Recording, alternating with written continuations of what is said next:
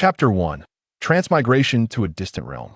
In the ninth year of Jinghe, within the untamed territories of Western Shu, conflict ravaged the borders, leaving the populace in dire straits, their lives steeped in misery and suffering.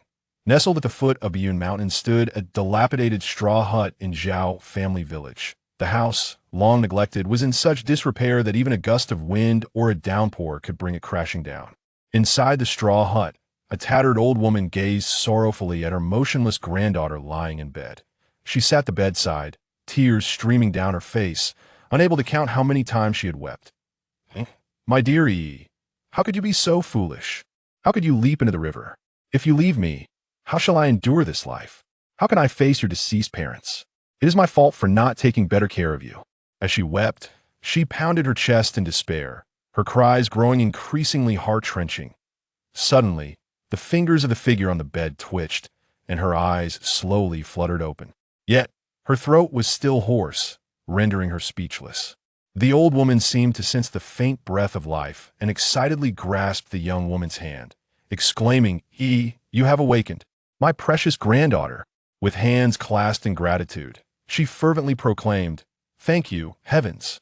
Thank you, Guanyin Bodhisattva, for blessing me. My Yi has finally returned to consciousness." With that, the old woman hurried to the courtyard, kneeling reverently upon the ground, bowing her head multiple times while continuously murmuring, "Thank you, heavens. Thank you, Guanyin Bodhisattva, for bringing Yi back to me." The young woman, lying in bed, surveyed her surroundings. The home was utterly barren, devoid of any furniture. The yellow earthen walls bore signs of decay, with chunks missing in various places. Some areas even had holes, likely frequent visits from rodents. At the bedside sat a bowl with a significant chip, containing merely half a bowl of water. "Where am I? What is this place? I was on a plane, was I? There were terrorists aboard, who took the pilot hostage, and then the plane crashed into a mountain. And then, have I transmigrated?" Looking at her delicate hands and petite frame, she realized she had soul transcended into the body of a drowned woman. She had found herself in a realm of Western Shu, a place obscure to history. Feng Yiyi observed her attire, a dress of coarse fabric patched over itself, and could not help but curse. "This is utterly absurd. Look at others adorned as supreme queens, basking in the affection of countless admirers at the very least. They are daughters of affluent families, draped in gold and silver. Finery. Yet here I am, inhabiting the body of a woman who perished by drowning. Heaven, this is no way to play with fate. I should have made a grand entrance. I, Feng Yiyi, am a doctoral graduate in medicine from the 24th century, hailing from a lineage of traditional Chinese medicine, where my grandfather imparted his life's wisdom to me. Alas, since I have arrived in this backward ancient era, I shall leverage my expertise to carve out my own destiny." In Feng Yi's eyes, regardless of the ailment that befell anyone, as long as they drew breath, she would pull them back from the brink of death. She is a person who seizes souls from the hands of the king of hell. With a passion for gastronomy, she has befriended some elite chefs and has acquired numerous secret recipes that are rarely shared with others. Suddenly, a sharp pain pierced through her head. Unable to bear it, she clasped her hands over her temples, and a torrent of foreign memories surged into her mind. It turned out that the original owner of this body was also named Feng Yiyi, the illegitimate daughter of the left minister's household. At the tender age of 14, she had gone to pay her respects alongside her legitimate elder sister, Feng Xianhua, who was born merely an hour earlier. On their way back from their pilgrimage, she fell victim to an aphrodisiac and was nearly violated by several servants. In a moment of desperation, she leaped off a cliff, plunging into the icy depths of a mountain pond. Little did she anticipate that her escape from the tiger's den would lead her straight into the dragon's lair. In her descent, she accidentally collided with a masked man clad in white, who was also submerged in the cold waters. Fortuitously, this man had succumbed to a potent aphrodisiac and faced imminent death unless he could neutralize the poison within 2 hours. He seized Feng Yiyi, spread a white cloak upon the ground, and forcibly defiled her. After the deed was done, the man's poison was alleviated, but the girl succumbed to unconsciousness. Yet, the crimson stains on the white cloak resembled the vibrant red plum blossoms blooming amidst the snow, piercing the man's vision. He caught sight of a plum blossom mark on the girl's left wrist, but failed to discern her features. Suddenly, a splitting headache assaulted him. Accompanied by intense pain throughout his body, he realized the poison was reasserting itself. In a frantic bid, he removed a jade pendant from his possession and placed it beside the girl. As his consciousness began to fade and his vision turned bloodshot, he felt a murderous impulse rising within him. With the last vestiges of awareness, he leaped into the forest and vanished without a trace. When Feng Yiyi awoke, she found herself disheveled and racked with pain, as though she had been run over by a carriage. Struggling to her feet, she dressed herself and suddenly noticed the bloodstains on the snow-white cloak. Rolling up her sleeve, she observed the vanished mark of the gecko and the pain in her lower body, and everything became clear. The man had left behind a finely crafted jade pendant inscribed with the character Ling. She tucked the pendant into her clothing and continued on her way, only to collapse from exhaustion after an undetermined distance. Fortunately, her adoptive parents were foraging for herbs in the mountains and rescued her, leading her to temporarily reside with them. Her adoptive parents, childless, had only an elderly mother who treated Feng Yiyi as her own granddaughter, showering her with affection. The original owner, having suffered a head injury, had temporarily lost her memories, remembering only her name, Feng Yiyi. Tragically, her adoptive father had been slain by enemy soldiers a month prior while gathering herbs, and her adoptive mother, unable to endure the humiliation inflicted by a band of enemy soldiers, had taken her own life. Her adoptive father was the second son in his family, with an elder brother named Zhangdo. However, due to their impoverished circumstances in earlier years, he had married into the Lu Meifeng family in the eastern part of the village, becoming a son-in-law. In the days that followed, it was just the lonely elderly woman and Feng Yiyi relying on one another for companionship. 3 months swiftly passed, and one day, Feng Yiyi began to feel nauseous. She summoned the village doctor, who took her pulse and informed her of her pregnancy. In utter despair, Feng Yiyi was overwhelmed in that era. The shame of being an unwed mother would strip her of any dignity to continue living. Upon seeing her grandmother, she began to weep uncontrollably. After her grandmother's persistent inquiries, she finally revealed the truth. Her grandmother said, "Since you have a child, you must keep it. I will help you raise it." Noticing the jade pendant, she advised her to take great care of it, for it may one day lead her to him. However, the blow was too much for Feng Yiyi to bear, and that morning, she leaped into the Wangchuan River in solitude. Fortuitously, Lu Er, who was driving cattle back from the town, spotted her and rescued her, returning her home safely. Feng Yiyi silently cursed. What kind of despicable people are these? They take what they want and leave without a care. Is there no sense of honor? She vowed, "When the day comes that I find you, I shall render you impotent and break your legs." After sipping a bowl of water, she sat up, and at that moment, her grandmother entered the room. Promise me. Do not engage in foolish acts again. I cannot live without you," the elderly woman said, wiping her tears with her sleeve. "Grandmother, I will no longer cause you worry. Given the circumstances, let's live our lives well from now on," Feng Yiyi replied. This is something you carried with you when we first found you. You were suffering from amnesia at the time, and your adoptive parents kept it safe, intending to return it to you once your memories returned. Unfortunately, they have since passed away. You must keep it while it may help you find your true family in the future. With that, she produced a small bundle. Feng Yiyi opened the bundle to find a delicate bracelet, and she was overjoyed. My exquisite space. This golden bracelet contained a medicinal field with a spiritual spring nearby that could enhance one's health. Adjacent to the medicinal garden stood a small 2-story building. The first floor was stocked with various herbs, both traditional and Western, and it also contained some firearms and ammunition that she had saved during her studies in M country for emergencies. The second floor housed an operating room and a points redemption system. For every patient treated, corresponding points would be awarded, which could be exchanged for various items. As Feng Yiyi entered the space, she noticed that the points system was upgrading, and to her dismay, over 100,000 points had vanished completely. Chapter 2. Scaring away the matchmaker, Feng Yiyi adorned her wrist with the bracelet and then embraced the elderly woman. "Grandmother, you're my true grandmother. I shall never part from you. Even if the day comes when I must leave, I will take you with me. Do not take me along, dear. I am but an old woman. My legs no longer serve me, and I am of no assistance to you, the elderly lady lamented. You must still help me care for the children, right, my beloved grandmother? Feng Yi replied with a smile. Always seeking to please your grandmother. Very well, I shall not tarry longer, as I must prepare a meal for you. Rest well, shortly I shall brew you some ginger soup.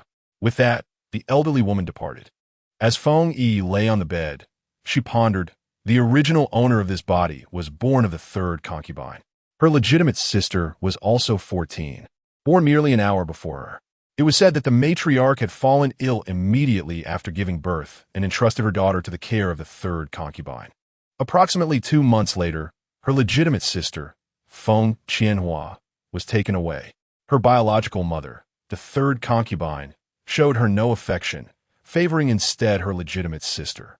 Whenever her sister bullied her, she would inevitably face a severe beating. The matriarch had 4 sons and 1 daughter, and Feng Qianhua was doted upon excessively, while she herself received little kindness. Her brothers also favored their sister, making her feel like an outsider. Even her father, Feng Nantian, paid her no heed. Regardless of her actions, if her sister spoke sweetly, she would be punished. Eventually, a servant remarked that the original owner bore a striking resemblance to the matriarch, which led to her being beaten to death by the third concubine. Alas, whether or not I return to that household matters little. But the grudge of the original owner shall one day be avenged. Now is not the right time. For the moment, I must first earn a living, but to truly prosper, I must return to my former profession. Given that this place is near the mountains, and my adoptive father once foraged for herbs there, I shall venture into the mountains tomorrow. At that moment, a commotion arose outside. Mother, it is said that Feng Yi has died. The Wang landlord's family is seeking a suitable match for his foolish son, intending to arrange a posthumous marriage. Upon seeing our Yi's fair appearance, he was quite taken and has offered 10 taels of silver for the marriage. She has no parents, so as her aunt, I consented, Lu Meifeng declared triumphantly. You vile Lu Meifeng, you have sold Yi. Though she lacks parents, she still has a grandmother, and I am not dead yet. Get out, the elderly woman retorted angrily. Mother, why are you so stubborn? The silver from this sale could serve as a dowry for your beloved granddaughter. She is not your true granddaughter. Zhang Deho, Yi's uncle, interjected. Why not sell Zhang Jiaojiao instead? Hurry and leave. Neither of you are worth a penny. The elderly woman brandished a broom and aimed it at Lu Meifeng and Zhang Dahu. Mother, let us discuss this calmly. Do not resort to violence. Lu Meifeng shouted as she retreated. You heartless wretches. The money earned by Yi's parents has been squandered by you. How can you treat their daughter in such a manner? With that, the broom began to swing again. At that moment, the sound of drums and music echoed nearby, as a procession carrying a grand red bridal sedan chair made its way toward Feng Yi's home. Mother, did you hear? The bridal sedan has arrived. Lu Meifeng exclaimed joyfully. The elderly woman, infuriated, found herself at a loss for words. At that moment, a voice resonated from within the house. Grandma, called out Feng Yi. Upon seeing Feng Yi's pale visage, devoid of any color, with her hair in disarray, Lu Meifeng screamed, a ghost. Frightened, she rushed outside, only to collide with the front of the bridal sedan. A plump matchmaker fell to the ground, exclaiming, Oh dear, my back. Who is this blind fool? It hurts terribly. Someone helped the matchmaker to her feet, and she brushed off the dust while glaring at Lu Meifeng. Lu Meifeng, what on earth are you doing? The matchmaker demanded angrily. Feng Yi has risen from the dead. Lu Meifeng stammered. Risen from the dead? Regardless, she must be taken today, if the auspicious time is missed. Master Wang is not one to be trifled with. The matchmaker began to advance, approaching Feng Yi. Who are you? Are you a person or a ghost? State your name. Feng Yi, with her hair cascading down, retorted, Do I appear like a ghost? Anyone carrying a sedan chair looks like a ghost. Lu Meifeng exclaimed. How can you explain this? The girl isn't dead, yet you wish to arrange a posthumous marriage. You are truly heartless. The matchmaker replied. At that time, she was indeed dead. Who knew she would come back to life? Lu Meifeng defended herself. I do not care. Master Wang has prepared everything for his son's posthumous marriage ceremony. We are merely waiting. The matchmaker rebuked. Feng Yi's uncle whispered to her aunt, If we kill Feng Yi, The posthumous marriage will proceed, and the silver will be ours. Lu Meifeng nodded in agreement. Thus, he stealthily approached Feng Yiyi from behind with a large stick. Fearing for her granddaughter's safety, Feng Yi's grandfather had hired a martial arts instructor for her since childhood. Sensing someone approaching, she turned to find her uncle. Realizing his intentions were nefarious, she dodged as he swung the stick at her, then swiftly kicked him. With a thud, Zhang Dahua collapsed to the ground, motionless. "Ah, you wicked child! You even dare to strike your own uncle!" Lu Meifeng lamented from the ground. "All of you get out!" Feng Yi shouted as she brandished the stick towards Lu Meifeng. With one swift strike, Lu Meifeng cried out, "This is outrageous! This wretched girl even hits her aunt." Lu Meifeng dragged the fallen Zhang Dahua away, fleeing. "Stop! Return the silver, plus an additional 5 taels for my troubles." The matchmaker called after them. "I only took 10 taels. I will return your 10 taels." Lu Meifeng retorted. At that moment, a quarrel erupted between Lu Meifeng and the matchmaker, continuing all the way to Lu Meifeng's home. The matchmaker, refusing to relent, declared, "Unless I receive 15 taels today, we shall not leave. Everyone, sit down inside." Ultimately, with no other options, Lu Meifeng had to produce the 15 taels to send the matchmaker and her companions away. Seething with anger and frustration, Lu Meifeng lamented, "This wretched girl has cost me 5 taels. Living is better. Selling her to a brothel would yield a higher price." Once everyone had departed, the yard fell eerily silent. How did I end up with such an unfilial child? Grandmother cursed through clenched teeth, filled with resentment. "If they dare to come again, we shall drive them away," declared Feng Yi. "Once I have the means, I shall acquire a guard dog, a fierce one, to protect our home." Her words elicited a chuckle from her grandmother. At dawn the next day, Feng Yi armed herself with a shovel and a sickle, venturing into the mountains. The terrain was thick with trees and brambles, yet the air remained refreshingly pure. Noticing little of interest at the mountain's edge, she delved deeper into the woods. Suddenly, a large, plump rabbit darted out, startling her. Quick as a flash, she hurled her sickle, and the rabbit fell lifeless before it could comprehend its fate. After draining its blood, she placed it in her backpack and pressed onward. As she walked, she stumbled over a stone, and upon looking up, she noticed what appeared to be ginseng beside a grand tree. Approaching for a closer inspection, she was delighted to find 2 ginseng roots. With a beaming smile, she tied them with red thread and carefully excavated them using her small shovel. Drawing upon her years of experience, she unearthed the roots intact. In search of more members of the ginseng family, she scanned the surrounding area. "Goodness, so many Hishowu," she exclaimed, discovering a vast expanse of Hishowu leaves. She severed the vines with her sickle, casting them aside, and began to dig with her small shovel. Though most of these roots were over a century old, some even exceeded a millennium. The deep mountains were often roamed by wild beasts, deterring local villagers from venturing into the wilderness. Moreover, few possessed knowledge of medicinal herbs, which allowed this patch of Hishowu to remain undiscovered. Feng Yi collected a basketful of roots aged over 500 years, while excavating the rest to store in her space. "I may not return here again," she thought, realizing the time was getting late as she hurried down the mountain. Upon her return home, she separated the medicinal herbs from the wild ginseng, preparing to sell them in town the following day. Xiang Xiao, a newfound close friend of Feng Yi, had only one younger brother. After their father passed, her mother remarried in a neighboring village, and they lived together with their grandparents. Early the next morning, just after finishing breakfast, Xiang Xiao arrived at Feng Yi's home. "Yi, are you going to town today?" Feng Yi smiled and replied, "Yes, let's go together."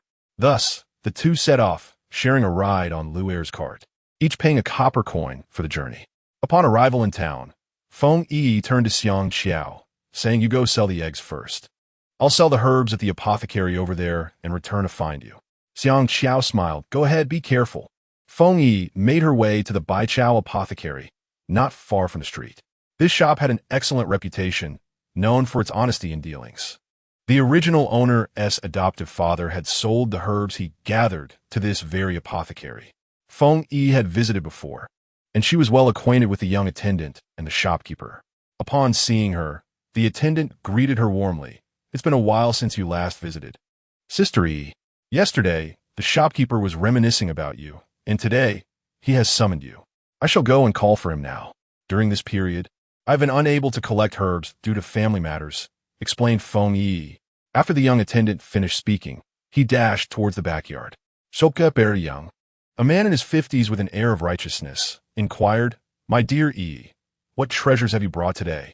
It seems you have quite a collection. The two made their way to the backyard together. Feng Yi opened her basket, and upon inspecting a piece of Isho Wu, shopkeeper Yang was taken aback. This Isho Wu is over 1,000 years old. My dear girl, where did you find such a treasure, and in such quantity? Unchile Yang, I ventured into the deep mountains, where wolves and leopards roam. Ordinary folks dare not enter, but with no rice left in the pot at home, I had no choice. I stumbled upon a patch and dug it all up, replied Yi. Shopkeeper Yang set aside the herbs that were over 500 years old and grouped the ones over 1,000 years apart. This 1,000-year ginseng is worth 3,000 taels each. The 1,000-year Hisho Wu is 500 taels, and the 500-year one is worth 100 taels. The total value of these medicinal herbs amounts to 11,100 taels.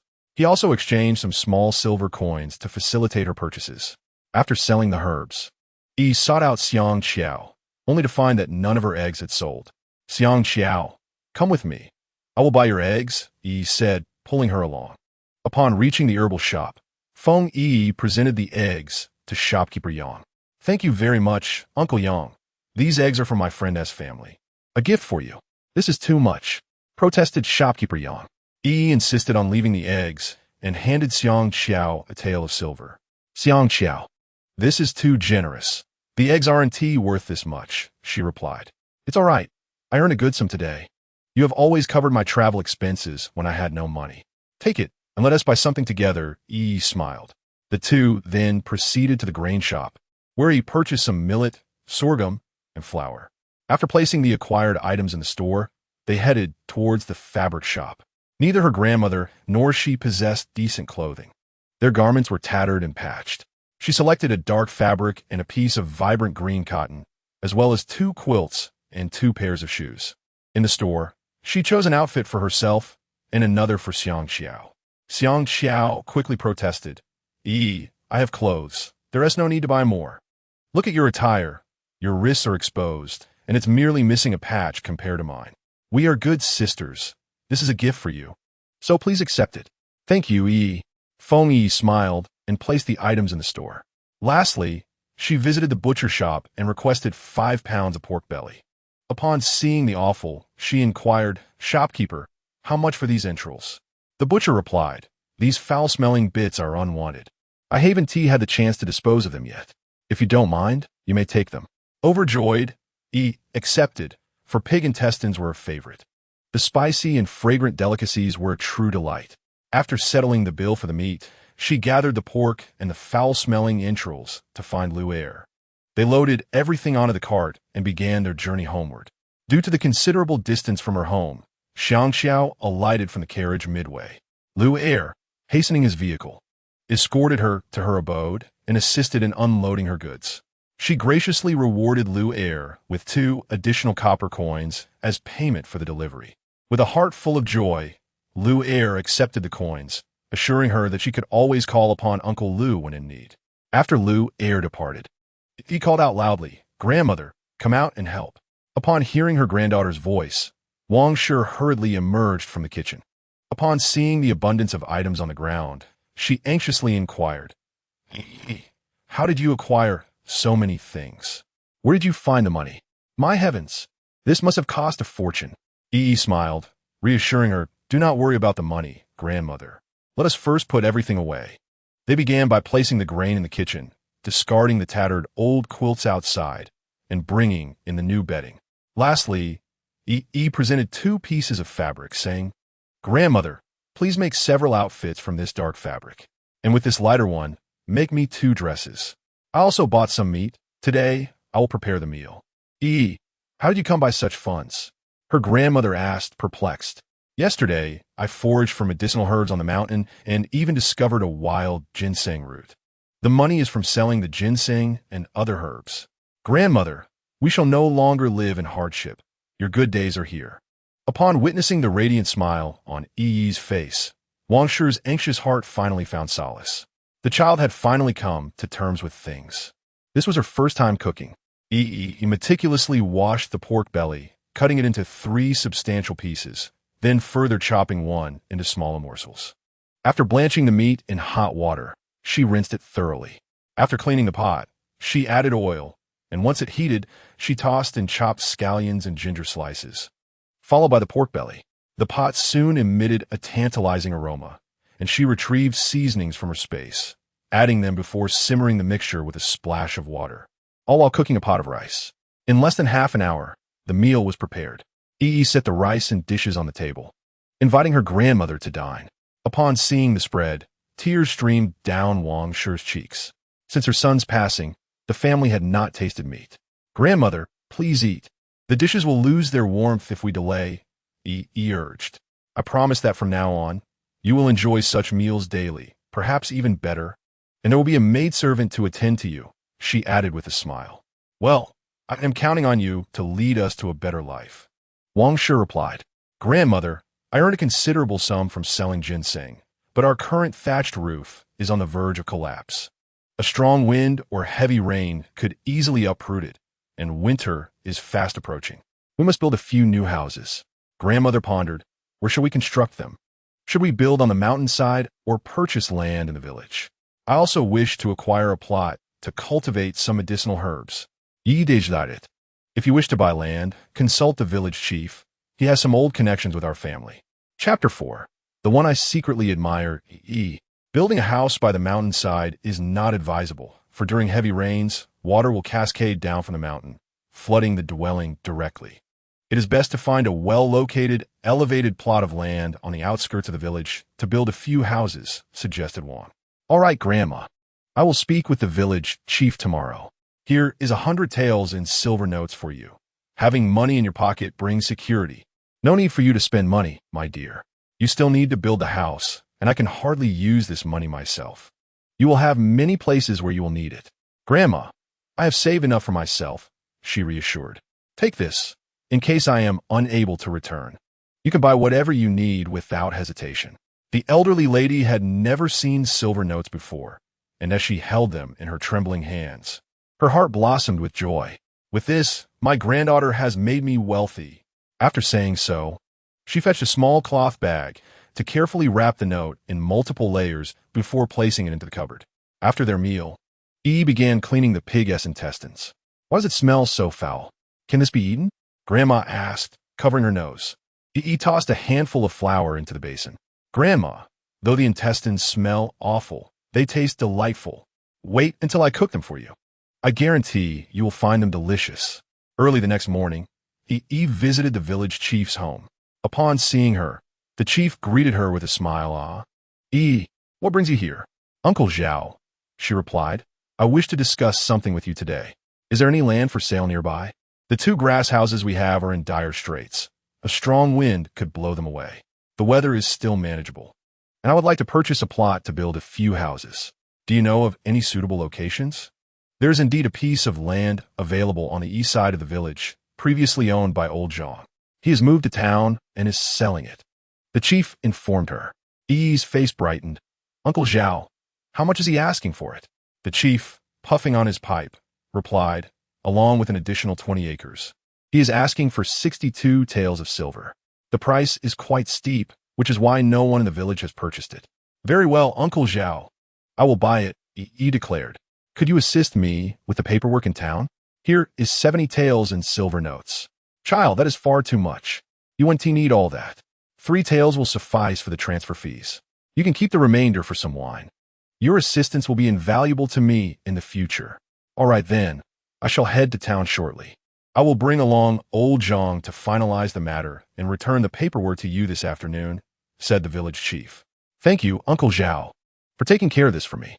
Yi gave the chief an extra 5 taels, knowing that 5 taels could sustain a family for nearly a year in their village. However, she was aware that she would require the chief's help in many matters going forward and could not afford to pay him directly for every service. The village chief was indeed efficient. By afternoon, he returned from town. He arrived at Yi's home and handed her the property deed and land certificate. Thank you. Uncle Zhao, do you happen to know anyone who can construct houses? Yi inquired. The chief chuckled. You have come to the right person. My elder brother, Zhao Dagong, has been working in town for many years, specializing in building for wealthy families. They possess an understanding of everything. Tomorrow, I shall summon him back. Feng Yi's spirits lifted further. All right, Uncle Zhao, I must trouble you once more with this matter. I will draft a blueprint for them to consult, and the house shall be constructed according to the design.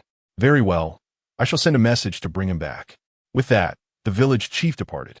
Throughout the night, Feng Yiyi busied herself with sketches on paper, envisioning a house with 10 rooms, adhering to modern architectural styles. One room would be for herself, another for her grandmother, and yet another for her child. In the event of twins, one room would scarcely suffice, and she would eventually need to acquire several servants. It would be prudent to construct additional rooms from the outset rather than hastily building later. She first outlined her grand blueprint, recognizing that a dwelling was essential for her aspirations to take flight. The following day, Zhao Dagong, the village chief's son, arrived at Feng Yi's residence, accompanied by several individuals. They proceeded to the plot of land located at the eastern edge of the village. Feng Yiyi presented her blueprint for everyone to examine. One individual, upon viewing the design, was astounded. Young lady, did you draw this blueprint? Indeed, she replied. I have been constructing houses for decades, catering to both the affluent and the common folk. Yet I have never encountered such an exquisitely designed structure. Young lady, when your house is completed, would you be willing to sell me this blueprint? Uncle, there is no need to purchase it. I shall gift it to you once I have finished using it. How very kind of you, young lady. The parties then began to deliberate, with Elder Li, who was reviewing the blueprint, continuously posing questions to Feng Yiyi. She answered each inquiry, and ultimately, a consensus was reached. Given that she currently resided in a dilapidated dwelling, a mere gust of wind could render it in shambles. Feng Yiyi was eager to expedite the construction of her new home. Thus, she resolved to commence digging the foundation the following day. However, she was unfamiliar with anyone who could assist her, and her grandmother, being a woman, would not attract many willing helpers. Hence, she proclaimed, for digging the foundation, each person will receive 15 won for a day's work, with no meals provided at noon. Brother Zhao, please keep track of the labor, and I will settle the payment with you, after which you may distribute the money to them. Feng Yi stated with utmost seriousness. 15 won is sufficient to purchase half a bag of rice. It is already a generous wage, and the villagers will be eager to accept it, Zhao Dagong remarked. Our household is not suited to provide meals. It would be wiser to allocate a bit more money for convenience, Feng Yi explained. Zhao Dagong, being a straightforward individual, found her reasoning sound. All right, Yi, I shall take responsibility for this matter. The next day, the news of Feng Yi's plans to construct a house spread like wildfire throughout the village, prompting many to seek out Zhao Dagong for work on the foundation. The gossiping women, who had previously discussed Feng Yiyi, began to curry favor with her.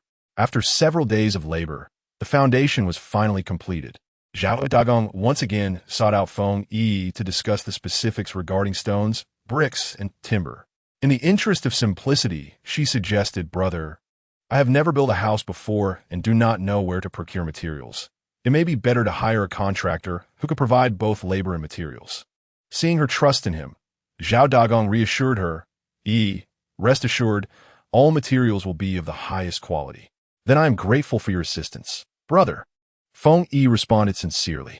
Zhao Dagong is an astute individual. He understands the hardships faced by Feng Yi, who is also a pitiable soul. In their close-knit community, whenever assistance is possible, the villagers readily extend their hands. The construction process unfolds swiftly, and Feng Yi gazes at the framework of her house, contemplating the installation of windows.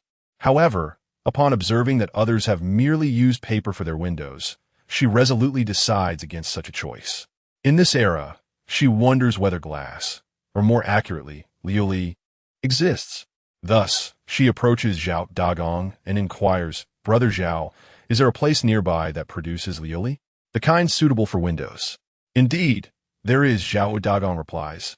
But the price of Lioli is quite steep, and the common folk cannot afford it. Only the affluent families reside in grand estates, and they adorn their windows with Lioli. Brother Zhao, let us visit the Lioli factory tomorrow. I wish for all the windows in my house to be made of Lioli, she declares. The next day, Zhao Dagong arrives early with a bullock cart, and the two set off for the county's Lioli factory.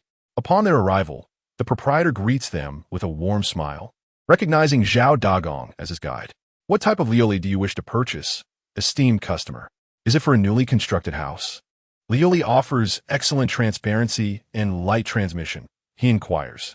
Feng Yiyi confirms, yes, for the windows. The factory owner, being straightforward, responds, tomorrow. I will send someone to take measurements for you. Given my long-standing acquaintance with Zhao Dagong, I shall ensure you receive the best price. While others hire carts to transport their goods, I will personally deliver your order to your location. Pleased by the owner's candidness, Feng Yiyi promptly finalizes the arrangement and pays a deposit of 10 taels of silver. Afterward, the two resume their journey homeward, with the sunset casting a golden glow over the land. Unbeknownst to them, they soon reach the village entrance. Feng Yiyi refrains from purchasing any additional items, for Zhao Dagong's home lies in the direction of the village entrance. Brother Zhao, I shall alight here. You have worked hard for the house, she says. Zhao Dagong, with a jovial grin, responds, shall I accompany you home? Thank you, brother, but I will reach home shortly on my own. I trust you with the house's matters. Do not mention it. You can rest assured, I will treat your house as my own, he reassures her. Should you need anything, do not hesitate to call upon me. After expressing her gratitude, Feng Yiyi disembarks from the cart and proceeds directly homeward. As she walks halfway, a figure approaches her, clad in a deep blue coarse cloth garment.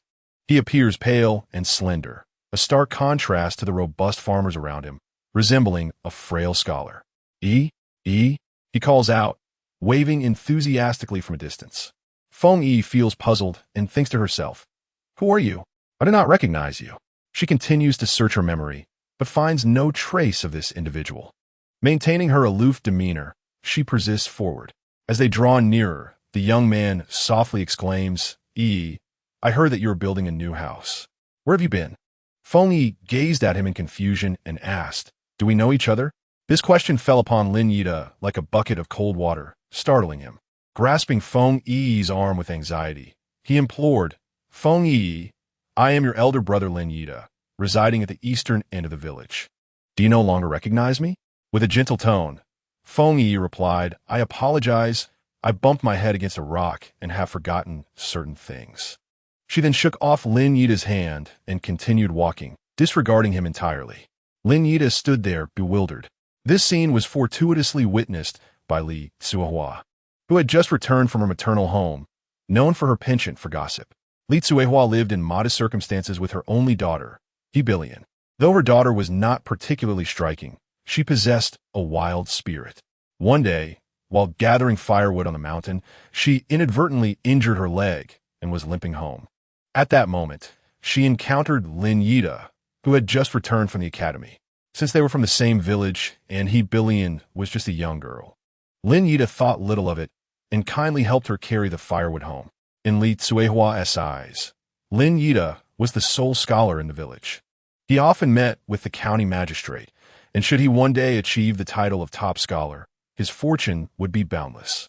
If her daughter were to marry him, it would mean soaring to great heights, becoming the wife of a top scholar, with endless delicacies and sumptuous silks at her disposal. The following day, Li Tsuehua visited the Lin household to discuss this matter. However, Lin's mother had no intention of marrying her son to a village girl. After all, her son was destined for greatness and deserved a bride of higher status, like the daughter of the county magistrate. She promptly declined, harboring resentment. Li Tsuehua spat as she exited, muttering, what is so impressive about him? Whether he passes the exam or not remains to be seen, just as if he were destined to be the top scholar tomorrow. From that day forth, whenever Lin Yi conversed with any girl, she would inform Lin's mother, driven by the notion that if her daughter could not have him, neither should anyone else's daughter. Observing the two individuals on the path, Li Tsuehua chuckled as she made her way to Lin's home. The next morning, As Feng Yiyi began preparing breakfast, she was startled by a commotion outside. When she opened the door, she beheld a stout woman clad in a coarse blue dress. Bellowing, "You Feng Yiyi, do you have no shame? How dare you seduce my son Lin Yida last night? An unknown wild girl like you should take a good look at herself. How could you possibly aspire to my son? Even if you offered 1,000 taels of silver, my son would not have you. You little hussy, stop hiding inside. I know you're home. You had the audacity to entice my son, but lack the courage to come out? Come forth. Do you have no shame left?" The vile woman scolded. "Madam Lin, I believe there is some misunderstanding. He was in the county town yesterday and was not at home," Wang Shi interjected. "You old hag. What do you know? If you do not keep an eye on your granddaughter, she may end up giving birth at home. Truly disgraceful." Feng Yiyi emerged, brandishing a firewood stick, and rudely declared, "What mad dog is causing a ruckus so early in the morning? Get out of here, you wretched girl. Dare to show your face? Speak. Why are you enticing my son? My son is destined for greatness. He would never desire a wanton vixen like you. Which of your eyes saw me enticing your son?" Feng Yiyi retorted impudently. "You have the audacity to seduce men, yet lack the courage to admit it? What further excuses can you muster? I cannot believe that at your tender age, you engage in such disgraceful antics. It's truly shameful. Li Cuihua witnessed you clinging to my son Yida on the main road, showering him with affection. You are a shameless seductress. Let me tell you, Feng Yiyi, you will never set foot in the Lin family home."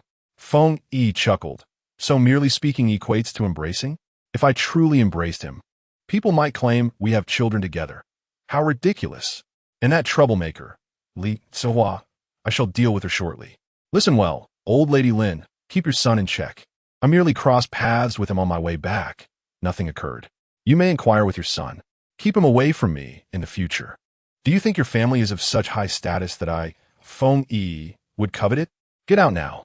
If you dare return, I shall break your legs." With that, she swung the firewood stick towards old lady Lin's legs. Old lady Lin had faced many challenges, but never such brazen hostility. As the stick neared her, she spun around and fled in panic. "Oh dear, she intends to kill me." Feng Yiyi laughed triumphantly, calling out, "Old lady Lin, don't run. I haven't struck you yet. Come back." As old lady Lin scurried away, she cursed, "You little harlot, I will not let you off lightly." Observing her retreating figure, Feng Yiyi picked up 2 stones and hurled them at her legs. "Ouch! Who dares to strike me?" Old lady Lin fell to the ground, cursing. 2 stones then hit her back. "Ouch! Who is plotting against me?" She glanced around but saw no one and dared not utter another word. Was this a stroke of ill fortune? Chapter 6. The dominant flower old lady Lin, terrified, fled in disarray. Lin Yida, witnessing his mother's distressed state, inquired, "Mother, what on earth happened? Why are you in such a state?" "I went to confront that little vixen. That wretched girl has a temper too fierce. She shall never cross my threshold again." "Mother, the more I hear, the more confused I become. Who did you go to find?" "Why, that little harlot Feng Yiyi. What business do you have with her? She is the one who enticed you. A girl abandoned by her parents, hoping to marry into our Lin family? We are destined for success. My future wife must be the daughter of a prime minister or a high-ranking official, who would want the adopted daughter of a destitute family. Since she arrived in our village, her foster parents have met untimely ends. She is a harbinger of misfortune." Old lady Lin scolded. The more Feng Yiyi pondered, the angrier she became, especially towards Li Cuihua, who seemed to be a nuisance without cause. Lin Yida merely exchanged a few words with himself. It escalated to an embrace. If she doesn't teach her a lesson, she would truly be oblivious to the fact that the king of horses has 3 eyes. After finishing her meal, Feng Yiyi, wielding a firewood stick as thick as her fist, strode confidently towards Li Cuihua's residence. Upon reaching the entrance, the first sight that greeted her was 2 dilapidated doors and 3 thatched cottages. "Li Cuihua, come out here. I'm here to confront you. Hurry up and show yourself," she shouted. Soon after, the door to the thatched cottage creaked open, revealing a farmer's wife clad in a patched gray cloth, her sleeves rolled up. Recognizing Feng Yiyi, Li Cuihua, with a small stick in her mouth, disdainfully remarked, "Feng Yiyi, you insolent girl, what are you shouting about so early in the morning, calling for spirits?" Feng Yiyi, holding the firewood stick in her right hand and balancing in her left, retorted Li Tsuehua. Did you tell old Lady Lin that I was embracing Lin Yida? What if I did? What if I didn't tea? My mouth belongs to me. I can say whatever I wish, and you have no say in the matter. Li Tsuehua, seemingly having dislodged something from her teeth, spat on the ground. Feng Yiyi chuckled and shook her head. Very well, you've got some nerve. Today, I shall teach you, this ignorant village woman, a lesson for your reckless words. With that, Feng Yiyi hurled the stick towards the basin and water vat in the yard. The stick struck the vat, creating a gaping hole, and water gushed forth. You little wretch, how dare you smash my water vat? Today I will settle this. Li Tsuehua screamed, grabbing a stick and lunging at Feng Yiyi. Unfazed, Feng Yiyi blocked the attack with her firewood stick, sending Li Tsuehua's weapon flying. Damn it, that hurt! Li Tsuehua exclaimed, shaking her hand in pain. She, being stout and heavy-set, charged towards Feng Yiyi. Just as she was a foot away, Feng Yiyi deftly sidestepped, causing Li Tsuehua to crash headlong into the door. With a resounding thud, Li Tsuehua fell heavily to the ground, the already rickety door giving way beneath her. Stuck beneath the door, she struggled to rise. Feng Yiyi approached her, stick in hand. Still spreading rumors, are we? With a crack, the firewood stick landed on Li Tsuehua's backside. Ow, you wretched girl. How dare you strike me? You will meet your doom for this. Li Tsuehua screamed. Another crack rang out. Ah, you little scoundrel, bullying the innocent. I will have the village chief expel you from the village. With a flurry of blows, Feng Yiyi struck again. Help! Help! Murder! Feng Yiyi sneered. I shall strike you 10 more times, and then you shall remember that I, Feng Yiyi, am not someone to be trifled with. 1. With another strike, she exclaimed, I was wrong. I should have spread rumors. 2.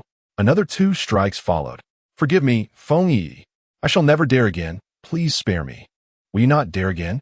How could that be? Your filthy mouth. When has it ever managed to keep a door closed? Here comes another thrashing. 1, 2, 3. Another 3 strikes follow suit. Oh, dear grandmother, spare me. I promise I won't do it again. Li Tsuehua began to weep, her face drenched with tears and snot.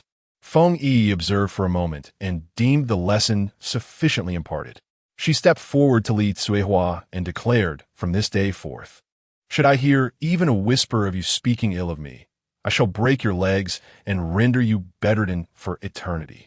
I will even cut out your tongue and feed it to the dogs. Dare to challenge me if you wish. Oh dear, Yi, my little mistress. I swear I shall not do it again. With that, Feng Yiyi departed from Li Tsuehua's residence.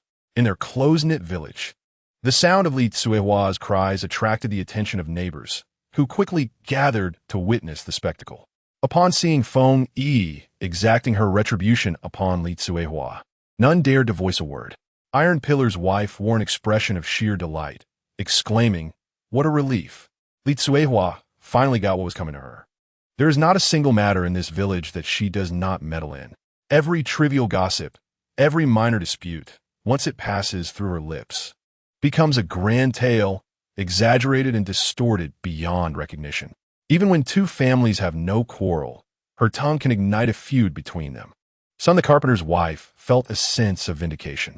Just the other day, while washing clothes by the river with Li Tsuehua, the latter had falsely accused her of speaking ill of her mother-in-law, leading to a severe reprimand she received at home. Her animosity toward Li Tsuehua ran deep.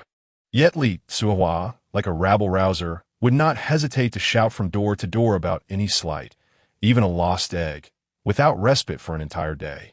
The villagers did not avoid her out of fear, but rather out of the familiarity of living in close quarters. It was not worth the trouble to confront her. Thus, Li Tsuehua grew increasingly unruly. A few heads peeked over the wall, grinning at the unfolding drama. One person even munched on sunflower seeds while watching the spectacle, thoroughly entertained. They mused themselves about Li Tsuehua's prowess, now reduced to being bested by a mere girl, each strike echoing painfully. Unbeknownst to Feng Yiyi, she had achieved a remarkable reputation. Following her confrontation with Li Tsuehua, the women in the village began to avoid her, keeping their distance. One day, while washing clothes by the river with Xiang Xiao, Feng Yiyi inquired, Xiang Xiao, why do I feel that the women in our village flee from me as though I were a harbinger of plague? They would rather distance themselves at the first sight of me. Those who cannot escape seem as frightened as mice before a cat. They were not like this before. Xiang Xiao chuckled. You may not realize, but they now regard you as a female tyrant because you discipline Li Suihua. They have fused the terms female, tyrant, and Li Suihua together to bestow upon you a rather illustrious title. Tyrant Flower. Tyrant Flower. Oh my goodness. What a fearsome nickname. Feng Yiyi exclaimed. But why do they shy away from me? I have not harmed them. Because they fear the possibility of being thrashed themselves. Am I truly such an unreasonable person? Rumors have circulated that I lack reason. Perhaps this is for the best, as it spares me from being bullied. Feng Yiyi smiled. Chapter 7. Moving into the new home. A mad dog approaches. Feng Yiyi's new house had been completed. Upon her arrival, she noticed Zhao Dagong tidying up the corners. Brother Zhao, do you know any skilled carpenters who can craft furniture well? There is an old carpenter named Zhang in the town. His craftsmanship is among the finest in our area. Even the prominent figures in town commission furniture from him. Excellent. Then tomorrow, Brother Zhao, I would appreciate your assistance in accompanying me to Zhang's house to order some furniture. No need to be polite with me. Brother Zhao, this new house lacks a water supply. Do you know anyone who can drill a well? I wish to have a well in the yard for convenience. Old Su from a neighboring village is quite adept at well drilling. He possesses an uncanny ability to find water. All right, Brother Zhao, please take care of this matter. I will reimburse you for any expenses incurred. Certainly. In the afternoon, Zhao Dagong visited Su Wuga's home in the neighboring village. Dagong, it's been a while since I last saw you. What have you been busy with? Su Wuga inquired. Wuga, for the past couple of months, I've been occupied with building a house for Feng Yiyi. She wishes to have a well drilled at her new place, so I thought of you. Thank you, my brother, for thinking of me for this good deed. I happen to be free in the next few days. I can go and drill the well tomorrow afternoon. Wuga, please ensure you find a good spot. That girl has had her share of hardships. Rest assured, given our camaraderie, I will treat this matter as if it were my own. The following day, Zhao Dagong and Feng Yiyi made their way to the town and found Zhang Laowai's residence. Feng Yiyi presented the blueprints. Miss Feng, I will need to take some measurements before proceeding, Zhang Laowai remarked. Very well, take your tools and follow me, she replied. Thus, Zhang Laowai climbed aboard Zhao Dagong's ox cart and arrived at Feng Yiyi's new home to begin taking measurements for the furniture. Feng Yiyi designed her furnishings in a modern style, simple yet elegant. By that afternoon, the well had been successfully drilled, fortuitously tapping into a spring. Clear water flowed abundantly, filling Feng Yiyi's heart with joy.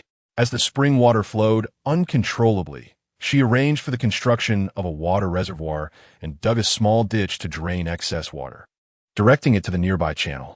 10 days later, the furniture was installed, and the interior was meticulously arranged. The courtyard walls were constructed of red bricks, with a robust iron gate.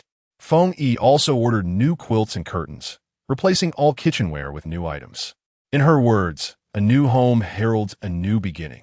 Once everything was prepared, Feng Yiyi and her grandmother locked the old house and, with their belongings in hand, moved into the new residence. Is this our new home? Yes, Grandma. We will live here from now on. The elderly lady began to weep. This home relies entirely on you now. I am no longer of any use and cannot assist you. Feng Yiyi took out a handkerchief and gently wiped her grandmother's tears. Grandma, your worth is immense. Look, these days, you prepare meals every day, waiting for me to return and eat. You also sew clothes for the little ones. What a significant contribution that is. Where else could I find such a wonderful grandmother? Your charming words are always a delight to cheer Grandma up. Now, let us proceed to your room, which happens to be the largest here. Upon entering the room, Grandma noticed the large, warm Kong, spacious enough for several people to sleep comfortably. Opening the wardrobe revealed several ready-made garments, and the quilts were all brand new. I am indeed aging, yet I find myself enjoying such comforts, exclaimed Grandma. You are truly blessed. Grandma, I shall prepare a few dishes for dinner tonight as we celebrate our new home. Wang Shi sat on the warm Kong, unable to contain her tears of joy. With one hand wiping her eyes, she murmured, My son and daughter-in-law, you have gifted me a wonderful granddaughter. Just look at her. Feng Yiyi made her way to the kitchen, excited about moving into her new home. She had purchased some pork ribs, chicken, and cushion carp at the market. As she surveyed the ingredients, Feng Yiyi began to talk to herself, planning to make braised pork ribs, along with a chicken and mushroom stew, sweet and sour cushion carp, and spicy Korean-style fatty intestines. Her pantry was stocked with various seasonings. She retrieved the pre-cooked fatty intestines from her supplies, sliced them into small pieces, and placed them in a bowl. She added coarse and fine chili powder, garlic cloves, and minced garlic, sliced onions, along with Korean chili paste, beef powder, a dash of soy sauce, and pepper, mixing everything well to marinate for 20 minutes. During this time, Feng Yiyi prepared the chicken pieces and rice. The final dish would be the spicy fatty intestines. She poured oil into the pan, added the intestines, and sauteed them until the moisture evaporated.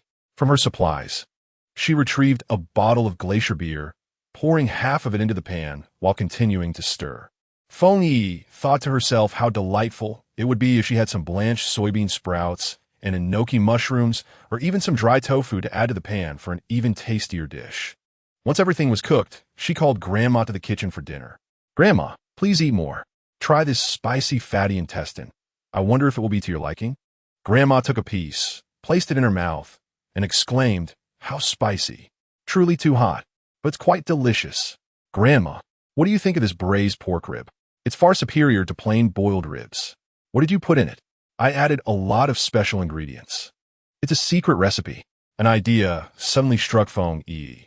Perhaps one day she could sell the spicy fatty intestines and see if she could market the recipe. In her past life, she had been quite the foodie and had made numerous friends in the culinary world who generously taught her the dishes she loved. After a restful night, Feng Yiyi experienced her first peaceful sleep since arriving here. The courtyard door was locked, and the room door was secured from the inside, providing a sense of safety, unlike the dilapidated little grass house where a mere push would easily topple the door, leaving her unaware if she were to be taken away in the night. Early the next morning, just after finishing breakfast, a loud commotion erupted outside the main door. "Mother, we have come to see you. Hurry and open the door." It was Wang Shi's eldest son, Zhang Dahu. Since the last time they were beaten by Feng Yiyi, they have not returned. Wang Shi arrived at the front door, inquiring about their purpose. "Mother, quickly open the door. I have come with your eldest grandson and daughter-in-law." After all, he was her own son, so Wang Shi opened the door. "Mother, your house has been completed. With so many rooms, let your little grandson stay here. It will be easier for him to find a bride in the future. Despite being a son-in-law, he carries your blood." Feng Yiyi observed from inside the house, curious about how her grandmother would handle the situation. Zhang Dahu, Lu Meifeng, and their son Lu Sanqiang set down their luggage and sat upon it. "Mother, you are getting on in years. That girl Yi will marry sooner or later. We have come to live with you and take care of you." After Zhang Dahu spoke, he exchanged a glance with Lu Meifeng. Lu Meifeng eagerly approached Wang Shi, raising her fist to massage her back. "Mother, I have made mistakes in the past. After all, we are family, and Yi is an outsider. Family members do not speak as strangers. Do not hold it against me, and I will treat you well in the future. Is that all you have to say?" Wang Shi replied, irritated. "Mother." Lu Meifeng pinched her son, Lu Sanqiang. "Grandmother, I want to live in the big house, not the thatched cottage. This is our Zhang family's property. Hurry and drive that little wretch away." While speaking, she shook Wang Shi's arm, who felt as if her arm might come off. Chapter 8. Another beating. Wang Shi's son Zhangdo, accompanied by Lu Meifeng and their younger son, arrived at the new house, intending to seize the property under the guise of caring for their mother. "Let go. You are about to pull me apart." Wang Shi pushed her little grandson away. "No, you are my grandmother. This house is meant for me. I want to live in a big house and eat delicious food." Zhang Dahu, Lu Meifeng, your entire family should leave. You need to understand, this is not the Zhang family. This is Feng Yi's property. The deeds are all in her name. Why aren't you leaving? Lu Meifeng began to wail. "Mother, how can you not understand the filial intentions of your son and daughter-in-law? You are aging, and we wish to support you and take care of you. How can you refuse? Do not think I am unaware of your ulterior motives. You simply wish to usurp Yi's house." Wang Shi pointed at Lu Meifeng at a loss for words. Is this how you seek death? Cry in my home so early in the morning? Did I not strike lightly last time? Feng Yiyi emerged, wielding a thick wooden stick. Last time was a mistake on Anne's part. She was bewitched. Do not hold it against her. I have come to serve your grandmother. Filial piety is commendable. This is my Feng family. You may take your grandmother to show your filial piety. I will not stop you. Grandmother, they want to take you away. Let's tidy up and go with them to their house. Feng Yiyi winked at her grandmother. Wang's family, my granddaughter, since you no longer desire my presence. I shall return to my eldest son's home to spend my remaining years in peace. No, I cannot agree to this. What gives you the right to come to my house? Lu Meifeng retorted. Feng Yiyi chuckled softly. Is this not what you sought? You wish to fulfill your filial duties. I shall grant you that. I bear the surname Feng, while you are Zhang. Yet, that does not permit you to enter my home. My household does not welcome her. Lu Meifeng argued vehemently. Indeed, grandmother is not allowed in my house. That is our family. What gives her the right to enter? Wang's little grandson, Liangzi, shouted. Zhang Dahua's tone softened considerably. Mother, my place is small. There is no room for you there. Here, there is ample space. Feng Yiyi, losing her patience, declared. What are you all about? If you wish to be filial, go home and do so. Do not pretend before me. Oh, the entire family comes to my home to express their filial piety, while going to yours is out of the question. What kind of filial sons are you? This is the Feng family, and I, Feng Yiyi, am the rightful host here. You all must leave. With that, she seized a wooden stick and swung it towards Lu Meifeng.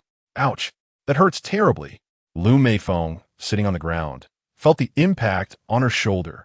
You wicked child, how dare you strike your aunt? I shall punish you.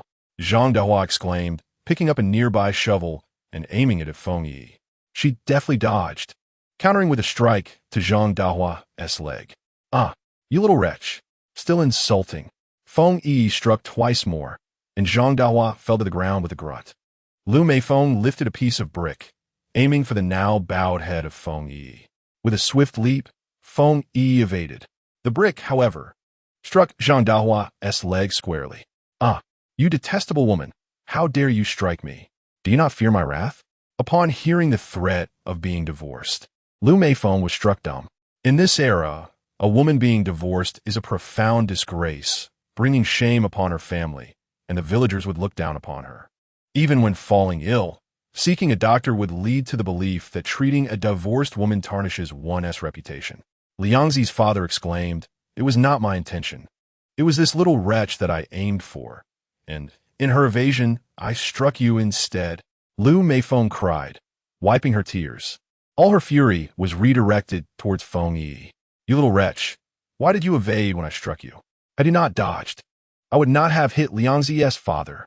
Lu Meifeng raised the stick once more, aiming for Feng Yiyi. This action successfully ignited Feng Yiyi's wrath. I have encountered shamelessness before, yet I have never seen such audacity. If you come to bully me, do not blame me for being impolite. Zhang Dahua, fuming with indignation, shouted, You wasteful woman, I told you not to make me come, yet you insisted. Now my leg is injured because of you. Liangzi, help your father back home. At this moment, his son obeyed, assisting the fallen Zhang Dahua, limping away from the courtyard. Feng Yi's home was on the outskirts of the village, and, throughout the morning, villagers passing by would inevitably walk past her house. Widow Lin, with her large eyes blinking, exclaimed, Do you hear that? Is that not Lu Meifeng's weeping? Why is Zhang Dahua seeking a divorce? Let's go see. They observed Zhang Dahu emerging in disarray from Feng Yi's residence. Feng Yiyi cast a glance at her grandmother, who, in a fit of rage, sat on the ground, panting heavily. Feng Yiyi seized a stick and directed her ire towards Lu Meifeng, exclaiming, Last time you sold me out, I was too weak to retaliate, but now I have regained my strength. Kulme, allow me to demonstrate a set of techniques known as the dog-beating stick method, specifically designed for that purpose. With that, she raised her stick and chanted. This move is called stick to the dog's head. Immediately, the stick swung towards Lu Meifeng's face, causing her teeth to fall out. This technique is known as stick to the dog's leg, she continued, delivering 3 swift blows to Lu Meifeng's legs. And now, vicious dog pouncing on its prey, Feng Yiyi struck Lu Meifeng's ample backside with remarkable speed, landing one blow after another. Lu Meifeng, unable to maintain her balance, lunged forward, her mouth meeting the earth with an abrupt intimacy. What followed was a scene of Lu Meifeng spitting blood, with two of her front teeth lying on the ground. Do you still wish to bully me, Lu Meifeng? I have warned you. I, Feng Yiyi, am not someone you can provoke. Remember this. Losing 2 teeth today could easily lead to losing your head next time. I understand. I won't bother you again. You are no mere human, but a devil. With that, Lu Meifeng fled in terror. Feng Yi tossed the stick aside and helped her grandmother to her feet. Grandmother, such people deserve to be punished. Do not be disheartened. Ultimately, Wangshi could no longer hold back her tears. I have raised my son for nothing. They are here to seize your home. If they return, you must strike them fiercely. The onlookers, witnessing Lu Meifeng's retreat, heard Widow Lin call out, Lu Meifeng, why are you running? Did you not declare that you would sell Feng Yiyi into a brothel? Lu Meifeng shot her a disdainful glance, retorting, Widow Lin, do not revel in the misfortunes of others. Her words were riddled with disdain.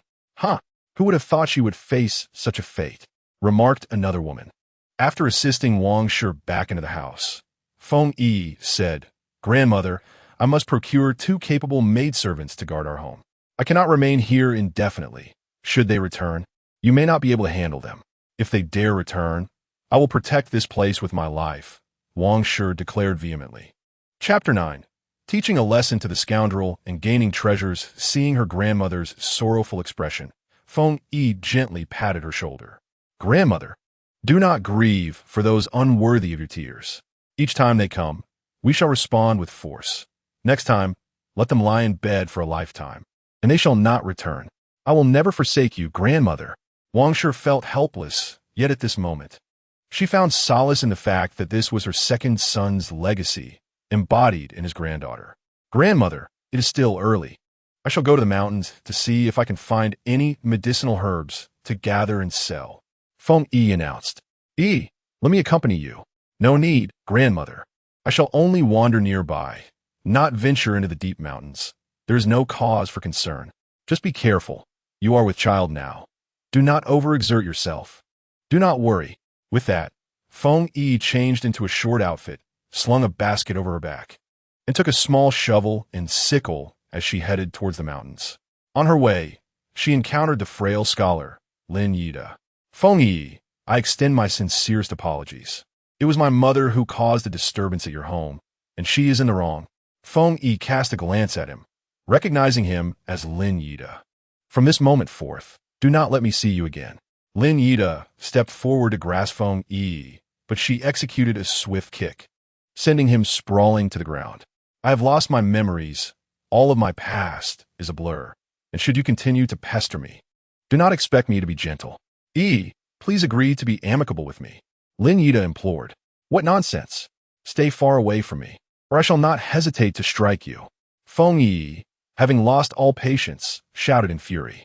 That reckless Lin Yi attempted once more to seize Feng Yi's arm. This only ignited her anger further. She raised her hand and slapped Lin Yi across the face, followed by another blow.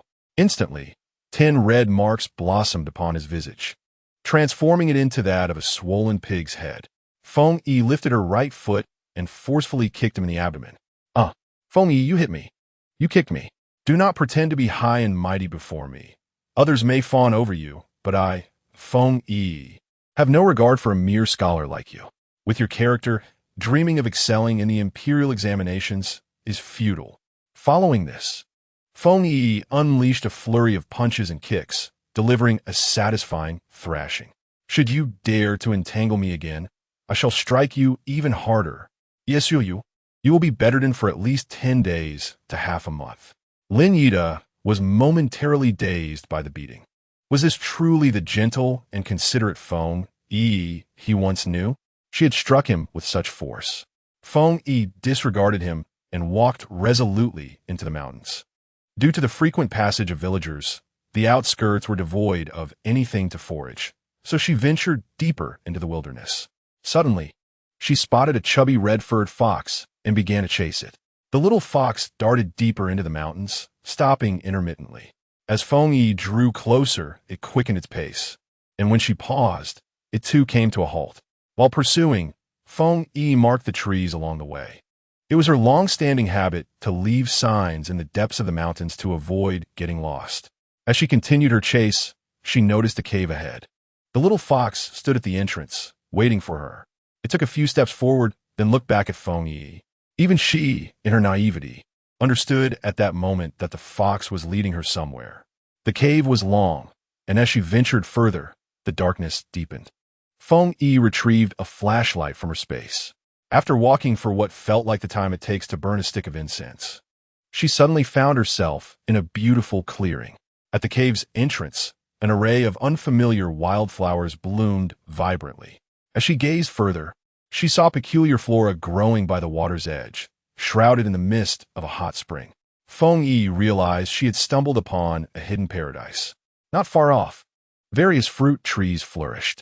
Since her arrival in this realm, she had not encountered grapes, and to her astonishment, the grapes here were ripe, the size of beautiful seeds. In contrast to the mountains outside, these grapes seemed to be in their prime. The little fox approached Feng Yi and affectionately nudged her leg with its head.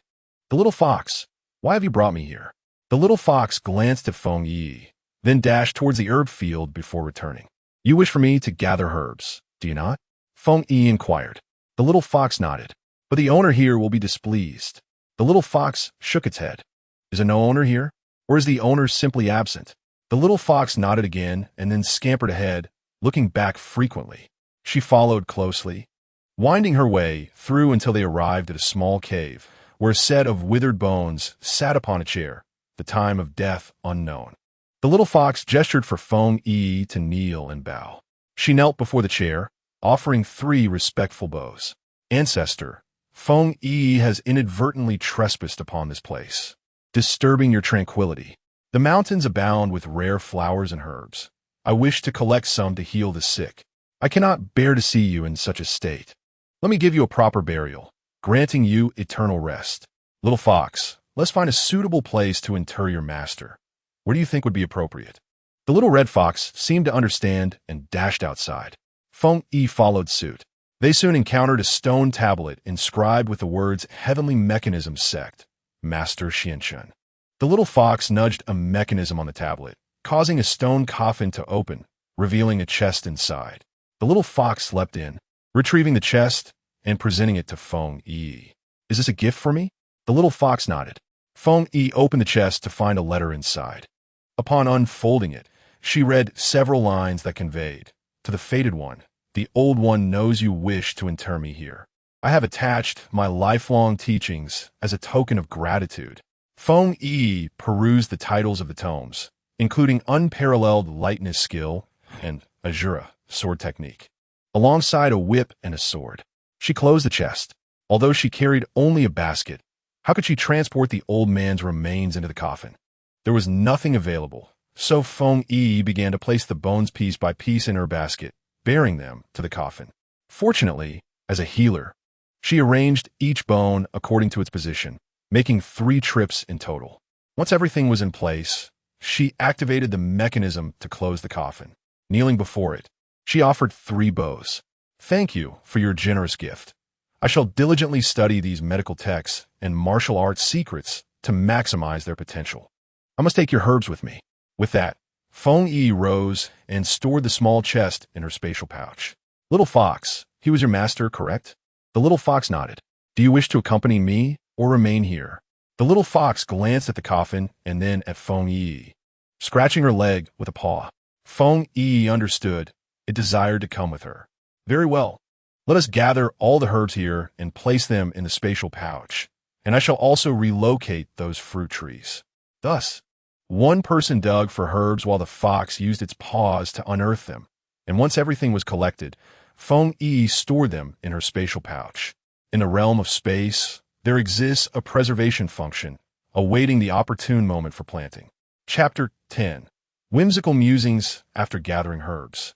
Feng Yi turned to the little fox and inquired, "Do you wish to walk on your own, or would you prefer to enter my space?" The little fox stretched its paw, gazing intently at Feng Yi. "Ah, I comprehend now. You wish to walk by yourself, correct? Then follow me. The little fox joyfully trotted back towards the cave, albeit at a much slower pace, remaining close to Feng Yiyi. Thus, the pair, one human and one fox, continued their journey forward. By the time Feng Yiyi descended the mountain, the moon had ascended to the treetops. Grandma Wang frequently opened the door to peer outside, and upon seeing no one, she sighed heavily and retreated indoors. As time passed, Feng Yiyi still had not returned. With her brow furrowed, she paced the yard, her eyes occasionally darting outside. She muttered incessantly, "Why hasn't this child returned yet? It is quite late, and night has fallen." Unable to quell her concern, she stepped outside the gate and walked towards the village entrance, glancing towards the mountains. Bathed in moonlight, she suddenly spotted a dark silhouette accompanied by a small red figure approaching. "Is that you?" Upon hearing her grandmother's call, Feng Yi recognized the petite elder and waved her hand, exclaiming, "Grandma, it's me, it's me." Grandma Wang sank to the ground in tears, wiping her eyes with a corner of her garment, her anxious heart finally at ease. As she waited for Feng Yi to reach her, she asked, "Why are you so late today? I was nearly beside myself with worry. I shall never allow you to venture into the mountains again." "Grandma, I stumbled upon a vast expanse of herbs and lost track of time while harvesting them, hence my tardiness. Let us return home." "Grandma, I got lost in the mountains, and it was this little fox that led me out." From that day forth, their household welcomed a new member, the little fox, whom Feng Yi decided to name Ling Ling. "From now on, you shall be called Ling Ling, all right? This is our village, and we cannot call you a mere fox. I fear they might capture you and strip your fur to sell to the wealthy." The little fox let out a soft sound in agreement. "Then I shall take that as your consent. Ling Ling, come home and dine with me." Upon returning indoors, Grandma had prepared a meal. Feng Yi fetched a large bowl for Ling Ling, filling it with rice, vegetables, and a bit of meat. "Ling Ling, here you shall eat what I eat. Of course, I want to make you eat any greens." Ling Ling sniffed the food and began to eat eagerly. Once they finished their meal, Feng Yi tidied up and returned to her room. She placed Ling Ling into her space and followed suit. In her sanctuary, she began to plant the herbs she had gathered from the mountain in the medicinal field. Additionally, she transplanted some trees near the spring. Little Ling Ling also assisted by using its paws to help with the soil. They toiled late into the night, and as Feng Yi stretched her weary limbs, she said, "Ling Ling, I entrust this medicinal field to you. Please water it for me, and in return, I shall treat you to roast chicken. You may sleep here tonight. It is safe." Ling Ling replied with a couple of chirps. Feng Yi took a bath in the pond, then changed her clothes and emerged from her space, lying down on a bed and drifting into a beautiful slumber. Meanwhile, Zhang Dahua lay on the Kong, groaning in pain. Upon their return, Liu Meifeng hurriedly summoned the village doctor. Upon examination, the doctor revealed that Zhang Dahua had fractured his leg. Besides taking medication, he would need to rest for a considerable time, rendering him unable to engage in farm work. This infuriated Zhang Dahua, who began to berate Liu Meifeng. "That wretched woman! I told you I didn't want to go, yet you insisted. Because of you, we got beaten, and now my leg is broken. It hurts so much that I can hardly move. It's all that little vixen-ass fault. When the time is right, I shall certainly sell her to a brothel." "Mother, why have you returned? Were you not supposed to stay at Feng Yi's house?" asked the 15-year-old Zhang Jiaojiao, puzzled as she entered. "Stay? Did you not see your father being beaten?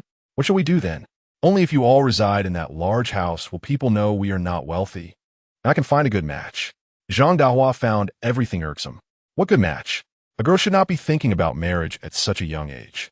You should be ashamed. I am embarrassed for you." Zhang Jiaojiao twisted her slender waist, speaking with a feigned delicacy. "Mother, listen to how father speaks. It is utterly unpleasant." "Zhang Dahua, how can you speak like that? Do not take your anger out on your daughter. Our Jiaojiao is destined to marry Lin Yida, and she will become the wife of a scholar. Dream on about Lin Yida. You should abandon that foolish hope. What do you want to eat? Buy something to eat instead. Are you not aware of what kind of woman Lin Yida's mother is? Just a few days ago, when Feng Yi spoke to Lin Yida, his mother came to our house to scold us thoroughly. You better hope that I and your mother can live a few more days without provoking that Lin Yida. I will find a matchmaker to secure you a good husband." I only wish to marry Brother Yida. He is sure to excel in the Imperial examinations, and I want to be the wife of a top scholar. Ah, my daughter aspires to be a scholar's wife. I shall support you. Mother, give me some silver. Tomorrow I want to buy a hairpin and a beautiful dress. He Bai Lian's hairpin is exquisite. I want one too, to surpass her. Very well. I shall provide you with silver tomorrow. Mother, when will you sell Feng Yiyi? I am counting on the money from her sale as my dowry. Do not rush. You are not getting married tomorrow. We must ponder this matter carefully and devise a flawless plan. Then I shall take my leave. Mother, what have you become? Allowing such a fine girl to grow into this? Zhang Dahua could no longer contain his frustration. Lu Meifeng replied indignantly. Who do you blame for our poverty? Our daughter suffers alongside you. Zhang Dahua refrained from arguing further. He decided that whatever their daughter chose to do in the future was beyond his control. In this village, there lived an uneducated scoundrel named Wang Ergu. It was unclear whom he had learned from, but he had picked up a few skills. No one could defeat him in a fight. He spent his days avoiding all farm work, and after his parents passed away, he sold the 2 acres of land they left him to indulge in gambling. In contemporary times, he often saunters about the village with a blade of grass clenched between his teeth, whether pilfering chickens from the Zhang family or eggs from the Li family. He also has a penchant for trespassing onto Widow Zhao's bed. He has become a malignant presence in Zhao family village. Although he was once apprehended by the authorities, he promised to mend his ways, only to return to his nefarious activities post-release, having already spent 3 stints in prison. In the village, aside from the village chief, he fears no one. Yet he has set his sights on Feng Yiyi and Zhang Jiaojiao. As a solitary figure, he believes that his own sustenance suffices for his entire household. He is ever willing to engage in conflict. The villagers, burdened with families to care for, dare not provoke him, resigning themselves to the misfortune of lost belongings. Chapter 11. Devoured by Dogs. Wang Ergu is a blight upon Zhao family village. A portion of the pocket money belonging to Zhang Dahu's daughter, Zhang Jiaojiao, has been claimed by him. Wang Ergu harbors feelings for Zhang Jiaojiao and is aware of her affections for the scholar Lin Yida. One day, Zhang Jiaojiao ventured to the market to purchase a beautiful mandala flower hairpin and donned a newly acquired pastel pink pleated skirt. Upon reaching the village entrance, she encountered Wang Ergu, who was swaying his head and clutching a tuft of dogtail grass in his mouth. Ah, is that you, Jiaojiao? Where are you off to? Frolicking about? You look even more radiant in that attire. Wang Ergu approached her eagerly. Wang Ergu, what do you want now? Zhang Jiaojiao retorted, irritation evident in her voice. Why you speak to me so harshly, dear Jiaojiao? Have you forgotten the flirtatious spirit you displayed when we were close? He teased. Close? Close your ravenous mouth. When did I ever share such intimacy with you? If Lin Yida hears this, he might think we have something illicit. Zhang Jiaojiao responded angrily. Wang Ergu, with a mischievous grin, replied, what could we possibly have? You know I like you. However, after that secret kiss on your delicate lips and your fair cheeks, I couldn't bring myself to wash my face for 3 days as your fragrant powder lingered on my mouth. Alas, I find myself out of money and starving. Please, spare me some coins. Zhang Jiaojiao, incensed, glared at him with wide eyes, her brows furrowing in indignation. Wasn't that an accident? I merely stumbled upon you. You filthy dog. You left marks on my face, and now I have to scrub my skin raw. Your foul yellow teeth could suffocate me, and you still have the audacity to speak. At that moment, they found themselves beside Feng Yiyi's home, just as she was plucking vegetables. All their exchanges reached Feng Yiyi's ears, nearly provoking her to laughter. Quickly, Jiaojiao, hand over the coins. Otherwise, I shall reveal our kissing incident to Lin Yida. Let us see if he would still wish to marry you upon learning of it. Wang Ergu threatened, losing patience and raising his voice. You received so much from me last time. Have you squandered it all? Did you not promise that would be the last time you would ask for money from me? Why are you now attempting to coerce me again? Do you even keep your word? Wang Ergu smirked, stomping one foot on the ground while placing his hands on his hips. Sister, have you ever encountered a rogue who honors his promises? Hand over the money quickly. In that instant, Wang Ergu stepped forward, reaching for Zhang Jiaojiao's waist. And with a sudden tug, he snatched her purse away. He opened his pouch and poured the coins into his hand, exclaiming that it was hardly sufficient even to fill the gaps between his teeth. Zhang Jiaojiao rushed forward to snatch the pouch, demanding, "Give me the money. How can you be like this?" Wang Ergo held the pouch close to his chest, and Zhang Jiaojiao approached him, their faces mere inches apart. Seizing the opportunity, Wang Ergo abruptly pulled Zhang Jiaojiao into his embrace. His thick, sausage-like lips descended upon her cherry-like mouth, engaging in an unrefined mix of sucking and nibbling. Feng Yiyi observed this exchange, shaking her head in disapproval, silently thinking that his technique was woefully inadequate for teasing a young lady. Zhang Jiaojiao, with her soft, cotton-like fists, pounded on Wang Ergo with all her might, shouting, "Get away from me, go." She pushed him with all her strength. Time passed unnoticed until the sky darkened further, and only then did Wang Ergo release her. Upon glancing at her, he noticed her hair was disheveled, and her dress hung loosely. "You scoundrel! If you demand money from me again, I shall inform my father and have you beaten to death." Wang Ergo wiped the blood from his lip, which Zhang Jiaojiao had bitten, and with a brazen grin, replied, "Your father? Huh? Do you think I fear him? A useless man who has come to our family. He can hardly get out of bed, let alone come after me.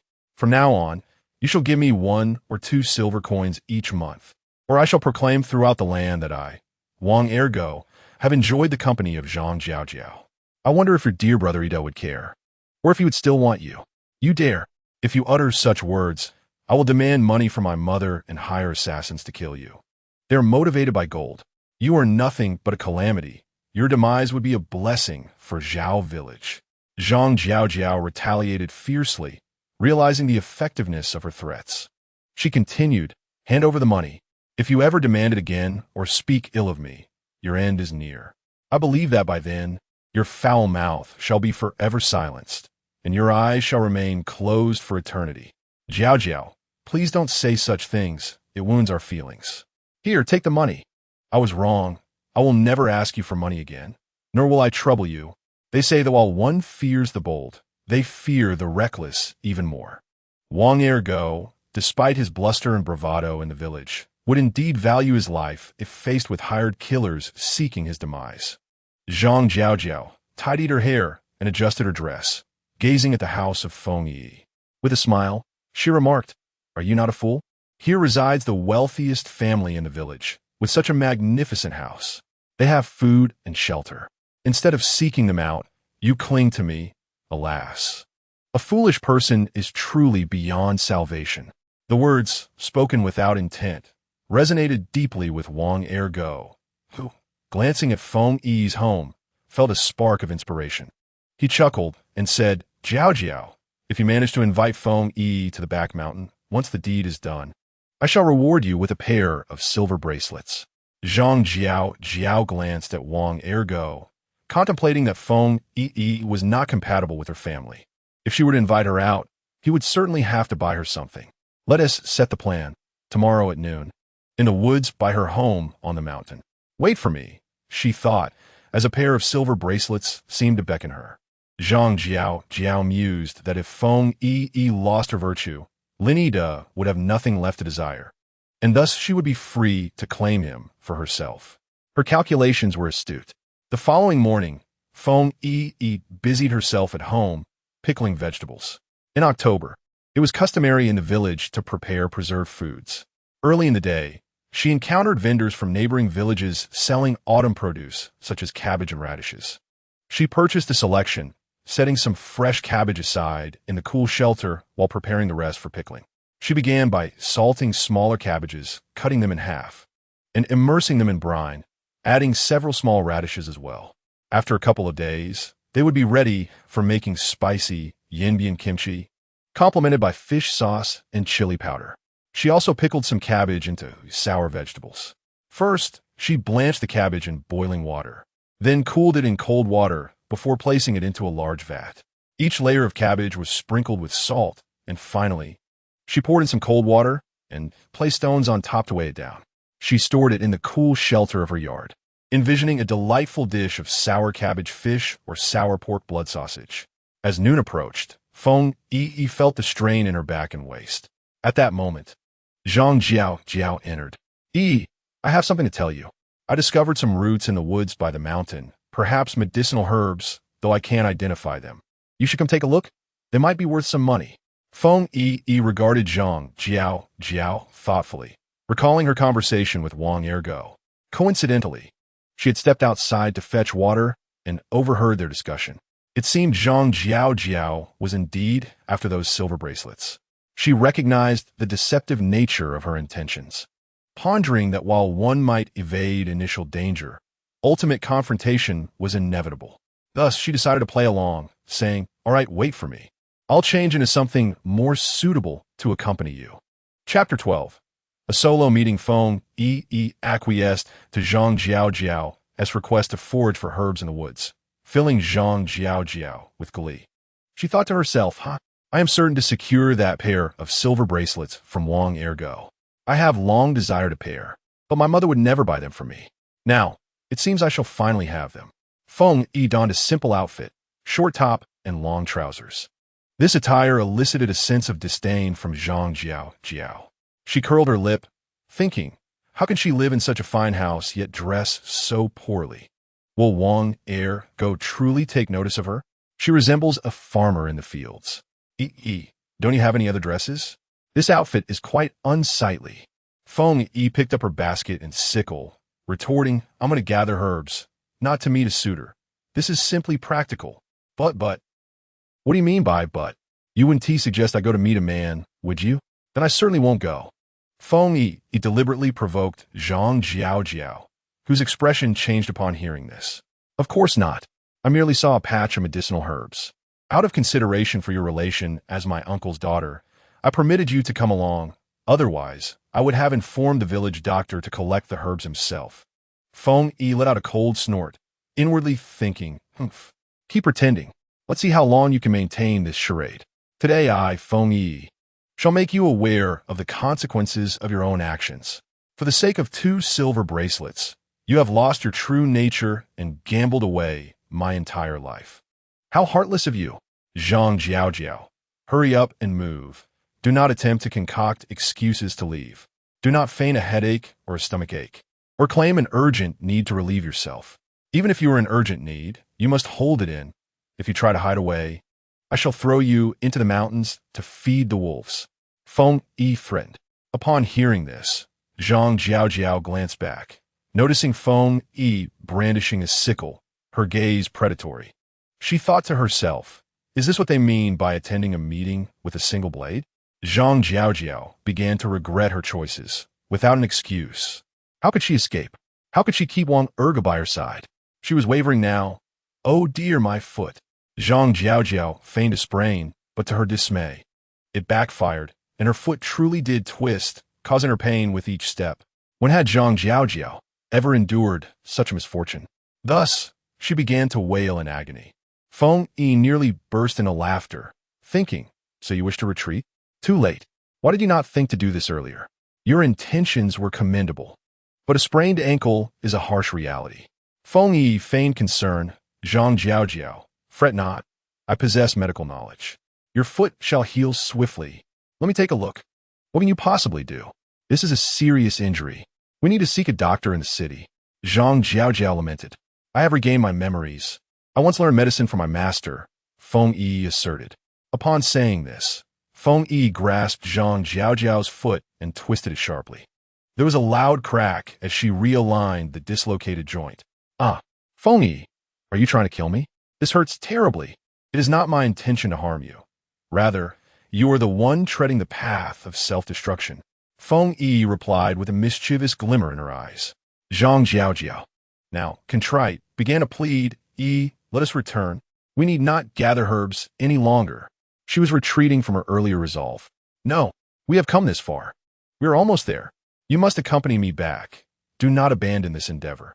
I may have misremembered the location. Zhang Jiao insisted anxiously.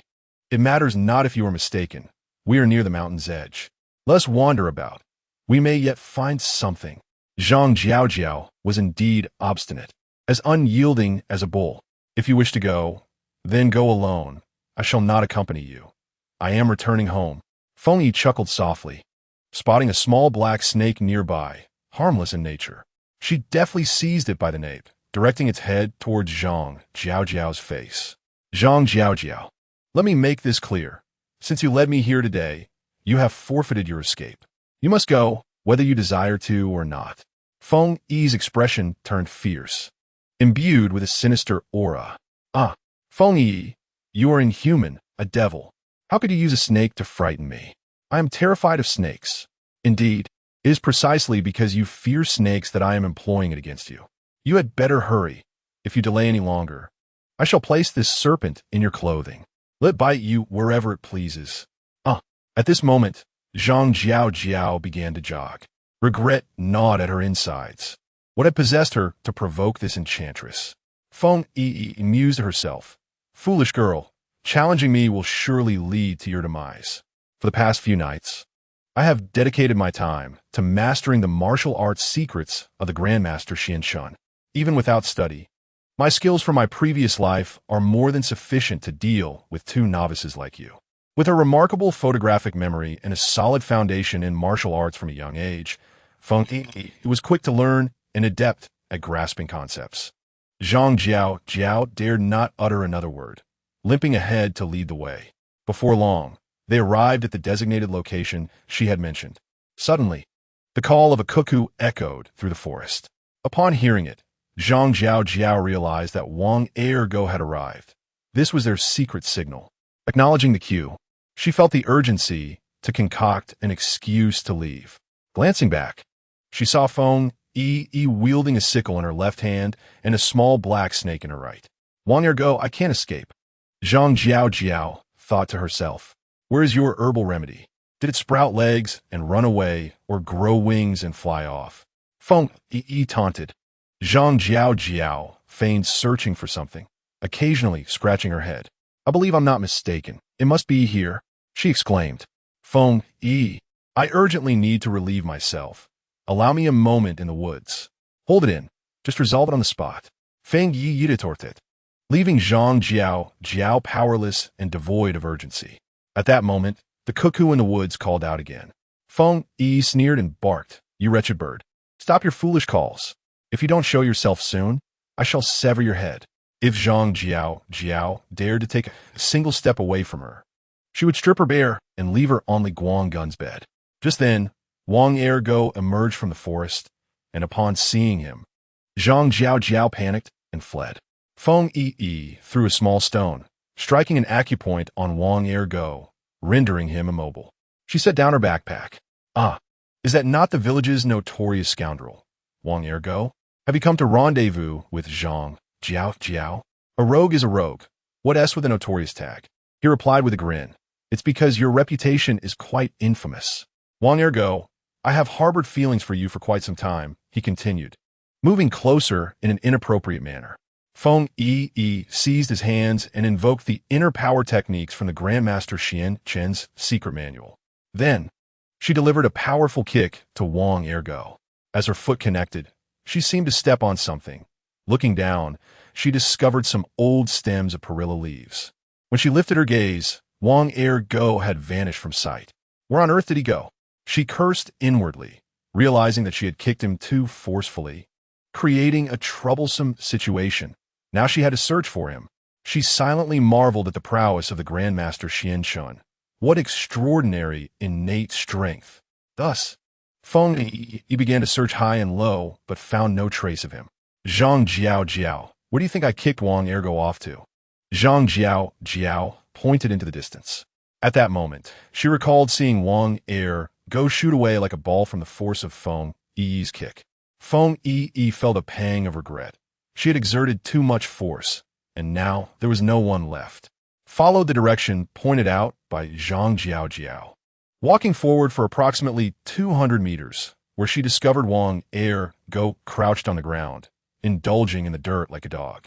Wang Ergo, she remarked, after all the trouble you've taken to come here, if you fail to engage in something meaningful, I would be remiss to have these two legs. Wang Ergo, being a clever man, rose to his knees in submission. He pleaded, I dare not harbor any intentions towards you any longer, dear lady. It was Zhang Jiao who encouraged me to pursue you. Had I known, Lin Ida would never have wed a woman who has been with another man. Thus, Lin Ida belongs to Zhang Jiao. Is that woman who has brought about my misfortune. Chapter 13. A life lost before the mountains, what shall we do then? Inquired Feng Yiyi. I must confront Zhang Jiao. Upon uttering this, Wang Ergo stifled a groan of pain, feeling as though his insides had been shattered. Fortunately, he avoided the critical area. Otherwise, his life's pleasures would be irrevocably lost. As he stood up, he noticed his hand move towards his waist and instantly understood. Wang Ergo forcefully flung the powdery substance in his grasp towards her. He waved her hand and leaped back a step. He emitted a sinister laugh. Feng Yiyi, no matter how adept you are, you cannot escape my grasp. You have already succumbed to my aphrodisiac, and without an antidote, you will burn with desire. Insatiable and desperate. Hurry, Brother Ergo is here to caress you. With that, he lunged towards her. Feng Yiyi sivifti ewandit. Leaving Wang Ergo to miss his mark. Feng Yiyi, let us see how long you can endure. Soon enough, you shall be begging me to give you pleasure. She smiled. Very well, then I shall start by indulging you. Ah, the lady takes the initiative. Brother Ergo appreciates that. He replied, scrambling to seize her clothing. In response, Feng Yiyi pressed the powder she had seized directly against Wang Ergo's nose. Ah, you vile creature! How dare you scheme against me? He exclaimed. Did no one inform you that I am immune to all poisons? Even snakes, insects, and vermin fear me. Mosquitoes dare not bite me, lest they perish from the venom. At that moment, a flush crept across Wang Ergo's face, and a heat enveloped him. Observing this, Feng Yiyi grasped him firmly. Though it was unclear whether she was lifting or dragging him, she pulled him over 200 meters to where Zhang Jiao stood, then unceremoniously tossed him to the ground. Zhang Jiao, for a pair of silver bracelets, you betrayed me. Where are your herbs? I believe this Wang Ergo's concoction would suit you quite well. It seems rather curative, don't you think? With that, she tossed a stone, unblocking Zhang Jiao's meridian. Before Zhang Jiao could rise, Wang Ergo lunged towards her, having lost all semblance of reason. His thick, sausage-like lips pressed and nibbled at her face before he tore at her outer garments. Feng Yiyi, I was wrong. I shall never dare again. Please forgive me and save me. He pleaded. Save you? When you deceived me into coming here, did you consider that you would become the one ensnared? Why should I feel pity for you? Feng Yiyi stood by, watching the unfolding drama. Wang Ergo, in a frenzy, had already stripped Zhang Jiao of her undergarments and was hastily removing his own trousers. Zhang Jiao struggled desperately. She realized that it was over. Her life was irrevocably ruined, and Feng Yiyi would not come to her rescue. In her moment of despair, she cried out to the heavens and the earth. Feeling utterly helpless, Feng Yiyi smiled, remarking that there was no need for women to torment one another. For the sake of mere profit, one could sell her very soul. Now, you should be experiencing the bitter taste of helplessness. Wang Ergo was about to remove his trousers when Feng Yiyi threw a small stone, rendering him immobile. Zhang Jiao quickly crawled out from beneath him and knelt before Feng Yiyi. Yi, I was wrong. I shall never dare to do this again. Thank you for saving me without holding a grudge. Tears streamed down her face, mingling with her snot. What about your silver bracelet? I don't want it anymore. I will never dare again. Zhang Jiao donned her outer clothing and tidied her hair, her mouth swollen from Wang Ergo's bites, her body marked with bruises. Jiao, let me tell you, with your limited intellect, you cannot scheme against me. It would be wise to live with your tail tucked between your legs. If you fall into my hands again, it will cost you your life. I shall thrust a snake into your mouth, biting off your tongue, forcing it down your throat and into your stomach until you are dead. I will not dare again. I promise. Zhang Jiao's body ached, filling her eyes with fury. I want to kill him. Feng Yiyi retrieved her phone from her space and began recording.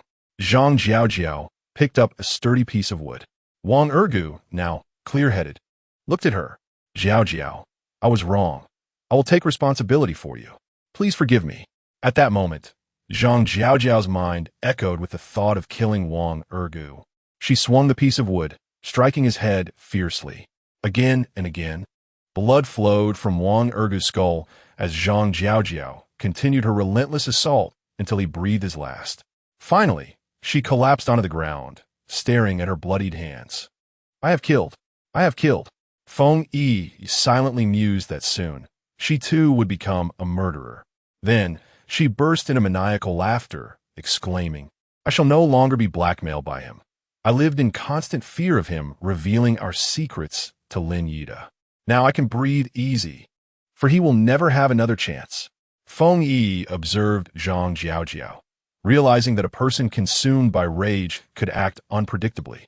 Had I lacked martial prowess, I would have been the one humiliated today. I shall not spare anyone who harms me. After saying this, she picked up a nearby leaf and flung it towards Zhang Jiaojiao's neck. A crimson line appeared instantly, followed by a gush of blood. The leaf vanished, and Zhang Jiaojiao fell to the ground. Feng Yiyi glanced at her, concluding that those who sought to harm her would find only death awaiting them, and she would show no mercy. With that, she turned and walked home. Chapter 14. The fiery delicacy emerges upon reaching the village entrance. Feng Yiyi made her way directly home. Upon her return, Grandma was filled with curiosity about Yiyi's arrival. Ah, you went to the mountain's edge. Did you find anything? No, I returned early, not venturing deep into the mountains. Grandma, with concern, replied, That is wise. Given your previous experience, you must avoid the depths. There are no little foxes to guide you anymore. By the way, where has the little fox gone? I haven't seen it. Grandma, you need not worry about it. It is a wild creature, disliking the confines of home. It must be out exploring. When it desires to return, it will do so without any need for our intervention. Grandma nodded in agreement. Noticing that the hour was still early, Feng Yiyi changed her attire and informed her grandmother, Grandma, I shall go to the town to purchase some items. Very well. Be sure to go early and return promptly. First, she visited the butcher's shop, where the butcher, Zhang, was delighted to see the young lady who requested fatty intestines. My dear, what can I get for you this time? Uncle, I would like to buy some spare ribs, pork belly, and a few fatty intestines. This time, take both portions of fatty intestines. Uncle, I will give you 20 coins for this batch. In the future, I will pay you 10 coins for each portion, so please reserve the large intestines for me. Excellent. The butcher felt elated. Previously, he had discarded those fatty intestines, as they were deemed worthless. Now, being able to sell them was truly splendid. Uncle, I will leave my things here for now and return after I purchase other items. Feng Yiyi stated. Rest assured, nothing will be missing while it's in my care, replied Zhang. At the herbal shop, Feng Yiyi acquired some seasonings. Ultimately, with her meat in hand, she boarded Luer's ox cart and returned home. There, she meticulously cleaned the pig's intestines until they were spotless. Following that, she blanched the intestines in hot water, removed the foam, and added ginger slices to the water, simmering them until cooked. As she stoked the fire with kindling, she pondered. These spicy intestines must be sold fresh on the street. If the townspeople enjoy them, I can then sell the recipe to the taverns. However, unlike other foods, intestines become greasy when cooled. It is best to stir-fry and sell them immediately, requiring a frying pan or a grill. Suddenly, she recalled the outdoor solar grill she had won as a prize during an event and had only used once with friends on a picnic. She swiftly retrieved the solar grill from her storage. Ah, grill, you're my starting point, she murmured to herself. Quickly, she also extracted the ingredients for the spicy intestines from her storage. Suddenly, the system emitted a beeping sound. System upgrade, requires 24 hours. Feng Yiyi wondered what benefits the second upgrade would bring. She had always relied on hard work to obtain items from this system, as nothing comes without effort. System, what will be different after this upgrade? System, upon reaching level 5, a points exchange system will appear on the computer screen. You can exchange points for desired items. Feng Yiyi's face lit up with joy. So, anything I wish to eat can be exchanged for points. After completing the exchange, I decided to prepare a roasted chicken, followed by a spicy sauce dish and a serving of roasted lamb chops for my grandmother. The system remarked, You might as well eat me instead. It expressed concern that I might develop a habit of laziness, noting that the chicken and lamb chops were raw and required preparation. There exists a plethora of recipes within the system. I curl my lip in disdain, wondering if instant noodles, sausages, bread, and milk might be available. The system confirmed that individually packaged items were indeed present. My expression shifted from the brightness of a summer day to a more temperate one. But how do I earn points?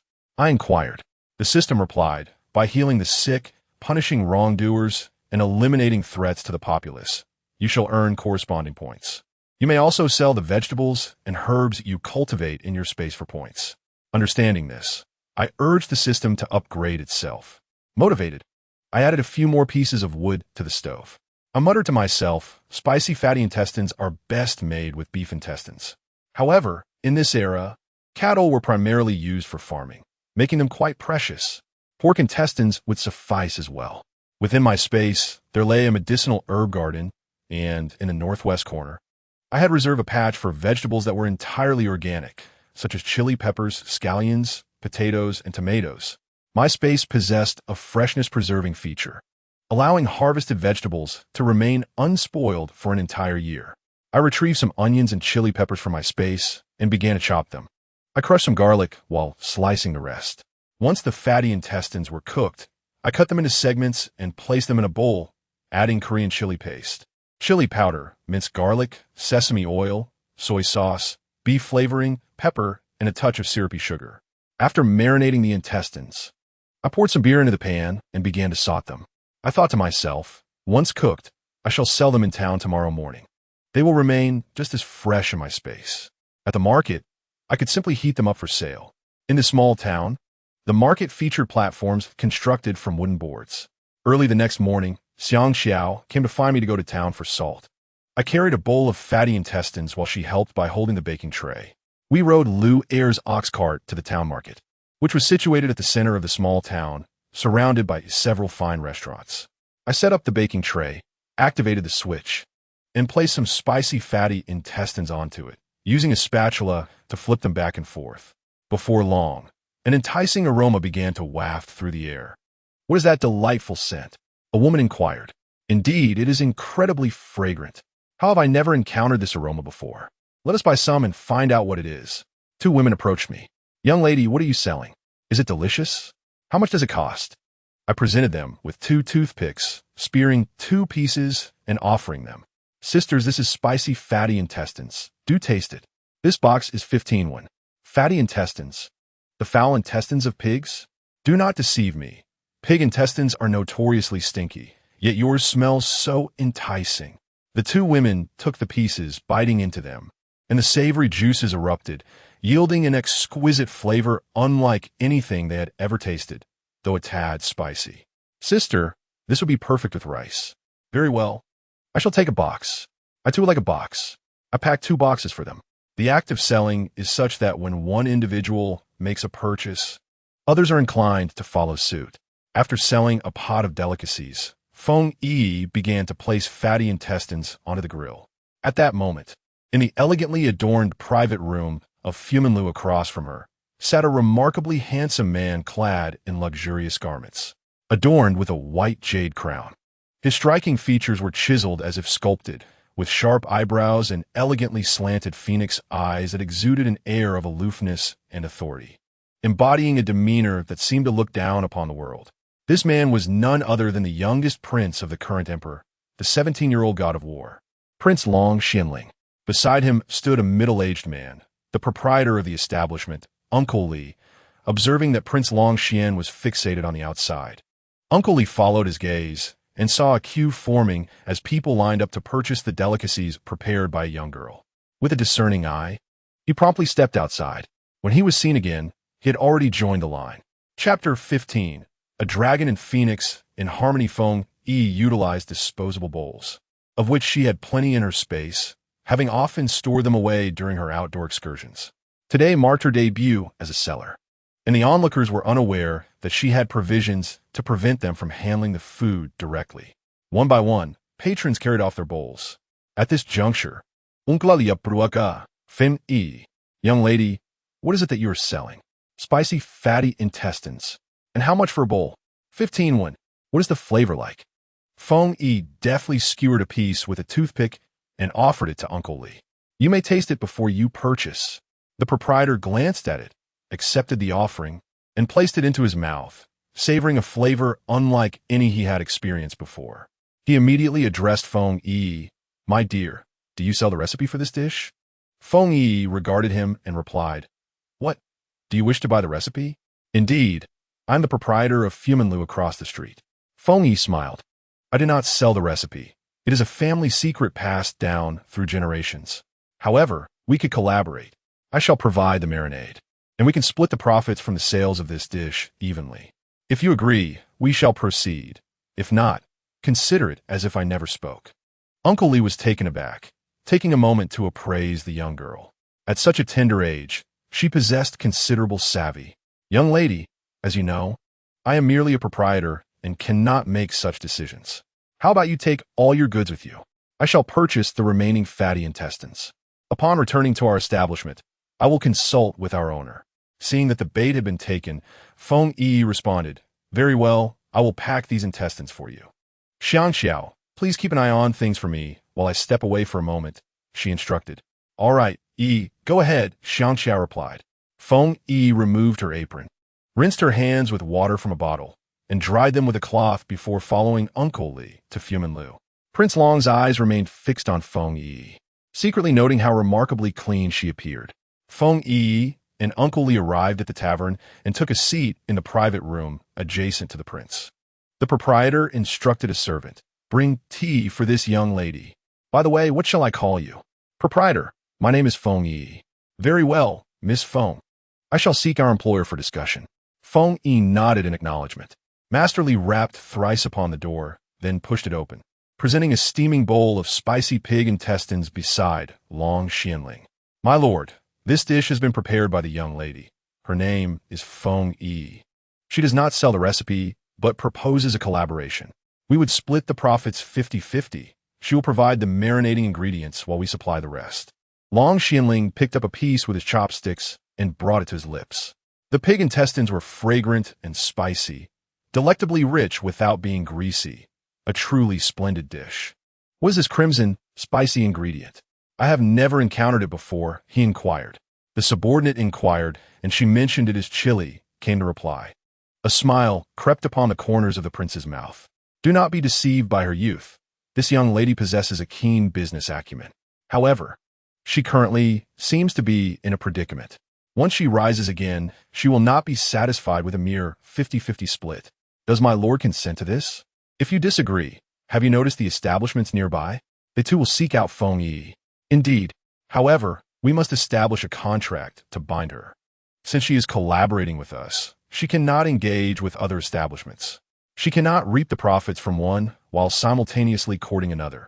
Breaching the contract will necessitate compensation. Understood. Master Li felt a twinge of embarrassment. After years in the business, this was his first collaboration with another party.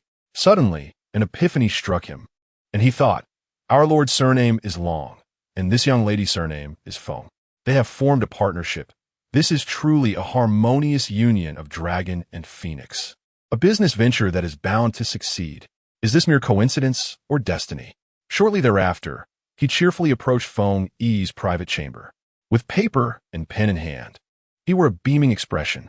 Miss Feng, I apologize for keeping you waiting. Our employer wishes to formalize a contract. Since you are collaborating with us, you cannot seek partnerships with other establishments. Otherwise, you shall be liable for 1,000 taels in compensation. Rest assured, I, Feng Yiyi, value integrity. This spicy pig intestines dish will be offered exclusively through your establishment, Fumanlu. Feng Yiyi, unfamiliar with traditional characters, said, Master, I am not adept at writing. Please inscribe my name for me. The master understood, recognizing that young ladies often had less formal education, unlike men who were expected to study and attain scholarly titles. He did not hesitate. Very well. He took up the pen, signing her name, and Feng Yiyi affixed her handprint. Miss Feng, when shall you instruct our chefs? Master Li inquired. I shall return today to prepare the ingredients, and come tomorrow to teach the chefs. Where do you reside, miss? I live in Zhao Family Village. My home is right at the entrance of the village, Feng Yiyi replied candidly. Every word was clearly heard by Long Xianling. The prince mused. Who would have thought talent could emerge from such a remote and impoverished place? Are not young ladies typically timid and shy around strangers? Yet this young lady speaks with exceptional poise, exuding the demeanor of one destined for greatness. Little did he realize, it was this very young lady who had nearly bested him. The reason is quite simple. Who would have thought he would treat Feng Yiyi as an antidote at the bottom of the cliff, venting his frustrations, discarding a piece of jade, and leaving without a second thought? The shopkeeper Li continued, "If Miss Feng has any recipes, I hope you will consider collaborating with our Fumin Tower." "Very well. I shall prioritize your establishment," Feng Yiyi replied. Afterward, she clasped her fists together and said, "Shopkeeper, I take my leave. Take care, young lady. We shall await your return tomorrow." Indeed, Feng Yiyi approached a small stall where Xiang Xiao was still watching. Upon seeing Feng Yiyi return, Xiang Xiao joyfully exclaimed, "Yi, you are truly impressive. The shopkeeper of Fumin Tower came to invite you. Is he really that remarkable? Why are you so astonished? You have no idea. This tavern is owned by a prominent figure in the capital and has been established for many years. Xiang Xiao, once I finish tidying up, I will accompany you to buy some salt."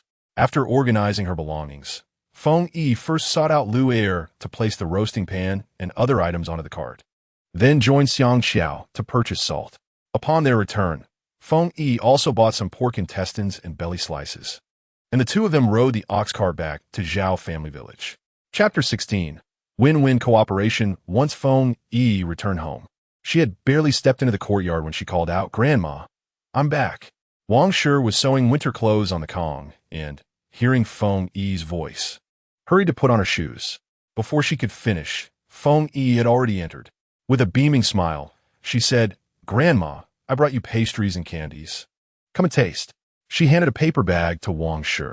"Yi, are you treating your grandma like a child? You've earned this money with great difficulty. You shouldn't spend it on me." "Grandma, how much can you eat? These are not expensive. Just let me know whenever you want something." Wang Shi took a piece of candy and placed it in her mouth, unable to remember the last time she had enjoyed such a treat. "Yi, I truly am fortunate to have you. You should have a couple as well." Feng Yi chuckled, "Grandma, I'm not particularly fond of sweets. I prefer spicy food. Please enjoy it yourself. I must get to work now." "Then off you go," Wang Shi replied. Feng Yi entered her space to retrieve coarse and fine chili powder, placing them into a container. Beer can be optional. If not using beer, just add a small amount of water. Otherwise, the chili powder will turn into fried flour. She took 2 bags of daksida, which were labeled in Korean, a language they could not comprehend, and filled another bag with the necessary items. "Tomorrow, I'll also bring some cooked pork intestines. Once they learn, there will be endless profits." The next day, Feng Yi carried several bags and climbed on a Lu Er's ox cart once more. Upon arriving at Fumin Tower, the shopkeeper greeted her with a cheerful smile. Long Xianling had lost his appetite in recent days, but after eating the fiery pork intestines yesterday, he could finally stomach a bowl of rice. Feng Yi smiled gently. "Shopkeeper, let us head to the kitchen." The shopkeeper led the way, assisting her with the bags until they reached the kitchen. Feng Yi took out the cooked intestines. Since the locals were not accustomed to eating intestines due to their strong odor, the main reason was that they were not cleaned properly. Flour was a precious commodity, and they were reluctant to waste it. Additionally, the seasoning lacked chili. Feng Yi taught them the method of washing pork intestines with flour, ensuring a more thorough cleansing. She continued, "Today, to save time, I have brought pre-cooked intestines. Next, I shall instruct you on preparing spicy pork intestines." Feng Yi laid out the chopped ingredients and informed them about the vegetables that could be included. For a chef, the essence lies in marinating, yet they lacked the necessary marinade. The shopkeeper observed from the side and was astonished when he saw Feng Yi produce some peculiar items. "Am I truly so uninformed? I must show this to the master later. He is well versed in such matters." When the head chef served a fragrant plate of spicy pork intestines, both the shopkeeper and Feng Yi tasted a piece. She secretly noted that the flavor was delightful even without the addition of beer, nodding in satisfaction. She inquired of the shopkeeper, "Do you have tofu and bean sprouts here?" The shopkeeper, puzzled, asked, "Were tofu and bean sprouts?" "Oh, they're types of food. You will see them soon enough," Feng Yi replied. She added, "Shopkeeper, I have several recipes for sale. If the price is reasonable, I shall sell them to your establishment. What recipes? He asked. Dompa pork, braised lioness head. Those dish names sound quite appealing, though I have never seen them before. Feng Yiyi retrieved the prepared dishes from her basket. Miss Feng, our master is here. Let me have him taste them first. If he approves, we can discuss the price. If not, we will still compensate for these dishes. The shopkeeper's words brought comfort to Feng Yiyi. It was indeed reasonable for one to taste the dishes first. Miss, allow me to take you to a private room to rest for a while, enjoy some pastries, and sip tea. Thank you, shopkeeper, Feng Yiyi politely replied. Long Xianling was seated at a table, enjoying tea with the renowned physician Mo Ranyan. At that moment, the shopkeeper entered, carrying 2 plates of food. Master, these are the dishes that Miss Feng intends to sell. He placed the dishes on the table, providing each person with a pair of chopsticks. Long Xianling picked up his chopsticks, saying, Ranyan, come, let us taste these dishes together. The shopkeeper announced, This dish is called Secret Recipe Dompa Pork. Long Xianling remarked. The color of this dish is brilliantly red, resembling agate. He carefully placed a piece in his mouth and nodded repeatedly in approval. Mo Ranyan tasted a piece as well, noting that the secret recipe Dompa pork was rich yet not greasy, tender and fragrant, melting in the mouth. Truly a remarkable dish. The meat we serve in our establishment cannot replicate such flavor. We shall purchase this recipe. Indeed, master, the shopkeeper continued. This dish is braised lioness head. They each took a piece, and Mo Ranyan praised, tender, with a soft texture, vibrant colors, and an enticing aroma. The rich and flavorful meat combined with the sauce is simply exquisite. Well said. We shall also purchase the recipe for this dish, Long Xianling declared. I shall discuss with Miss Feng. What price do you deem appropriate for this secret recipe? 5 times the price of a regular recipe. In this way, regardless of how many recipes she possesses, no one else can match this price, and she will inevitably choose our establishment. Understood, master. The shopkeeper arrived at Feng Yiyi's elegant chamber, where she was not indulging in pastries but rather savoring tea with graceful demeanor. Her eloquence belied her humble origins as a village girl. Miss Feng, our master has tasted these 2 dishes, and we have decided to purchase them. Typically, we acquire recipes for 50 taels per dish, at most 100. However, our master has offered you 500 taels for each recipe, with the stipulation that they must not be sold to anyone else. Very well, I accept your terms. Is a contract necessary for this occasion? Miss Feng, your integrity assures us of your character. A contract is unnecessary. Thank you for your trust. Miss Feng, here is 1,000 taels in silver notes. Please take care of it. Feng Yiyi accepted the 2 500 tael notes. Shopkeeper, may our collaboration be fruitful. Indeed, Miss Feng. Should you have any excellent recipes, bring them to our tavern for sale. Certainly.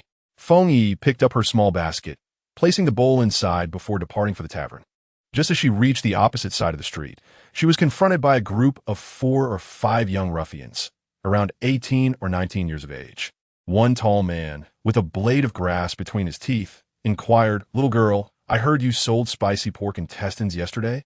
Feng Yiyi retorted angrily, Yes. And what of it? Are you not aware of our reputation? Feng Yiyi chuckled derisively. What reputation? Speak it if you dare. Prepare to be frightened. We're the local bullies. Feng Yiyi remained unimpressed. Oh, local bullies. I heard you sold the recipe to the Fortune Pavilion.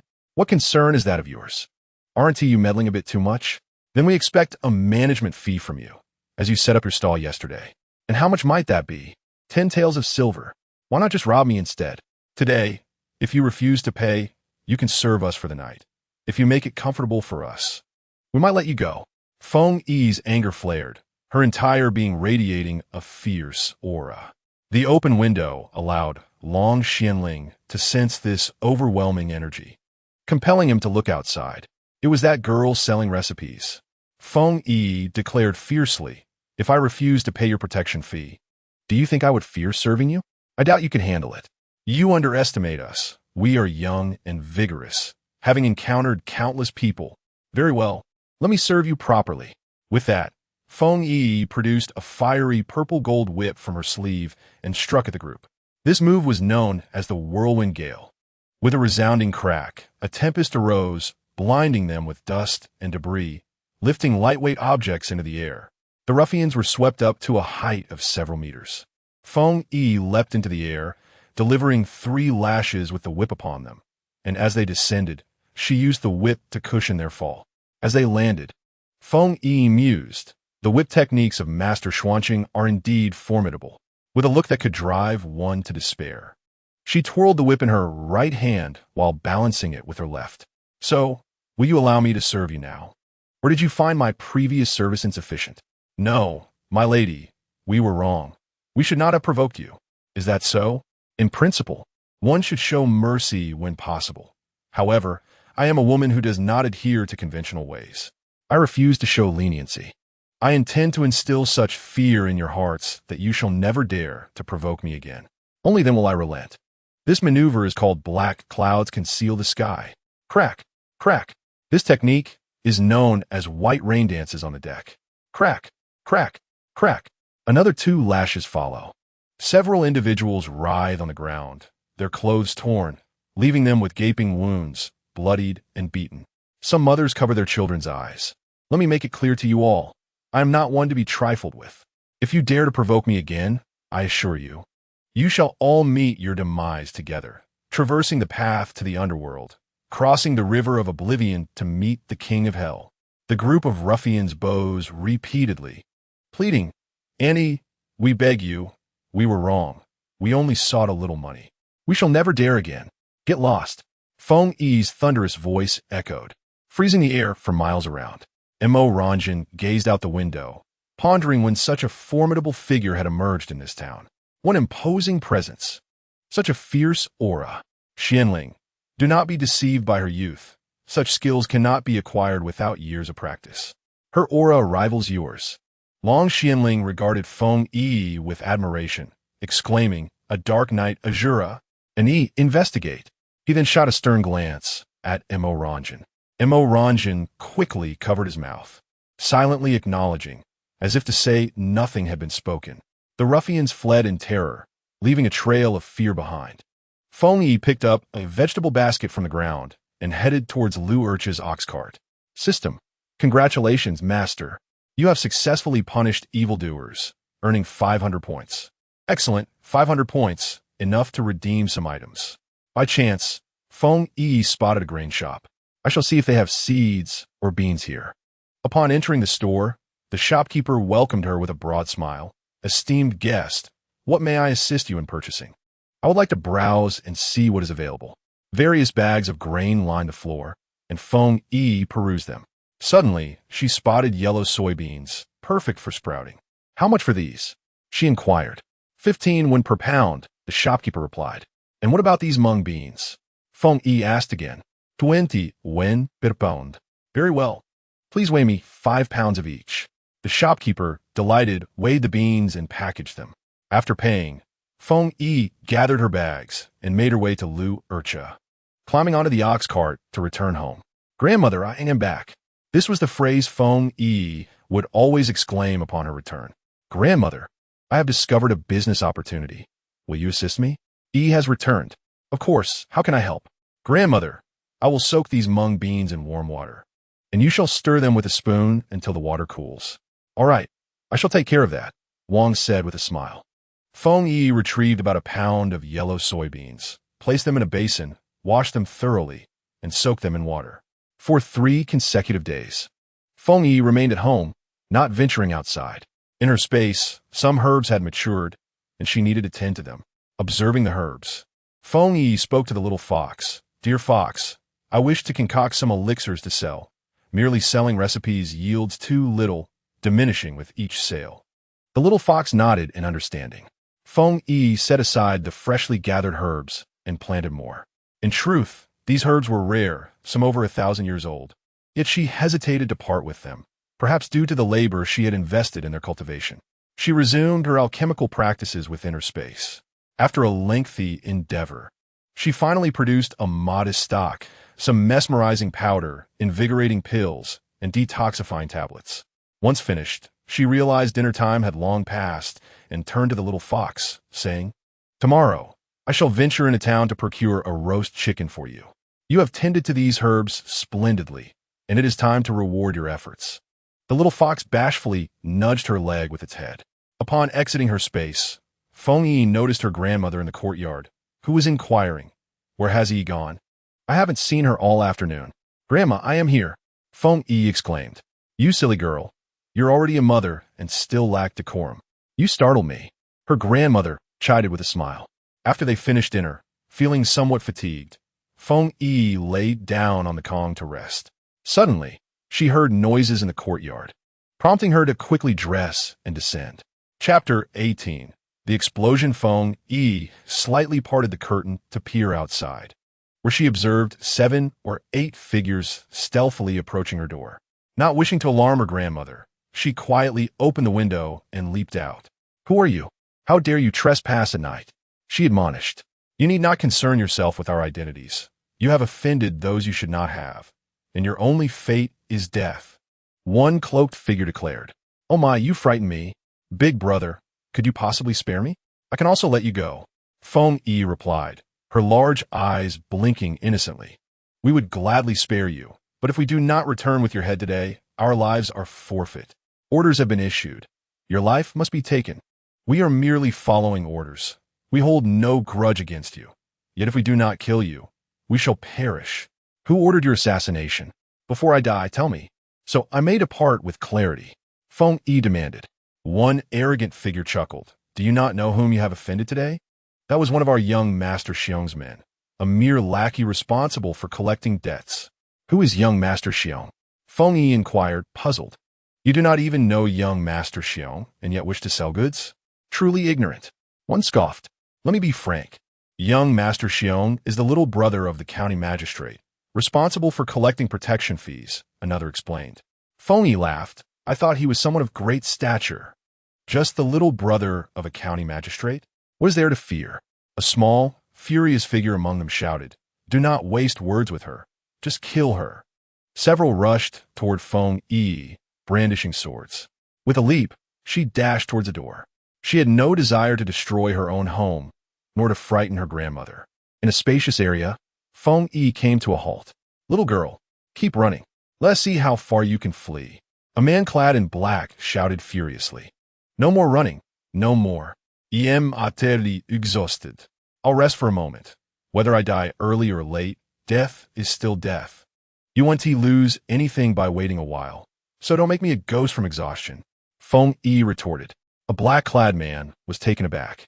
"Is there even a type of ghost that can die from exhaustion? Go ahead and rest. I reckon you'll perish soon enough." As Feng Yi gasped for breath, the 7 or 8 men in black encircled her. She retrieved a small bomb from her space, silently counting to 3. Pulling the metal ring, she tossed it to the ground, instantly vanishing into her space. A tremendous explosion followed, flames shooting into the sky. The shockwave from the blast sent the men surrounding her flying in all directions. Feng Yi, safe within her space, observed the scene outside. Alas, what a tragedy. Just trying to live peacefully, and here come the murderers. They failed to kill anyone, yet my life is on the line. It's all due to protection fees. She feigned concern, addressing the fallen figures. "Dear brothers, any of you still breathing, speak your final words." At that moment, a faint grunt emerged from the bushes. Utilizing the light of the full moon, she peered ahead and discovered a black-clad man hidden among the foliage. "Oh my heavens, you truly are fortunate." Those others seem to have vanished. After uttering this, Feng Yi produced a dagger from her space and lunged toward the man's heart. She contemplated the implications of so many dead bodies emerging here. The villagers would undoubtedly report it to the authorities, who would come to investigate. The local lord, seeing that no one had returned, would likely come searching in this village. There is no wall that doesn't let the wind through. Once the deaths are discovered, she would inevitably be implicated, and that would spell trouble. Thus, she began to scour the area affected by the bomb for any remaining black-clad figures. She resolved to be cautious with such explosives in the future. While they were easy to detonate, the aftermath of tracking down the dead was exceedingly laborious. It seemed this location was a fair distance from the village, and though the villagers might hear the noise, they would likely mistake it for thunder. Finally, through her relentless efforts, She gathered all the bodies of the black-clad men. With a wave of her hand, she transported them into her space and then made her way into the mountains. Upon reaching the depths of the mountains, she discarded the bodies and jogged back. You, the local lord and his henchmen, just wait. One day, I shall have my reckoning with you. Upon returning home, Feng Yiyi bathed in her space, changed her attire, and fell asleep on her bed. Meanwhile, as she dealt with the henchmen, Long Xianling had begun to take notice of her. That night, an ear reported, "Master, I have discovered her identity. The young woman is named Feng Yiyi, residing at the entrance of Zhao village. She is not originally from this village, having been rescued by the second son of the Wang family, and at that time, she had lost her memory. All she could recall was her name, Feng Yiyi. Not long ago, she leaped into the river, only to be rescued by Lu Er, a driver, which subsequently transformed her character profoundly. She acquired knowledge of herbal medicine and martial arts, relying on her skills in herbal gathering to build a new home, while both her adoptive parents have passed away. Thus, Feng Yiyi and the Wang family became each other's sole companions. Upon discovering her surname, Feng, it became evident that such a name is exceedingly rare. Could it be connected to the Feng lineage or a branch thereof?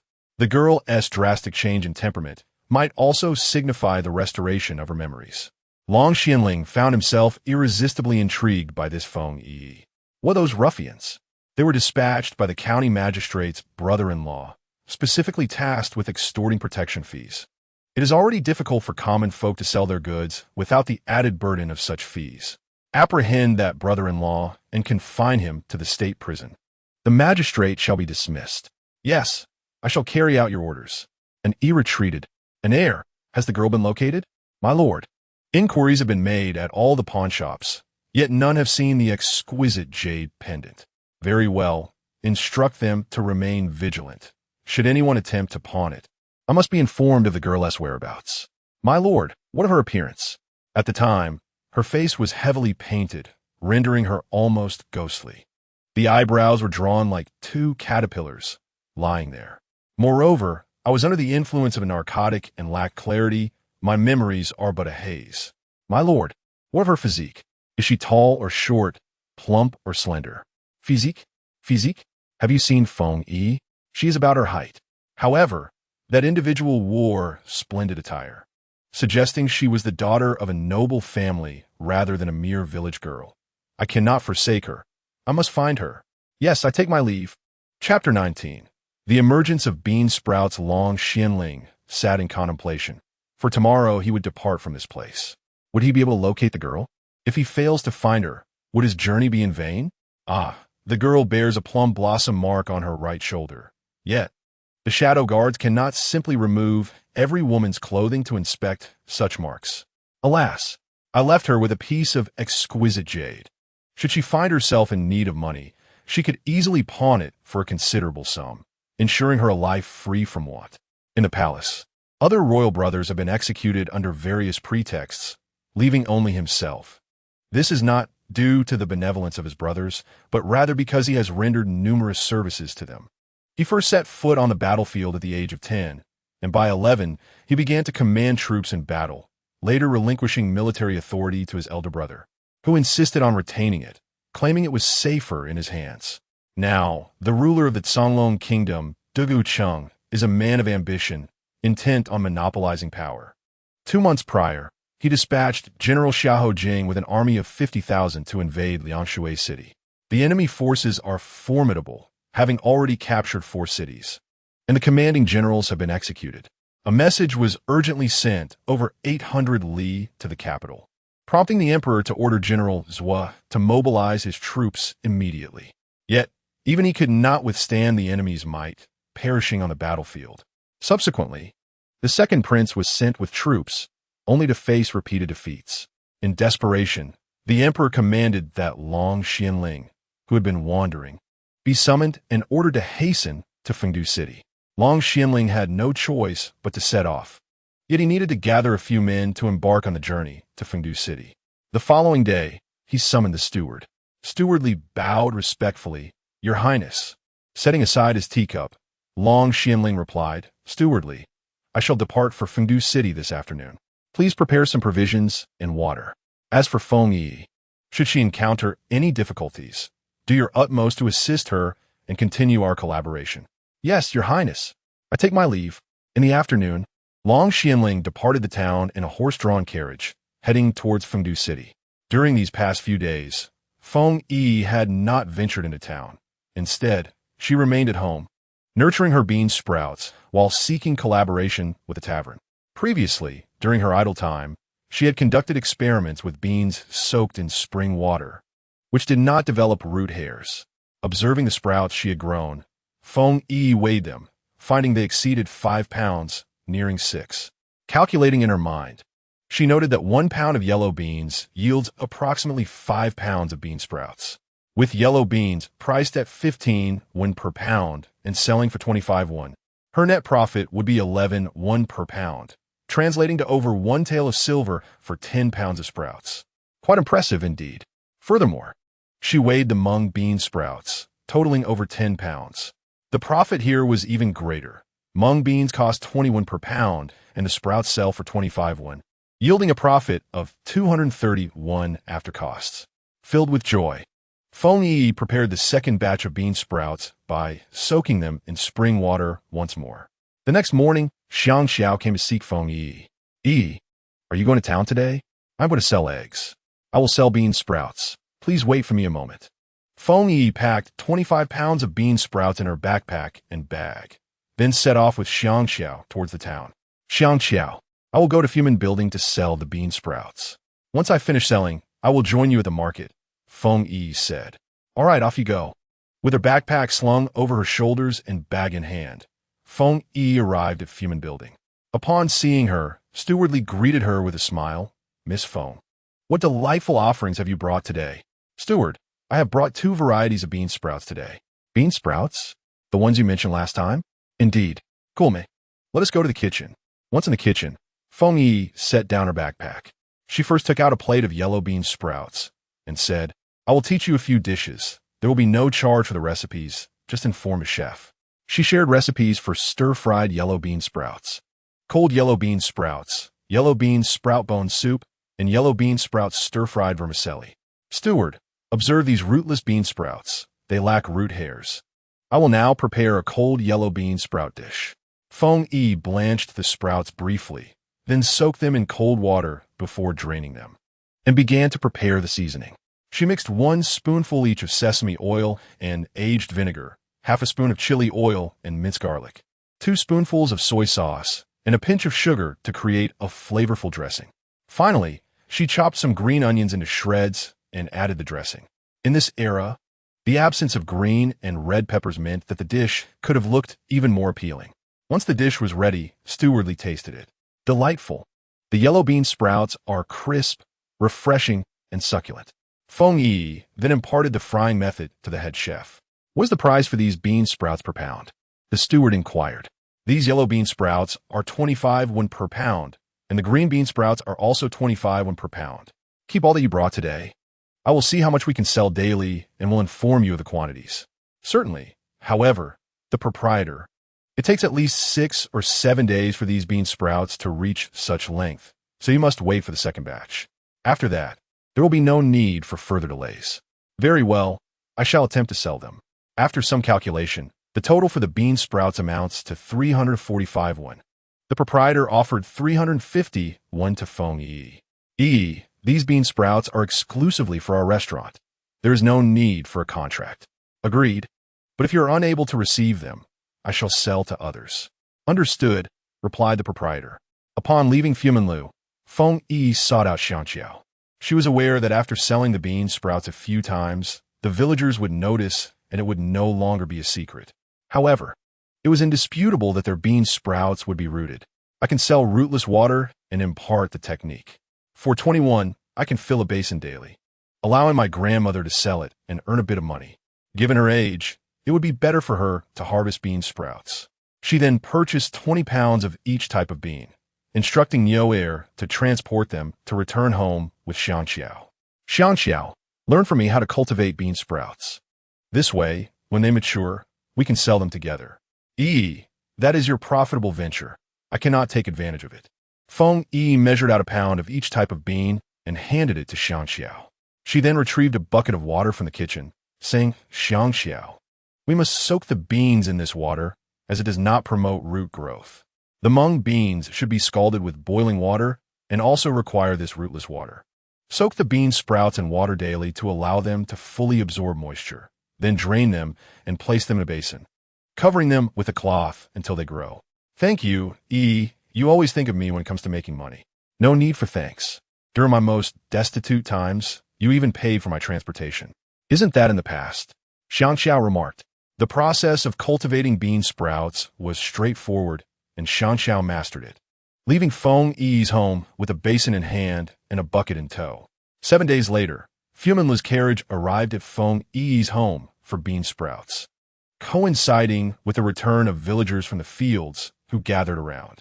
When they witnessed the proprietor offering 4 taels of silver to Feng Yiyi, they were astounded. After the carriage departed, the villagers approached, exclaiming, "Yi, what are you selling at your home? It seems incredibly profitable." Chapter 20. Teaching the technique of bean sprouts, the villagers congregated at Feng Yiyi's doorstep, eager to inquire about her success with the bean sprouts. Feng Yiyi smiled and replied, "I cultivate bean sprouts." A widow stepped forward, asking, "Yi, how do you grow these bean sprouts?" "I purchase the beans and soak them in water," Feng Yiyi explained. Suddenly, an idea struck her. As her belly grew day by day, she realized that cultivating bean sprouts might not be suitable for her. Moreover, given her grandmother's age, it would be better to teach the technique and earn some tuition fees. Thus, she declared, "I can teach you the technique for 300 won. But where will we sell the bean sprouts once they are grown?" Someone inquired. "You may sell them at any restaurant. Our bean sprouts, grown with spring water, do not develop roots and can be sold for 25 won per pound. Meanwhile, the spring water costs 30 won per pound. I will assist in selling the bean sprouts to Fuminlu, so I shall no longer cultivate them myself. Without our water, one can still learn and sell, though it may require some roots. Bean sprouts can be stir-fried or tossed in salads." The widow, with a glint of mischief in her eyes, remarked, "Anki wishes to learn the technique from you, and she will also use your spring water. You must assist in selling." "Rest assured, I shall." Grandma Qiao approached, adding, "Count me in. I will fetch the money shortly." "Excellent. Do you think I can successfully grow bean sprouts after learning?" inquired the usually taciturn Lu Xianglian. "Sister Lu, you are no fool. How could you not master it?" "Well, count me in too." Thus, 5 individuals expressed their desire to learn. The widow, being particularly astute, posed another question. "If I learn, may I teach others?" "Indeed, you can charge 300 won, which means you will have learned without incurring any expense." "That makes sense," the widow exclaimed. "If everyone in our village learns, the cultivation of bean sprouts will flourish, attracting folks from far and wide. And soon we shall all prosper." While some were convinced, others suspected that Feng Yiyi was merely seeking to profit from them. Learning a skill costs money. Her family's spring water is a source of income. Won't that line her pockets? They mused. Can beans sprout in the ground? They should just grow them at home. Gradually, others dispersed, pondering the prospect of cultivating bean sprouts. Feng Yiyi declared, "Once the 5 of you pay, bring 2 basins, and I shall teach you today." The widow and her companions hurried home to gather silver. After a while, the 5 returned, each with 300 won. Feng Yiyi weighed out a pound of yellow beans and a pound of green beans for each. She filled 1 plastic bucket with spring water and another with ordinary water. "Use the water from the tank to wash the beans thoroughly," she instructed. "Then I will provide you with the rootless spring water." Each participant cleaned their beans and brought them to Feng Yiyi. She scooped water from the bucket with a ladle, pouring it over their beans until they were covered. A pound of yellow beans can yield approximately 5 pounds of bean sprouts, possibly even more. A pound of bean sprouts sells for 25 won, totaling 125 won. After deducting the cost of beans at 15 won and water at 30 won, you stand to earn 80 won from a pound of beans. Of course, we cannot grow just 1 pound at a time. We should aim for 5 or 6 pounds in one go. A pound of green beans yields at least 10 pounds of bean sprouts, potentially earning over 200 won. Everyone realizes this is indeed a lucrative venture. Feng Yiyi continued, "The water in this red bucket contains some medicinal herbs, which are effective. However, the efficacy diminishes overnight, and the sprouts will still develop roots. So do not think the soaked water can be reused. Feel free to test it for yourselves. However, bean sprouts with roots will not be accepted by Fuminlu. In the future, bring your basins to fetch water and prepare your own bean sprouts. Feng Yiyi explained the growing process, and the participants understood that Yi's parents were skilled in medicine, suggesting that she might possess knowledge of herbs as well, perhaps validating her claims. Can bean sprouts with roots fetch a good price? They all silently vowed to follow Feng Yiyi from now on, for her mind was exceptionally sharp. The next day, an unusual sight unfolded in front of the grain shop, where people lined up to purchase beans, either yellow beans or green beans. The shopkeeper was quite bewildered, wondering what occasion had prompted such a collective buying spree. 6 days later, 5 households arrived at Feng Yi's home, carrying large baskets filled with bean sprouts. Today was the day when the proprietor of Fuminlu came to collect the sprouts. Surrounding Feng Yi's door were onlookers who observed that the sprouts from the 5 families had a single long root. In contrast, the sprouts they had grown were either spoiled or had turned green, and some had sprouted multiple roots before even reaching a decent length, which was disheartening to behold. As they watched the 5 families counting their silver coins, smiles spread across their faces, filling them with envy. Feng Yiyi smiled at Widow Yu and Aunt Yu, noting that the tuition seemed to have cost 301, yet selling yellow bean sprouts had earned her over 401, recouping her investment in one go, while the green bean sprouts had brought in merely a couple of taels. Widow Yu beamed with joy, attributing their success to Yi. Shopkeeper Li regarded Feng Yiyi and remarked, "Miss Feng, you truly possess a keen intellect." Feng Yiyi returned his smile and suggested that the family should transport their produce to his restaurant next time, simply informing him of their daily requirements. They could adhere to the same quality standards. Any unsatisfactory sprouts could be rejected without concern for her reputation. "Very well, Miss Feng. Why have you stopped growing bean sprouts?" "To be frank, I am pregnant, and my belly is growing day by day, making such labor unfeasible for me," she replied. Shopkeeper Li expressed some disappointment, having hoped for auspicious prospects with a child on the way. "Aunt Yu, come here. This is Shopkeeper Li from Fuminlu. In the future, when you deliver bean sprouts, you should seek him out. You will be responsible for coordinating with the other families." "Understood, Yi. I will ensure this matter is handled well." Feng Yiyi had no intention of continuously producing bean sprouts. Her aim was merely to assist her grandmother in earning a little money, which, though modest, brought her joy. She contemplated selling some medicinal herbs, as there was ample space for such endeavors. Others wished to learn the technique, but hesitated to part with the 301. They experimented at home, managing to grow bean sprouts, albeit unevenly. Some were rather short, yet had developed roots, and they were sold, yielding about 2 to 3 pounds of sprouts per pound of beans, selling at 15 per pound. They could earn a maximum of 31 from a pound of beans, which was still a commendable profit. In this way, Feng Yiyi indirectly stimulated the economic development of Zhao family village. The following day, Feng Yiyi entered her space again, where some of the herbs in her medicinal garden had matured. She harvested what she could, replanting new ones while allowing some to continue growing. The next day, with a basket on her back, she arrived at the herbal shop. Upon seeing Feng Yiyi, shopkeeper Yang joyfully welcomed her, saying, "Yi, it's been a few days since you visited. What treasures do you bring today? Come, follow me to the backyard." In the backyard, Feng Yiyi set down her basket and revealed 4 ginseng roots, fire spirit mushrooms, bone flower, drunken dragon grass, and ironwood spirit leaves. Shopkeeper. He stood there motionless, grasping the fire spirit mushroom and the living bone flower. "Yi, where did you procure this rare herb that occurs once in a millennium? I am at a loss as to how to compensate you." Aside from ginseng and the millennium-old Hisho Wu, these medicinal herbs are exceedingly hard to come by. Let us inquire with the merchants in the capital regarding their worth, and then I shall pay you. What do you think? Moreover, do you possess any more of this kind? Indeed, there is more in the deep mountains. I stumbled upon a patch and gathered some. I shall first give you the payment for the ginseng and Hisho Wu, totaling 71,100 taels of silver. Very well. Feng Yiyi accepted the banknotes and placed them into her spatial pouch. After departing from the herbal shop, she made her way to the pawn shop, intending to purchase a store and acquire a few maidservants skilled in martial arts. Chapter 21. The beginning of acquisition upon entering the pawn shop. The madam greeted her with a beaming smile. Esteemed guest, what sort of individuals are you looking to purchase? Madam, I wish to acquire several maidservants. Do you have any who are proficient in martial arts? You are truly fortunate, as you have arrived at just the right moment. We received a shipment yesterday of individuals from a wealthy merchant's household. That family has committed a grave offense, and these individuals possess unblemished backgrounds. I shall summon them to the courtyard. You may choose those who catch your eye.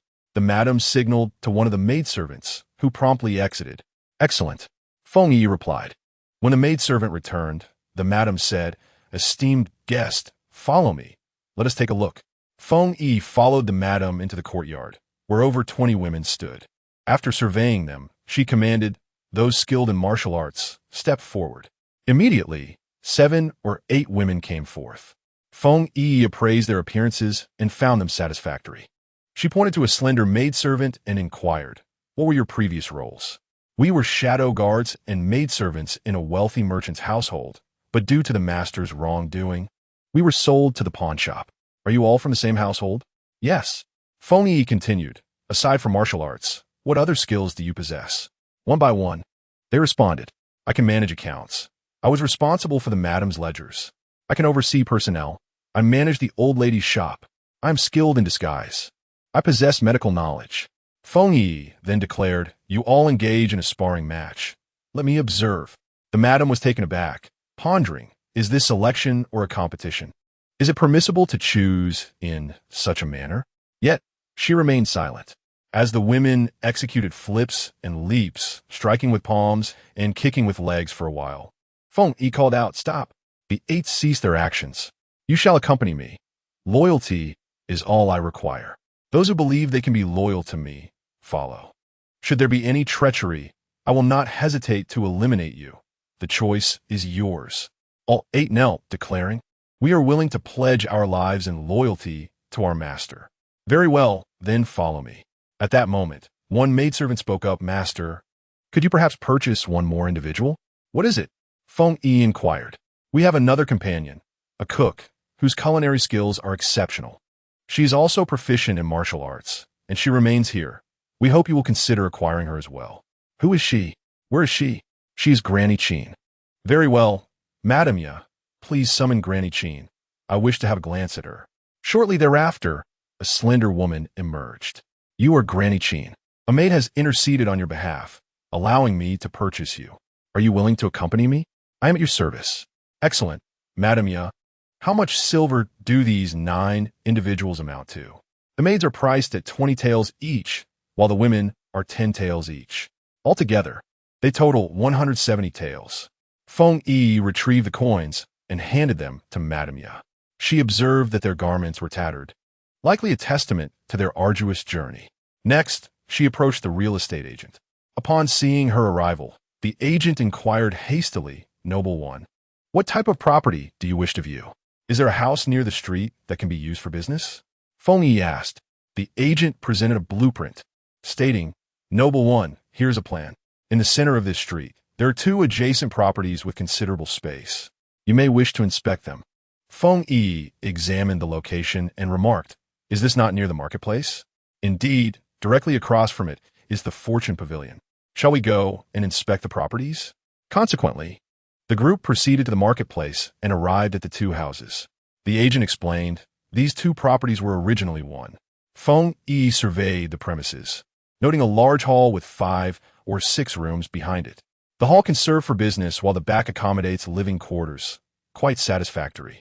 After negotiations, the 2 houses were acquired for 1,200 taels of silver, a reasonable price for a town setting.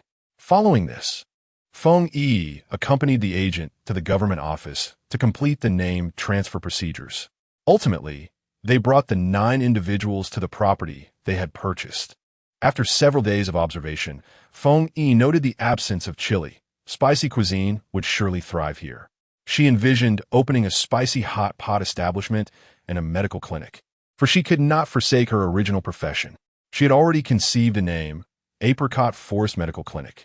The group knelt in unison, beseeching their master for a name. Who among you is adept at accounting, finance, medicine, and disguise? 6 maids stepped forward. Feng Yiyi smiled. It appears I have stumbled upon a treasure. Turning her attention to the remaining 2, she inquired, what are your skills? I excel in embroidery. I specialize in perfume making.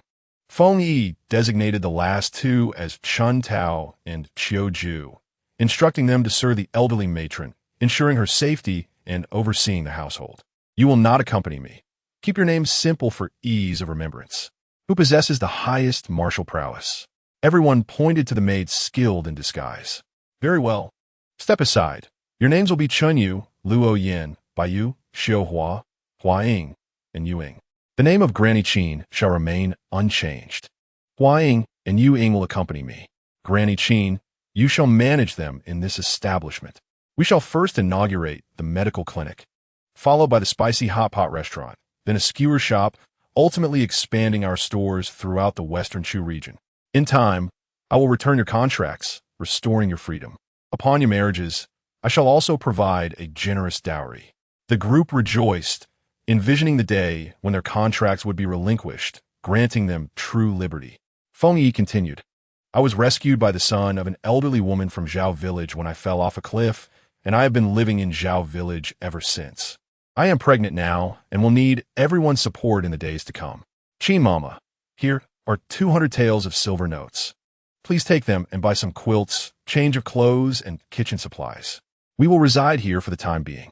Tomorrow, renovations will commence, and I need you to find 2 suitable individuals to manage affairs here. Yes, my lady. Qin Mama replied. Xinyu, the 4 of you must heed Mama's words. I shall return tomorrow. Huaying, Yuing, Chun Tao, and Xiu Ju, the 4 of you, come with me. We shall purchase a horse-drawn carriage.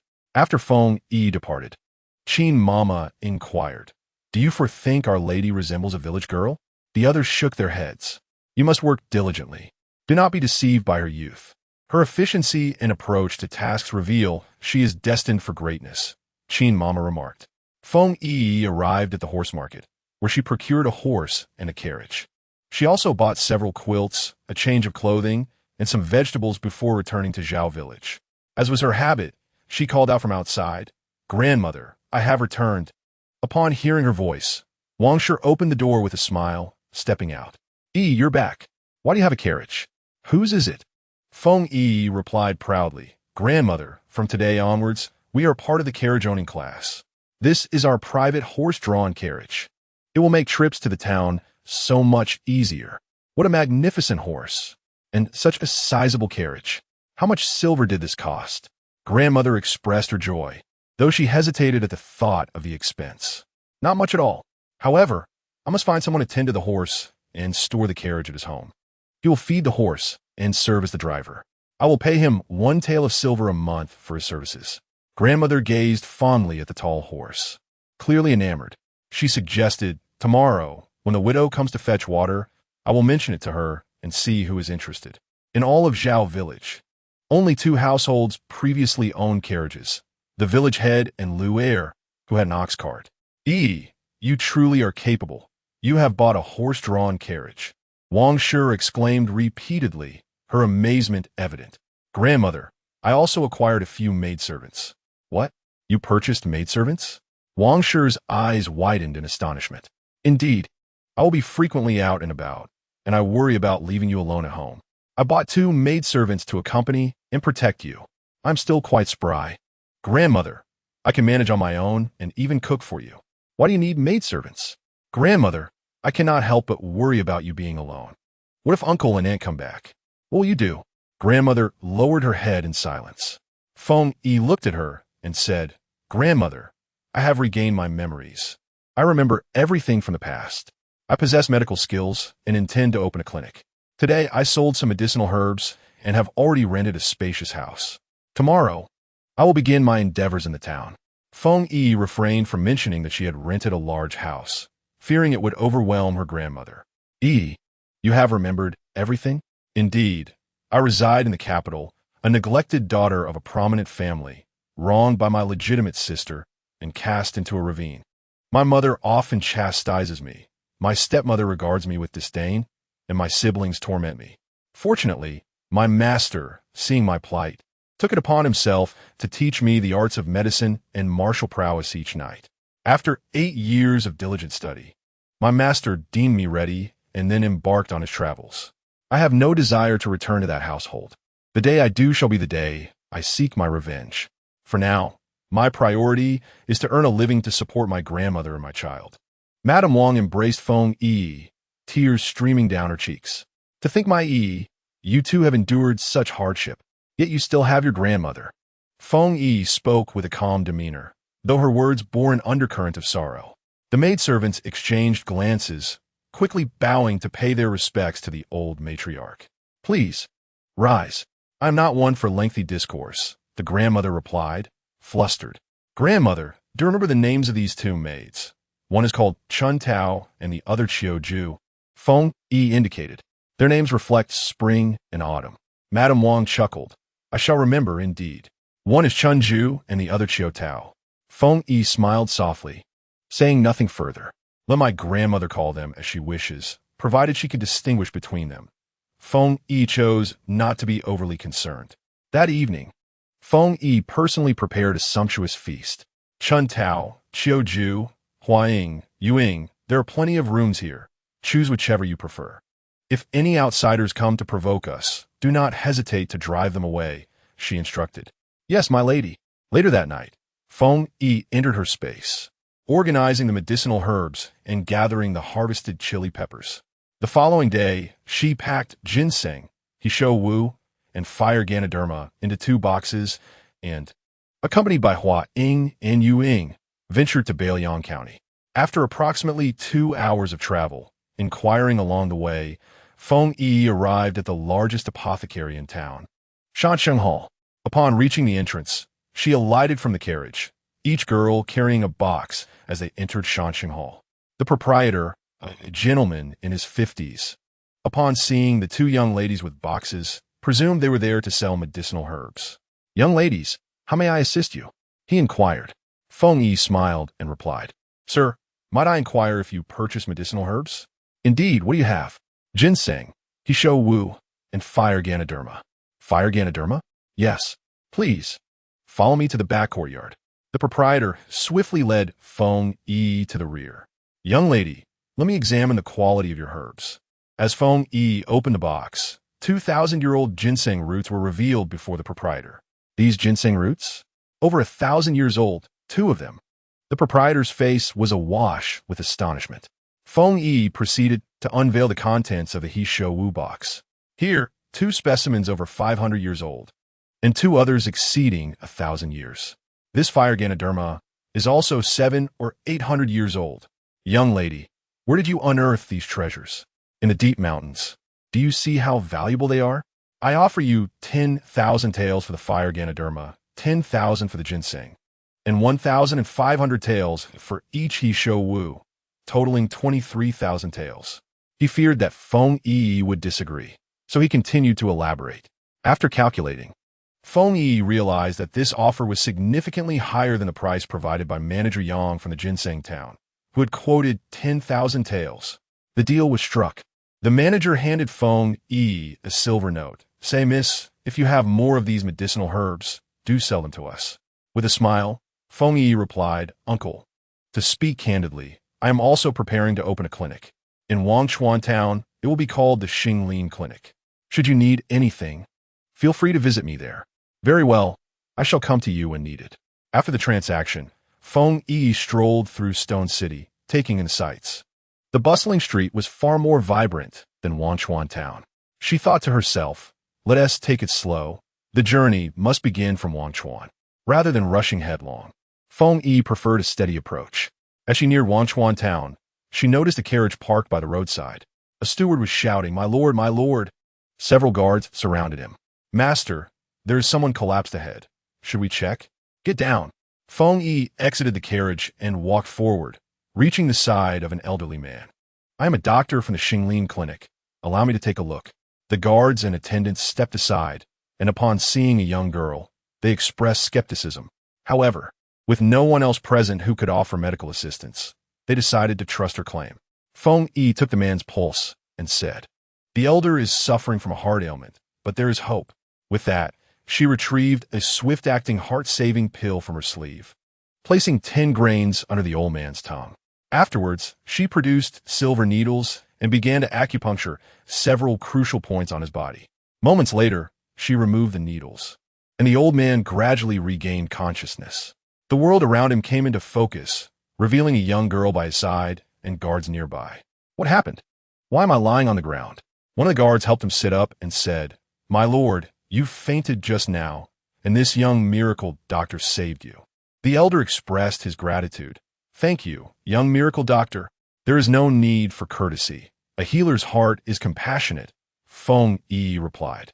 After a brief moment of rest, the elder stood up. He gestured, and a steward approached, saying, "Young miracle doctor, here is 100 taels of silver. Please accept it." "This is too much." "No, please take it," the steward insisted. "Very well, elder, then please accept this bottle of heart-saving pills. When you feel anxious, take 4 or 5 grains under your tongue. And if the situation worsens, feel free to take more. Where shall I find you in the future?" "Next to the marketplace in Wangshuan town. I am about to open the Xinglin clinic where you can find me." "Then until we meet again," Feng Yi echoed. "Until we meet again." With that, she boarded the carriage and continued on her journey. Upon returning to the town, Feng Yi arrived at the Xinglin clinic. Granny Qin had already arranged for people to be busy renovating the hall, some working on the medicine cabinets while others tended to the ceiling. Noticing Feng Yi's arrival, Granny Qin exclaimed, "Mistress, you are back." Feng Yi nodded in acknowledgement. Granny Qin continued, "Mistress, I have hired a manager. He was previously in charge of our estate and is highly capable. Madam, how many capable individuals remain in your household's secret service?" inquired Feng Yi. Granny Qin lowered her head and replied, "My lady, to be honest, there's still over 200 male dark guards and housekeepers." Feng Yi remarked, "Why do I feel that your former master raised these individuals solely for my benefit? What is the skill level of those dark guards?" She continued, "Their abilities are commendable. Our former master was wealthy and influential, but fell victim to local governmental schemes, which led to our misfortune. All the loyal dark guards were purchased, along with 2 cooks.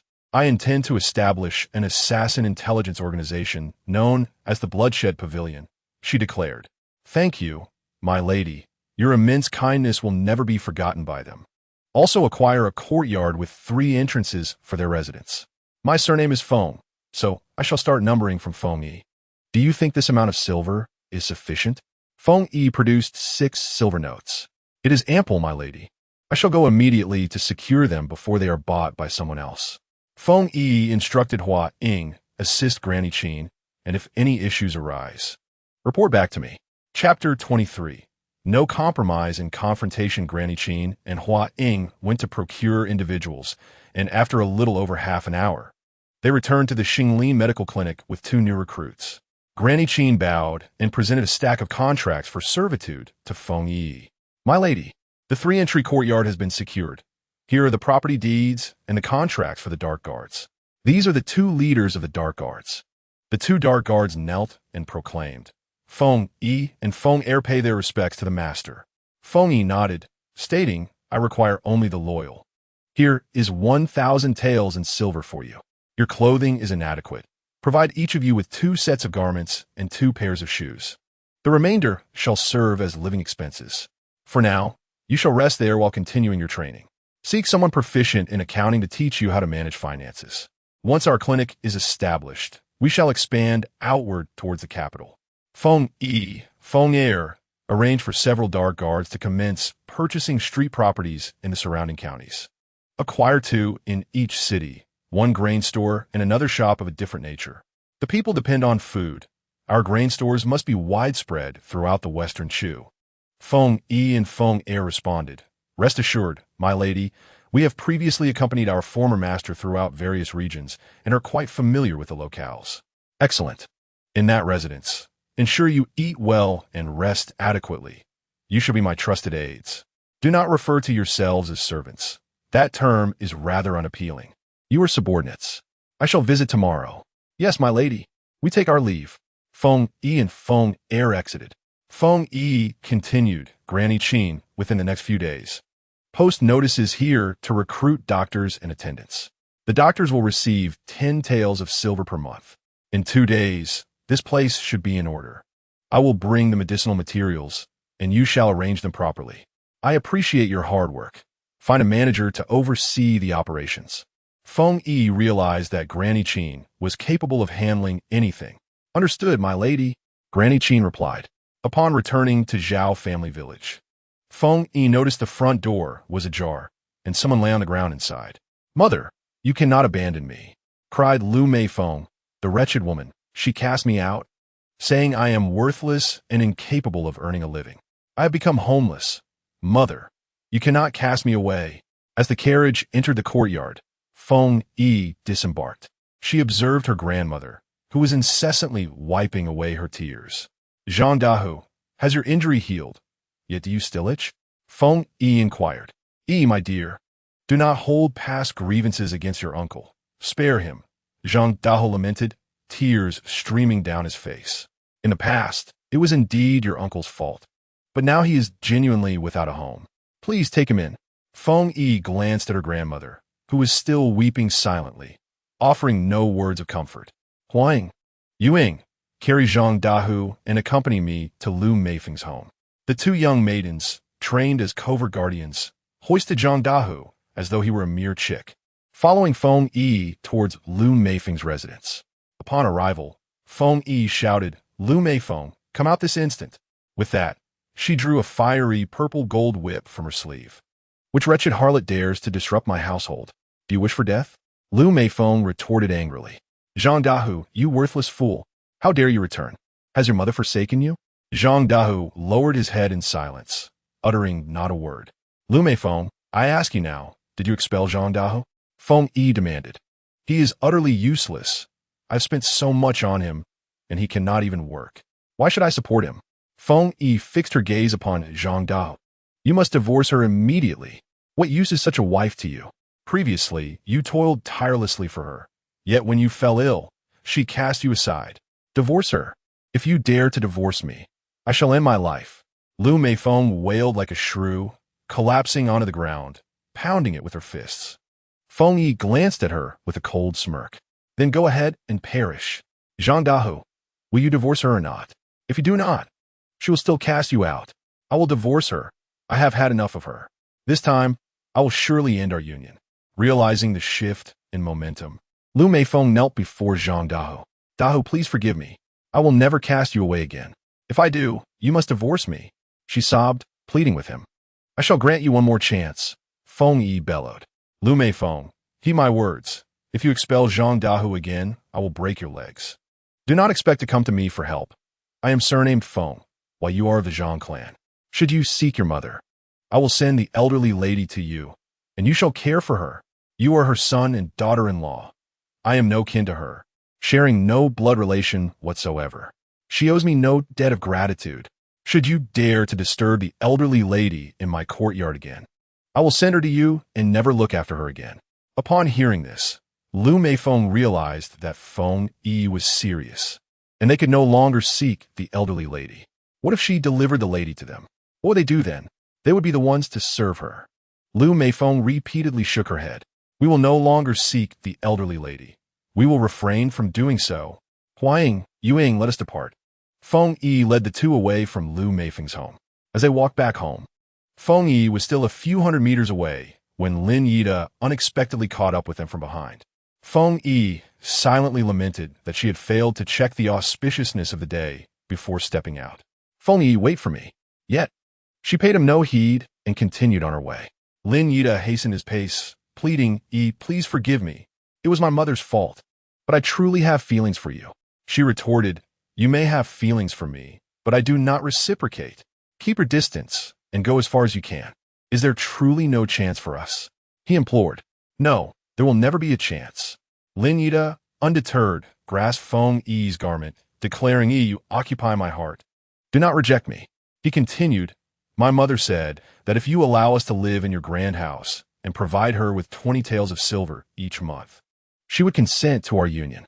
Why should I let you and your mother reside in my home and provide you with silver? I have seen shamelessness, but this is beyond comprehension. Lin Yida, Abandon this foolish hope. Yi. He clutched the hem of Feng Yi's dress. In retaliation, she struck him twice across the face. Huang Yuing, take it down. At her command, the two maidservants began to pummel him, and soon Lin Yida found himself bloodied. Lin Yida, if you cling to me again, I shall strike you again. Let us see whether your life is more resilient than our fists.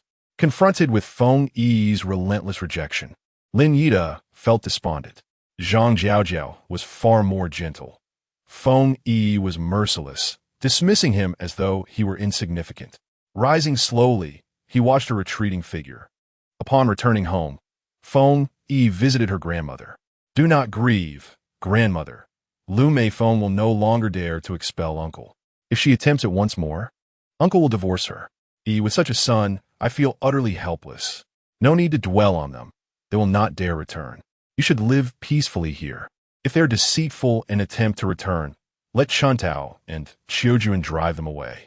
In the afternoon, Feng Yi busied herself in her space, meticulously sorting herbs and packing them into bags, dedicating the entire afternoon to the task. She thought to herself that she should refine some pills, as the locals only consumed decoctions, which were rather cumbersome. The next day, she loaded the herbs onto a cart and, accompanied by Hua Ying and Yu Ying, made her way to the Xinglin Medical Hall.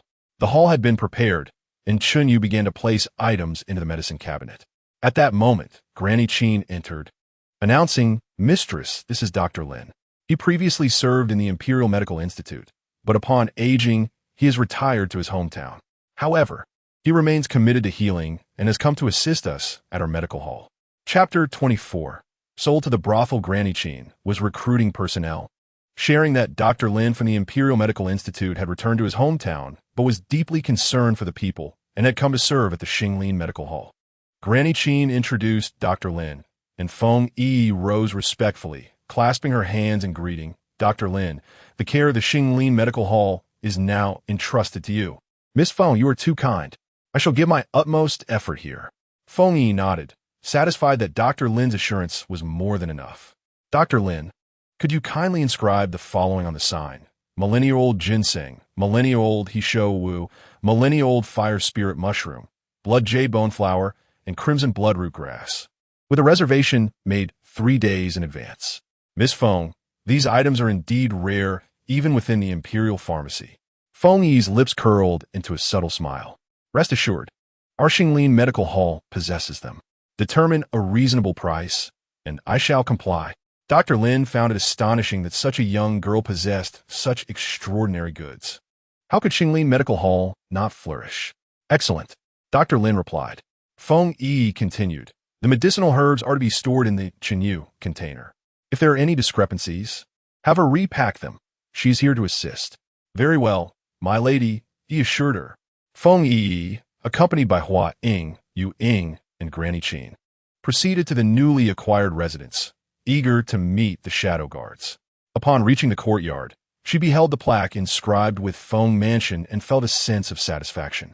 Inside, upon seeing their master, Feng Yi clasped his fists and exclaimed, "Master, I shall summon the brothers immediately." A sharp whistle echoed, and soon everyone gathered in the courtyard. They all clasped their fists, addressing her. Subordinates pay their respects to the master. Feng Yi waved her hand. "There is no need for such formality. We share a bond. You are my family, my brothers, and you shall bear the surname Feng. From now on, as long as I have food to eat, so shall you. I will ensure none of you go hungry. We must first establish a grain business, for food is paramount to the people, especially in times of disaster. When sustenance becomes a pressing issue, I must guarantee your nourishment. Our assassination and intelligence organization is named Dishago. Should we grow stronger, we will inevitably obstruct others' paths to wealth, and they may attempt to eliminate us. Only by becoming sufficiently powerful can we avoid being preyed upon. Every city shall host a branch of Dishago. If there are tasks to assassinate corrupt officials or evildoers, we shall undertake them. Your master is a ghost doctor. There is no poison I cannot resolve. If they cannot defeat us, they will resort to poisoning. You too shall accept tasks involving antidotes for rare toxins. The starting price for our antidote services at Dishagu is 50,000 taels of silver. Across various regions, we maintain brothels and entertainment houses, which are among the most lucrative ventures. Furthermore, we operate medical halls, taverns, and more. In essence, wherever there are people, there shall be members of Dishagu. Our enterprises must span the 4 seas and 8 desolations. Should any sect dare to provoke us, we shall eliminate them with poison. The crowd felt a sense of shame, realizing why their former master had once prospered greatly but ultimately met a tragic end due to his lack of strength. Simultaneously, they felt fortunate to have chosen the right master. She was no ordinary individual. The crowd knelt on one knee, clasping their fists, declaring, "We, the subordinates, vow to follow the pavilion master to our deaths and to create a grand enterprise together." Feng Yiyi smiled. "Of course, should any of you dare to betray me, I possess ample means to make your existence a torment." At that moment, a large rat appeared in the distance, likely in search of food, about 10 meters away. Feng Yiyi produced a silver needle from her hand, swiftly tossing it, and astonishingly, it struck the rat directly. The rat collapsed to the ground, and Feng Yiyi took out a vial of medicine. "Feng Yiyi, pour the medicine over the rat. You all go and see if it still lives." Feng Yiyi, obedient and resolute, led a few of her brethren to confront the rodent. With a swift motion, she poured the potion over the creature. Immediately, a hissing sound ensued, accompanied by a pungent odor emanating from the mouse. In a fleeting moment, the rodent vanished from sight, leaving only a small pool of blood behind. A chill of sweat broke upon the brows of the onlookers. This master was exceedingly cruel, exhibiting a demeanor far from that of a woman, more akin to that of a demon. "You must perceive me as a harbinger of hellish torment," she proclaimed. "I fervently wish that such a fate does not befall you. You may wonder where I procure such wealth. The various rare herbs and flora in my possession are priceless. Even a single specimen holds immense value. Thus, fret not about financial matters. I merely prefer a methodical approach, advancing step by step with unwavering resolve. Such a strategy ensures that one cannot be easily vanquished." Feng Yiyi uttered these words not to flaunt her riches, but rather to quell the skeptical gazes of some lurking shadows. When enlisting the aid of others, it is imperative that they possess certainty and trust. A reassuring promise must be bestowed upon them. Should you harbor doubts, I invite you to visit the Xinglin Medical Hall. A sign stands at the entrance, proclaiming the availability of Millennium Ginseng and Heeshou Wu, provided reservations are made 3 days in advance. Everyone was well aware of the exorbitant price of Millennium Ginseng. Even the former master possessed only a 500-year-old specimen, which was treasured beyond measure. Feng Yiyi noticed the shift in expressions among some, as if a weight had been lifted from their hearts. "Madam Qin will deliver the banknotes. For matters beyond your capacity, return to me." "Understood." Feng Yiyi exchanged a few more words before departing from the Disha pavilion.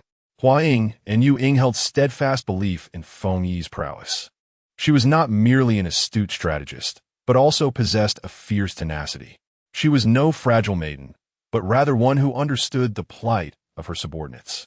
On her return journey, Feng Yiyi happened upon the Baichao Hall and decided to enter.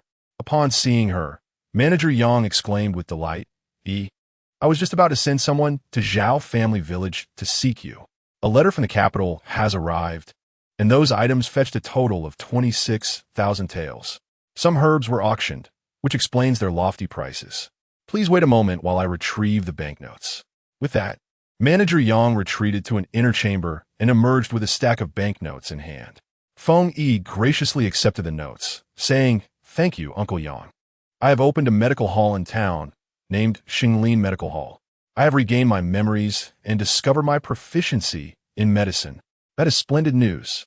Should any matters arise at the medical hall, do not hesitate to seek out Uncle Yang. I shall do my utmost to assist you." "Thank you, Uncle Yang. Here are 2 boxes of medicine for treating leg pain. If they prove effective, I will craft more. Then I must extend my gratitude to you." After exchanging a few more pleasantries, Feng Yiyi boarded a carriage, accompanied by Hua Ying and Yu Ying, as they made their way to the village. As they traveled, Feng Yiyi was startled by a commotion ahead, prompting her to draw back the carriage curtain. To her astonishment, she beheld Xiang Qiao in distress. "Let me go! Help! Help!" A man and a woman were restraining her. Disembarking from the carriage, Feng Yiyi furiously commanded, "Stop! Release Xiang Qiao." "Who are you?" The woman retorted. "Mind your own business. You are meddling in affairs that do not concern you. I am her mother. I have every right to hold my daughter." Feng Yi turned to Xiang Qiao, pleading for her assistance. "Please, save me.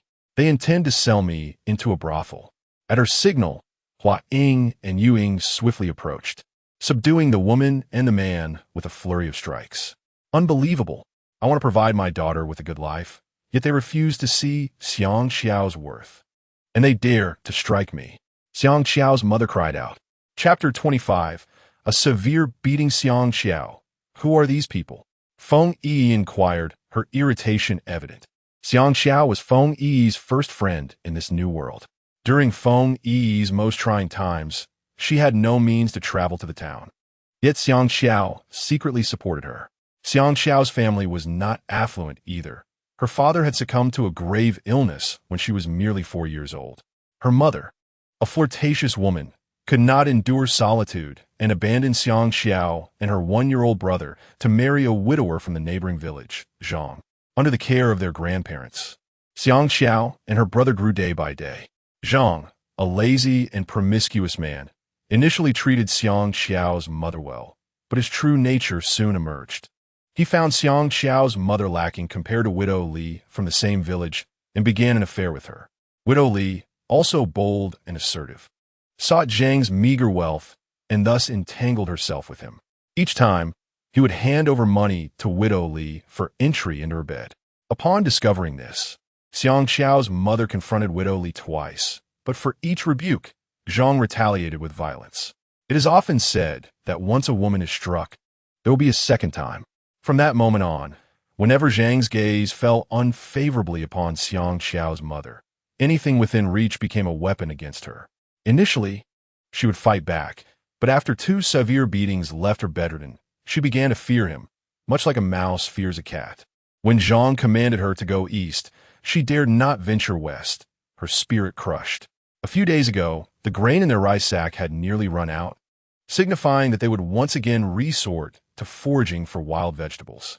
That morning, Zhang grumbled, "You useless woman, do you not know how to earn a living? The grain is gone, and I'm left to eat chaff and wild greens. Are you a man who cannot provide? Must you rely on your wife?" Xiang Qiao's mother, incensed, retorted, "What did you say? Do you not understand the principle of male superiority?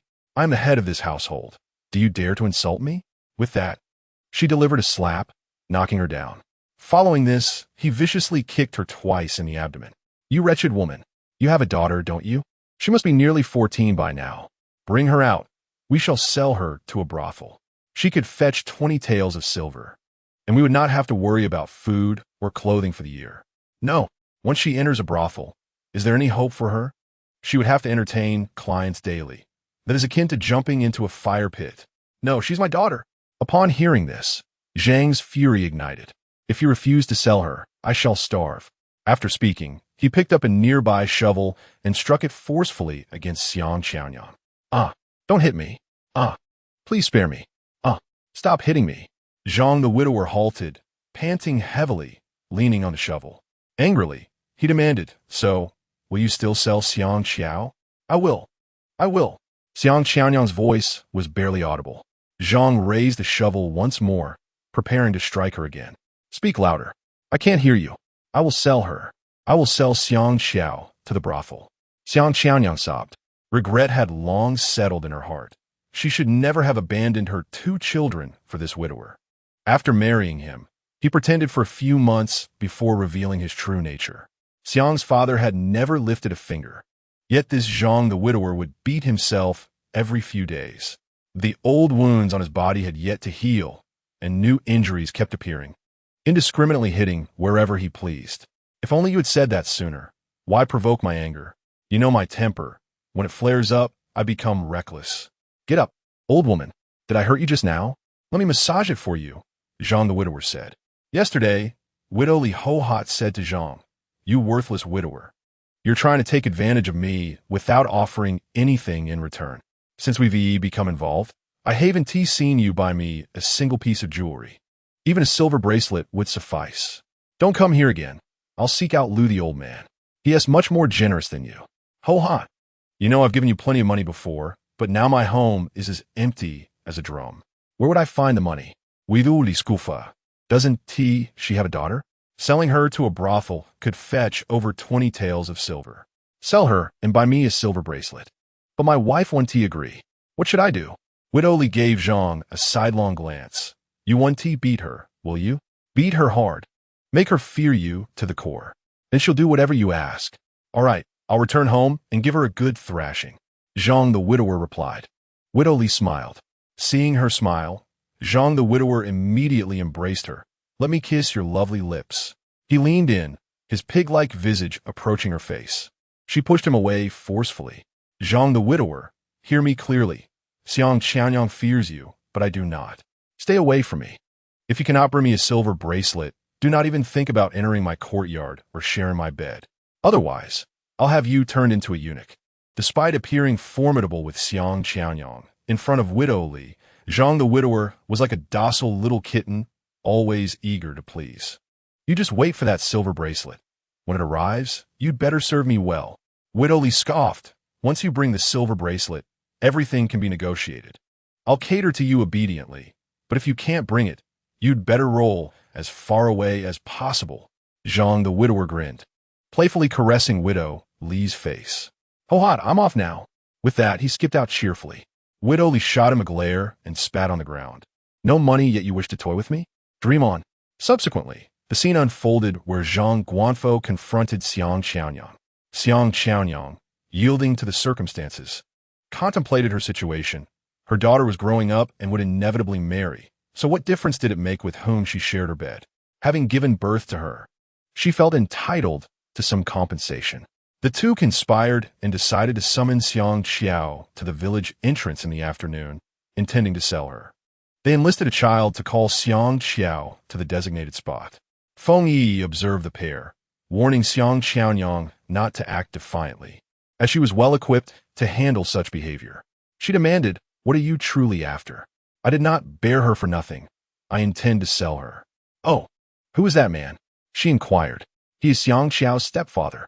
In Feng Yi's mind, stepfathers were rarely virtuous. Perhaps 1 in 1,000 might be decent, but such encounters were exceedingly rare. Feng Yi glared at Zhang Guanfo and questioned, "By what right do you see Xiang Qiao? Am I not assisting Xiang Qiao's mother?" He retorted, "Hua Ying and Yu Ying. Xiang Qiao is my dear sister. You know it must be done." "Indeed, my lord." Hua Ying and Yu Ying began their assault, delivering a fierce beating to Zhang Guanfo. 2 of his prominent front teeth were knocked out, and 3 of his ribs were broken. He quickly fell to his knees, pleading for mercy. "Ancestors, spare me. I shall never again propose selling Xiang Qiao." His words, once spoken, revealed the true instigator of this transaction, his stepfather's ill intentions, confirming the adage that with a stepfather comes a stepmother. Zhang Guanfo faced another round of brutal punishment, rendering his appearance nearly unrecognizable. If one were to gaze only at his head, they might mistake him for a new species of wild animal. Witnessing Zhang Guanfo's disheveled state, Xiang Qianyang rushed to protect him, crying out, "Stop! Please, do not harm him further. If you continue, you may kill him. Let him die. The world would be rid of a scourge." Huang glanced at Feng Yiyi, who offered no indication. In an instant, it was clear that her intent was to punish the unscrupulous couple together. Chapter 26. The scoundrel Xiang Qianyang and Zhang Guanfo conspired to sell Xiang Qiao into a brothel. Feng Yiyi, accompanied by Hua Ying and Yu Ying, returned triumphantly, having successfully rescued Xiang Qiao. On the ground, Xiang Qianyang began to throw a tantrum. Under Feng Yi's subtle direction, Hua Ying and Yu Ying unleashed a torrent of blows upon the unscrupulous pair. Xiang Qianyang cried out in pain, "Xiang Qiao, you wretched child! Why do you not plead for mercy on my behalf? They're going to kill your mother." Xiang Qiao glanced at Feng Yiyi, who reassured her with a comforting gaze. "Hua Ying, deliver a thorough beating to that man. Take Xiang Qianyang away," Feng Yi commanded. Yu Ying pulled Xiang Qianyang aside. Enraged, Zhang Guanfo bellowed, "You wretched woman! Instead of saving me, you only think of yourself. When I return, I will flay your skin and strip your muscles. Xiang Qiaonyang, trembling with fear, could not meet Zhang Guanfo's gaze. Hero, could you spare my man? Otherwise, he may kill me. After speaking, she rolled up her sleeves, revealing the scars on her arms to Feng Yiyi. The marks were evidently inflicted by a shovel. A deep gash lay bare before Feng Yiyi's eyes. Angered, Feng Yiyi glared at Xiang Qiao's mother, exclaiming, "He is nothing but a scoundrel. Why should you endure such treatment from a man like him? He does not regard you as a human being at all. Why does he not strike himself? If you were to retaliate, he would surely kill you. Continue to beat him, just don't kill him. Let that worthless wretch live, and then let's make him a eunuch, a mute." Xiang Qiao's mother fell silent, knowing that another word might provoke her daughter to sever the man's tongue. Zhang the widower lay on the ground, his face bloodied, cradling his head in his hands. Once it seemed he had been sufficiently punished, Feng Yi brandished a dagger before him, declaring, "Scoundrel, shall I cut out your tongue and feed it to the dogs?" With that, she raised the dagger, poised to carry out her threat. Zhang the widower shook his head frantically, pleading, "No, please, spare me. I shall never dare again." Xiang Qiao's mother knelt before Feng Yi, begging, "Please let my man go. I implore you." She bowed her head repeatedly against the ground. Feng Yi's hand fell with a knife, and the man became a eunuch, clutching his mutilated parts and writhing in agony. She then produced a shorter blade and severed his tongue. Feng Yi sighed in exasperation and addressed Zhang the widower. "This time, I spare you. I have not taken your life. Should you ever entertain vile thoughts towards Xiang Qiao again, I will break your legs. Now leave, hurry." Xiang Qiao's mother rushed to assist her husband in standing. He straightened up, shaking off her support, causing her to stumble forward. Feng Yi observed the scene, shaking her head in resignation. She thought to herself, "You lack the spine, willingly lowering yourself, relying on others for temporary rescue, yet they cannot save you for eternity. Xiang Qiao, it seems you are fated to endure such beatings. Are there truly no decent men left in the world that you must cling to this one? Living a life of constant abuse, alas, how disheartening. What worth does Zhang the widower possess? After being beaten, he is as good as disfigured. When they demand you sell your daughter, you comply." As she watched the panicked retreat of the pair, Feng Yi regained her composure. She turned to Xiang Qiao, offering solace. "Xiang Qiao, I believe the man your mother has chosen is not of good character. He harbors treacherous intentions. Should he find an opportunity, he would sell you off. If anyone else calls you out, claiming your mother summoned you, do not heed them. If I cannot find a way to save you, what will become of you?" Xiang Qiao, usually so strong, wept. "She is my mother. How could she sell me into a brothel? That is a pit of fire." Feng Yi placed a comforting hand on Xiang Qiao's shoulder, saying, "To speak candidly, your worth in your mother's eyes is less than that of that scoundrel. Consider her as if she does not exist." Xiang Qiao sobbed uncontrollably, and Feng Yi instructed Hua Ying to escort her home. Upon returning to her own room, Feng Yi felt weary and sank into a chair. She gently caressed her belly, murmuring to her unborn child, "My dear baby, though I have never been a mother before, I shall strive to earn abundantly to ensure your comfort and well-being." Feng Yi sat there, carefully feeling her pulse. Her health was satisfactory. She pondered how to amass wealth in the swiftest manner possible. In these times, money was no longer a concern. She envisioned establishing a thriving pharmacy alongside a skewered meat restaurant. The latter would require lamb, cooking apparatus, charcoal, seasoning, and stainless steel skewers, among other essentials. Feng Yi retrieved paper and pen from her spatial realm, sketching the grill and exhaust pipe. Tomorrow, she would seek out a blacksmith to present her designs and ascertain their feasibility. As for the charcoal burning stove, she had no qualms about sourcing the necessary ingredients. However, she contemplated the method of producing charcoal. Entering her space, she exchanged 10 points for the ancient technique of charcoal making. After studying it for a while, she grasped the essential steps. One must select dry wood, such as oak, willow, or pine, and cut it into small sections. These pieces would then be placed in a charcoal pit or furnace and heated in a closed manner to yield charcoal. In this era, charcoal furnaces were scarce, but she could construct a small charcoal kiln for this purpose. After 8 or 9 days, Once the charcoal had fully cooled, it could be retrieved for use. This technique would be taught to Sister Lu, who made bean sprouts. At that time, she could simply purchase the current charcoal. Feng Yiyi continued to search her space for the recipes for skewers and marinades. The primary challenge was the absence of chili peppers in this age, yet she had cultivated a considerable amount within her space.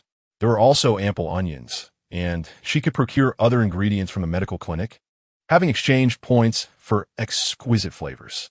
In Yangjia village, 5 out of every 10 households raised sheep, ensuring a steady supply of meat.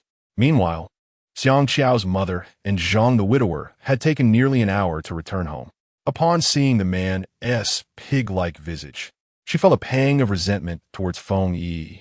She had departed from that village when Xiang Qiao was merely 4 years old.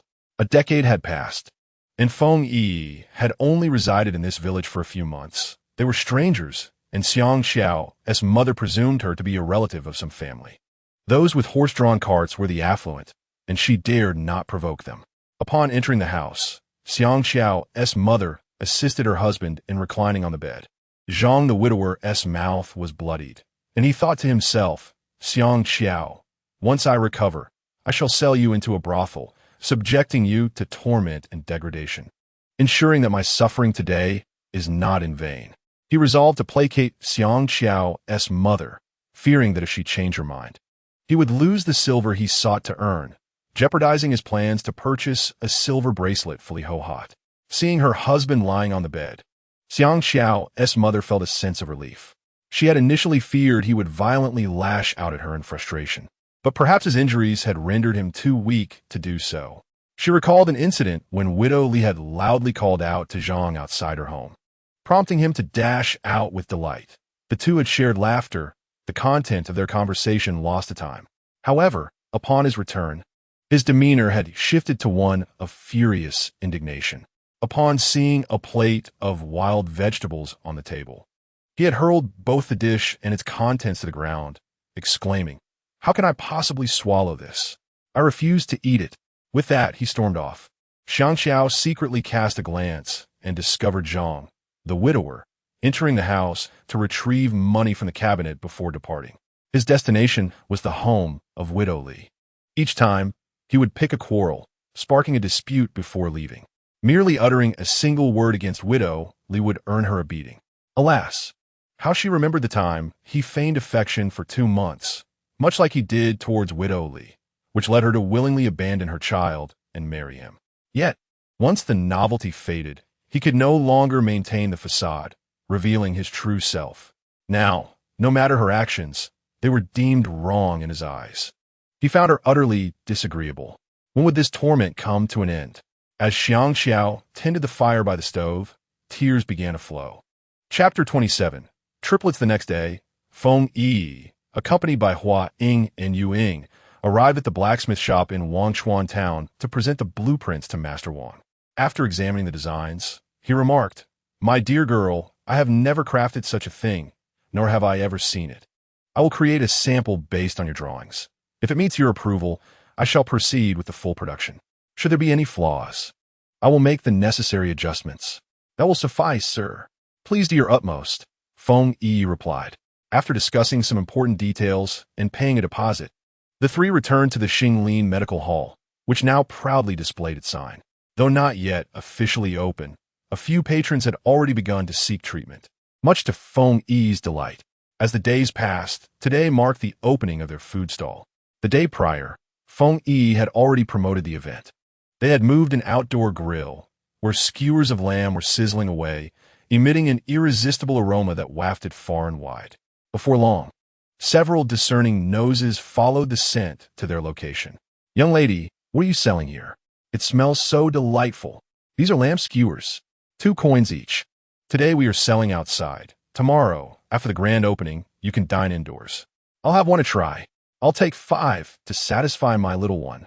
2 for me." As a result, the outdoor grill struggled to keep up with demand. Some customers enjoyed their purchases on the spot. "Heavens, this is exquisite. Give me 5 more." Observing the long queue, Feng Yiyi instructed the cook to bring out another table for grilling. Thus, the staff busied themselves once more. The early customers departed, while newer ones continued to wait, enticed by the sight of others relishing their meals. "We welcome everyone to come and taste our skewers tomorrow," Feng Yiyi cheerfully announced. The following day, during lunchtime, eager patrons arrived early. From that point on, the popularity of freshly grilled meat skewers skyrocketed, attracting many visitors from distant places who wished to indulge in the delicacies. Recognizing the favorable moment, Feng Yiyi began to open additional stalls. Meanwhile, only about 20 individuals remained in Wangchuan town from the Dishaga group, with the rest dispatched elsewhere. In just over 4 short years, thanks to ample financial resources, Feng Yiyi's establishments flourished across the country, a tale for another time. At the medical hall, just days prior, Feng Yiyi had personally performed cesarean sections on 2 women facing difficult deliveries. In the morning, Feng Yiyi addressed Qinyu and Luo Yin, saying, "Today's procedure requires your attention. You must learn how to safely deliver the child and suture the wound. When the time comes for my delivery, I will need your assistance." "My lady, you are so young. Surely you can give birth unaided," they exclaimed. "What do you mean? After birthing 3 little ones, I will be left with nothing." "3," they echoed. "Indeed. Hence, my life is entrusted to your capable hands. To commence a cesarean section, we must first prepare the skin to minimize the risk of bacterial infection. Anesthesia must then be administered, followed by the insertion of a catheter. The abdominal wall consists of 7 layers, which must be meticulously stitched one by one. After the procedure, it is essential to pass gas before any nourishment can be consumed. Word has spread throughout the villages that a cesarean can alleviate the perils of childbirth, leading many to seek appointments with Feng Yiyi. In this era, a woman's life hangs in the balance when giving birth. Some have even lost their lives in the process. The initial surgeries were performed by Feng Yiyi herself, guiding Qinyu and Luo Yin in their learning. Once she felt they had acquired sufficient skill, she allowed Qinyu to take the lead while she observed closely. As time passed, Feng Yiyi noticed Qinyu's growing proficiency and eventually stepped back. Time flew by, and soon Feng Yi's due date arrived. Grandmother had prepared 3 tiny quilts and outfits, while the midwife and wet nurse awaited the occasion. Feng Yiyi was filled with anxiety, stating, "Qinyu, I will attempt a natural birth first. If it fails, I shall resort to a cesarean." When Feng Yiyi saw the first signs of labor and felt excruciating pain, 3 children were born, crying loudly. "Congratulations, my lady. You have 2 boys and a girl, a perfect set." Feng Yiyi, utterly exhausted, inwardly cursed, "You scoundrel. When I find you, I shall have my vengeance." She lamented her suffering, nearly overwhelmed by pain. Meanwhile, far away at the border, Long Xianling sneezed thrice, wondering, "Who is cursing me? I am not ill. Why am I sneezing?" Everyone was filled with joy. Granny Qin, the wet nurse of the former mistress, was adept at managing childbirth. She busied herself with preparations, while the likes of Baiyu and Xiao Hua attended to the lady in the courtyard. Qinyu and Luo Yin returned to the medical hall to continue their assistance. It was only after a month that Feng Yiyi regained her freedom. During her confinement, she sought to wash her hair, but Granny Qin forbade it, insisting that the postpartum woman must avoid drafts. Chapter 28. The encounter between Long Xianling and his daughter. Once Feng Yiyi completed her confinement, the wet nurse took care of the children. Feng Yiyi named the 3, Feng Li, Feng Yu, and Feng Wan. The 2 sons were robust, but little Feng Wan was frail and prone to fainting spells. Her blood type was distinct, undoubtedly inherited from her father. Feng Yiyi had already researched a remedy for Wanner's condition, yet it required a rare ingredient, blood from a direct relative with the same blood type. If she could procure all the necessary materials, she could concoct a pill that would cure Wanner. However, where could she find Wanner's biological father? The original owner had plunged into a cold pool, taken by the scoundrel who left behind a jade pendant, leading to her tragic fate. 3 months later, after the original owner had jumped into the river, Lu Er rescued her, allowing her to traverse into this new existence. Little did she know that scoundrel bore an appearance both repugnant and unworthy. However, judging by the features of her 3 children, her daughter resembled her closely, possessing a pair of luminous, enchanting eyes, willow-like eyebrows, and fair skin. In contrast, The two sons did not bear her likeness, but rather took after their father, albeit they were handsome in their own right. The twins, born from a single pregnancy, were nearly identical, both sporting sharp eyebrows and captivating eyes, with prominent noses and slender lips. Upon the children reaching the age of 1, Feng Yiyi engaged a private tutor to educate them and sought out a top-tier shadow guard to impart martial skills. The three children also exhibited an interest in medicine. During their leisure, Feng Yiyi took it upon herself to teach them the art of healing. By the age of 6, endowed with remarkable memories, they had mastered most of Feng Yiyi's skills. In their idle moments, the trio engaged in concocting poisons and antidotes. Regarding martial arts, they diligently learned the supreme lightness skill. Internal cultivation methods, swordplay, and whip techniques, all passed down by the esteemed Master Xianxun of the Tianji sect. With their extraordinary talents, the children flourished in their studies. During a foraging excursion, Feng Yiyi fortuitously discovered the blood essence demon fruit and the earth heart fire spear herb. By combining these with other medicinal plants, she crafted 3 life-saving elixirs. She commissioned a gold gourd pendant for each child, threading it with red cord to encase the pills securely, which they wore around their necks. Her intent was clear: should peril ever befall them, as long as they drew breath, consuming the elixir would ensure their survival. These were the only 3 life-preserving potions she possessed. In the realm of wanderers and healers, tales of a ghostly doctor residing in Wangchuan town were widespread, though one must secure an appointment at the Disha Pavilion. This ghostly doctor was known for her irritable temperament. Her willingness to treat patients hinged entirely on her mood. Even if one offered a fortune, should she be in poor spirits, she would decline to attend. This ghostly doctor was none other than Feng Yiyi, who had now become quite affluent. At present, Feng Yi's career was flourishing. Observing the increasing frequency of Feng Wannerous ailments filled her with concern. She retrieved a finely crafted jade pendant, inscribed with the character Ling. She speculated that this might be a name or courtesy name associated with someone of decent means, as such a pendant would command a value exceeding 10,000 taels of silver. For one Er's sake, she resolved to journey to the capital. It was time to seek vengeance. In the afternoon, Feng Yiyi brought her 3 children to their grandmother's abode.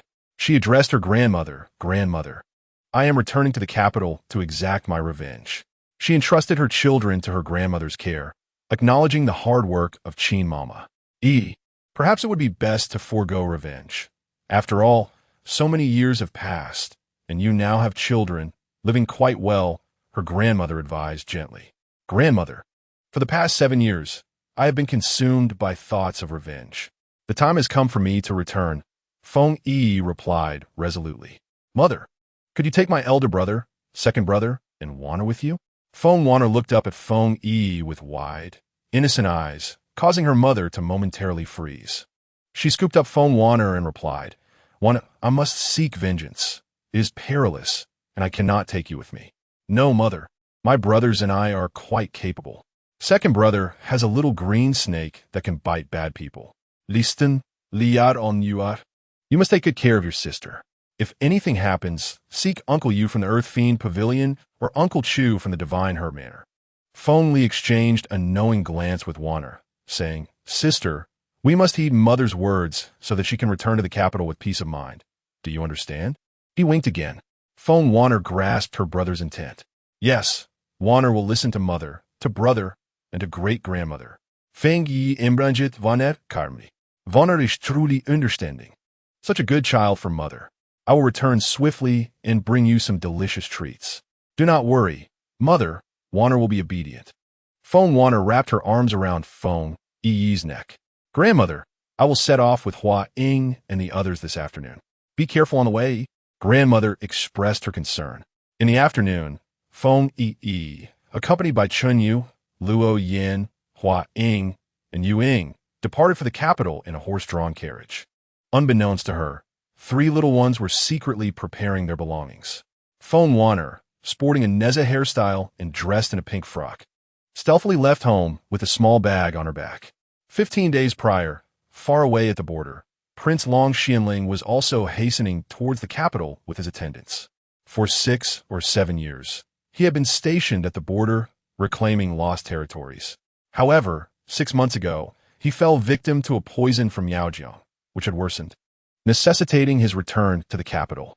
Feng Wanner trotted along the path with her short legs. At that moment, Prince Long Xuanling's carriage happened to traverse the same road.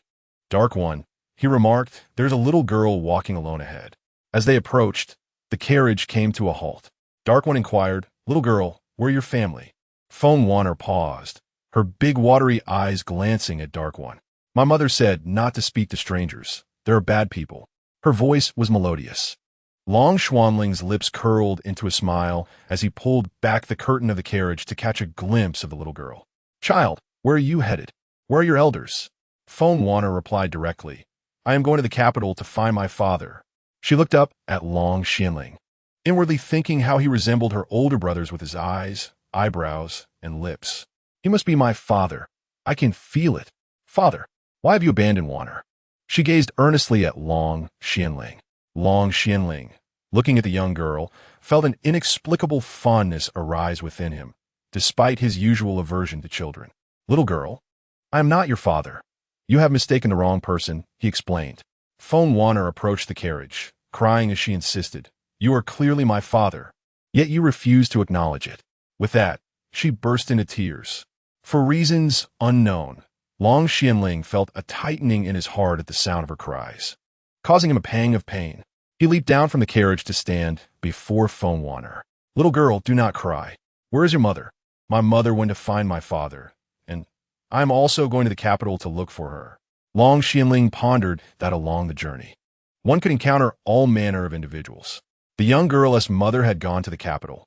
He hoped she would not fall prey to unscrupulous people. Little girl, I am on my way back to the capital. Allow me to give you a ride. Once we arrive, you can search for your mother. Thank you, father. Feng Wanner exclaimed, wrapping her arms around Long Xuanling's neck and planting a kiss on the face of the cold-blooded prince. I knew you would be the best. Though Long Xuanling was known for his ruthless demeanor on the battlefield, this unexpected gesture left him momentarily flustered. In Chapter 29, the prince felt a warmth enveloping him.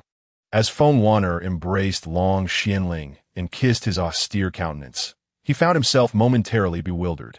At 17, during the pacification of the region, he had met Feng Yiyi, who was 14. Now, 6 years had elapsed, and he was 23. If it were anyone else, the child might well be of an age comparable to, or even older than this little girl. Long Xuanling lifted the petite girl into the carriage, her light frame making it effortless, and then he joined her inside. An inner voice mused, When did our prince become so compassionate? In the past, you have kicked away anyone who dared to draw near. Was the sun rising from the west today? Father, Feng Wanner remarked, gazing at Long Xuanling. You are truly handsome. You are fit to be my father. Father, you must be tired from the journey.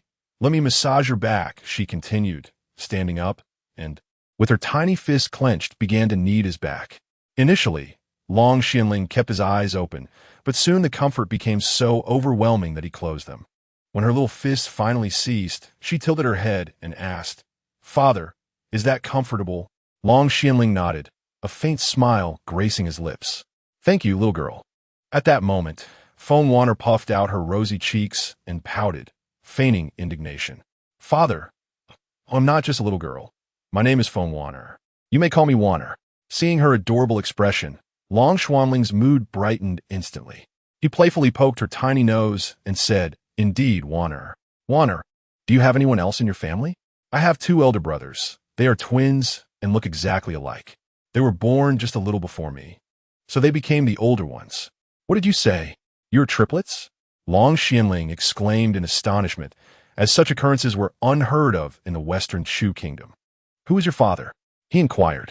Feng Wanner assumed an innocent demeanor and replied, My mother says my father is a heartless man who abandoned her. Father, you must have your reasons. Otherwise, you would not have left us, right? Wanner, I assure you I am not your father. I am not married. How could I have a child? Feng Wanner cast a glance at the prince, then lowered her head. I will make you acknowledge us, for I possess ample patience. Long Xuanling was left speechless, inwardly reflecting on how it sounded as though he were a heartless man who had abandoned his daughter. Yet over the years, he had maintained his integrity and had not sought out any women. Wanner, how old are you this year? He asked. Feng Wanner proudly extended her chubby little hand, displaying 6 fingers. 6 years old, with a tender, childlike voice that sounded like the sweetest of melodies.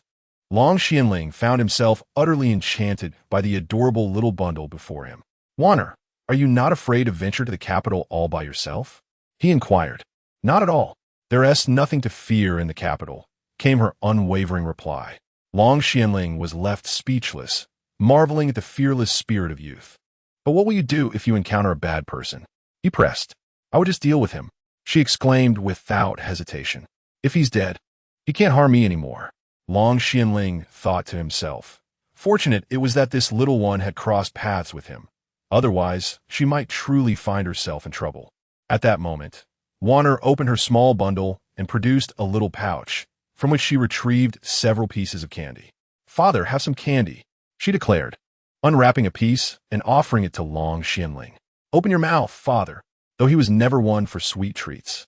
The sight of her cherubic face made it impossible for him to refuse.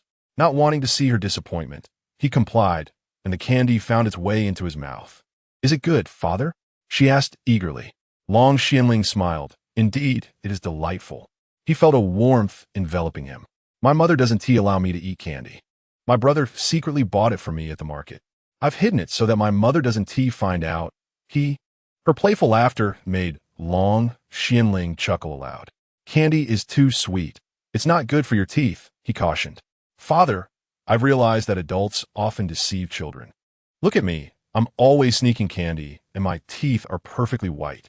We shouldn't believe everything adults say. Long Xianling pondered what kind of parents could raise such an endearing child.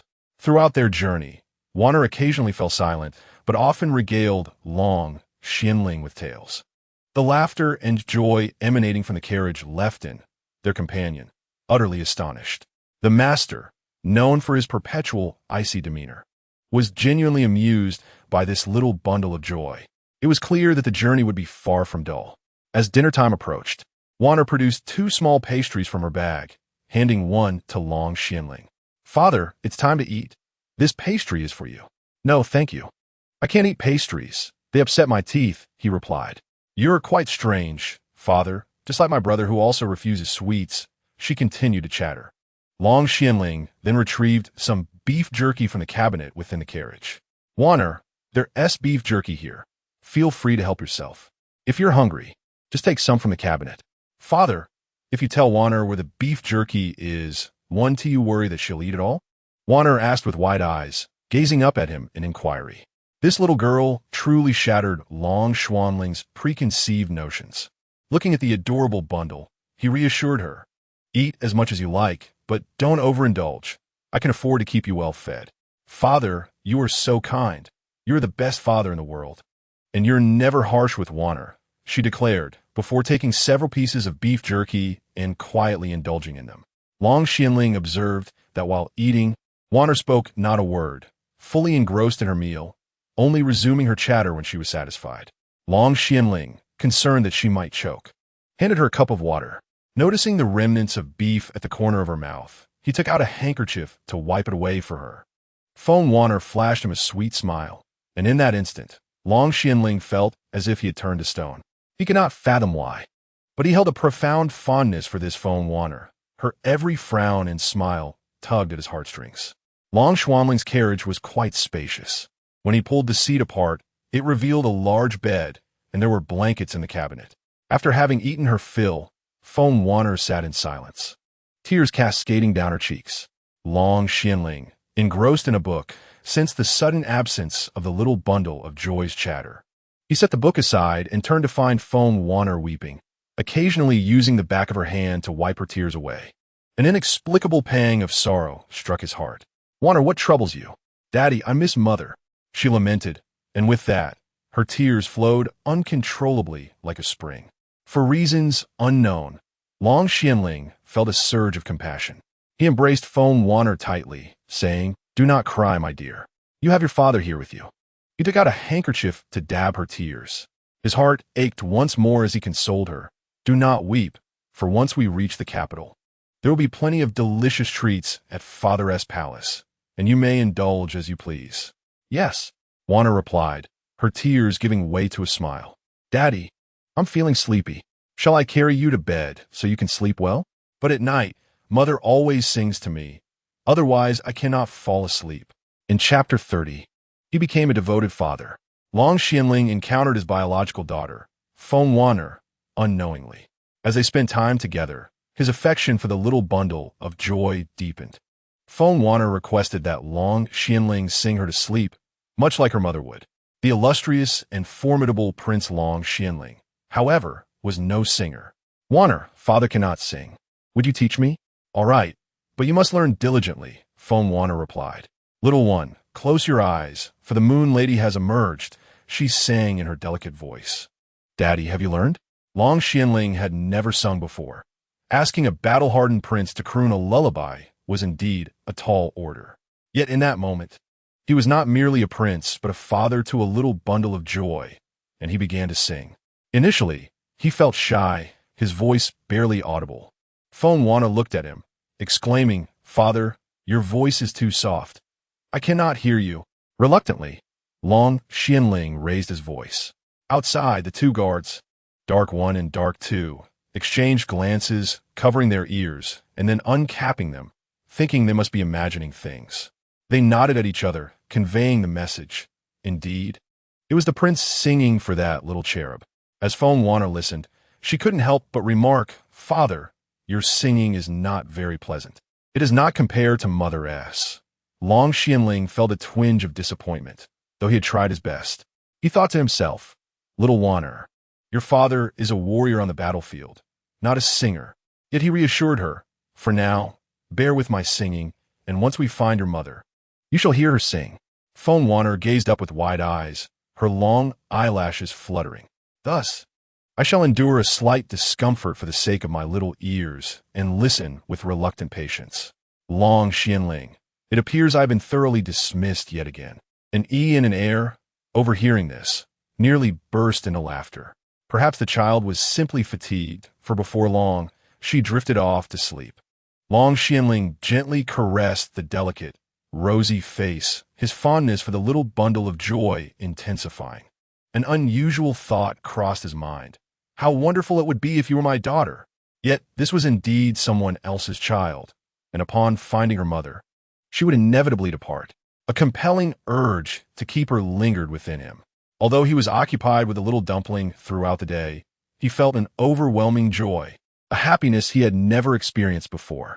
Was it possible that he truly yearned to start a family, to have a child of his own? In Zhao village, Feng Li and Feng Yu were each engaged in their own tasks within their respective rooms. Feng Yu, being quite astute, produced several pills and addressed Feng Li. Elder brother, could you kindly deliver these medicines to Aunt Lu? There what she requested. My stomach is in excruciating pain. Please, would you take them for me? Feng Li replied. Feng Yu, shall I escort you to the Xinglin Medical Clinic instead? Feng Yu's eyes darted around. No. Elder brother, I shall be fine after resting for a moment. He thought to himself, if I venture out, will I even be able to return? Very well, behave yourself. I shall deliver them, Feng Li responded, taking the pills and departing.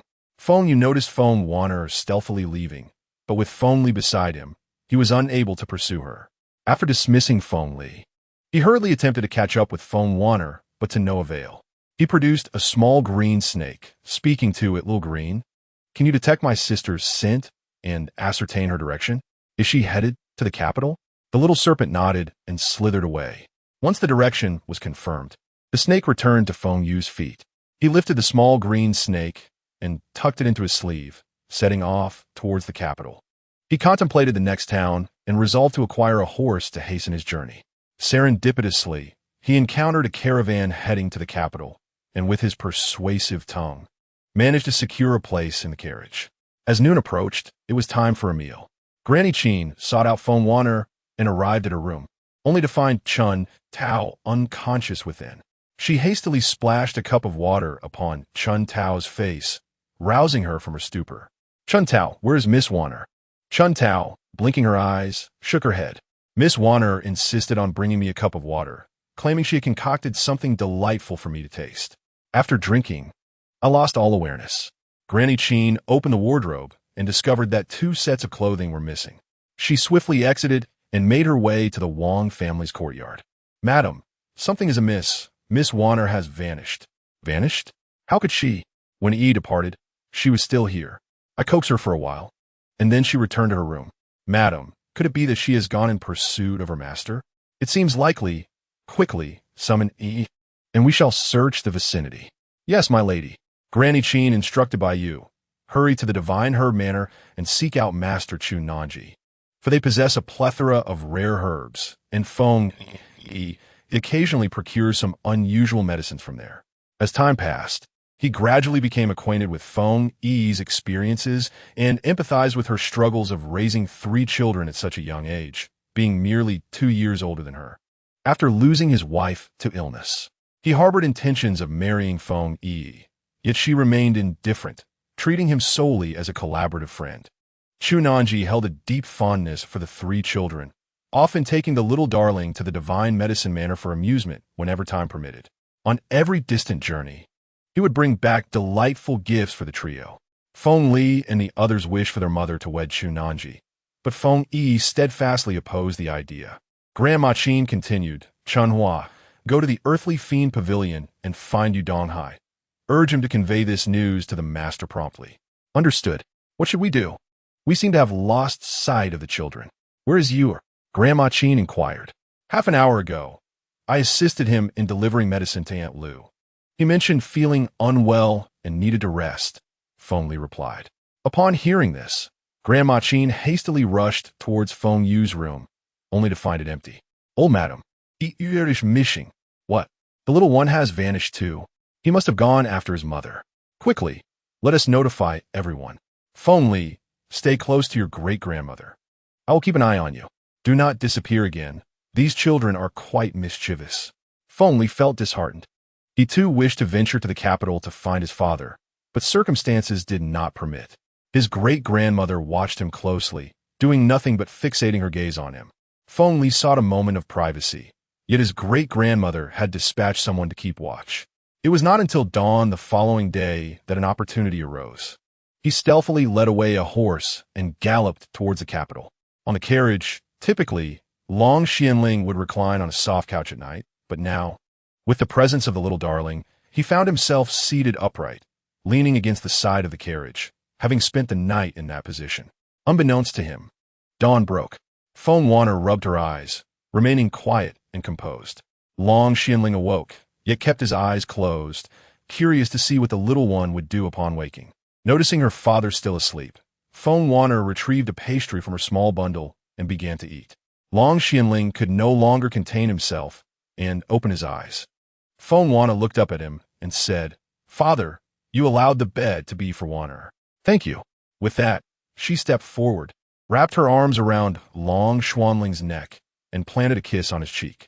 Chapter 31. Return to the Wangfu. Long Xianling and the little darling Feng Warner shared laughter and conversation along the journey. The carriage came to a halt by the roadside for a rest. The little one disembarked, wandering back and forth on the ground. The prince stepped down as well, gazing at the fading sun. At that moment, several carriages approached in the distance, each adorned with a flag. The Guan family escort agency was a convoy responsible for transporting goods. Feng Yu observed a little girl in pink in front of her and said to the escort leader, "Uncle, thank you. I have found my sister." "Where is your sister?" he inquired. "She is the little girl by the roadside ahead. I wish to disembark." With that, she took out 10 coins from her bundle. "Uncle, here is your fare." The escort leader chuckled. "Child, I do not require payment. It is merely a matter of convenience." "Thank you, uncle. I'm getting off now, until we meet again in the martial world," Feng Yu said, clasping her hands in respect. The escort leader reciprocated the gesture. Feng Yu dismounted from the carriage, and the convoy continued its journey. As they passed the luxurious chariot of the Xian Wang, the head of the escort was struck by its grandeur. The people by the roadside donned magnificent python robes, clearly indicating the presence of royalty. The escort made no halt, advancing forward. At that moment, a small figure in a green outfit, resembling a plump dumpling, came running towards Long Xianling's sister. "Sister," Feng Yu's melodious voice rang out. Long Xianling turned to the source of the sound, spotting yet another adorable child. With striking phoenix eyes and slanted brows, the little one exuded a natural charm. Feng Wanner leaped up joyfully upon seeing Feng Yu, exclaiming, "Second brother! Second brother!" Realizing that the little dumpling's brother had arrived, Long Xianling understood the connection. Feng Yu examined Feng Wanner closely, asking, "Sister, are you hurt?" "No, second brother, I found father." "You found father?" Feng Yu patted his own head and then Feng Wanner's, puzzled by her words. "But you seem fine. Why speak such nonsense?" "It's true.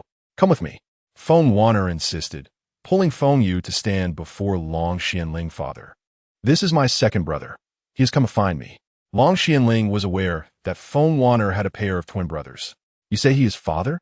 "Yes, father is wonderful. He is truly my father." Feng Yu scrutinized Long Xianling, who returned the gaze. "Thank you, sir, for helping my sister," Feng Yu expressed. "Second brother, he is not just a sir. You must call him father," Feng Wanner interjected. "Father, this is my second brother," Feng Yu, feeling somewhat embarrassed. Feng Yu observed the man, clad in python robes, exuding an extraordinary demeanor, concluding that calling him father would not be a loss. "I am Feng Yu, Wanner's second brother. May I also call you father?" Feng Yu gazed at Long Xianling with hopeful eyes, awaiting his response. Unable to refuse, Long Xianling smiled and said, "If you wish to call me that, then so be it. Father, are you married?" "This prince is not yet wed." Feng Yu appraised Long Xianling once more. Not bad. Quite handsome and distinguished. His bearing is remarkable. He could indeed be my father." "Father, let me introduce you to our mother. She is beautiful, clever, and possesses a remarkable memory. If you see her, you will surely like her." Long Xianling nearly laughed aloud at the audacity of this young child, attempting to play matchmaker for his mother. Feng Yu continued, "I must tell you, Uncle Chu has been pursuing my mother. If you don't act quickly, you might miss your chance." "Does your mother know about this?" Long Xianling inquired. "How could she? If she knew, my allowance would vanish." Feng Yu replied, "Just think, if you marry my mother, you would gain not just a wife, but 3 children at once. We are all charming and well-behaved. You would be making a great bargain." Dark 1 and Dark 2 listened, stifling their laughter, realizing that their lord was being offered the role of an instant father, along with 3 children, which would save him years of effort. If the Xianwang were to hear this, they would surely be sent to the Shadow Guard camp for reformation. As he glanced at Long Xianling, he remarked, "Your Highness, it is time to board the carriage." Long Xianling lifted Feng Wanner into the carriage, and just as he was about to pick up Feng Yu, the little chubby one leaped onto the vehicle with surprising agility. It seemed she was quite skilled. "Father, from now on, you may call me Yuer," she declared. "Yuer, are you not afraid to walk alone?" he inquired. "Not at all. If anyone dares to harm me, I shall poison them," she replied boldly. Long Xianling mused, "Are the children of today so domineering? Is it true that the fearless nature of the young knows no bounds?" Throughout the journey, Long Xianling observed the 2 little ones. Initially, they were engrossed in play, but soon enough, they began to bicker. Feng Wanner exclaimed, "Last time, when you went to the river to catch fish, I kept it a secret from mother. But I went to the market to buy you candy, didn't I? I even paid off the bribe, yet mother still found out." Feng Yu retorted, "That was not my fault. I am quite trustworthy," she defended herself. "Indeed, you did not explicitly say so. But when mother asked about the candies, you certainly revealed that Yuer went to the river. What exactly did you say, dear sister?" "I know," she responded. "Doesn't that equate to informing mother? But I never said you went. I merely stated I knew." "Wanner, you are truly remarkable. You ate the candy I provided, and also enjoyed the reward from mother. You are indeed reaping benefits from both sides." Listening to their playful banter, Long Xianling chose not to intervene, finding joy in their spirited exchange. Before long, they arrived at the capital, and the carriage came to a stop before the grand entrance of the Xianwangfu. Feng Wanner and Feng Yuer disembarked. The estate's entrance was a striking black door, flanked by 2 stone lions. A plaque adorned the door, gilded with the characters Xianwangfu, exuding an air of grandeur. "Father's home is truly impressive," exclaimed Vanya.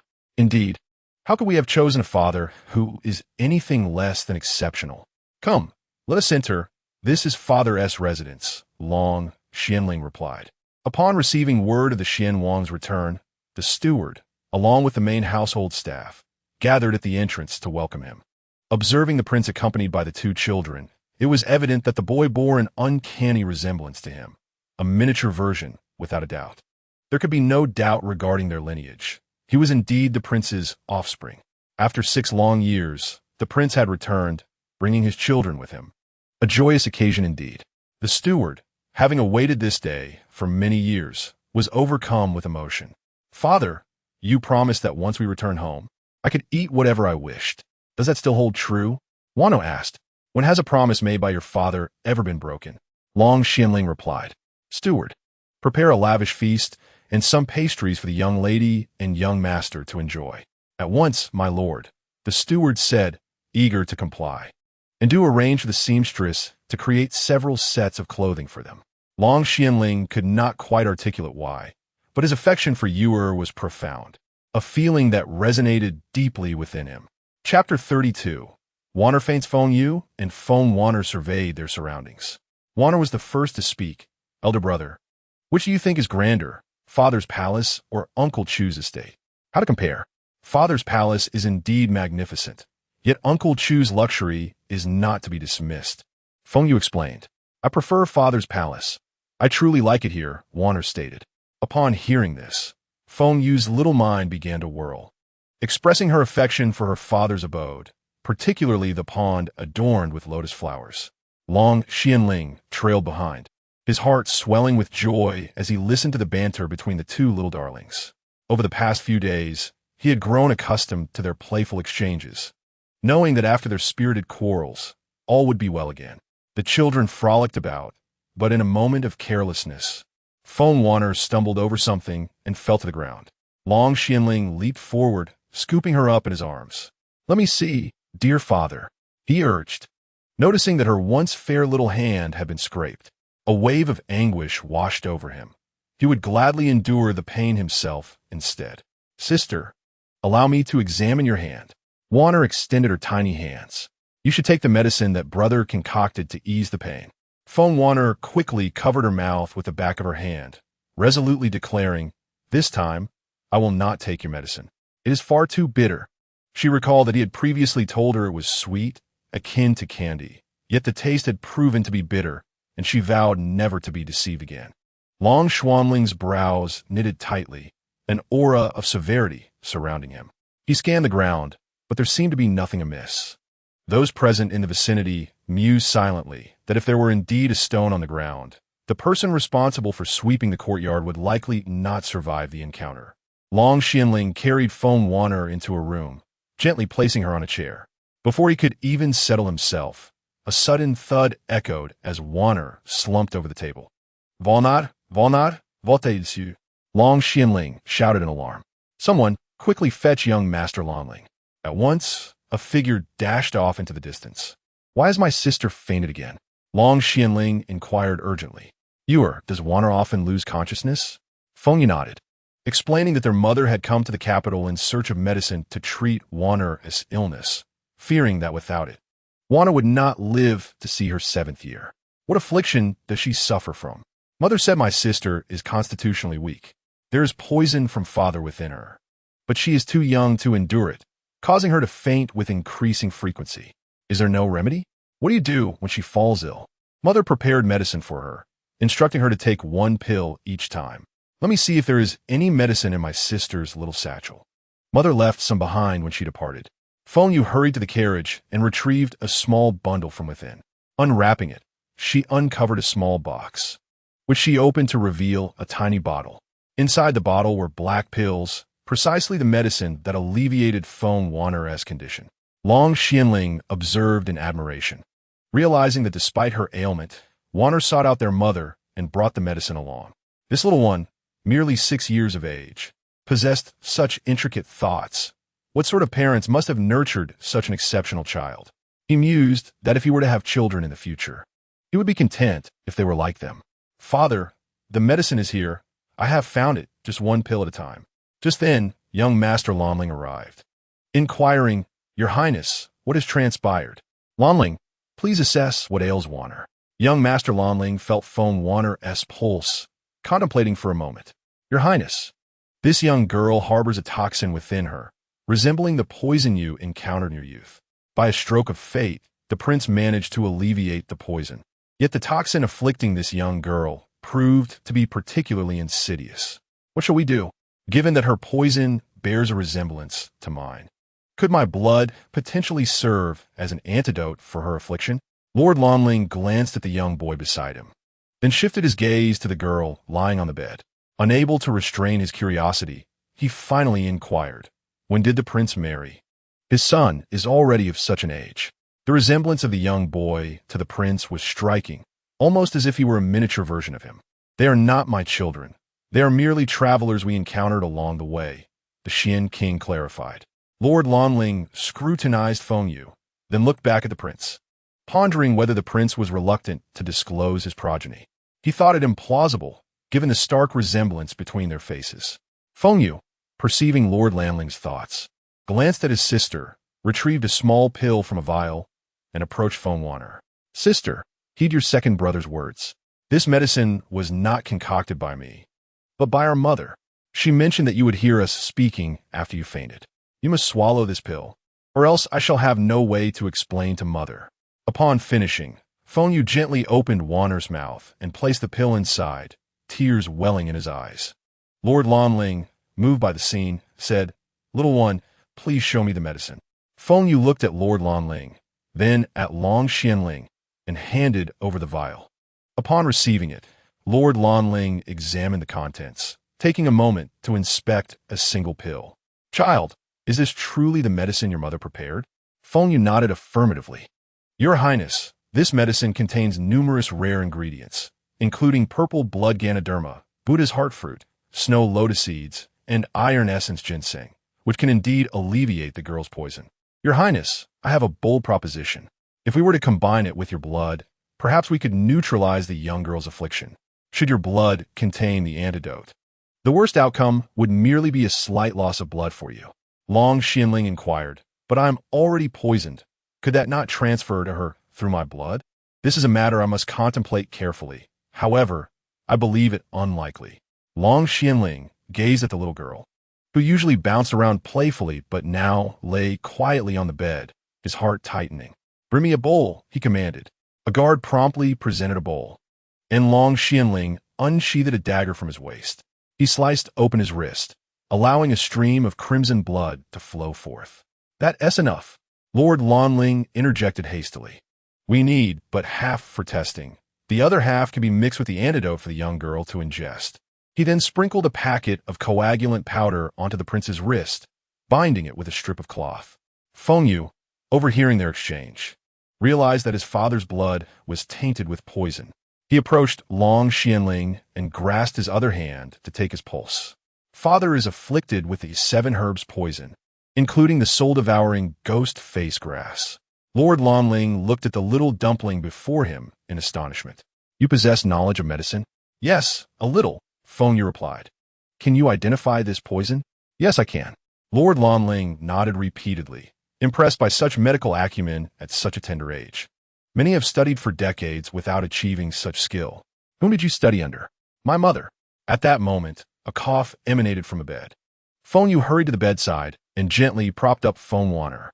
Sister, are you all right? Yes, second brother. I want father. Upon hearing Wanner call out, Long Xianling rushed over. Wanner, father is here. Feng Wanner grasped Long Xianling's hand, exclaiming, Father, you must not vanish while Wanner is asleep. Chapter 33. A verbal duel with the white lotus. Feng Wanner had fainted, and as he gazed upon her serene form lying on the bed, Long Xianling felt as if his heart were bleeding. When Feng Wanner awoke, the first person she sought was her father. She sensed deeply that this prince was indeed her biological father. Long Xianling looked at Wanner, assuring her, Wanner, father will not leave you. I shall watch over you always. If you grow weary, rest for a while. Once you feel better, father will take you out to play. Father, let's make a pinky promise. Binding it for 100 years, she replied. Thus, Feng Wanner and Long Xianling made their vow.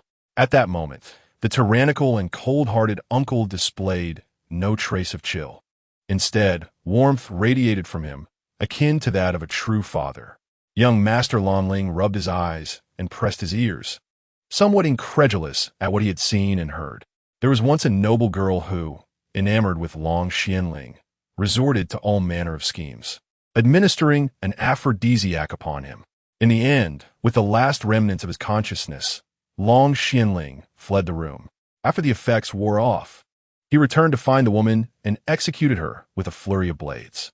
Long Xianling regarded Feng Yiyi as one would a precious treasure. Feng Yiyi watched from the side, filled with envy. He too wished to hold his father's hand.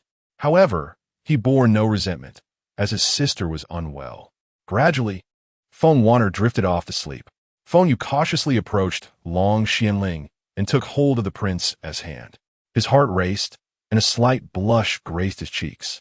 Long Xianling glanced down and embraced Feng Yiyi, who was overjoyed. He mimicked his sister and planted a kiss on the prince's cheek. Long Xianling's heart momentarily turned to stone. He had not anticipated that having children could bring such joy.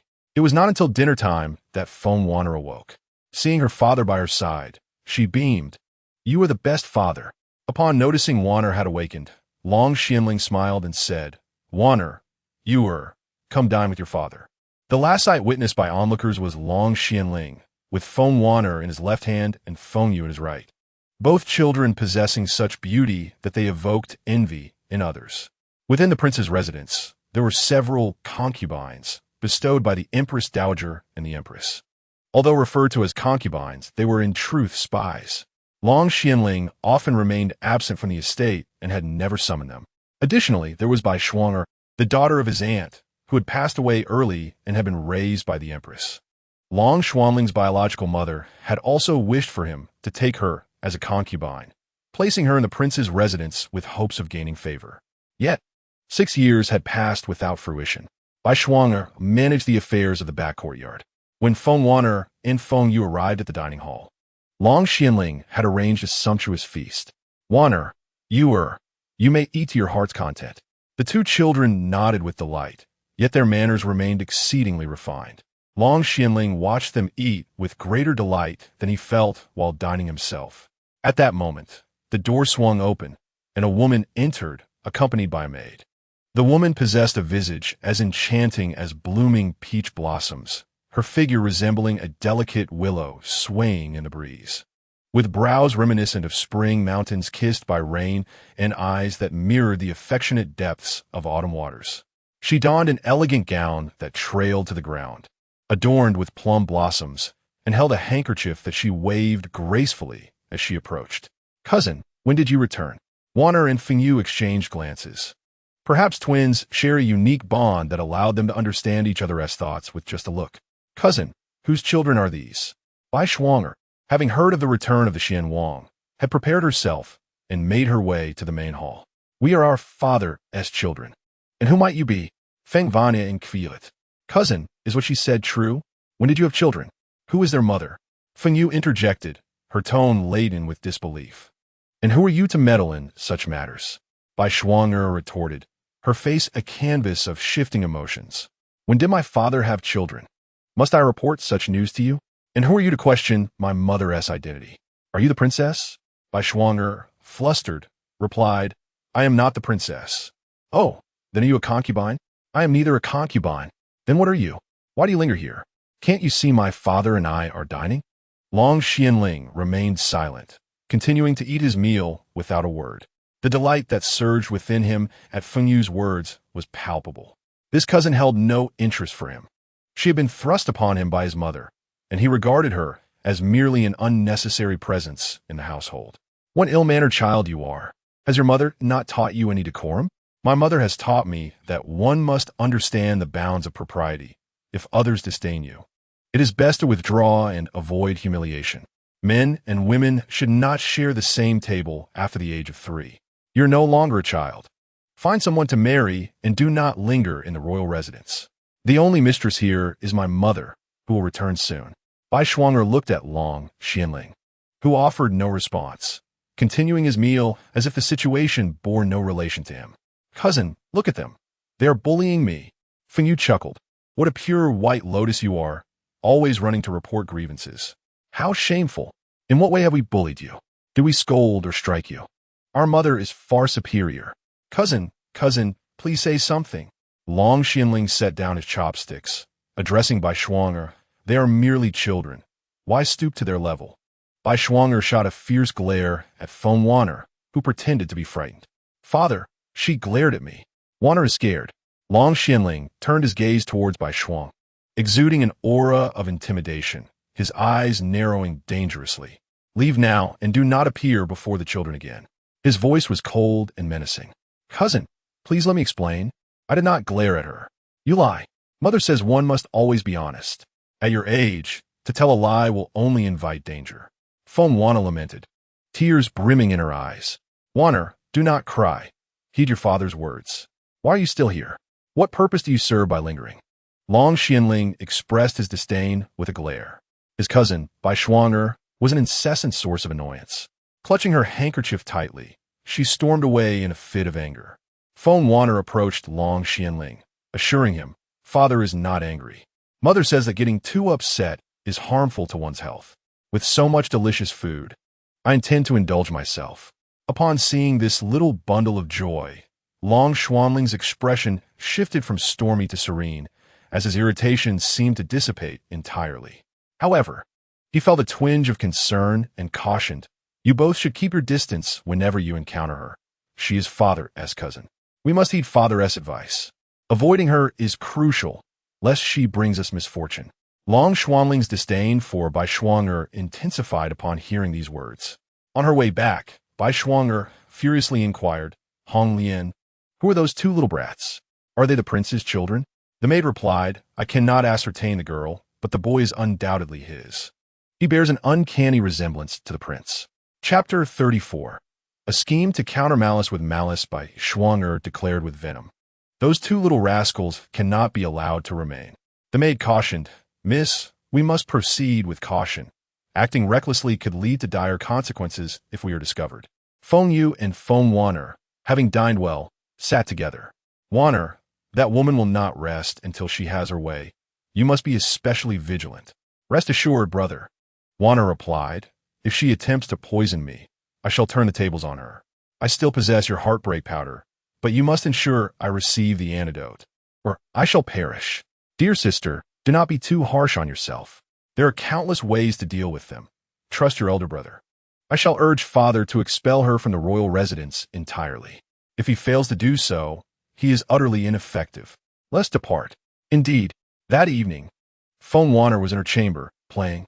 At that moment, Bai Shuanger's maid, Hong Lian, entered with a platter of pastries. Miss Venel, these delicacies have been personally prepared by our young mistress and are sent for your enjoyment. Bai Ling, Wanner's maid, stepped forward to accept the platter, saying, thank you. Miss Wanner has just eaten. Perhaps she should wait a while before indulging. On lion persisted. Miss Bai insists that Miss Wanner should sample them to judge their taste.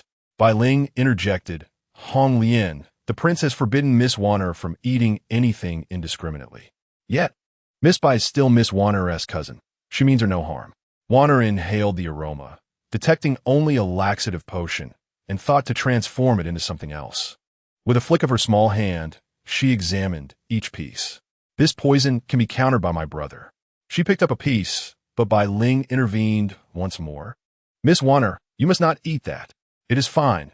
She is Father's cousin, my cousin by marriage. She poses no threat to me. With that, she took a bite and sipped some water.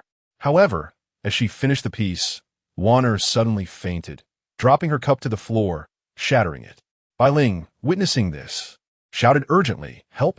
Quick, someone come! The guards outside rushed in at the sound of her cries. Bai Ling scooped up the unconscious Wanner, seizing Hong Lian, exclaiming, she has plotted against Miss Wanner. Summon the prince at once. Hong Lian, taken aback, sat on the ground in shock. A guard hurriedly sought out the prince, while another searched for the young master of Longling. Bai Ling, terrified, broke into tears. The prince had instructed to take good care of Miss Wanner, yet he felt he had failed in that duty. Meanwhile, Xianwang Long Xianling was engaged in a game of chess with Feng Yiyi, marveling at the young girl's remarkable skill at such a tender age. How extraordinary she would become as she matured. At that moment, a guard rushed in, exclaiming, Your Highness, Something terrible has happened. Miss Wanner has fainted. Fainted? Is that not a good thing? How could she have fainted? It was reported that Miss Bai had sent some pastries through Hong Lian, which Wanner had consumed before collapsing. Long Xianling was struck by a sense of foreboding. Pondering why Bai Shuang'er could not simply remain in her own quarters without causing trouble. Upon hearing of her sister's predicament, Feng Yiyi dashed towards Wanner's chamber. Long Xianling followed with determined strides. Upon entering the room, they found Feng Wanner lying quietly on the bed, her eyes closed, her complexion pale. Sister, sister, what has happened to you? Feng Yiyi cried, tears streaming down her face. The young master of Lanling arrived in haste, questioning what had befallen the little one. Lanling, please examine her. What poison has she been afflicted with? The young master approached Wanner, sitting at her bedside to check her pulse. After a moment, he stood, gravely informing the prince. Wanner has ingested Duanhuan grass. Once consumed, it causes fainting akin to a deep slumber from which one does not awaken. Look at those pastries. Long Xuanling's voice was laced with anger. The young master lifted the plate, sniffing a piece, then another. Indeed, your highness, each of these pastries contains Duanhuan grass. Bailing, explain this situation. Long Xuanling's presence was menacing.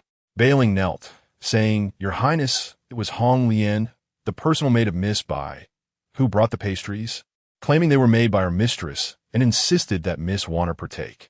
I prevented Wanner from eating, stating she had just finished a meal, but Hong Lian insisted, waiting for her to eat. Eventually, Wanner said, Miss Bai is the prince's cousin, and thus she consumed a piece, only to faint immediately afterward. Long Xianling kicked Bailing, furious. What have I instructed you? Never allow her to eat anything given by anyone. This servant acknowledges her offense, she replied. The young master of Lanling interjected. We must first antidote the poison. Can you remedy it? Long Xianling inquired. Yes, but it will take a day, came the reply. In a day's time, will my Wanner still be alive? Feng Yiyi approached her sister's side, wiping away tears while checking her pulse.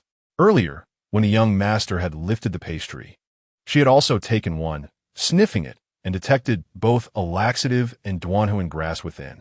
In that instant, she comprehended her sister's intentions. This was a ruse devised by Bai Shuang'er, laced with the very poison Wanner had concocted herself, yet there was indeed an antidote. Thus, she retrieved a pill from her small gourd, concealing the life-saving remedy within. At that moment, her heart was filled with rage. Her sister should not have put herself at such risk, as it was too detrimental to her health. Seeing Long Xianling in such distress, he commanded, Bring Bai Shuang'er to me, and take Hong Lian to another chamber, gag her.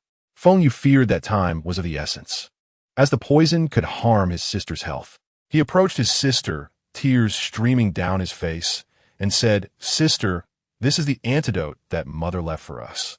It was not concocted by me. You must take it quickly, otherwise you may lose your life. With that, he pried open Wanner's mouth and administered the medicine, all the while weeping. Long Xianling felt a pain so profound it was as if he were bleeding. He questioned why he held such deep affection for these two children, having never cared for children before. At that moment, Bai Shuang'er was brought in by the guards. That evening, she found Wanner utterly detestable and sought to teach her a lesson, knowing children have a fondness for sweets. Thus, she laced the pastries with a laxative. Inside the room, she waited anxiously for Hong Lian's return, pacing back and forth, her eyes darting toward the courtyard, her brow furrowed in concern. She tugged at her handkerchief, muttering to herself, Why hasn't she returned yet? Just then, two guards entered the courtyard, and a maid intercepted them, asking, What brings you here? This is Miss Bai's quarters. The prince has commanded us to take Miss Bai away. Do not impede us, one guard replied. With that, they entered the room and forcibly escorted Bai Shuang'er away. Release me, you wretched lackeys. I am the prince's cousin, and the Imperial concubine is my aunt. When I see the prince, I will have you both executed. One of the guards replied, Miss Bai, we are merely following orders. Please do not make this difficult for us. Thus, they brought Bai Shuang'er to Wanner's chamber, where Wanner was still unconscious. Long Xianling's gaze was sharp, exuding authority without anger. Cousin, you must punish them. They have brought me here against my will. Long Xianling's brows furrowed in fury. Bai Shuanger, do you know your transgressions? Chapter 35. Banish the White Lotus. Bai Shuanger, with tears brimming in her eyes, pleaded, cousin, you must stand up for me. Have them killed. Let them be tortured. They have bruised my arms. She continued, pouring forth her grievances, tears cascading down her cheeks. Release her, Long Xianling commanded. The guards loosened their grip on Bai Shuang. Fuming, Long Xianling demanded, now tell me, why did you intend to harm Waner? Cousin, what do you mean? Who would harm Waner? Long Xianling's anger escalated. It is undoubtedly you. How could that be? I would never harm Waner. She is your child. As her cousin, I would never wish her ill. Bai Shuanger spoke with a conviction that suggested she was entirely uninvolved in the matter. Bai Shuanger, you truly are oblivious to your own fate. Eat these pastries on the table, Long Xianling said sternly. Cousin, I have already dined. Consuming more would only make me gain weight. I do not wish to eat. Long Xianling glared at Bai Shuanger, his eyes fierce enough to kill. Is it that you do not wish to eat, or are you simply afraid? Terrified by Long Xianling's gaze, Bai Shuanger trembled. Only in the act of murder does my cousin wear such an expression. Bai Shuanger fervently defended herself. Cousin, do not wrongfully accuse me. I did not commit this act. The poisoner must be someone else. I was merely preparing a confection for Waner, but there were too many hands involved. So one cannot simply claim that I am the poisoner. Your maid has already confessed. It was you who administered the poison. Cousin, that is not the case. It must have been that wretched girl Hong Lian seeking revenge on me. The last time I struck her, she harbored resentment and poisoned the confection meant for Waner. Cousin, you must deal with Hong Lian. She has been lurking about, intent on framing me. Hong Lian, confined next door, was rendered speechless upon hearing Bai Shuanger's words. Now, she had become a pawn, having assisted her mistress in committing vile acts. How could you shift all the blame onto me, Bai Shuanger? Do you not feel a shred of guilt? It is not my doing. Why should I confess? Feng Yiyi retorted, cousin, why would you harm my sister? Who would have thought that mere words could stir such murderous intent within you? How malicious you are. Waner opened her eyes, calling out, Father, Father. Upon seeing Waner awaken, Long Xianling rushed to embrace her. Father, do not speak ill of cousin. It was my fault for entering the royal palace, and it was my and Heir Ji's mistake. Do not let this ruin your relationship. After speaking, she slowly descended, donned her shoes, and approached Feng Yiyi. Ergo, let's leave this place. We must not trouble father. Sister, you are right. Let us find an inn. I will protect you. The two approached Long Xianling, bowing deeply 3 times. Then they stood up. Father, we have been remiss. We thank you for your care during this time. We shall take our leave. Long Xianling felt a pang of guilt, realizing he had hurt the hearts of both children. Bring in Hong Lian. Upon her entrance, she bowed deeply. Your Highness. Long Xianling inquired, Hong Lian, speak the truth. What is the matter with this confection? Replying to your Highness, Miss Bai was angered by Miss Waner's taunts. Therefore, she sought to teach Waner a lesson and decided to poison the confection, ensuring that the maidservant would watch Waner consume it. You wretched girl, who instructed you to say such things? I shall tear your mouth apart. With that, she abandoned her usual gentle demeanor and struck Hong Lian's face. The onlookers quickly intervened. Long Xianling observed that the truth was clear and thus proclaimed, bring her away. Tomorrow morning, send Bai Shuanger back to her family. Anyone who dares allow her to return here shall have their legs broken. Bai Shuanger was genuinely frightened. Her cousin's wrath was palpable. Cousin, it is all my fault. Please forgive me this once. Do not cast me away. I have waited 6 years for this. With that, she began to weep profusely. Take Bai Shuanger back to her quarters, keep her under strict watch, and return her to her family by morning. Her father is still alive. She is not an orphan and has no need to linger in our Xianwang mansion. Yes, I shall obey. Subsequently, the guards once again pushed Bai Shuanger back into the courtyard. Feng Waner glanced at Feng Yiyi, and the two exchanged a knowing smile, triumphant in their success. Yet, the performance must continue. They proceeded to walk outward. Long Xianling leaped forward and stood before Feng Waner. Waner, do not leave. Your father wishes for you to stay. Upon seeing the two children holding hands, Long Xianling felt as though he was on the verge of losing a precious treasure. No, father. Others may come to harm my sister, and that would trouble you as well. My sister's life is singular. It cannot withstand turmoil. This statement rang true. Volnad, Yuad? I assure you, such incidents shall never occur again. Wanner turned to Feng Yiyi and said, Second brother, that wicked woman has departed. Yet I still wish to remain by father's side. As she spoke, her eyes reddened once more. Do not cry, Wanner, second brother agrees. Long Xianling lifted Feng Wanner into his arms and made his way toward the house. The onlookers felt a mix of embarrassment. How had the prince changed so profoundly since having children? Bai Shuang'er deserved her fate. She spared no child. Yet, in the prince's heart, it was evident how deeply he valued these two children.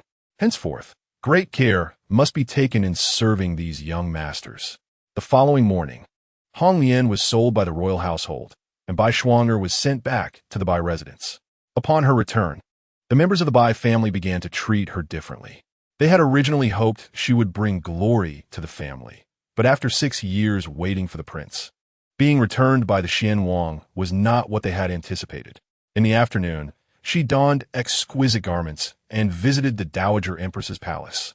Upon seeing Bai Shuang, the Yun Dowager Empress smiled and said, Shuang'er, it has been several days since you last visited your aunt. Upon seeing the Yun Dowager Empress, Bai Shuang'er could not help but burst into tears. Shuang'er, what troubles you? Why do you weep? Who has wronged you? Bai Shuang'er said nothing, only weeping incessantly. Shuang'er, please speak. Aunt, my cousin has returned, bringing with him 2 6-year-old children. I prepared some pastries for that little girl, but Hong Lian had drugged them. And as a result, my cousin blamed me and sent me back to the Bai residence. Upon my return, I was met with cold shoulders. Such a thing has occurred? Those 2 children are of unknown origins. My royal lineage must not be muddled. Tomorrow, I will summon those 2 children into the palace for a look. Chapter 36. Father and son reunited. By Shuang'er observed the angry expression on the Yun Dowager Empress's face and felt a flicker of delight. After all, her aunt was still on her side. The Yun Dowager Empress regarded Bai Shuang'er and said, You have spent 6 years in the Xianwang mansion. Now that Ling'er has returned, I shall arrange for him to take you as a concubine. Aunt, please do not put me in a difficult position. My cousin has ordered that anyone who allows me to re-enter the Xianwang mansion will have their legs broken. I am truly frightened. He dares. As long as I am around, he must heed my words. Do not be anxious. He has just returned, and I have yet to see him. Bai Shuang'er did not aspire to be a concubine. Even being a maidservant would suffice. As long as she could remain by her cousin's side, she would be content. You foolish child, how can I allow you to be reduced to a maidservant? You are more than worthy of being a concubine. Thank you, aunt. Bai Shuang'er replied with a smile. Yin Taifei produced a pair of earrings and said to Bai Shuang'er, Shuang'er, these are the earrings I recently acquired. They suit you perfectly. Take them, my dear. Aunt, you have bestowed upon me many fine gifts over the years. I cannot accept any more, Bai Shuang'er replied. My child, you must take them. Do not refuse your aunt's kindness, Yin Taifei insisted. Thank you, aunt.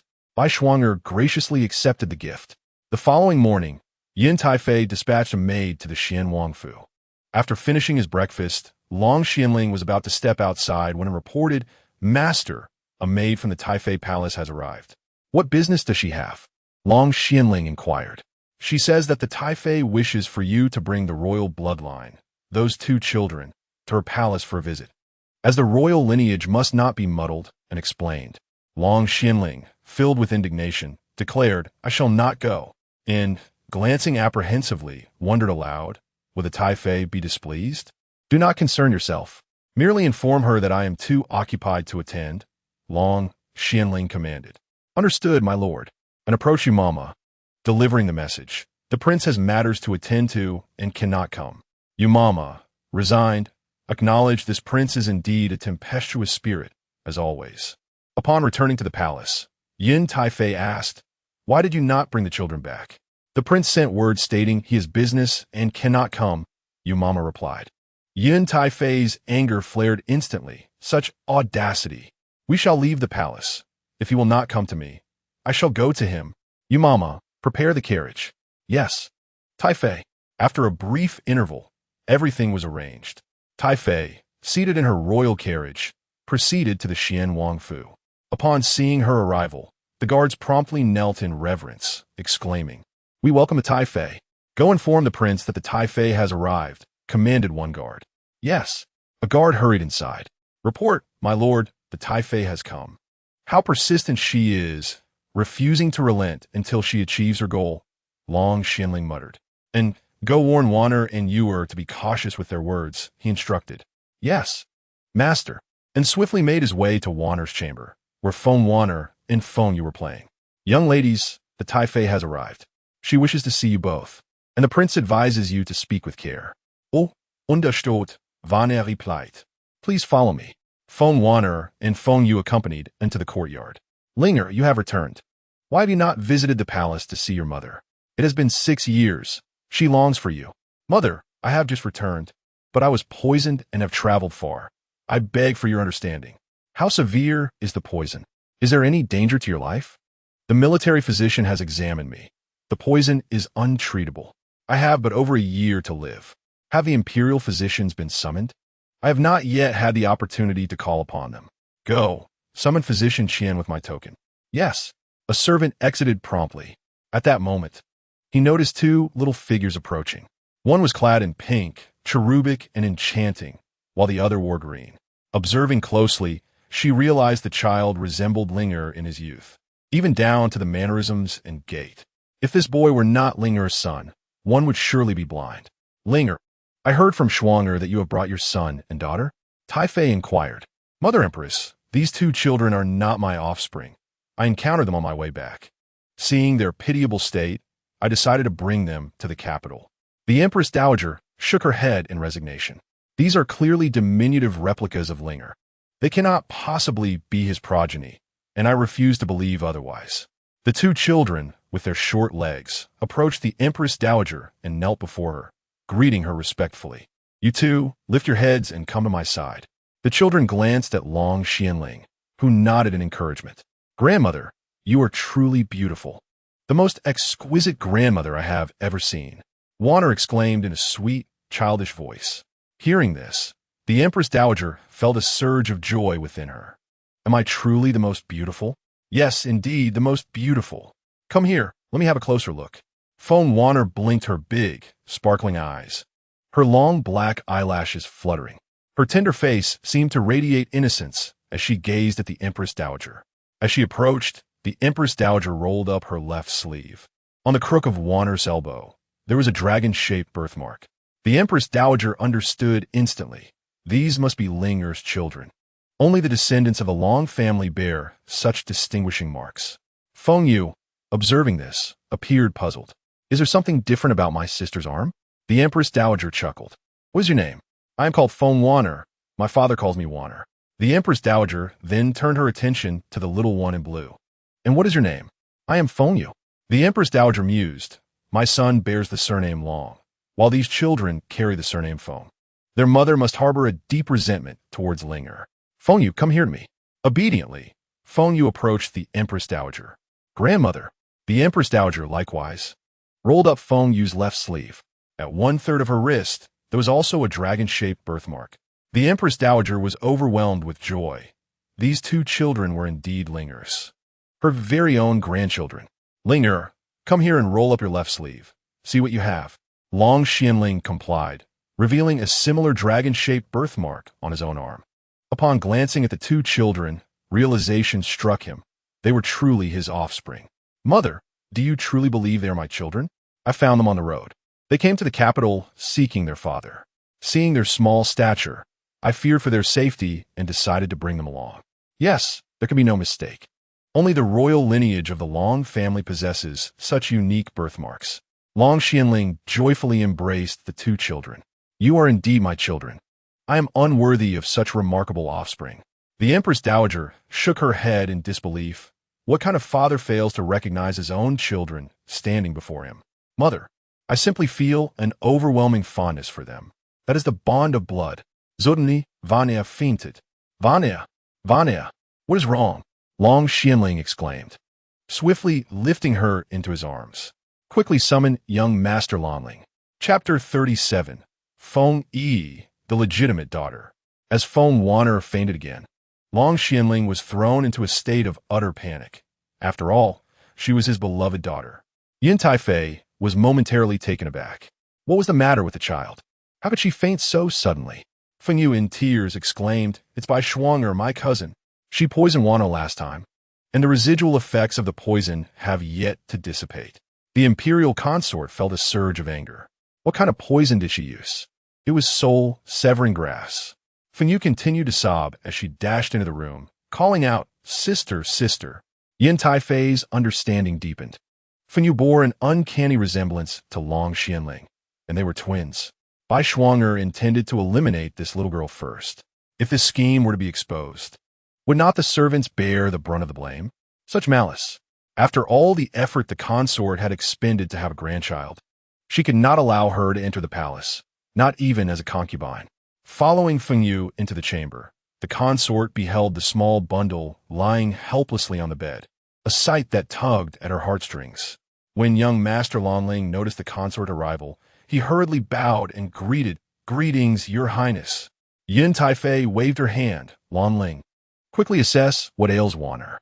After examining Feng Wanner and feeling her pulse, Lanling reported to the consort, "Your Highness, Wanner was afflicted by the soul-severing grass. Most of the poison has been resolved, but some residue remains." Young Master Lanling administered a pill to Feng Wanner and simultaneously performed an acupuncture treatment. Wanner nearly cried out, yet she reassured herself that Uncle Lanling was merely pretending and would not inflict too much pain. Lanling, having detected Wanner's feigned unconsciousness, understood that she was attempting to provoke the consort's ire towards Bai Shuang'er. Such cunning at such a tender age. What would she become as she matured? Nevertheless, cooperation was imperative. There was no alternative. Initially incensed, Yin Taifei's fury escalated to a boiling point as she commanded the matron, "From now on, Bai Shuang'er is forbidden from entering my chambers. Whoever allows her in shall face the laundry room." "Yes, Your Highness, I understand." At that moment, Feng Wanner opened her eyes and cried, "Father, father!" "Wanner, I am here," Long Xianling replied as he approached the bedside and embraced her. "Forgive me for causing you trouble." "Your Highness." The sight of her endearing countenance melted the consort's heart. "Tomorrow, my dear, I shall bring you more delicious treats." Feng Yiyi, upon hearing this, chimed in, "Your Highness, I want some too." Yin Taifei smiled. "I know, you are twins. Everyone shall have a share." "No, Your Highness, we are not merely twins." The consort, puzzled, inquired, "Then what are you?" "We are triplets. We have an older brother, Feng Li. 3 children, astonishingly 3, 2 boys and 1 girl." The consort's face, previously etched with wrinkles, softened. "Linger, how fortunate you are. Where is your mother?" "We do not know. We came to find her and only know she is in the capital, but her whereabouts remain a mystery." "Linger, who is that woman?" Long Xianling found himself equally perplexed. Given the children's residence, it was not far from the cliff. She must be that woman. As for her surname, he had no knowledge, leaving the children to seek her out. 7 years prior, their son had fallen victim to Lu Yinua's aphrodisiac and, with the last vestiges of his sanity, fled. At the base of the cliff, he encountered a woman who had fallen. Had he not resolved the poison, he would have lost his life and succumbed to her charms. Later, a pressing matter arose, prompting the son to leave behind a jade pendant. In the ensuing months, he personally ventured to seek her out, yet he found no trace of her. Subsequently, he departed for the battlefield and has only just returned. As Feng Yiyi listened, she discovered that her father had indeed searched for her mother, albeit without success. Her father was not a man devoid of gratitude. Rather, he was deeply loyal and affectionate. The Empress Dowager commanded that they expeditiously locate her in the capital, so that the family might reunite. The son acknowledged this. "Feng Yiyi, come here. Let your grandmother embrace you. Shall we?" The Empress Dowager, yearning for a grandson, was envious of the numerous grandchildren she saw among the Empress's kin, and now she too had a grandchild. Feng Yiyi approached the Empress Dowager, wrapping her arms around her neck and planting a kiss on her cheek. The Empress Dowager held Feng Yiyi even closer. "Good child, tomorrow you shall visit grandmother's palace to play." "Shall we?" "No, we fear that cousin Shuang'er," she replied. "I shall ensure she is not permitted into the palace again." You need not worry. Very well. If sister is fine, then we shall go together. This delighted the Empress Dowager immensely. Feng Yiyi gradually approached. Grandmother, I too wish to give you a kiss. With that, the little dumpling came before the Empress Dowager and embraced her neck, bestowing a kiss on her other cheek. The Empress Dowager gazed at the little cherub before her, with her large eyes and long lashes. This child must resemble her mother. Surely her mother was also quite lovely. As dusk fell, the Empress Dowager and the children, still reveling in their play, reluctantly returned to the palace, arranging for Long Xianling to escort them at dawn. Feng Yiyi, accompanied by Huaying and Yueying, arrived at the Xinglin Medical Hall in the capital. Upon seeing her, the steward was overjoyed. He had eagerly awaited her arrival. Feng Yiyi settled into the medical hall, where the steward recounted tales of the Left Chancellor's residence. 7 years prior, the illegitimate daughter of Left Chancellor Feng Nantian, Feng Yiyi, had met with misfortune while returning from a pilgrimage. Her carriage malfunctioned, leading to a tragic fall from a cliff. Her legitimate sister, Feng Qianhua, had married the second prince as a concubine and bore him 2 children. The sons of the Feng family had all wed, since Feng Qianhua's union with the second prince. Her stepmother had worn a smile on her face daily, showing no sorrow upon learning of Feng Yi's death. After resting for a day, Feng Yiyi, along with her 2 maidservants, Huaying and Yueying, visited the Feng residence. At the entrance of the Chancellor's mansion, Feng Nantian happened to return home. The guards at the gate stopped Feng Yiyi, questioning her identity and presence. I am a second young lady, Feng Yiyi. What nonsense is this? Feng Yiyi has been dead for years. Do you have any proof to substantiate your claim? What is happening? Inquired Chancellor Feng. Sir, a woman claims to be the second young lady, Feng Yiyi. Feng Nantian dismounted from his carriage and approached Feng Yiyi. Upon seeing her, he was struck by the uncanny resemblance to Qin Yuyan in her youth. The girl before him bore not merely a striking likeness, but was nearly identical to her. Today marked the birthday of the matriarch of the Feng household, Qin Yuyan, the matriarch of the Taiwei residence, who is also the biological mother of Qin Yuyan and the sister-in-law, has arrived and is currently in the Jinlan courtyard. You claim to be Feng Yiyi. Where have you been all these years? Inquired Feng Xiang. Upon realizing it was Feng Xiang, Feng Yiyi, perhaps influenced by the original owneress emotions, began to weep. Daughter pays respects to father. Upon finishing her words, she rolled up her sleeve, revealing a plum blossom mark distinctly imprinted on her left wrist. Additionally, she bore a bracelet, a common adornment among the daughters of the household, inscribed with the character for Feng. Feng Xiang confirmed her identity as his daughter and said, Let us return to the residence to discuss matters further. Today marks the birthday of your stepmother, so you may proceed to the Jinlan courtyard. Daughter takes her leave. Following her memories, Feng Yiyi made her way to the Jinlan courtyard, where a lively atmosphere prevailed. The matriarch was engaged in conversation with Madame Qin. When Feng Yiyi entered, the matriarch was momentarily taken aback. Kneeling, she declared, Illegitimate daughter Feng Yiyi pays respects to mother. Qin Yuyan gasped in surprise. Who are you? Mother, I am Feng Yiyi. At that moment, Feng Qianhua stood up, furiously exclaiming, Feng Yiyi has long been deceased. How can you claim to be her? Mother, I was wronged and fell from a cliff, landing in a pool of water. I was rescued by a family and lost my memory. It was only a few days ago that my memories returned, prompting my return to the Feng residence. Upon finishing, she rolled up her sleeve to display the plum blossom mark on her wrist and produced the golden bracelet. You are not my daughter. I have no daughter like you. My daughter is dead. Be gone. The concubine retorted angrily. The matriarch glanced at Feng Yiyi, then at Qin Yuyan, and finally at Feng Qianhua and the third concubine. Understanding dawned upon her. Feng Yiyi was indeed her true granddaughter, and she reflected on how oblivious her daughter had been. She recalled the scene during Qianhua's birth, suspecting that the third concubine had indeed swapped the children. How could her daughter have been so foolish as to not see through the deception? Now that the third concubine's daughter had returned, shouldn't she feel joy? Instead, she was filled with rage, wishing for her demise. Call for Feng Xiang. Yinshu, do you not recognize your transgressions?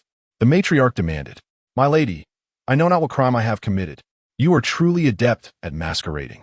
How brazen of you to have swapped the two children. My lady, do not speak without evidence. I am a first-rank noble consort, and today I shall uncover the truth. Yiyin, is your biological daughter. We shall conduct a blood test. Chapter 38. The truth revealed at the matriarch's declaration. Qin Yiyin was left in astonishment. Mother, what do you mean? Is my biological daughter? Then who is Qianhua? The matriarch responded with fury. Qianhua is the daughter of this wretched woman. Qianhua feigned surprise. Grandmother, such words cannot be spoken lightly.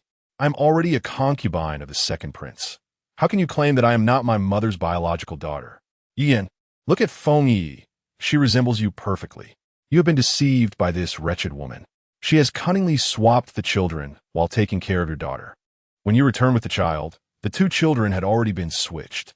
She understood in her heart that her daughter had become the legitimate heir, while your daughter had instead become the illegitimate one. Consider, during those years, how well did live. She was often subject to beatings and scoldings, at times. I witnessed this myself. I even admonished her, insisting that she should not strike a child in such a manner. Have you forgotten? Is not her daughter, so she certainly did not hesitate to harm her. Do you think she was pleased to see return alive? She would have preferred for to remain dead outside forever, so that the incident would remain a secret for all eternity. Let the minister Feng deal with it. It is all your mother's fault for being so blind as not to realize this. Come to your grandmother's side, for she will protect you henceforth. Qin Yiyin was furious at that moment, storming forward to slap the concubine twice. You vile woman, how could I have spent years raising your daughter? Your daughter adorns herself in gold and silver, while my daughter suffers. Another two slaps echoed.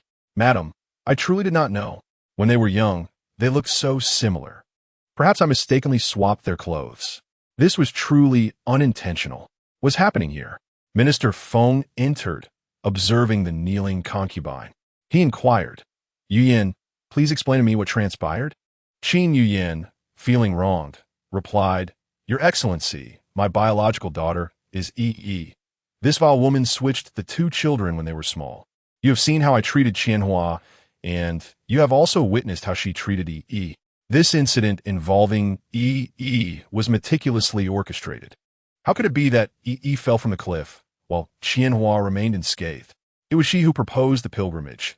My poor daughter, Feng Yiyi watched this unfold, while Yin Shu anxiously interjected, Your Excellency, I am being wronged. I raised myself and never denied her food or clothing. Feng Yiyi smiled, acknowledging that her biological daughter enjoyed wealth, while she endured daily beatings.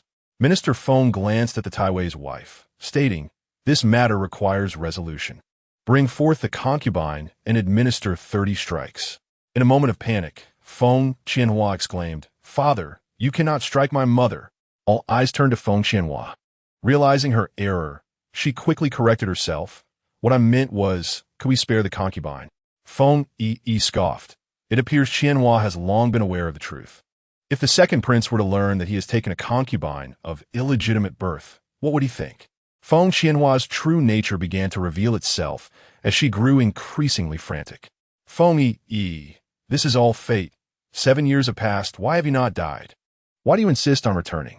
Why did those two servants not eliminate you? Minister Feng was taken aback. Were those two servants truly acting on Feng Qianhua's orders? Flames of fury ignited in Feng Yiyi's eyes. Feng Qianhua, I did not expect such malice from you at such a tender age. Truly, like mother, like daughter. One must ultimately pay for their actions. Feng Qianhua retaliated fiercely. What difference does your return make? Feng Yiyi, I am the legitimate daughter, already the second prince's concubine. That cannot be changed. I have borne a son and a daughter. You cannot shake my position within the royal residence. Feng Yiyi retorted mockingly. Feng Qianhua, a concubine indeed. The concubine's words may sound pleasant, yet she remains merely a secondary wife.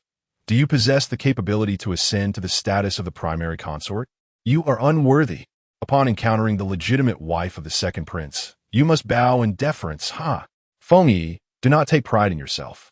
You cannot even secure the position of a secondary wife. Who, like you, is so lacking in ambition that merely being a concubine feels like a grand achievement. Alas, Feng Xiang bears the burden of two heads, yet regardless of the circumstances, Feng Qianhua is the daughter of the Feng residence. It is due to her status as the legitimate daughter that she has become a secondary wife. Were she a daughter of a lesser rank, she would merely be a maidservant. This is an immutable truth. Otherwise, outsiders would perceive Feng Xiang as incompetent in managing his household. Feng Xiang declared, "Enough of this quarrel.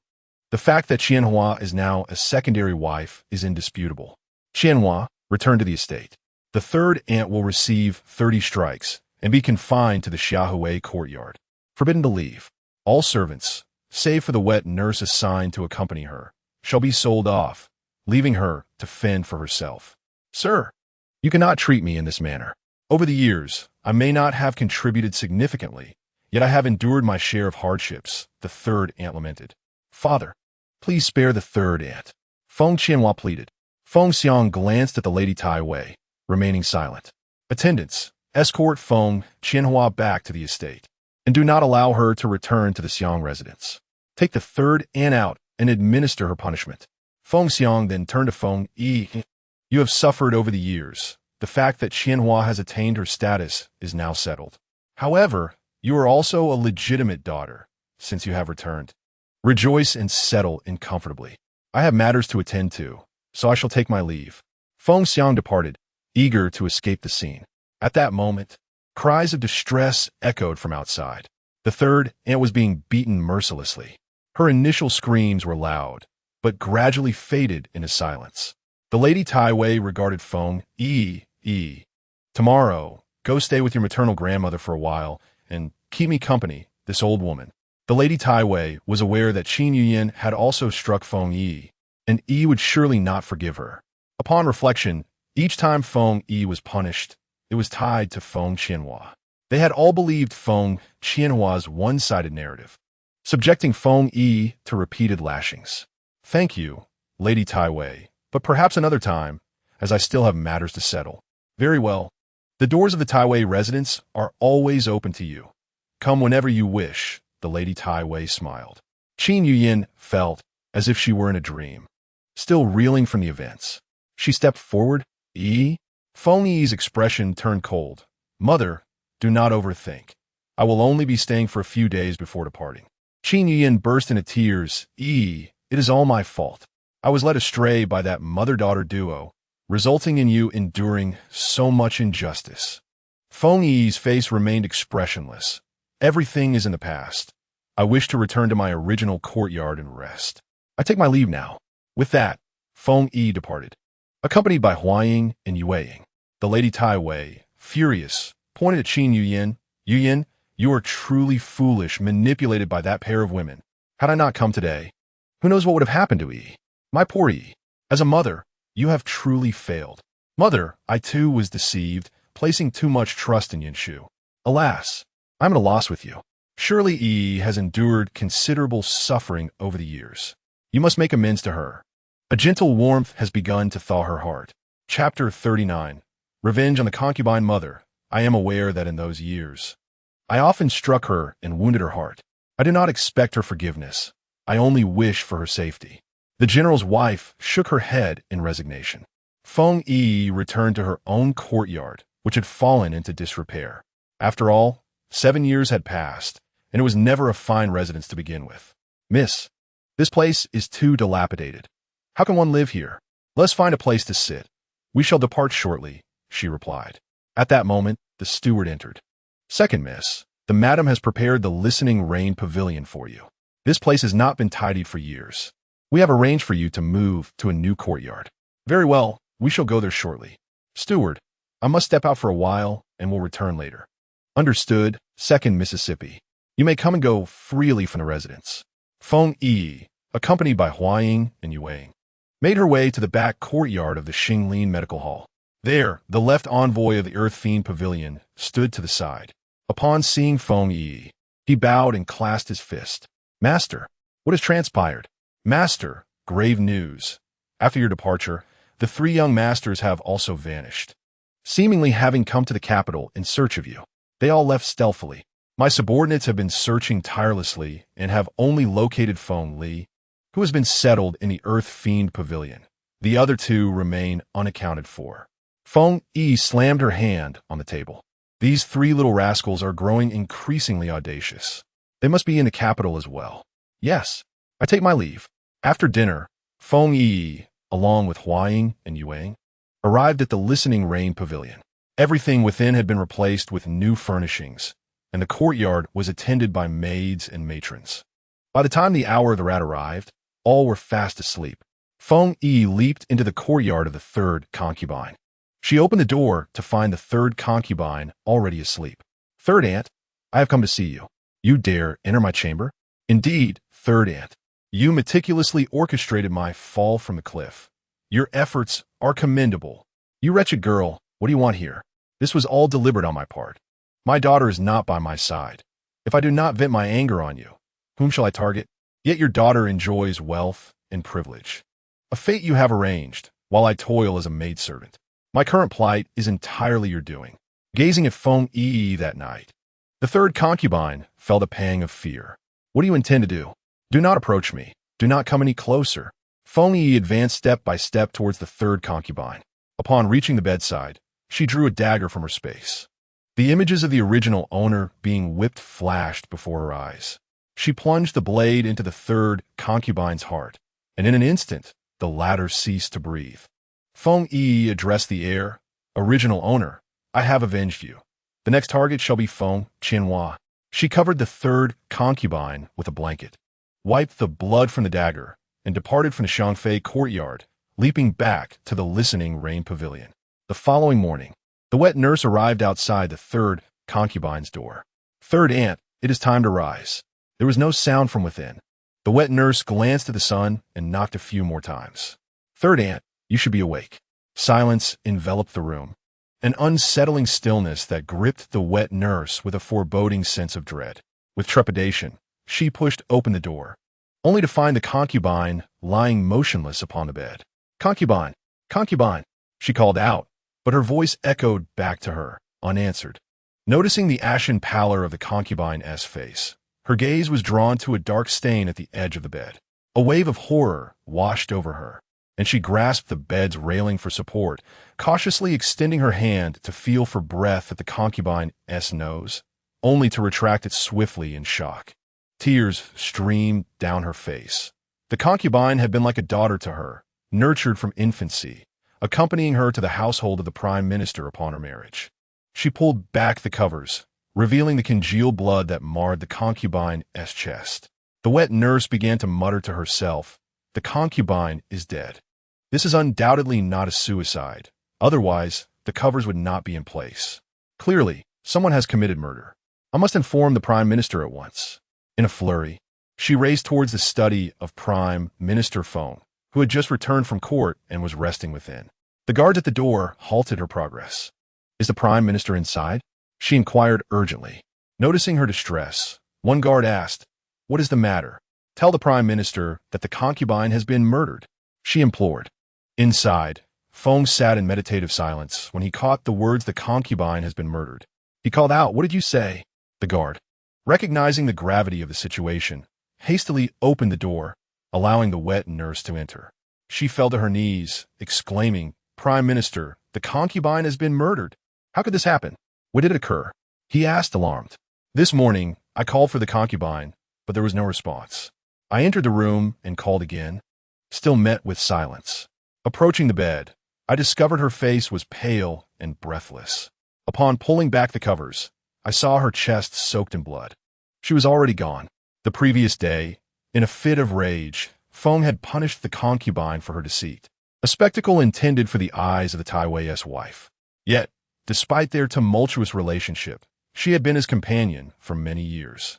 He gathered a few men and proceeded to the Shifei courtyard, where he found the scene matching the wet nurse's account entirely. This is a murder, Feng pondered as he sat in contemplation. Who could be so ruthless as to take the concubine's life? Could it be Madame Qinyan? Surely she lacks the audacity. Or perhaps Feng Yiyi. But how could a young woman enact such violence? At the very least, there should have been a cry for help. It cannot be her. might be the Taiwei's wife, yet her generosity would hardly lead her to become a murderer. This matter must not reach the authorities. Our family cannot bear such disgrace. She deserved her fate, having inflicted so much suffering upon Yi, while her own daughter lived a life of luxury, he mused.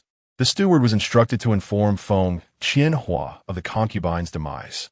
After issuing his command, Feng departed from the Shifei courtyard. Upon learning of the tragedy, Qin Yuyan was initially taken aback. However, upon reflection, she deemed the concubine's fate just. The news of the concubine's murder spread throughout the estate, reaching Huaying, who approached Feng Yiyi with a somber announcement.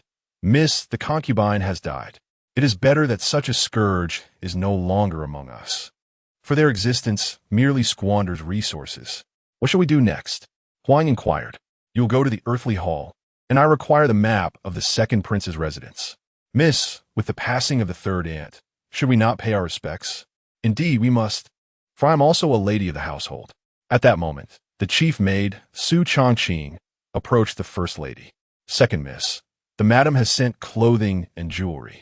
Should you desire anything else, do not hesitate to inform me. Feng Yiyi smiled and replied, Please convey my gratitude to mother. The maid then took her leave. Feng Yiyi selected a plain garment and exited with Hua Ying and Yu Ying. Chapter 40. A glimpse of Feng Yiyi. Feng Yiyi had been preoccupied with thoughts of her son, so she took Hua Ying and Yu Ying to the earthly hall. Upon seeing his mother, Feng Li hurriedly hid behind Yudong Hai. Lear, do you know where Wanner and Yu have gone? Are they together? Mother, I strolled through the streets. As twins, we share a spiritual connection. I sense they are both in the capital, not too far from us. Upon hearing this, Feng Yi cautioned, You must be careful. Do not run off. If you receive any news, be sure to inform Uncle Yu, so that I may know.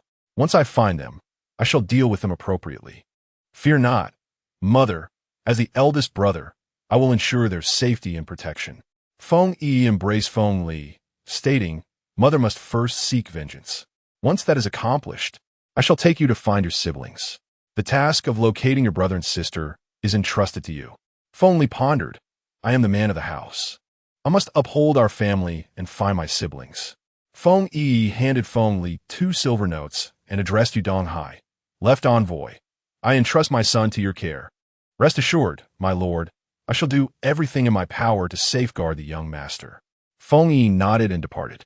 While strolling through the streets with Hua Ying and Yu Ying, she suddenly spotted a luxurious carriage approaching, marked with the character Xian. The other townsfolk quickly dispersed. We must move aside. That is the carriage of the Xian prince, a woman exclaimed. Feng Yi hastened to the side. At that moment, Wanner cautiously lifted the carriage curtain. Elder brother, I feel as if mother is nearby. It seems that big brother is not far either. Can you sense it? Feng Yu closed her eyes, and indeed, mother was close by, with big brother also in proximity. Shaoqing, go find mother, and be sure not to let her catch you, or you'll be in for a roasting. Long Xianling observed as a small green snake slithered from Feng Yu's sleeve and out of the carriage. Sister, we are in trouble. If mother catches me, she will surely give us a thorough thrashing. Do not worry. If she attempts to strike me, I shall pretend to faint, and she will not lay a hand on me. Yes, you may feign unconsciousness, but I cannot do the same. Feng Yu lamented. Elder brother, just think, if I faint, mother will be too preoccupied with me to punish you. You are right. Do not forget to act faint, but what if I am caught myself? Then I shall be at a loss. Long Xianling held a book in his hand, seemingly engrossed in its pages, yet attentively listening to the conversation of the 2 children beside him. He gazed through the curtains and caught sight of Feng Yiyi and her 2 maidservants by the roadside. Wanner nearly gasped in surprise. Second brother, there is mother over there along with Hua Ying and Yu Ying. Upon saying this, she pointed outside the carriage, causing Feng Wanner to lower her head in modesty. Feng Yu glanced toward the roadside, but the carriage was moving too swiftly for her to catch a proper glimpse. Instinctively, Long Xianling surmised that the woman by the roadside, accompanied by 2 maidservants, must indeed be the mother that Wanner spoke of. He called out softly and followed the woman to discern where she might alight. Yet, in the blink of an eye, she vanished from view. Father, did you see mother? She is truly beautiful. However, she may not necessarily take a liking to you. Second brother, what do you think? Well, Sister does have a point. Our mother resembles a celestial being, and her wealth is unparalleled. She possesses shops in every nation, and her medical skills are exquisite. Father, you must strive hard. Long Xianling smiled inwardly, contemplating how unexpectedly remarkable she was. What is your mother's name? Feng Yiyi. Your mother is named Feng Yiyi? Yes. Years ago, he had ventured to Wangshuan town in search of a certain woman, who was then a vendor of pork intestines, named Feng Yiyi. Later, the shopkeeper had mentioned that this woman had established a medical clinic, a hot pot restaurant, and various other enterprises. Who would have thought it was her? Alas, sister, we must assist father in winning over mother. Do you think this is as simple as purchasing a cabbage? We need to devise a plan together. Long Xianling chuckled quietly. These two children were indeed his kin, eager to aid him. Fortunately, the Xianwang manor was affluent and influential. Otherwise, he would have been at a loss. After all, he was also a royal uncle. Upon arriving at the palace, Long Xianling led the two children to the Grand Consort's chambers. Wanner, you pay your respects to grandmother. Grand Consort Yun descended from her couch and embraced the two little bundles of joy. My precious darlings, quickly bring me those golden locks and bracelets to adorn my little grandson. Grandmother, there's also a share for big brother. I must help him carry it. I sense he is in the capital. Otherwise, he would claim that grandmother favors one over the other. Grand Consort Yin chuckled. Indeed, I have ordered 3 sets. Each of you shall receive one. Long Xianling mused internally. They're truly siblings, always thinking of one another. The two little bundles frolicked in the palace while the Grand Consort observed them fondly. At that moment, a palace maid entered and reported, Grand Consort. Miss Bai Shuang'er seeks an audience at the palace gates. Should we allow her to enter? Feng Wanner and Feng Yu, upon hearing this, stood frozen in place. The Grand Consort, observing the expressions of the two children, remarked, tell her that her intentions are malicious. She nearly caused Wanner's demise. I wish never to see her again. Let her guard herself. Yes, I shall inform her at once. Bai Shuang'er, donned in a white dress and adorned only with a phoenix feather hairpin, stood at the entrance, seething with anger. How could it be that the laxative she had given Wanner had instead turned into soul-shattering grass? Had the apothecary provided the wrong medicine? Hong Lian has always been steadfastly loyal, and it is inconceivable that she would substitute the medicine. The noble matriarch must believe that it is her own concoction that prevents me from entering the palace. At that moment, a palace maid emerged, stating, Miss Bai, the matriarch does not wish to see you. She advises you to act prudently and refrain from cruelty. Did my aunt truly say that? Indeed, it is the absolute truth. However, those two children are mere wildlings. Their lineage does not necessarily trace back to royal blood. Miss Bai, it has been confirmed that those two children are indeed the matriarch's legitimate grandsons. The news has been conveyed. I have other matters to attend to, so I shall take my leave. The palace maid departed after her words. Bai Shuang'er nearly collapsed to the ground, clutching the doorframe. She inwardly lamented, Aunt, your heart is truly merciless. I may have erred in this matter, but I have treated you like my own mother all these years, yet you respond with such coldness. It is no wonder I feel this way. The longevity pills you consume daily are nearly depleted. Where will you procure more next time? They are deceptively named longevity pills. In truth, they are an addictive substance designed to render you dependent on me. We shall see. Miss, we should return to the estate, Green Acacia advised. Chapter 41. Love After Marriage by Shuang'er, feeling as though she had been dealt a heavy blow, staggered forward, contemplating the impossibility of marrying her cousin. Gaining access to the Xianwang Fu was out of the question. She needed to seek another path. Upon returning to the Bai residence, she dreaded the disdainful glances of the concubines. Just then, the second prince, Long Yuan, was about to exit the palace.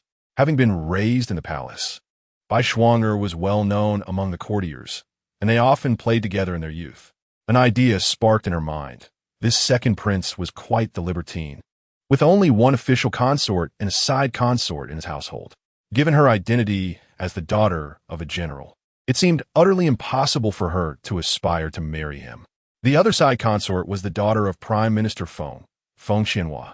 There was, however, one side consort position vacant, and this second prince had always shown a fondness for her, yet her heart belonged to her cousin. Now that marrying her cousin was not an option, she needed a reliable ally. This second prince would have to do. "Greetings, your highness," Bai Shuang said, curtsying before the second prince. Upon seeing her delicate and fragile demeanor, Long Yuan felt a surge of protectiveness, with a voice that resonated to her very bones. He hurried forward to assist her. "Sister Shuang'er, please rise quickly. Where are you headed?" "Brother Long Yuan, I must return to the estate, but I feel a bit dizzy. It may be due to not having breakfast. I just need a moment to recover here." The second prince replied, "Sister Shuang'er, allow me to support you. Let's go to my quarters for a brief rest. I fear you may faint in this state." "Thank you, Brother Long Yuan," she replied gratefully. Long Yuan's residence, Yinxing Palace, was not far from their location. Together with Green Acacia, he assisted Bai Shuang'er to the palace. Once inside a room, the second prince instructed his attendants to prepare some food and wine. Bai Shuang'er poured herself a glass of wine, her fingertips brushing against the liquid. Long Yuan glanced towards the door where the maiden stood. Lifting her glass, Bai Shuang'er said, "Brother Long Yuan, thank you." Seeing her charming and enchanting figure, the second prince could hardly refuse. He took the glass from her hands and declared, "Sister Shuang'er, we have grown up together. There is no need for formality." With that, he raised the glass and drank it all in one gulp. "So many delectable dishes. I shall indulge without hesitation," Bai Shuang'er proclaimed as she began to eat. In truth, she was not hungry. This was merely an excuse. Long Yuan felt a warmth spreading through him as he gazed increasingly fondly at Bai Shuang. He remarked, "Shuang'er, your elder brother Long Yuan has always held a deep affection for you. The side consorts and the main consort were bestowed upon me by my father, yet I have no fondness for them. However, I cannot defy the imperial decree and must accept them." Bai Shuang'er dismissed the maidservants and replied, "Elder brother Long Yuan, please do not speak this way. I am unworthy of such affection." Long Yuan's face began to flush, and he approached Bai Shuang'er, taking her hand in his. "Shuang'er, would you consider marrying your elder brother Long Yuan?" In her heart, Bai Shuang'er thought, "I truly do not wish to marry you, but the one I long to wed does not desire me." Rather than being forced into a marriage arranged by her father, she would prefer to marry someone she knew. She also considered Long Yuan to be quite admirable, as he consistently showed concern for her. Seizing the opportunity, Long Yuan grasped Bai Shuang'er's hand, prompting her to rise. He embraced her, exclaiming, "Shuang'er, I want you. Elder brother Long Yuan, what title will you bestow upon me? My father would not approve otherwise. This prince still has a side consort position available. I shall grant you that title," he replied. Bai Shuang'er looked up and embraced Long Yuan in return. The two of them held each other tightly as Long Yuan's enticing lips began to gently kiss Bai Shuang'er's forehead, then her cheek, moving closer to her cherry-red lips as he noticed her lack of resistance. Bai Shuang'er eagerly reciprocated, thinking to herself, to marry a prince, even as a side consort, is still a position of prestige. The second prince's desire intensified, and he grew increasingly audacious, tearing away Bai Shuang'er's garments until her skin, as pure as white jade, was revealed. She provocatively teased him further, igniting Long Yuan's passion. The bed curtains fell, and the second prince, like a seasoned suitor, embarked on his journey. The room echoed with sounds that stirred the imagination, while outside, Luing's face flushed red as she realized what transpired within. She understood that this was a good fate for her mistress. Although the second prince was notorious for his flirtations, what man could remain indifferent to beauty? He was far superior to Prince Xian, who had never cast a glance at her mistress. After 6 or 7 years of waiting, much of her youth had passed, yet he did not disdain her. Standing outside, Luing gazed at the sky, feeling as though she were witnessing the ocean, with waves crashing in endless succession. After about an hour, silence enveloped the room, restoring tranquility.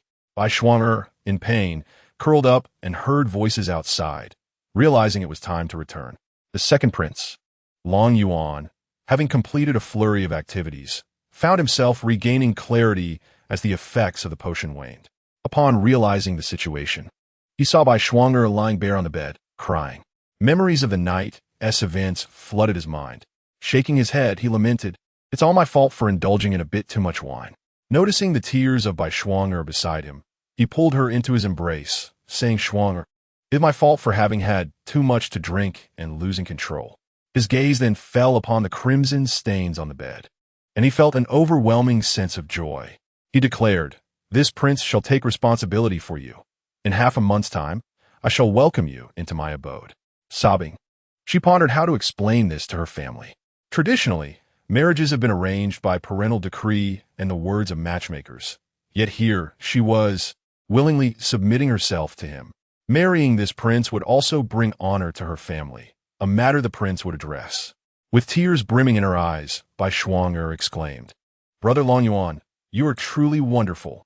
Beside Bai Shuang'er, he felt an overwhelming joy, for she was the one he cherished. Once they were both attired, the second prince Long Yuan gazed upon Bai Shuang'er, her beauty akin to blossoming peach flowers. Indeed, it is true that a favored woman appears more radiant, and his affections for her grew deeper. "Liao, Concubine." Upon her entrance, Lao announced, "Miss, I am here to assist you with your hair." Bai Shuang'er nodded in response. In the Baiming Kingdom, a prince may independently choose a concubine or receive a marriage arrangement from the emperor. However, to wed a principal wife, the emperor's consent is imperative. Once her preparations were complete, the second prince and Bai Shuang'er exited the Yinqing Palace, boarding a carriage to depart the Imperial grounds. The second prince escorted Bai Shuang'er all the way to the Bai residence.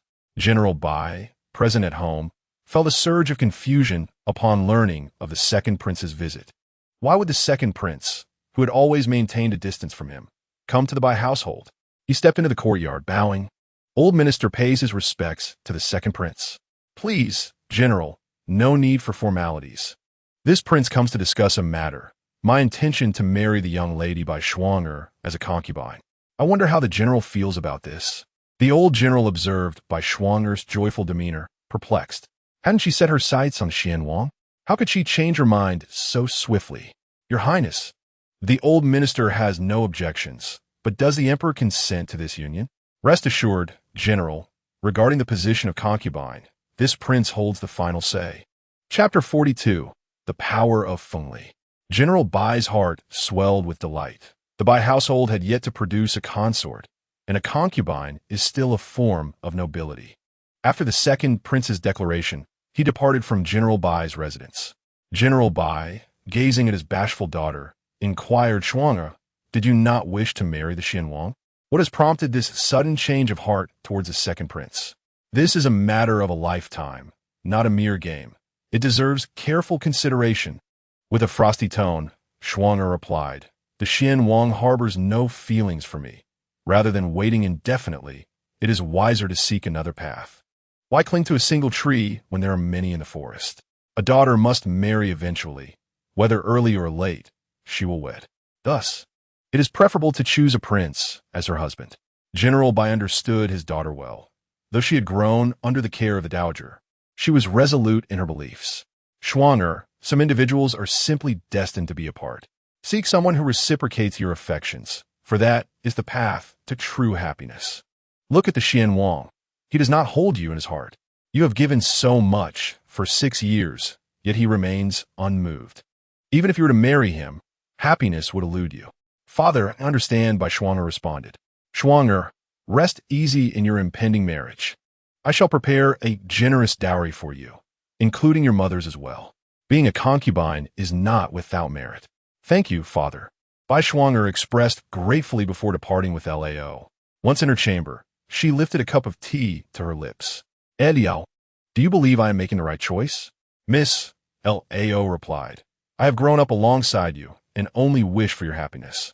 You see, the noble consort forbids your entrance to the palace, and the Prince Xian denies you entry to his residence. Where then lies your hope? It would be wiser to seek a promising future for yourself. I believe the second prince has always harbored feelings for you. Marrying him would not be a poor choice. In his eyes, you are a treasure which would surely lead to your happiness." Tears streamed down Bai Shuang'er's cheeks. "Lvao, I still cannot bear to part with my cousin." To which her confidant replied, "My lady, such sentiments must not be expressed again. Should the second prince catch wind of this, it would spell trouble. Men detest the thought of their beloved harboring affections for another." You must devote yourself entirely to being a favored concubine and banish thoughts of the Prince Xian from your mind. Bai Shuangye wept in distress. Li Viao, why is Prince Xian so cruel? I managed his royal household for 6 years, and for a single mistake, he refuses to forgive me. That only indicates he does not hold you dear in his heart. Do not cling to someone unworthy, LVAO explained. With a sigh, Bai Shuangye said, LVAO, please leave me for a moment. I desire solitude. LVAO exited and closed the door behind her. Noble consort, my dear aunt, do not think me heartless. It was my concern over your potential marriage to another that led me to administer longevity pills to you. Now that you have abandoned me, I shall never concoct that medicine again. Should you wish for it, it shall no longer exist, and you may suffer daily. At the Prince Xian's residence, Feng Wan'er and Feng Yiyi returned, making their way to Feng Yi's chamber. At that moment, a small green serpent slithered into the room. Did you find my elder brother? The little spirit snake nodded. Where is he? The serpent tapped its tail upon the ground. Oh, the earthly deity pavilion, is it not? The serpent nodded again. Do you know where my mother has gone? The little creature shook its head. Can you tell me if my elder brother is here? The serpent nodded once more. Very well, you are quite remarkable. Tonight, I shall take you to the kitchen for a treat. This little green serpent was no ordinary reptile, but a 1,000-year-old spirit snake capable of comprehending human speech. These 3 little dumplings shared a connection with the spirit snake, allowing them to understand its words. At that moment, a small dumpling tumbled over the outer wall and into the Prince Xian's estate. The shadow guards were perplexed. When had the young master ventured outside? Just then, a guard approached, asking, Young master, where are you headed? Feng Li was startled, but quickly composed himself. They mistook him for his younger brother, so he decided to play along. I got lost and cannot find my room. Would you kindly escort me back? Of course, I shall take you at once. With that, the guard lifted the small dumpling and leapt into another courtyard. You may enter on your own now, young master. Thank you. The guard departed. Feng Li approached the door, and upon hearing silence within, he stepped inside. Inside, Feng Yiyi and Wan'er were engrossed in their game. You 2 audacious children, come here at once. Feng Li called out. At that moment, Long Xianling was bringing freshly made pastries from the kitchen to the 2 children. Upon seeing 3 diminutive figures within, he leapt onto the roof and peered through a tile, confirming the presence of the 3 children, including his eldest son. Before them, Feng Li maintained an air of authority as the eldest. The King of the Abyss observed Feng Yiyi and Feng Wan'er standing obediently to one side, while Feng Li occupied chair. Sister, your health is frail. Why do you run around everywhere? It could lead to trouble if you encounter ill-intentioned individuals. Feng Yiyi, you are quite cunning. You feigned a stomach ache to trick me into delivering medicine, only to flee. Upon my return, the old matriarch had taken a liking to me, devoting the entire afternoon to watching me intently. Even at night, she held my hand as if fearing I might disappear. Consequently, it was only the following morning that I managed to escape. You both should prepare for a reprimand, especially you, Feng Yiyi. Big brother, I was merely trying to find father. The task is arduous. Indeed, I too seek father. Then, have you found him? I have. Our father is truly remarkable, replied Wan'er. Do not tell me you simply approached some random person and claimed him as your father. Feng Li Chayanzha. Not random, not random. It is indeed true. King Xian is our biological father. Have you 2 been deceived? Just a few days have passed, and you found a prince? It is true. Second brother resembles father perfectly. Feng Yiyi, tell me, did that prince give you rare herbs? Feng Yiyi remained silent. Wan'er, did that prince provide you with candies and pastries? Vanya nodded. It must be so. Just wait until mother finds out. She will surely discipline you both. Big brother, this prince father is genuinely wonderful. He is our true father, not a stepfather. Long Xianling found this hard to bear. Having heard enough, he leapt down from the room. Feng Li casually hurled a silver needle, which shot through the door crack, aimed directly at Long Xianling's face. With a swift motion, Long Xianling caught the needle between his index and middle fingers and then withdrew a fan from his waist. At that moment, Feng Li took several steps forward, pushing open the door, and unleashed a flurry of silver needles towards Long Xianling. With his fan, Long Xianling skillfully deflected every single needle, catching them all without a single one falling to the ground. Big brother, Feng Yiyi called out. Silence. Neither Feng Yiyi nor Feng Wanner dared to step outside. Standing obediently within the room, Long Xianling glanced at them, truly impressed.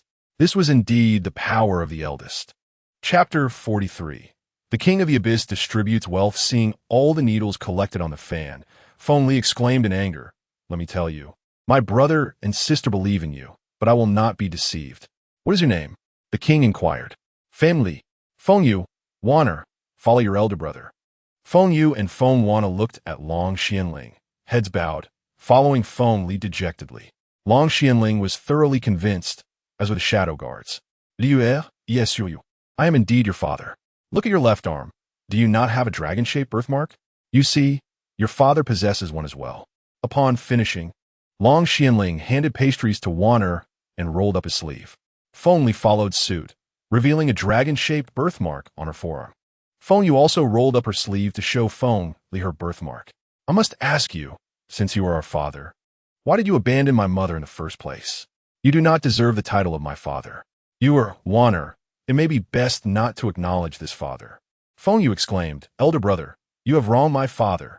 You want to find mother, but could not locate her, so he headed to the border. Is that true?" "Indeed. I have searched for your mother. The proprietor of Fumanlu can attest to this. She holds shares in the restaurant's menu. So you truly are my father?" "Of course. Is there any doubt?" "Lier, come with your father. I have delightful gifts for all three of you." The three little ones followed Long Xianling to the storeroom. The guard, upon seeing the trio, was perplexed. Weren't there only two? How did another one appear? Long Xianling opened the storeroom door. The three little ones were immediately awestruck.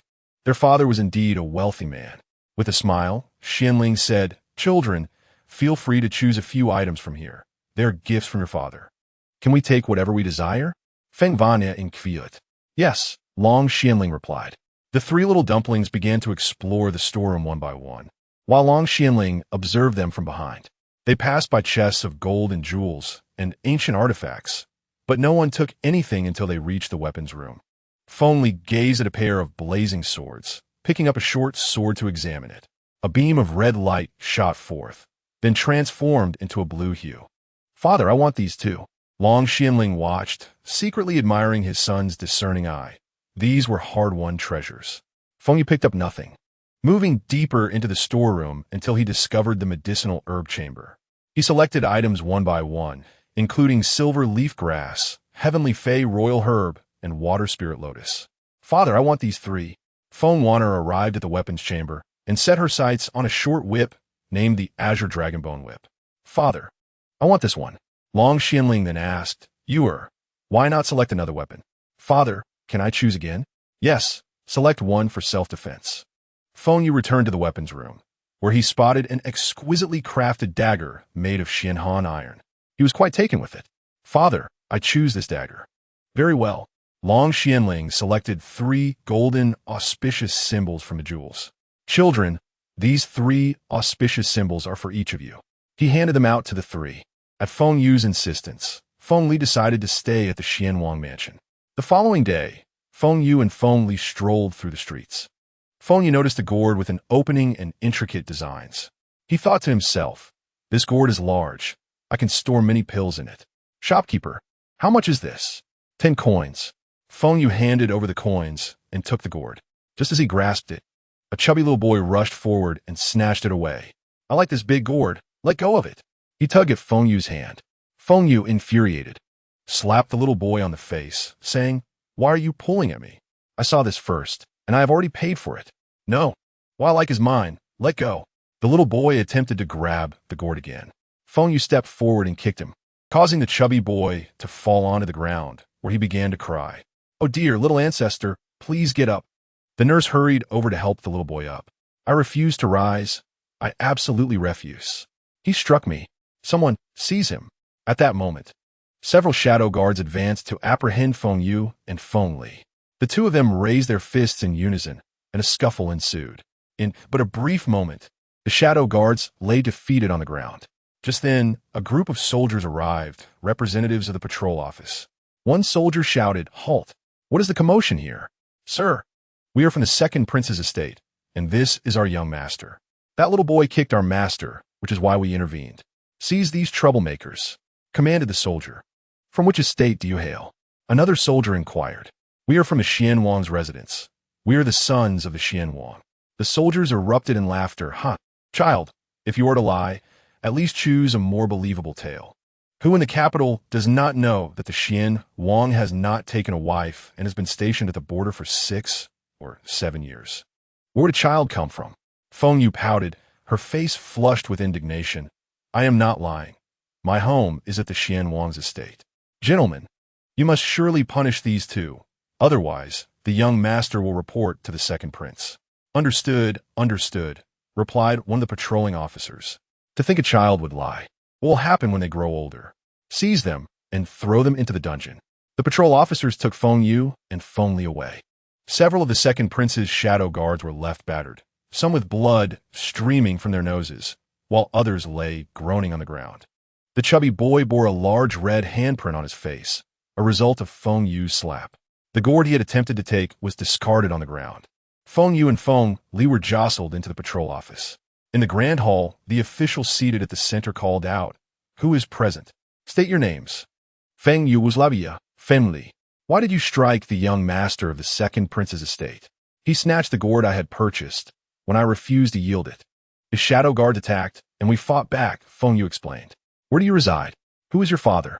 Feng Yiyi replied with utmost seriousness. We live at the Xian Wang's estate. Our father is Xian Wang Long Xianling. The official was taken aback. What? The Xian Wang's estate? I was unaware that he had 2 sons. That is merely your ignorance. Release us, or my father shall surely hear of this, and you will not escape unscathed. At that moment, a strategist approached. Whom do you think you are deceiving? As far as I know, the Xian Wang's estate has never had children, especially not of your age. Alas, alas. Feng Yiyi sighed dramatically. The official asked, What is your lamentation for? With a cold smirk, Feng Yiyi retorted, Does someone not realize the gravity of their situation? Imagine if my father discovers I am trapped in a cell. What do you suppose he would do? The official was momentarily startled, silently pondering. Could this be the illegitimate child of the prince? Impossible. If that were the case, the second prince's son would certainly recognize him. Do not attempt to frighten me, for I am not easily swayed. Seize them and lock them in the dungeon, commanded the official. Chapter 44. Revenge. Feng Yiyi exclaimed in anger. How unreasonable are you, sir? It was that chubby boy who first seized my belongings. Yet here you are apprehending us. Your authority has reached its limits. Feng Yiyi and Feng Li were imprisoned, and this Lu Daren is affiliated with the second prince. There is no need for concern.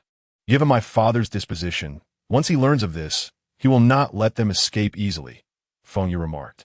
At the Xian Wang mansion, Long Xianling had just returned from court when Feng Wanner rushed to him. Father, my brothers want to take me out. I sense something has happened to them. Long Xianling glanced at Feng Wanner and reassured her, They will be fine. Your brothers are all capable. Feng Wanner closed her eyes. No, father, you must rescue them quickly. They are trapped and cannot get out. Father, please, I share a bond with them as siblings. I can sense their plight. Upon hearing this, Long Xianling began to believe her. Go find the young masters. Yes, I shall obey, replied Ni. I want to go too.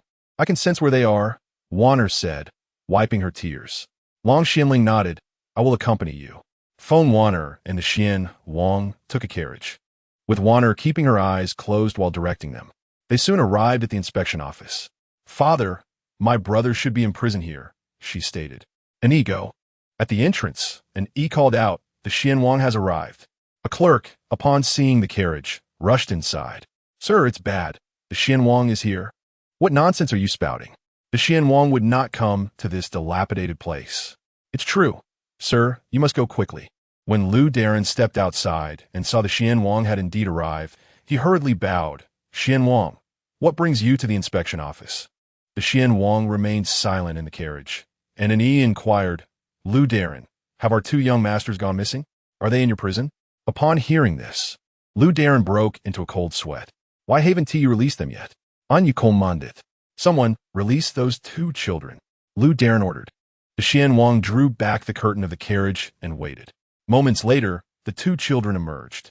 Father, Father, this corrupt official believes that little fat boy without discernment. I paid for the gourd completely, yet he snatched it, and Lu Darren imprisoned us. Feng Yiyi exclaimed angrily. I am to blame. I am to blame. I did not realize they were from the Xian Wang mansion. Lu Darren lamented, slapping himself. We mentioned that our father is the Xian Wang residing in the Xian Wang mansion, yet he refused to believe us.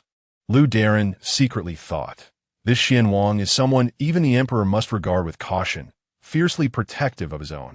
Ani, you handle this. Lear, come with your father.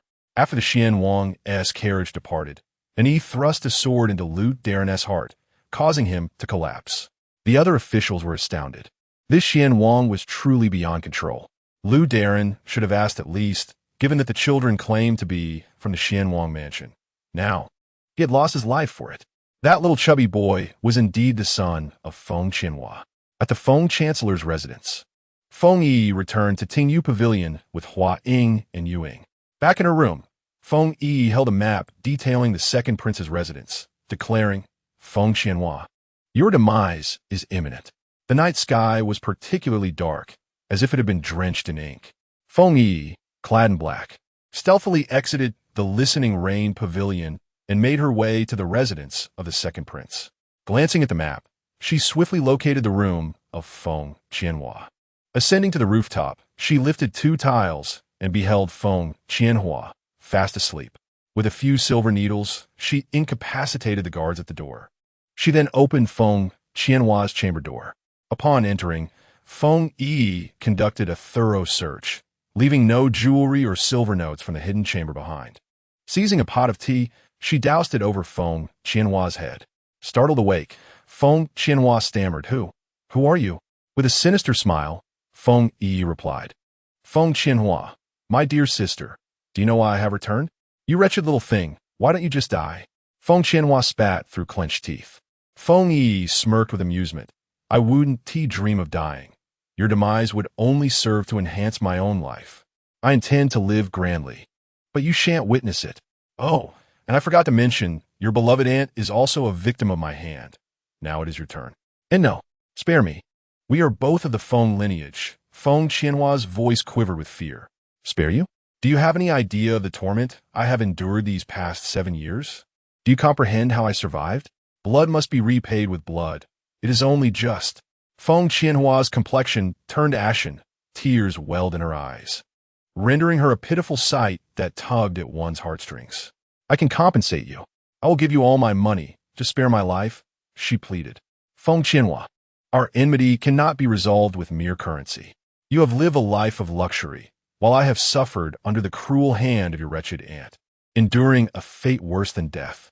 You have always known you are not the legitimate daughter of the Feng family, which is why you harbored ill intentions towards me. Feng Qianhua dabbed her tears with a silk handkerchief. I admit I knew, since I was 12. Then it is settled. You all deserve to perish. You speak of death by 1,000 cuts. I wonder how many I can inflict upon you?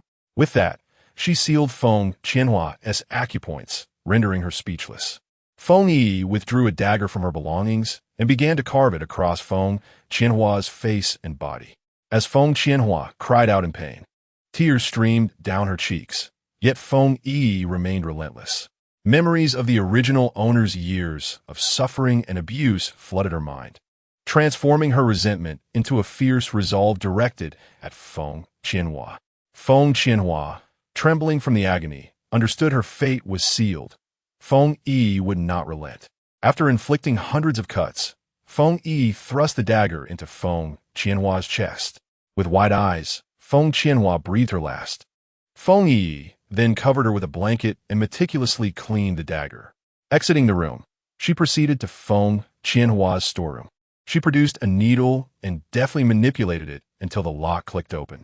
Entering, she swept her hand across all the items, transferring them into her possession before departing. Reflecting on the second prince, she considered him no better than Feng Qianhua. He had, in the past, conspired with Feng Qianhua to torment her. Consulting the map once more, she set off resolutely towards the northwest. The storeroom of the second prince's residence was heavily guarded. Feng Yiyi counted her steps within her spatial realm and directly entered the storeroom. She illuminated the area with a flashlight, waving her hand several times, only to find the storeroom completely bare. The door to the storeroom was black and devoid of windows. Even if lights were lit inside, it would remain invisible from the outside. Noticing the emptiness within, she poured gasoline and ignited it. Entering her space once again, she counted her steps as she exited, emerging in an unoccupied area before leaping away from the second prince's residence. Chapter 45. The truth. Moments later, the guard station at the storeroom noticed an unusual odor and soon realized that a fire had broken out, urgently calling for help. Come quickly. The storeroom is on fire. Chaos ensued around the storeroom as people hurried to carry water and douse the flames. Meanwhile, the second prince was lost in a blissful dream, embracing a concubine in his bed. Suddenly, a knock echoed at the door. Your Highness, something terrible has happened. The storeroom is ablaze. Startled from his slumber, the second prince hastily donned his clothes and opened the door. The steward, breathless, reported, Your Highness, for unknown reasons, a massive fire has erupted in the storeroom and has been severely damaged. How could this happen when the storeroom has been safe for all these years? Where are the guards? Your Highness, the guards and patrolling soldiers are present, yet the cause of the fire remains a mystery. Let us go and see for ourselves, commanded the second prince. Upon his arrival, he found the storeroom reduced to ruins, its structure collapsed. This was no ordinary fire. It had been ignited with gasoline, spreading rapidly and with devastating effect. Witnessing the once full storeroom now stripped bare, the second prince was so incensed that he spat blood. Quickly, those around him assisted him to a nearby room. The captain of the guards knelt before the second prince, who bellowed, Have you conspired with outsiders to betray me? Your Highness, I would never. There are still many guards and secret sentinels present. Not a single figure is seen. If they had forcibly entered to steal, the noise would have alerted us. The second prince pondered this, realizing the truth. Even if the guards had not seen anything, the secret sentinels would have. They must be cunning thieves, who absconded with the valuables and then set fire to obliterate any trace of their theft. Regretfully, all the silks, medicinal herbs, silver notes, and works of art had been consumed in the flames. The second prince fell silent, his thoughts drifting to his desire to marry by Xuan, now thwarted by the loss of the betrothal gifts. Fortunately, he had some silver notes stashed away in his study to tide him over for a while. Rising to his feet, he hurried to the study. Upon arrival, he opened a hidden compartment and found a stack of silver notes still intact, his spirits lifting considerably. However, he realized these notes could not all remain in one place, for if another theft occurred, it would spell disaster. Thus, the second prince divided the silver notes into several portions, concealing them in different locations. Once he exited the study, he instructed, Quickly summon the Minister of Justice. I will not allow my possessions to vanish without cause. Yes, Your Highness, I shall do so at once. A guard responded and then vanished without a trace. Feng Yiyi returned to her room in the listening rain pavilion, sipped a cup of tea, and entered her space. She gazed upon the pilfered items within, realizing they required organization. Over the years, her efforts in healing and saving lives had doubled the area of her space. She categorized the medicinal herbs and arranged them on the shelves, knowing they would prove useful, thus alleviating the need for restocking at the Apricot Grove Medical Center. Feng Yi recalled the 3 little dumplings. The people from the Earth Fiend Pavilion informed her that the 3 little ones were the Xianwang's residents. Today, due to the 2 children, the Xianwang even ordered the execution of Lord Liu. Pondering the information from the Earth Fiend Pavilion, she considered Long Xianling, the current emperor's brother, known for his brutality and a propensity for bloodshed. Could it be that person? She picked up the jade pendant from her space. The exquisite green jade was engraved with the character Ling. Feng Yiyi was infuriated, cursing Long Xianling as a scoundrel devoid of humanity. How could he abandon her without a shred of responsibility, leaving her to bear the stigma of an unwed pregnancy for all these years? When she finally encountered him, she vowed to unleash a vial of poison upon him, ensuring he met his demise and stealing away all his possessions. For 7 long years, no one knew the extent of her suffering. It was imperative that those little dumplings return to Zhao village. After a night of turmoil, She was somewhat fatigued. After freshening up, she lay down to rest. The following day, chaos erupted in the Feng residence. The eldest lady's attendant, Chongqing, arrived at the Listening Rain Pavilion. Second miss, the lady requests your presence in the hall. Representatives from the second prince's residence have come, claiming that Concubine Feng has passed away and wishes to see her one last time. Hua Ying and Yu Ying were taken aback. Master, did Feng Qianhua truly die? If she is dead, then so be it. Death is the ultimate end, and ultimately, no one escapes its grasp. Fetch me a plain garment. We shall go to the hall. Feng Yiyi did not adorn herself with makeup, merely securing a lily hairpin in her hair, and proceeded to the hall with Hua Ying and Yu Ying. Feng Qingxiang watched Feng Yiyi approach with a mix of anger and reproach. Feng Yiyi, since your return, the household has known no peace. The third concubine has died, and now Qianhua has met her end, all of which is tied to you. Qin Yuyin interjected, Sir, how can you say this? The third concubine brought this fate upon herself. She has tormented her daughter for years. What explanation can she offer? Their deaths bear no relation to us. Do not cast blame upon my Yi. Feng Yi regarded her unfamiliar mother with a smile. Since her father held such a view, she saw no reason to remain in this household any longer and resolved to bid farewell. The eldest lady, Qin Yuyin, hurried forward to grasp Feng Yi's arm.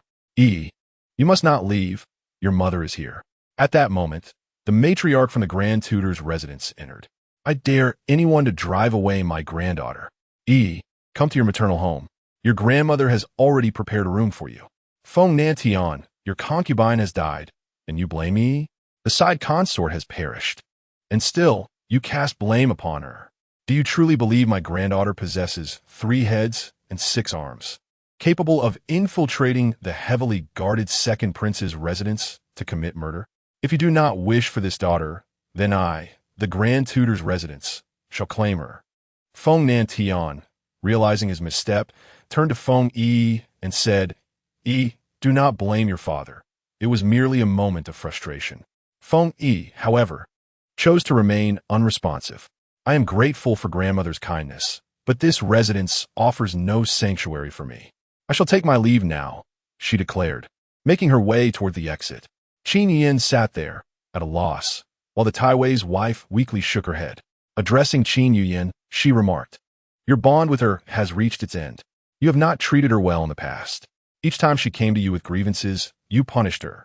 Now, with Feng Nantian's words, she shall not return. This home is devoid of warmth. You have proven utterly ineffectual. Mother, I too am powerless, ensnared by that pair of mother and daughter. Who could have anticipated that she would exchange her own child? The Taiwei's wife, incensed, struck the ground with her cane, exclaiming, You are foolish. He resembles you closely, yet you failed to notice. Why have you not endeavored to warm her heart these past few days? She endures a life worse than that of a maid here, and for 7 years outside, have you ever inquired about her well-being? You have not. In your heart, she does not exist. Were I in your position, with even a modicum of ability, I would not reside in this cold and unfeeling household. Chapter 46. The life-saving elixir tears streamed down Qin Yin's face as she lamented, Mother, I have treated her poorly for so long. It truly cannot be salvaged. The Taiwei's wife sighed, You are not a competent mother. There is nothing I can do. The path you tread is of your own making.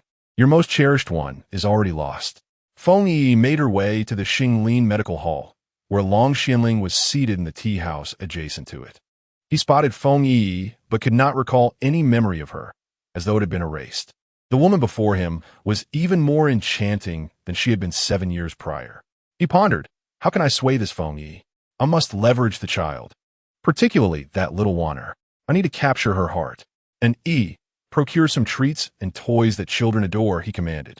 Yes, my lord, and replied, departing promptly. A short while later, Long Xianling emerged from the tea house, with an carrying a multitude of items as they returned to the Wang residence. Following the previous incident involving Feng Yu, Long Xianling had barred his companions from leaving the estate freely. Any outing required the presence of shadow guards. Upon their return, Wanner rushed to him, exclaiming, Father, Father, you have returned. Long Xianling found it exceedingly difficult to resist this daughter of his. She was adept at charming and discerning moods. She knew precisely which words to utter and which to withhold. "Waner, see what your father has brought for you," he said, as she tilted her little head, gazing into the box. "Father, you must not only buy for Waner, you must also get something for my brothers. Otherwise, they might think you favor me," she reasoned. "However, Father, do make sure to buy plenty of candies to give to them. If they do not eat them, they will surely give them to me." Long Xianling was left utterly speechless, pondering the contents of her little mind. In a departure from his usual demeanor, Long Xianling devoted his days to playing with the children. One day, while engaged in play with them, he suddenly coughed up blood and collapsed. "Father! Father!" Waner cried out in distress, and he hastily went in search of young Master Lonling. Others carried the Prince Xian into the room, followed closely by several little dumplings. Feng Yiyi and Feng Li were both checking his pulse. "Big brother, can you cure father of the poison?" "I cannot. I can only suppress it." "Neither can I. It must be our mother who can." "But will mother forgive father?" "With her temperament, she would likely let him die without a second thought." "What shall we do?" At that moment, young Master Lonling arrived. He approached Prince Xian, feeling his pulse. "Alas, this poison is difficult to resolve. Why has the onset of the poison come so soon? What can we do?" Feng Yiyi, the ghost doctor of the Disha Pavilion, does not begin consultations for less than 100,000 taels of silver. "Have you made an appointment?" "They do not accept invitations from the royal household," said Ni. "I know Uncle Yu. I will help you," Feng Yu offered. "You know Yu Donghai from the Disha Pavilion? Will he assist you?" "Yes. They listen to my mother." "Your mother is the head of the pavilion?" "Indeed. Who would have thought the leader of the Disha Pavilion is a woman, and your mother at that?" Ani remarked. "You must not speak of this, or my mother will surely punish us," Feng Waner warned. Though Long Xianling lay unconscious, his mind remained aware. He pondered how Waner's mother could be the head of the third-ranked Disha Pavilion in the martial world. 7 years ago, the Disha Pavilion blossomed like mushrooms after rain, gradually expanding its influence. They had interests in various industries. He had investigated their leader, but had found nothing. Feng Yiyi was truly formidable. She was not lacking in wealth, making it quite challenging to marry her into his household. "Uncle Lonling, when will father awaken?" "I do not know. Your father's poison is too severe. I am powerless. I can only prepare some medicine for relief." "Father, I must save you. Wana cannot be without you." With that, she removed the precious gourd from her neck. Opening the lid, she revealed a black pill inside. "Give this pill to father." "Sister, no. That is your life-saving medicine. Use this one mine instead." Wana refused. "No, brother, I do not go out often, while you too frequently do. If you encounter danger, it would be troublesome. There are only 3 life-saving pills." Reluctantly, Feng Waner handed the pill to young Master Lonling. "Uncle, please give this to father." Young Master Lonling held the pill in his hand, inhaling its scent. This truly was a miraculous elixir. It was remarkable that their mother had managed to concoct 3. Finding another pill like this would be exceedingly difficult, which explained why these 3 children kept their medicine in a golden gourd. The priority was to save Prince Xian.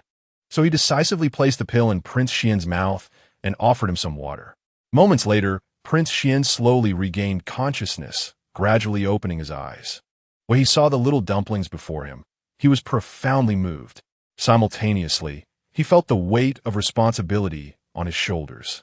He must live well for the sake of these little dumplings. Young Master Lonling stepped forward to assist Long Xianling. "Prince, how do you fare?" "I feel much better." "What kind of medicine did you use that allowed me to awaken so swiftly?" "It was Waner who saved you with the life-saving medicine from her little gourd." "Waner, how can we use the medicine?" "It is your life-saving elixir." Waner wept. Yet if this medicine were not utilized, her father would never awaken, and she desperately wished for her father's return. The young master of Lonling, typically hardened of heart, found himself wiping away the tears at the corners of his eyes. "Xian Wang, you are blessed with 3 wonderful children. This is your true fortune. I hope your family can reunite soon." Long Xianling smiled faintly. "Children, your father is a little weary. Go out and play." Long Xianling spoke with a weary tone. "Father, we shall take our leave. We will return to see you later." Long Xianling nodded gently, and Yi and the young master of Lonling remained within the chamber. "And Yi, did you hear? The leader of the Earth Fiend Pavilion is Feng Yiyi, I suspect the ghost doctor is also her. Look at these children. They all possess medical skills. I have discerned as much, and Yi replied.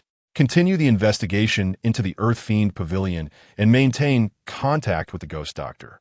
Understood. Your Highness. Wanner's medicine is indeed miraculous, a true elixir of life. Such a profound bond between father and daughter. She has given you her life-saving potion. I find myself feeling a hint of jealousy towards you. Despite your cold demeanor, you have such wonderful children without any apparent effort. And those 3 little dumplings have grown so much. Such is fate. Feng Yiyi may not even agree to become the princess, Long Xianling remarked. Your Highness, you ought to address the matter of your beautiful concubines within the estate. It would be better if there were no wives or concubines at all. With so many as it stands, if it were me, I would not marry you. You must consider this, the young master of Lanling counseled. These words resonated with Long Xianling. You speak wisely. An heir, send those women from the courtyard to Luozhu Temple. Let them renounce worldly ties and pray for the peace and prosperity of the nation. Long Xianling glanced at an heir. An heir, go arrange this. We must not let the little ones learn of it. Should they dare to leave the temple without permission, they would be disregarding the nation's integrity, execution without mercy. And the entire family shall be annihilated. Yes, I shall obey. Chapter 47. The Xianwang takes action personally. There were over 20 beautiful concubines in the Xianwang's estate, all bestowed by the Empress and the Empress Dowager over the past 7 years. Most of these women were daughters of high-ranking officials or their distant relatives. Long Xianling provided them with a pretext of praying for the nation's well-being. Though somewhat tenuous, it served as a fine excuse to prevent others from raising objections. If any official were to protest, it would be quite simple to send their own household members to the monastery to pray as well. Who would dare to voice discontent? Anyone who did so on the first day would find their household eradicated by the second. This was Long Xianling's method of dealing with matters. An heir stepped outside and called to his brothers, gather all of the prince's concubines without exception and bring them to the outskirts of the capital. Any maids they brought should be taken as well. As for their wealth, let them keep it. Once they leave, they shall never return. Understood, Commander and heir. Subsequently, an heir led his men to the back courtyard, first arriving at Lu Marin's quarters. Lu Marin and several other beauties were seated together, engaging in conversation. Do you think those 3 little rascals are the prince's offspring? One asked. The prince has been stationed at the border. When would he have had the time to father children? Another responded. Sister Lu, please do not speak like that. Just look at those 2 little ones. They are indeed cut from the same mold as the prince. Bai Shuang'er is truly foolish for not winning the prince's heart, but instead choosing to contend with that young girl, leading to her downfall. Another beauty remarked, alas, such is fate. Our plight may be even more dire. An attendant, named an heir, entered, instructing them to gather their garments and valuables, for they were to be taken to a certain destination. An heir, where are you taking us? They inquired. You will know in due time, he replied. Will we perish? Not at present, but disobedience may alter that fate. The concubines hastily returned to their quarters to prepare. If they complied with the arrangements, their lives would be spared. Should they attempt to flee, however, their lives would be forfeit. Some of the beautiful concubines brought maidservants, while others carried only their bundles, gathering in Lu Marin's courtyard. This Lu Marin was a distant relative of the Empress Dowager and occasionally visited the palace to see her. Sister Lu, are we truly departing like this? I really do not wish to leave. If you do not wish to depart, then do not, but be prepared to pay the price. The prince does not desire our deaths. He is merely providing us with a destination, so as not to delay his marriage to the princess. We should seek the Empress Dowager and the queen, another beauty suggested. Are you foolish? Would they offend Xianwang for your sake? It would be of no use to seek anyone. As they held their bundles, the carriage from Xianwang's residence entered the courtyard. 4 or 5 of them shared a carriage, departing through the back gate to another garden. The steward dispatched individuals to tidy up the courtyards. Once everything was in order, an heir returned to report to Long Xianling. Long Xianling smiled, decreeing that anyone who approached henceforth should be executed immediately. Feng Yiyi, in the rear courtyard of the Xinglin Medical Hall, reflected deeply while clad in black, and swiftly leapt to Xianwang's residence. The hidden guards of Xian Wang caught a fleeting shadow but lost sight of it. Feng Yi stealthily made her way to Feng Wanner's room, where she found the three little ones joyfully playing together. Upon seeing their mother, Feng Wanner dashed into Feng Yi's embrace. "Mother, I miss you so much." "Do you truly miss me? Your words sound rather insincere," Feng Yi responded. Feng Yu, with reddened eyes, also leapt into her mother's arms. "Mother, I miss you too. I came to find you. You little dumplings, do you understand how perilous it is outside? What if you encounter a villain? How would I find you?" Feng Yi admonished. The three little ones hung their heads in silence. "You three shall come with me to the Xinglin Medical Hall." Feng Yu exclaimed, "Mother, Father went back to look for you. The owner of Fu Man Lu is one of Father's people. That is his territory. Do you trust him? Will you little dumplings accompany your mother or not?" "Mother, we must help Father first. We cannot leave with you just yet," Feng Li replied. "Do you think a royal uncle can be impoverished by your efforts? His wealth could sustain you for several lifetimes. If you wish to stay here, then remain for the time being." Hearing noises from outside, Feng Yi swiftly entered the space. Just then, the door opened and Long Xianling stepped inside. Feng Yi observed from within the space as Feng Wanner rushed forward. "Father, are you feeling better?" "Wanner is truly obedient. Father is already well," he replied. Feng Yi stepped out from the space, traversing approximately 50 paces before leaping out of the Xianwang mansion. Wanner turned to Long Xianling and said, "Father, Mother visited just now. Did she come to take you away?" "Yes, but we won't leave just yet. We want to stay with Father." Long Xianling thought it was time to cease troubling the children. Matters needed resolution. "You need not worry about your mother. I am here for you. Go, Father," the three little ones exclaimed, clenching their fists in encouragement. Long Xianling smiled. He returned to his quarters, changed his attire, and left the Xianwang mansion, making his way to the Xinglin Medical Hall. Upon arriving at the courtyard, he stood still. Feng Yi was inside, perusing medical texts. "What brings you here?" she inquired. Long Xianling entered. "I must explain." "What is there to explain? You left without a word, abandoning me with this mess." "I was compelled. I was poisoned. There was an urgent situation, and I had no choice but to leave, leaving behind a jade pendant. I then went to Wangchuan town in search of that woman. I stayed at Fu Man Lu for several days, yet the pawn shop had no record of that pendant. I instructed my men to search far and wide, but there was no news. Subsequently, I went to the frontier, remaining there for 6 years. Upon my return, I wanted to seek you out, but Wangchuan town remained silent. Spare me your flowery words. Do you know how a woman with an unwed pregnancy survives? How did I raise 3 children to this day?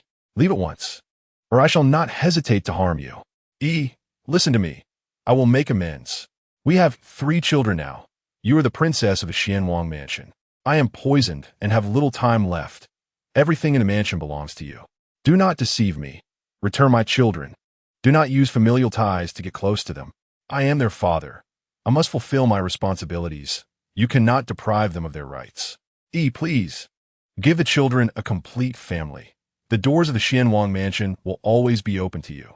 Get out. I've been both father and mother these years. If you continue, do not blame me for being heartless." With that, she drew a silver needle and shot it directly at Long Xianling. Chapter 48. Disappeared again. Long Xianling swiftly dodged, allowing the silver needle Feng Yi had flung to miss its mark. Unfazed, Feng Yi shot several more needles. Long Xianling brandished a fan, deflecting every needle onto its surface. Angered, Feng Yi drew a sword and lunged at him.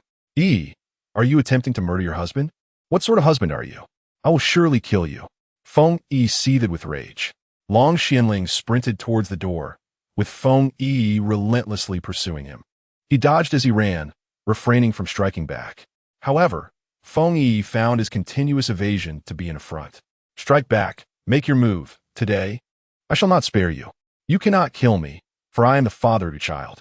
Well, being the father, I shall not hesitate." In front of the secluded Yutong pavilion at the Xian King's residence, Feng Yi lunged forward with her sword. Long Xianling deftly evaded, using his fan to deflect her strike, causing her sword to veer off course. With a clatter, the sword fell to the ground. Feng Yi pressed herself against the wall and delivered a punch to Long Xianling's chest. He sidestepped and seized her wrist with both hands. Her hands were now restrained, and she attempted to kick the Xian King below. Long Xianling maneuvered to the side, twisting to cross her wrists, her back pressed against his chest. Feng Yi tried to pull her hands free, but they remained trapped. His grip was as firm as a vice. "You are shameless," Feng Yi exclaimed. "Yi, allow me to explain. I will take responsibility for you. I have wronged you all these years, having been occupied with suppressing unrest at the borders. I returned just a few days ago, and I had no news from Wangchuan town. I was powerless.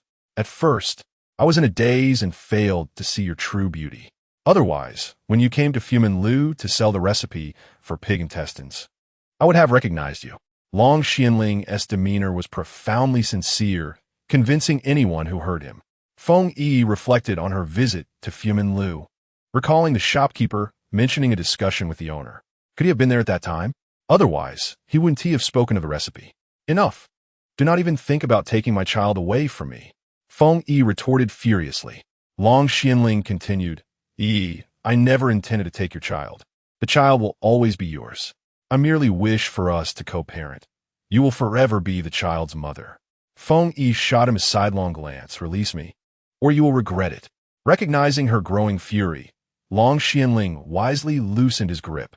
She shook out her arms, and at that moment, the three little ones rushed over, grasping the hands of both Feng Yi and Long Xianling.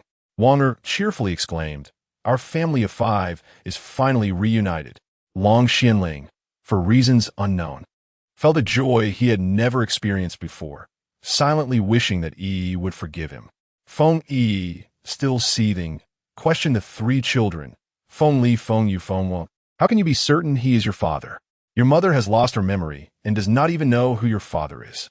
We have the same birthmark. My brothers look just like our father." The 3 little ones rolled up their sleeves, and Long Xianling did the same. All 4 bore a dragon-shaped birthmark on their left arms. "This is a mark passed down through my long family since our ancestor. All have this dragon-shaped birthmark on their left arms. Look at my sons and me. We resemble each other." Feng Yi glanced at them, and indeed found the resemblance striking. Silently, she marveled at the wonders of genetics, realizing they looked so alike that no testing was necessary. "Will you 3 come with me?" Feng Yi demanded angrily. Wander embraced Feng Yi. "Mother, I do not know how long I can live." Desiring to spend some time with her father, Feng Yi felt a pang in her heart. She cast the jade pendant back to Long Xianling, saying, "Here, take your pendant." Long Xianling caught it deftly. Without a backward glance, Feng Yi leaped away from the evil king's manor. Feng Li glanced back and said, "Father, I cannot bear to hurt Mother's feelings. I shall accompany her first." After embracing Long Xianling, she too sprang away from the manor. As Feng Yi walked down the path, anger bubbled within her. Her child, whom she had painstakingly raised, was so easily swayed by the presence of a biological father, forgetting her mother. Lost in her thoughts, a sense of injustice welled up, and tears streamed down her cheeks. Feng Li caught up with Feng Yi. "Mother, I am here to keep you company." Feng Yi turned and embraced Feng Li, feeling as though she had lost something precious. Perhaps it was the absence of paternal love in a single-parent household that left a void. A complete family, one that embodies both paternal and maternal affection, is indispensable. Having once been an orphan herself, she yearned for the warmth of a home. Hand in hand, they continued forward, her heart heavy with sorrow. At that moment, a group of drunkards stumbled by. One, clad in sumptuous silk, leered at Feng Yi and said, "Little beauty, come entertain us. We'll pay you handsomely." Another chimed in, "Indeed, our young master Lu hails from the minister's residence. Serve us well, and wealth shall be yours." "Lia, step azide, Feng Yi urgit." Feng Li shook her head, thinking, alas, how foolish. Do they not realize they are courting disaster? Obediently, she leaped onto a rooftop.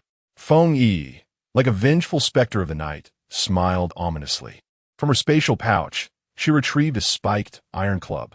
Fueled by a tempest of rage, she struck fiercely at them.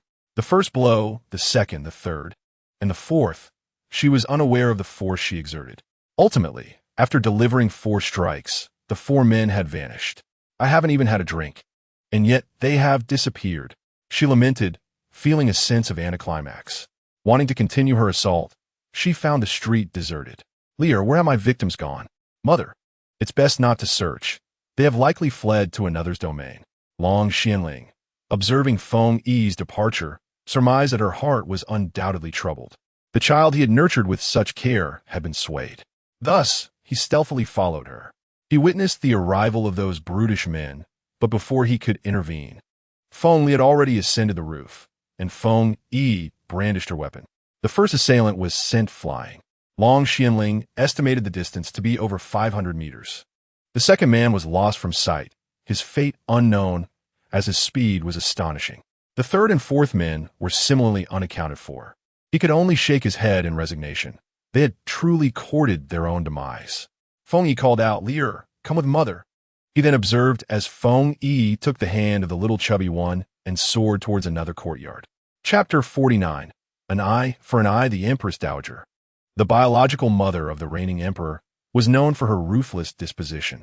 Without a measure of cunning, one would not ascend to the position of Empress Dowager. At this moment, a figure cloaked in black arrived at the Empress Dowager's palace. The man knelt on one knee and reported to the Empress Dowager that the Xian king had returned to the capital, bringing with him 3 children, 2 boys and a girl. Triplets no less. 3 children? How could you allow this to happen? How did he manage to survive? I do not know, Your Majesty. What shall we do with these 3 children? The Xian king has indeed produced heirs. This is a perilous situation. Without offspring, there is less to worry about. Now, with 2 boys among them, they must be eliminated. If one group is insufficient, send 2. If 2 are inadequate, send more. This matter must remain a secret from the emperor. They share a deep brotherly bond. Should he discover that I have sent assassins after those children, he would loathe me. Your Majesty, how shall we handle the children's mother? Is she within the Xian king's residence? No, I followed discreetly. She is a woman named Feng Yiyi. It seems she has some conflict with the prince. The Empress Dowager was puzzled. How could there be conflict with 3 children involved? I do not know, Your Majesty. Very well, let us dispose of her as well. I accept the command. With that, the figure in black withdrew. The Empress Dowager sighed. Mama, have I erred? Those are the grandchildren of the late Lady Yin. Yet I fear that her son poses a threat to the emperor's position. Mama consoled her, Your Majesty. Do not overthink it. This matter must not reach the emperor's ears, lest it create a rift between you and your son. I think as you do. Everything must proceed in secrecy. The emperor, too, is aware that the Xian king is not of a single mother. Though he has achieved great merit, he has already been granted unparalleled honor, with wealth beyond measure. Your Majesty, do not dwell on it. Let nature take its course. I am weary as well. I shall rest for a while. There is no need for the empress to come daily to pay her respects. Yes, I will carry out your wishes. For 3 consecutive days, Feng Yi tended to patients at the Apricot Grove Medical Hall. In the evening, she and Feng Li were in their quarters preparing medicinal pills. Suddenly, voices from Hua Ying and Yu Ying reached them. Who goes there? They soon heard the clash of swords. Feng Yi retrieved a silenced pistol from her space, aiming it at the cloaked figures. She left one alive. Who are you? I bear no enmity towards you. Why do you strike so mercilessly? Hua Ying swiftly pried open the mouth of the black-clad man, extracting the poison within. Yu Ying, search them for any tokens. Yu Ying inspected each one. Mistress, here is a token inscribed with the words Imperial Guard. This is troublesome. Have I attracted the attention of palace officials? Feng Yi glanced at the last man lying on the ground. Hua Ying, bind him and let him witness the fate of his companions. With that, Feng Yi sprinkled powder over the corpses.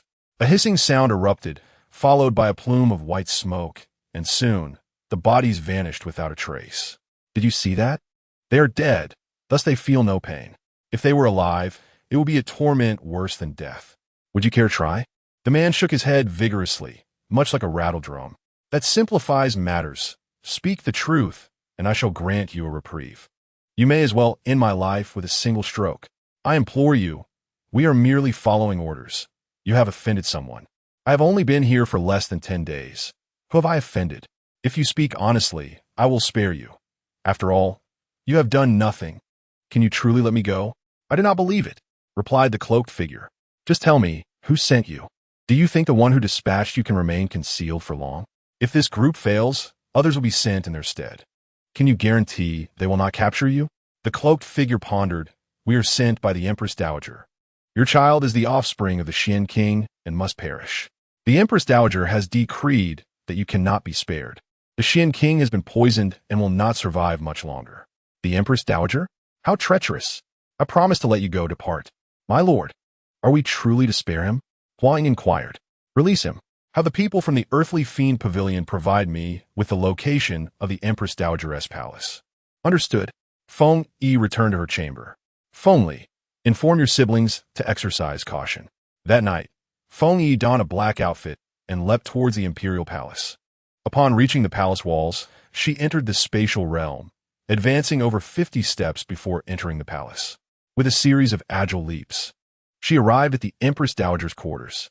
As she traversed through the space, she reached the chamber where the Empress Dowager rested. Several palace maids stood on either side of the room. With a flick of her wrist, Feng Yiyi unleashed a few silver needles, causing them to collapse. She struck the Empress Dowager's mute pressure point and splashed her with tea to rouse her. Empress Dowager, are you tired of living? I bear you no grudge. Yet you seek to end my life. Perhaps it is better that I eliminate you first, ensuring no future threats. I beg you to spare me. Please, who are you? I am the very one you intend to kill. Today, it is not you who slays me, but rather I who shall slay you. The Empress Dowager pleaded. I beseech you, spare me, and I shall never send anyone to harm you again. Huh, you have dispatched so many to take my life. Fortunate for me, I possess martial prowess. Had they succeeded, it would have been my demise. Now you plead for mercy. It is too late. You Shidi and Zilengsa. With that, she retrieved a pill from her spatial realm and cast it into the Empress Dowager's mouth. The Empress Dowager struggled to expel it, but the poison had already been consumed. Gradually, her eyelids began to close. Feng Yiyi glanced around. Why must a woman torment another woman? Observing the jewels in the room, she thought to herself, why not take them? Feng Yiyi swept them all into her possession. She then ventured into the Empress Dowager's small storeroom, clearing out everything within. To dare to kill the four of us, I shall not leave you a single coin. Once she had ensured everything was in order, Feng Yiyi had just exited the Empress Dowager's chamber when a troop of guards appeared before her. Who goes there? Seeing them, Feng Yiyi swiftly entered the spatial realm. The leader inquired, did any of you see a figure in black around here just now? It seems there was someone, but where did they go? Perhaps we were merely imagining things. Feng Yiyi chuckled quietly in the spatial realm, and once the troop departed, she emerged again. She began to leap upwards and away from the Imperial palace, returning to her own courtyard. The following morning, the palace maids in the Empress Dowager's chamber awoke. They approached the Empress Dowager, who lay serenely upon her bed, still covered by blankets. The matron stepped forward. Your Majesty, it is time to rise. Yet, there was no response from the Empress Dowager. The matron called out a few more times, but silence persisted. Carefully, she checked for the Empress Dowager's breath, and was instantly struck with terror, collapsing to the ground. The Empress Dowager had passed away. Feng Yiyi left the palace, her heart heavy with the trials of raising children over the years. Anger welled within her, and she silently vowed, Long Xianling, I shall deliver upon you a fierce retribution to ease the resentment in my heart. With determined strides, she made her way to the Duke's residence. Upon arriving, she entered her space. Measuring her steps, she counted 53 before spotting Long Xian, engrossed in a book. In that moment, Feng Yiyi, holding a soft muscle dispersal powder, flung it outward. Long Xianling collapsed onto the table. Not wishing to alert the hidden guards outside, she swiftly transported him into her space. Long Xianling, bewildered, had just been in a study. How had he been moved to another location? Upon seeing Feng Yiyi clad in black before him, he realized he had been ensnared. Long Xianling, do you wish to live or die? She asked. I wish to die. I know I have wronged you over the years, causing you much suffering and grievance. Strike me down. Very well, you have asked for it. I shall not hesitate to end your life today. With that, Feng Yiyi seized her fiery purple gold whip and unleashed a flurry of strikes upon him. His once pristine white robe became stained with blood. Yet Long Xianling did not utter a sound. His robe was torn to shreds, and his legs bore the same fate. Even if you were to kill me, I would not hold it against you. I owe you this." Exhausted from the years of grievances, she channeled all her frustrations into the whip. "Long Xianling, how would you feel if I castrated you and made you a eunuch? Or perhaps I could end your life and turn you into fertilizer. My medicinal herbs are in dire need of nourishment. That would be your eternal happiness. You cannot do such a thing," he protested. "If you turn me into fertilizer, what will become of our 3 children? I'm their biological father. That is unnecessary. There are plenty of men out there. The term father is dispensable. As long as the children have me as their mother, it suffices." Long Xianling was rendered speechless. Why was Feng Yiyi so impervious to reason? She brandished a dagger and plunged it into his thigh, causing blood to spurt forth. "You are committing murder against your husband," he exclaimed. Another stab found its mark in his other thigh. "Cry out," Feng Yiyi commanded, and he fell silent. She nonchalantly tossed him out of the space, landing him on the floor of the study, before heading to the storeroom of the Duke's residence. The storeroom was heavily guarded, yet Feng Yiyi entered through her space. She produced a flashlight, collecting gold, silver, jade artifacts, and ancient calligraphy into her space. Just as she was about to proceed to the herbal and weapon storerooms, she heard a commotion outside, the sound of a door unlocking. With a sense of regret, she retreated into her space and stepped outside. "An come in," Long Xianling called. Once an entered, he promptly assisted his master back onto the bed. Long Xianling was in pain all over, yet his face remained unscathed. Even the unmentionable has suffered from the lash of despair, and it is likely to remain in a state of dejection for some time. Chapter 50 Handling Matters. Upon witnessing his master being mercilessly beaten and left battered and bruised, and inquired, "My lord, who has done this?" Long Xianling waved his hand, instructing, "Remove my garments," and, gazing at Long Xuanling's outer attire, questioned, "Is it even possible to remove this clothing?" Observing the blood seeping from his legs, he exclaimed, "My lord, I shall summon the physician." With that, he vanished. When the physician arrived, he first tended to the wounds on Long Xuanling's legs, requiring the removal of his clothing to assess the injuries. The garments were torn and soaked with blood, clinging stubbornly to his skin. "If I pull, will it not tear the flesh as well?" And sighed in resignation, pondering the depth of such enmity. "Why do you not retaliate, my lord?" Long Xianling replied, "I owe her this. Even 100 beatings cannot warrant a response," and, retrieving a pair of scissors, proceeded to cut away Long Xuanling's attire, leaving only the blood-stained remnants, and could only peel away the fabric inch by inch, nearly causing Long Xianling great agony. Eventually, and applied some medicinal powder, not sparingly, but liberally, as Long Xuanling's back was a gory mess and his legs were equally marred. The main issue was that Feng Yiyi struck indiscriminately, lacking precise aim. Long Xianling internally lamented, "Who has placed me in this debt? The burden of emotional obligation is difficult to repay." In the ensuing days, Feng Yiyi would assault Long Xianling every few days, inflicting wounds with abandon, the tally of her assaults unknown. For several consecutive months, Long Xianling endured this torment willingly. Feng Yiyi felt a sense of relief, as though she had released years of grievances and pressures. While she harbored hatred, it did not reach the extent of wishing for his death. At most, it could be deemed a violation, and she had even discarded a jade pendant worth a fortune, a crime not deserving of death. Long Xianling, already nursing old wounds, now bore new ones. He accepted his fate. No matter how many times he was struck, he would not retaliate, believing that once Feng Yiyi had vented her frustrations, she would cease her attacks. Feng Yiyi's visit to the palace culminated in the passing of the Empress Dowager. Ruan Yu hastened to the Hall of Supreme Harmony, only to find the morning court still in session, necessitating a longer wait. Thus, she rushed to the Empress's quarters. Li Mama was in the courtyard and, upon seeing Ruan Yu's urgent demeanor, asked what has happened. "Why such haste?" "Li Mama, you must inform the Empress. The Dowager is no more."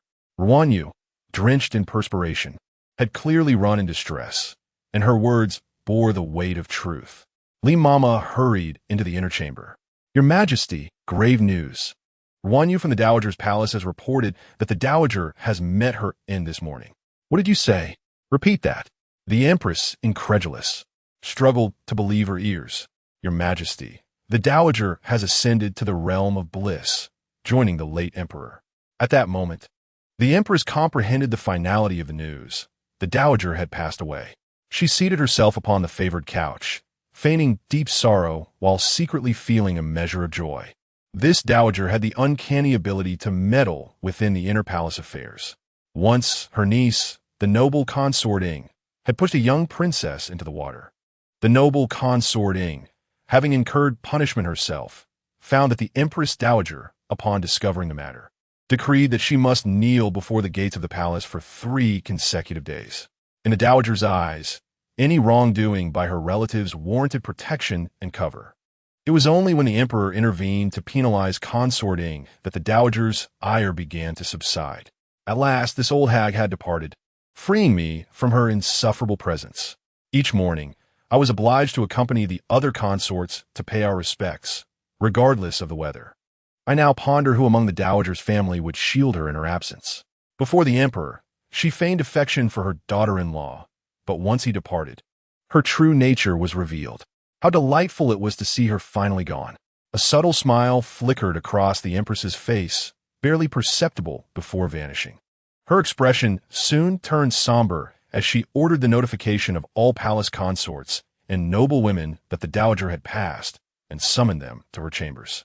She also instructed the Ministry of Internal Affairs to prepare all necessary items for mourning.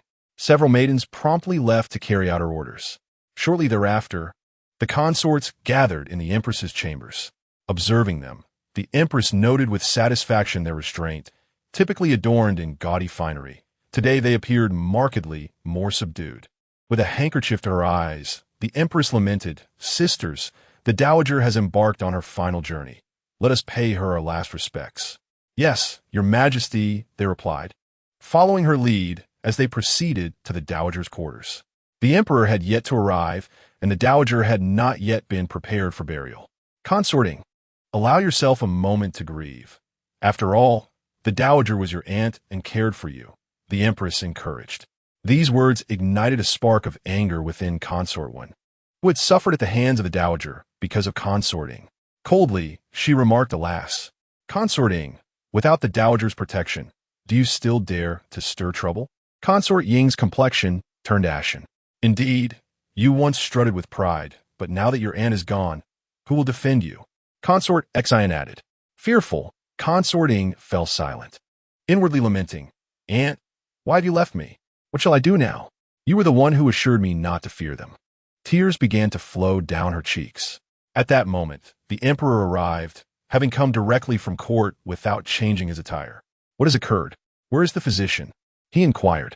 An elderly matron from the Dowager's chamber replied, "Your Majesty, I arrived at dawn, and the Dowager was peacefully asleep, though her body was already stiffening. We hastily dressed her, but did not summon a physician. It is said that those who have accumulated virtue in past lives depart quietly, free from suffering." The Emperor sighed, his eyes reddening, though not a single tear fell. Much of the conflict between him and the Dowager revolved around his younger brother, Prince Xian, whom the Dowager sought to eliminate. Yet Prince Xian had consistently aided him, removing obstacles in both overt and covert ways, ultimately sacrificing his own power. Still, the Dowager refused to relent, leading to numerous quarrels between them. Amidst the turmoil at the borders, Prince Xian was dispatched to the front lines. This brother was never one to covet power. He sought only wealth, showing little interest in authority. Otherwise, the throne would not belong to oneself. At this moment, the noble consort Yun received the news and, with the assistance of a palace maid, entered the chamber. "Oh, my dear elder sister, why have you departed?" She wept bitterly, for this was her beloved elder sister. The Emperor glanced at consort Yun, who was overwhelmed with sorrow.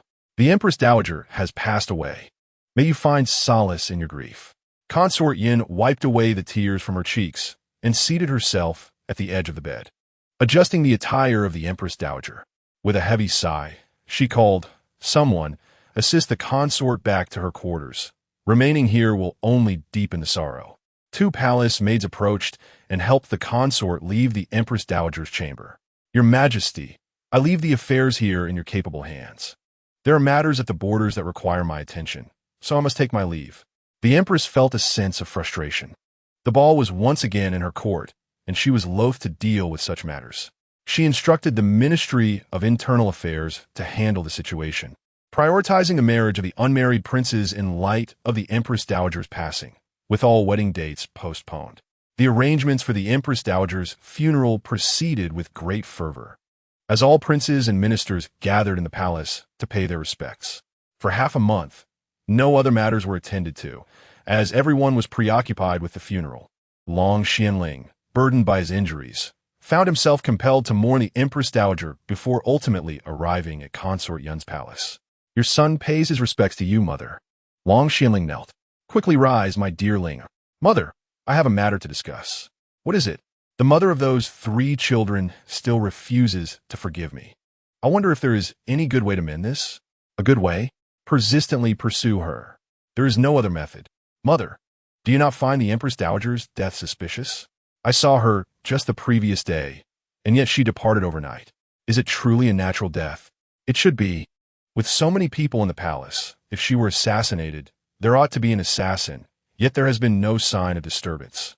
Perhaps. But I cannot shake the feeling that it is not so simple.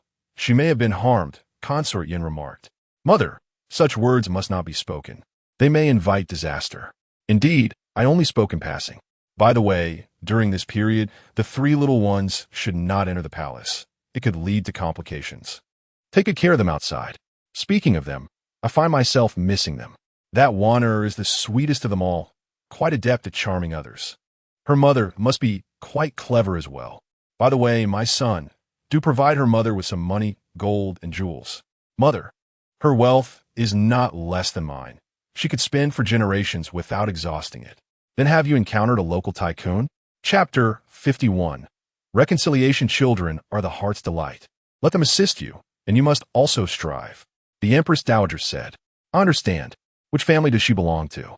Mother, please do not inquire.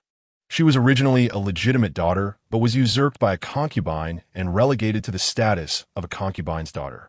The concubine's daughter impersonated her as the legitimate one. She suffered great humiliation in the household and was ultimately schemed against, leading to her fall from a cliff where she met my son. In prominent families, the underhanded tactics are all the more prevalent.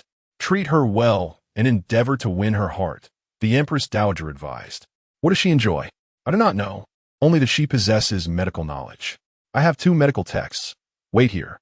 Consort Yin retrieved 2 yellowed medical books from a small chest. This has been passed down from my grandfather's great-grandfather's master, and I often enjoy reading it. When I entered the palace, I brought it with me. Please take this and give it to her. It is a precious item. Very well, I shall take it. Long Xianling finds himself at a loss with Feng Yiyi. Having visited her numerous times, and they have clashed on countless occasions, yet she remains unyielding. Feng Yiyi refuses to forgive him. 6 years of hardship cannot simply be dismissed with a few words. Bai Shuang'er feels quite disheartened in the mansion. According to the original plan, in half a month, she would become a concubine in the 2nd prince's residence. She had heard that the 2nd prince's other concubine had passed away, and the absence of a rival momentarily brought her joy.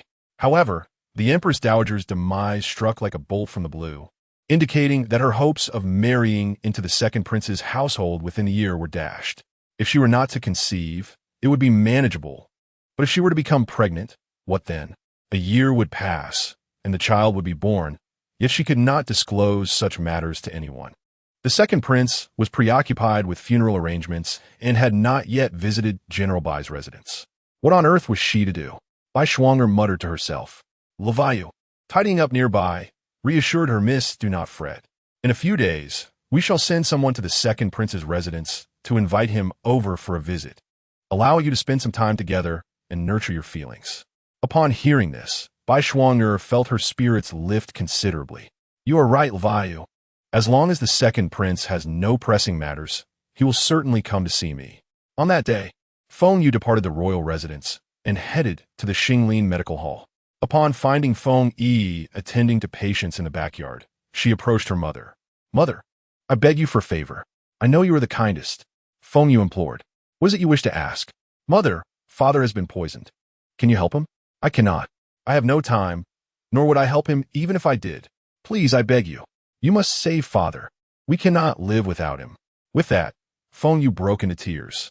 Feng Yi's consultation room was in the backyard, and there was no one else around. Yue, do you understand the sacrifices I have made over the years? Mother, I do, but I cannot bear to lose father. Having you alone is not enough. It is not the same.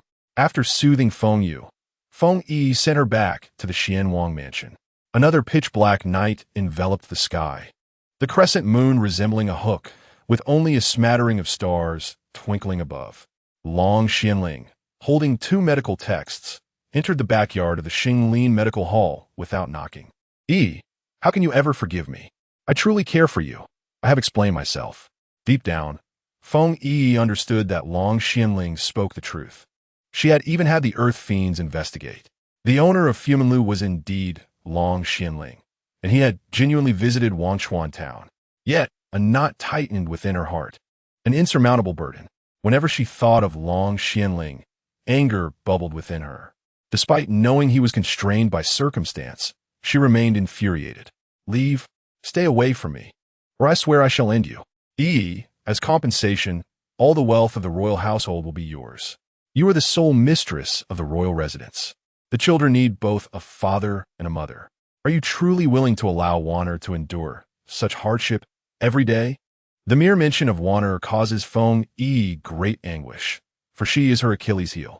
Long Xianling, observing her helplessness, implored, I am at your service. I need you, and our children require your presence as well. Over the years, Feng Yiyi has borne immense pressure, resolutely holding her ground. At this moment, her final bastion seems to have crumbled, and she weeps uncontrollably. Woo! Feng Yiyi pounded her fists against Long Xianling, exclaiming, "It's all your fault, all your fault." Woo! Long Xianling endured her wrath, and then enveloped Feng Yiyi in a tight embrace. She ceased her assault. The burden she bore was too great. To not forgive him meant that their 3 children lived in separation, as the song lamented, with one parent in one home and the other in another. Yet to forgive him felt like a betrayal, for she had shouldered the dual roles of both father and mother, enduring suffering that others could scarcely fathom, earning a living, providing for the family, fearing that their children might one day lack for anything. The children craved paternal affection, yet she could not bear to part with them. Do not struggle so. I am here, the father of our children, ready to shoulder all responsibilities. The royal estate's shops will be entrusted to your management. All finances will be under your control, and you may spend as you wish. You may act as you please, and should anything arise, I will bear the consequences. But what of your taking multiple wives? Feng Yiyi cried. In the 6 years I was absent from the royal estate, the Empress Dowager and the Empress bestowed upon me several concubines. Upon my return, I sent them all to the temple, should they dare to reappear. Their fate will be dire. Now, aside from a matrons, there are truly no women left in the estate. I vow to you in this lifetime, there shall be only you. As Feng Yiyi wiped her tears, she declared, I forgive you for the sake of the children. For their sake, money holds no value. I know my is exceptional. From now on, you need not earn, only spend. A faint smile escaped Feng Yi's lips. Isn't it the man's duty to earn for the family, while the woman adorns herself beautifully?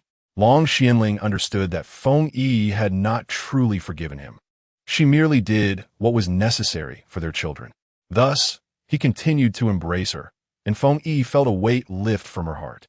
Come, let us return to the royal estate and bring some joy to the children. Feng Yiyi nodded. I have not agreed to be your princess. I have only temporarily forgiven you for the sake of the children. I have arranged for a spacious courtyard within the estate for you to reside in, making it easier for you to care for the children. Let be known, I reside there solely for their convenience. Very well. As long as you occupy the royal estate, the children will feel secure and happy. Otherwise, Wanner cries each time she thinks of you and is reluctant to part from me. With a deep sigh, Feng Yiyi suddenly found Long Xianling less intolerable. They walked side by side, and Long Xianling produced 2 medical texts from his garments. These texts may prove beneficial to you. They're a family heirloom. Feng Yiyi took the books in her hands and glanced at Long Xianling. Long Xianling then activated his lightness skill, wrapping one arm around Feng Yi's waist, soaring towards the Xianwang mansion. Chapter 52. Arriving at the royal mansion as Long Xianling embraced Feng Yiyi, she protested. Let go. Let go. Don't move. If you release me, I will fall, he urged. At that moment, Feng Yiyi realized the remarkable height of Long Xianling's lightness skill, acknowledging the gap between their abilities. The rush of wind whistled past her ears, truly resembling the sensation of flight. Before long, Long Xianling had brought Feng Yiyi to the Xianwang mansion. He gently set her down, but due to inertia, she stumbled forward. Feng Yiyi thought to herself, how rude, he doesn't even warn me when we arrive. In an instant, he darted forward, pulling her into his embrace. Long Xianling shielded her with one arm, lowering his head, while Feng Yiyi widened her eyes. As she looked up, her gaze met his sensuous lips. Stunned by this unexpected turn of events, Feng Yiyi found herself momentarily at a loss. Long Xianling was equally flustered. At that moment, three little ones appeared in the courtyard, and someone shouted, Daddy and Mommy are kissing. Feng Yi's face flushed crimson, while Long Xianling's ears turned red. Wanna rushed over, Mother. Father, now that you've kissed, when will there be a little brother or sister? Irritated, Feng Yiyi retorted, Wanner, what nonsense are you speaking? But Zhao Xiaobao said that when a mother and father kiss, a sister will come. Feng Yiyi shot a glare at Long Xianling. This is all your fault. At this moment, Long Xianling, noticing Feng Yi's blushing cheeks, felt an added fondness for her. Feng Li approached, saying, Wanner, stop speaking out of turn. Our family is finally together. Mother, father, we won't be troublesome anymore. You are both here with us. Wanner took Long Xianling's hand with one and Feng Yi's with the other, as they all headed towards the lily courtyard. Upon arriving at the lily courtyard and entering the hall, Wanner hugged Feng Yi's neck. Mother, please don't ever leave me again. Looking at her obedient daughter, Feng Yiyi smiled. Mother will never leave you. Big brother, since childhood, Mother taught us to be trustworthy. She said she won't leave Wanner. Did you all hear that? We did. Feng Yu and Feng Li replied in unison. Then, if Wanner stays in the Xianwang mansion, does that mean Mother cannot leave either? Indeed, Mother must keep her promise. Mother, since my brothers say so, you cannot leave the mansion. Otherwise, it will affect your image in our hearts. If you break your promise, we will learn from you. Feng Yiyi was utterly speechless, feeling as though she had fallen into a trap, ensnared by Wanner as roundabout reasoning. Long Xianling mused inwardly, this little mind is truly sharp. At that moment, Feng Yu stepped out and called out, Someone, tell the kitchen to prepare more dishes tonight. Your royal consort has returned. Long Xianling said nothing, but Feng Yiyi protested. Feng Yu, what nonsense are you spouting? Mother, this is your rightful title. You are the royal consort, the mistress of the Xianwang mansion. If father dares to marry another, we shall turn the royal residence upside down. Wanner approached Long Xianling once more, urging him to treat his princess well. Otherwise, we shall not consent. Long Xianling assured the three little ones that he would forever cherish their mother alone and would not wed another woman. Very well, then we can rest easy. Feng Yu's voice resonated like an earthquake, stirring the entire royal estate. A maid hastily rushed to the kitchen, instructing them to prepare a splendid feast, for the princess was to reside in the lily courtyard. What? Lu Pozi, are you speaking true? The princess has arrived? The mother of those three young masters? Indeed, it is she. The princess possesses remarkable beauty, her eyes like a shimmering pool. At last, our royal household has a legitimate matron, and the previous one has been dismissed. We must serve her with utmost care. Indeed, we must prepare something worthy and not tarnish the honor of the royal estate. Yes, the position of the princess is unassailable. It will take several years for any of the three children to be born. This princess, too, is destined for riches, having endured a hardship that equates to 3 years of toil. Such is fate. We are but humble servants. Now, let us work diligently without idle chatter. It is not mealtime. We shall have to make do with a late-night snack. After a brief meal, the three little dumplings departed one by one. Feng Yi felt rather gloomy that night, sensing a scheme at play. Long Xianling poured a cup of wine for Feng Yi and filled his own cup. Yi, thank you for bearing me 3 such delightful children, securing my legacy. I toast to you. Long Xianling, recalling the hardships of that time, spoke. When I learned of your pregnancy, I was living in a dilapidated straw hut with your grandmother, the roof leaking. I had not a single coin to my name, save for your jade pendant. I ventured into the mountains to gather herbs, selling them for thousands, which allowed me to build a house. Otherwise, the children would have perished from the cold come winter. I began to prepare pig intestines, and by the time the children were born, our lives had improved. I had even hire maids. I could not care for all 3 alone while also earning a living, especially since your grandmother was aging. The maids assisted in their care. When it was time for learning, I hired a tutor to teach them Chinese characters.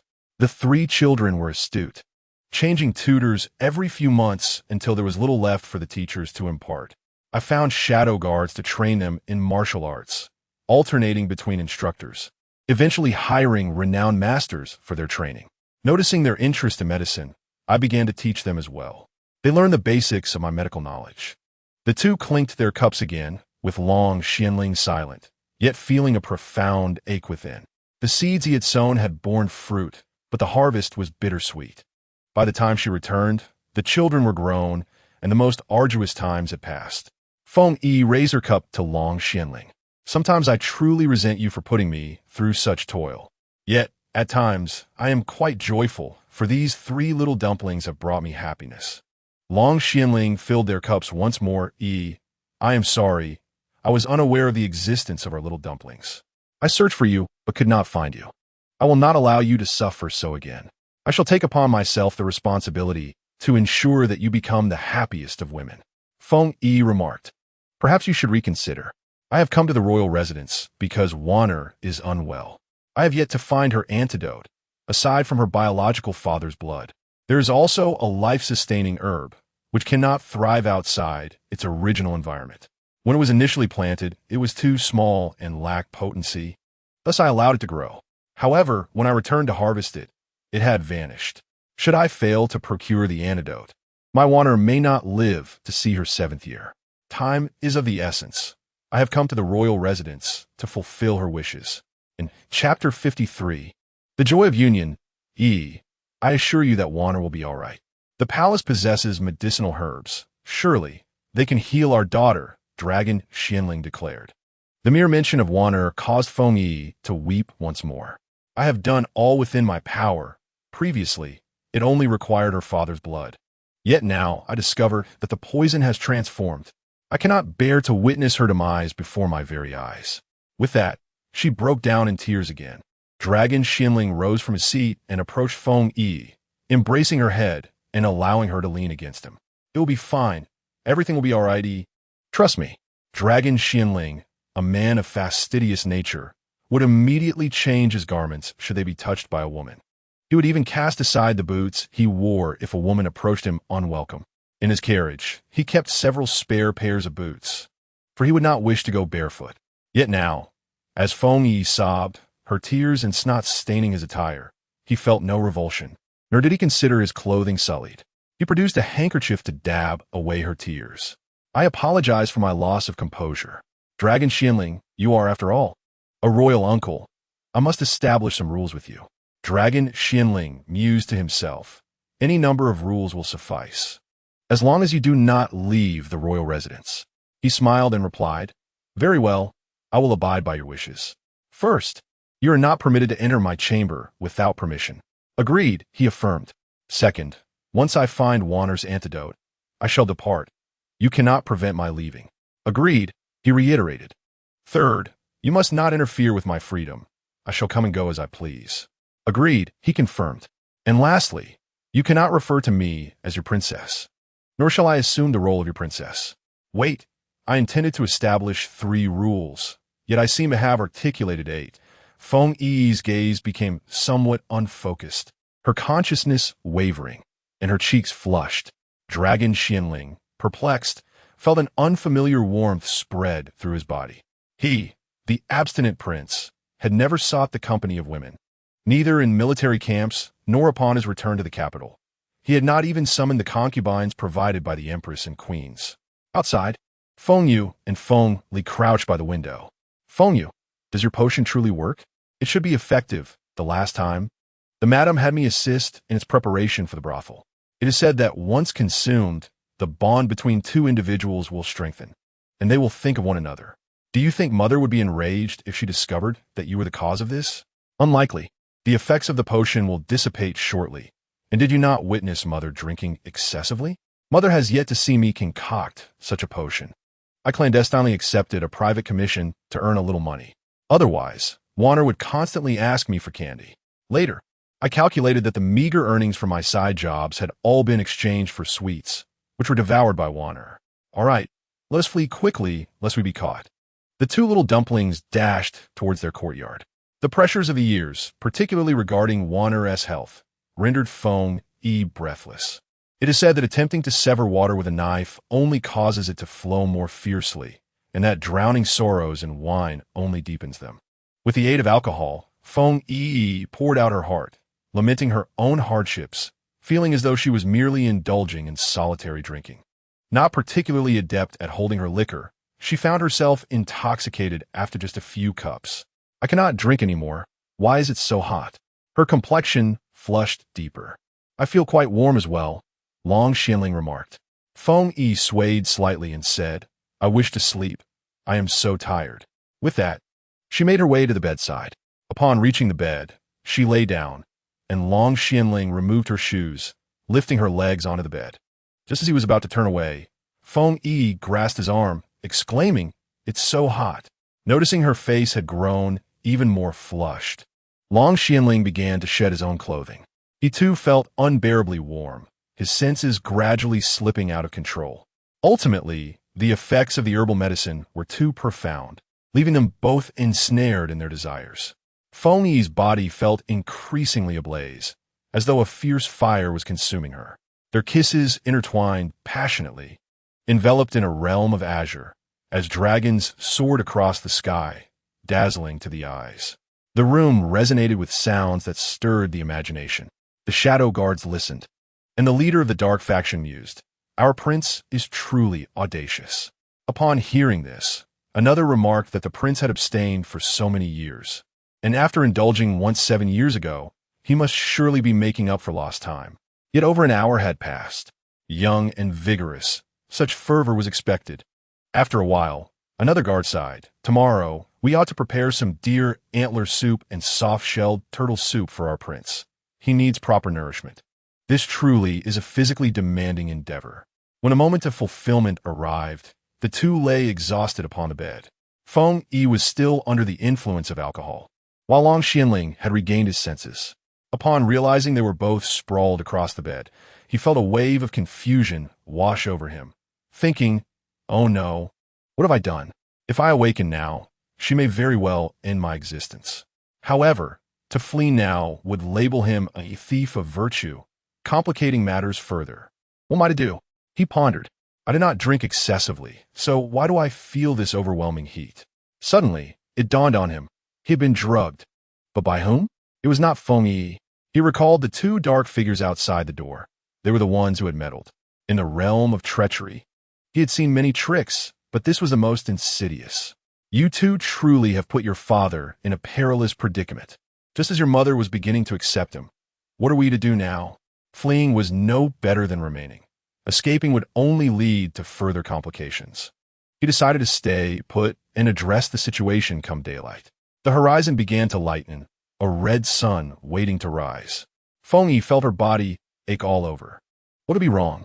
She opened her eyes, finding her arms almost too heavy to lift. As she turned over, she suddenly met the captivating gaze of Long Xianling. Ah! She exclaimed, startled. Long Xianling, roused from his slumber, echoed her surprise with a startled exclamation of his own. Long Xianling spoke. How do we end up here? Weren't we drinking? Feng Yiyi hastily grabbed a garment to cover her chest. She struggled to recall the events of the evening. They had drunk together and then spoken of Warner, which had left her heartbroken, leading to tears as she leaned against Long Xianling. As they continued to drink, a sudden warmth enveloped them. She glanced out the window and vaguely saw two small dark figures. She mused, given Long Xuanling's character, he would never succumb to temptation. He must have also been drugged. They were both ensnared by those two little rascals. The lingering scent of aphrodisiac in the air made her furious, her face turning green with rage as she thought, how could they be so despicable, drugging their own parents? Just wait until I deal with you. Feng Yiyi exclaimed in indignation. This was an accident. Someone drugged us, and I won't hold it against you. This does not signify anything. So do not assume that because of today, I have accepted you. As she spoke, she dressed. Long Xianling found the situation amusing. After more than 20 years of life, he had engaged in such intimacy with another only twice, both instances under the influence of the same person's drug. What a fate! Last time, there were 3 little rascals. Would there be another 3 this time? He embraced Feng Yiyi, saying, "Yi, do not push me away. You will always be my princess. I will take responsibility, and I can wait." Just as Feng Yiyi finished dressing, she suddenly heard a servant outside saying, "Your Highness, do not rush to get up. Lie down a little longer. It will be easier to conceive." Feng Yiyi was left utterly speechless. Chapter 54. To the bitter end, Feng Yiyi, filled with anger, had been drugged by her son after drinking, resulting in her relationship with Long Xianling. Now, with a servant outside, she was caught in a dilemma of whether to stay in or leave. She thought, Feng Yu, you little rascal, truly your father's best ally.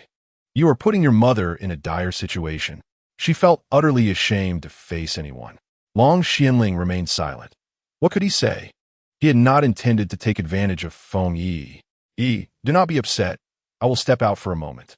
He dressed and exited, not wanting to obtain a woman in such a manner. He preferred that Yi willingly accept him rather than being compelled by an aphrodisiac. Upon waking in the morning, memories of the previous night seemed to have been erased. He had no recollection at all. Long Xianling opened the door to find several servants waiting to attend to him. "Your Highness." Wait a moment before attending to the princess, he instructed. "Yes, Your Highness," they replied. Word spread swiftly that the prince had slept in the princess's chamber. Within an hour, the entire royal residence was aware. The servants whispered amongst themselves, noting how favored the princess was, having just returned, and the prince had already bestowed his affection upon her. Indeed, it was said that despite the many concubines in the residence, he had paid no attention to any of them and had sent them all away. "We must be careful in serving this princess," they remarked. "Lipozi, quickly prepare some nourishing soup for the princess and the prince." The fiery tension in the air had lingered for far too long, draining their energy. The Xianwang mansion was enveloped in an atmosphere of tranquility, yet Feng Yu and Feng Li stealthily made their way to Feng Wanner's room. "Sister, you must think of a solution quickly. My brother is in a predicament." Feng Yu said, his head bowed. "Second brother, what has happened?" "I foolishly administered the enchanting powder, purported to enhance romantic relationships, to our parents. Now mother is searching the entire mansion to punish me." He lamented. "Second brother, I'm in dire straits. You must help me devise a plan." Feng Wanner glanced at Feng Li, who nodded in agreement. As Feng Wanner paced the floor, she asked, "Do you have any candy?" "None," came Feng Yu's frustrated reply. "How can we come up with a solution without candy?" Feng Yu, feeling indignant, retorted, "Vania. All the money from my private jobs has gone to buy you sweets. Now that I'm in trouble, you still demand candy to assist me? Enough, second brother. I'm not teasing you. You have indeed made a mistake. Apologize to mother. Then you can hide here with me. If mother tries to punish you, I will pretend to faint, and she will have no choice but to relent." Before she could finish, a voice called from outside. "Feng Yu, come out here. Why does mother not suspect you of wrongdoing, big brother? You are capable of concocting potions too." Feng Li attempted to justify. Feng Yu pointed to his own nose. "And do I appear innocent?" Feng Wanner and Feng Li nodded in agreement. As the footsteps of Feng Yiyi drew closer, Feng Yu reluctantly concealed himself behind Feng Wanner. Feng Yiyi burst through the door, exclaiming, "Mother, hug." Feng Wanner leapt towards her sister. Seeing her daughter rush over, Feng Yiyi suppressed her anger, embraced her, and then set her down. "Feng Yu, you little rascal, how dare you drug your own mother? Kulme, I shall cast you back into the valley of 10,000 poisons to keep company with snakes and insects." "No, mother, I was wrong. I merely followed the old courtesan's advice." She told me to prepare the potion, claiming that even strangers would become intimate after using it. I thought it would help you and father grow closer. Feng Yiyi, both amused and exasperated, remarked, "You used a brothel's potion on your own mother? Are you seeking your own demise?" She picked up a nearby feather duster and swung it towards Feng Yu. Feng Li and Feng Wanner rushed in to intervene, with Feng Li pleading, "Mother, please spare second brother. I was also involved as I was outside the window that night." This admission only served to further incite Feng Yiyi's anger. "Ah, so I have raised two ungrateful children who conspire against their own mother," she declared, preparing to strike them both. Outside, the hidden guards heard the commotion and hurried to inform the prince. Sensing the situation was dire, Feng Wanner collapsed onto Feng Li. Acting according to her plan, Wanner, Feng Yiyi called out, swiftly lifting her daughter and laying her on the bed. Just then, Long Xianling arrived, calling out, Volnat. Feng Yiyi checked Wanner's pulse, suddenly noticing a change. The toxic remnants of her pregnancy had been dispelled, but another toxin lingered, an entanglement of emotions. This toxin poses little challenge to her, as she can effortlessly neutralize it. She retrieved a golden needle from her spatial pouch and began to perform the Phoenix 13 needles technique. As the needle pierced through, it emitted the sound of a phoenix's cry, the tip stained with dark blood, while beads of sweat formed on Feng Yi's forehead. Feng Li handed a cloth to Long Xianling, gesturing towards Feng Yi and then touching her own forehead. Long Xianling accepted the cloth and gently wiped the sweat from Feng Yi's brow, lost in her concentration on the needles. Feng Yi paid no heed to who was attending to her. She simply felt considerably better. Moments later, Long Xianling noticed the golden needles were drenched in black blood and emitting steam. Exhausted, Feng Yi sank to the ground, and Long Xianling assisted her onto a chair. After sitting down, Feng Yi leaned over the table. Long Xianling felt a pang of sympathy. Feng Wanner, who had pretended to faint, was taken aback to see her mother manage to pierce her with a needle, likely out of concern for her discomfort. At that moment, she regained consciousness. "Mother, father," Feng Yi murmured weakly, as Long Xianling continued to support her towards the bed. "Mother, can you forgive second brother? He promises never to drug you again." Feng Yi shot a glare at Feng Yu, then nodded upon seeing Wanner lying on the bed. "You three little rascals, listen closely. If anyone dares to drug me again, no pleas will save you. I shall break your legs. I won't do it again, I promise." "Mother, I will never drug you or father again," Feng Yu vowed earnestly. Feng Wanner extended her chubby little fingers towards Feng Yu. Although others might not understand, Feng Yu certainly did. She was asking for 10 small bags of candy. The occupants of the room listened to the rustling of leaves outside, rendered speechless for a time. Feng Yi remained silent for a long while, doubt clouding her expression as she turned to Long Xianling and inquired, "Long Xianling, what medication have you given Wanner? She was born with inherent toxins. I suspect you have been poisoned as well. For years, I have been researching an antidote. However, one ingredient requires the blood of her father, and I do not know who he is, hence I have been unable to concoct the remedy. Just now, I discovered that the original poison within her has been neutralized, but she has fallen victim to a new toxin. She spends her days within the palace, without venturing outside. How could she have been poisoned?" Chapter 55. Divine Assistance. Long Xianling pondered for a moment before explaining. "There was an instance when Wanner fainted, and young Master Lonling came to take her pulse. It was then that I learned she had been poisoned." He remarked that her toxin bore a resemblance to the one I had previously encountered. "My poison had already been neutralized, and my blood contained the antidote. Thus, he drafted a prescription, and I provided a bowl of my blood. He utilized half of it for research and discovered it could counteract Wanner's poison. However, due to the toxins in my blood, she was afflicted with a new poison. At that time, Wanner was already unconscious, and in desperation, I used my blood to detoxify her." Feng Yi took a moment to calm herself and addressed Long Xianling. "That is indeed correct, but this new toxin is far easier to resolve than the previous one." With that, she extended her hand to his wrist. This gesture was not out of concern, but rather a contemplation of how such a potent toxin could exist. As she took his pulse, she discerned that Long Xuanling's poisoning was severe. If left untreated, his life would be at stake in due time. Feng Yiyi is an exceptionally intelligent child. Mother, please save father from a poison. We have just found our father. We do not wish to lose him. Feng Li also knelt down, pleading, Mother, I beg you to save father. Seeing this, Wanner wobbled out of bed and approached Feng Yiyi. Mother, I implore you, you must save father. Not long after leaving the village, Wanner encountered him. At that moment, she believed he was her own father. Throughout their journey, he took great care of Wanner, allowing her to rest on the bed while he leaned against the cart to sleep, maintaining this tender vigilance all the way. Later, he brought me and my brother into the royal residence, even driving away his cousin by Schwanger for our sake. Mother, you must save father. At this moment, Feng Yiyi felt utterly helpless. She furrowed her brow in contemplation, taking a deep breath. Long Xianling, what merits do you possess that these 3 little bundles of joy protect you so fiercely? He smiled knowingly, yet appeared contemplative. Thank you. All of this is due to you. Over the years, I have devoted myself to guarding the border and waging wars, never living for myself, always prioritizing the nation and assisting my brother in safeguarding the realm. From now on, I shall live for myself, for our 3 children, and for you. Feng Yiyi believed in Long Xianling's words. Folklore depicts the cold and ruthless king as a heartless entity, a stone prince devoid of emotions. With a sigh, Feng Yiyi remarked, Once I regain some strength, for the sake of the children, I will alleviate your poison.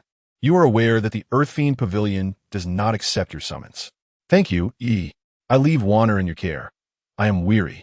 After speaking, Feng Yiyi swayed slightly, weakly making her way outside. Seeing this, Feng Yiyi exclaimed, Father, we are here for you. Please escort mother home first. Long Xianling mused. Indeed, my son is truly perceptive. He knows what I wish. He stepped forward, lifting Feng Yiyi in his arms. I shall take you home. No need. I can manage on my own. Be good. Heed your husband's words. You are currently exhausted.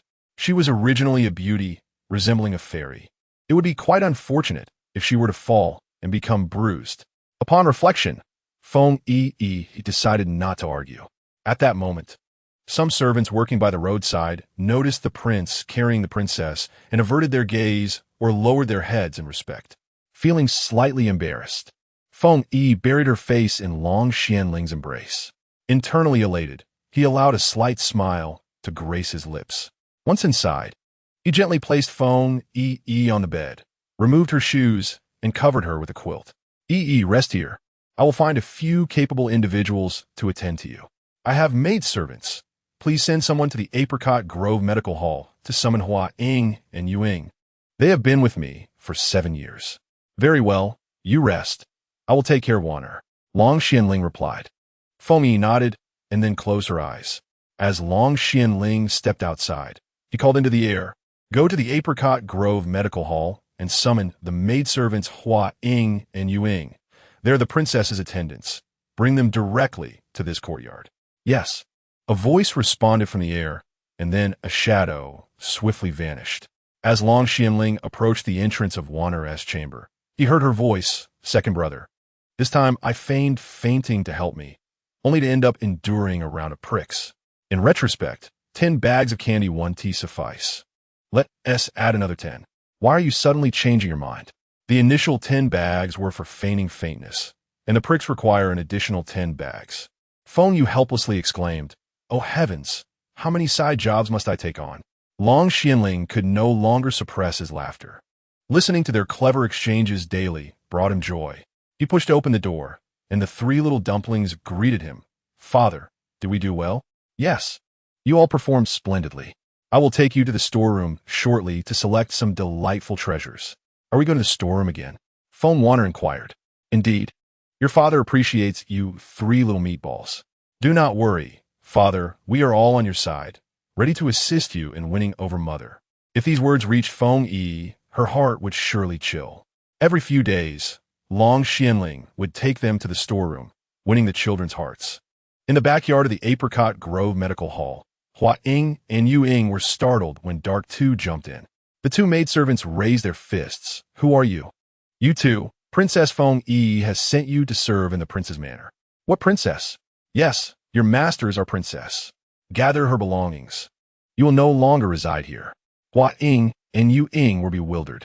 Hua Ying asked, Yu Ying, have we missed some thrilling events these past few days? It seems so. Let us hurry and pack. Dark Two waited outside while the two maids gathered their things, and together they entered the prince's manor.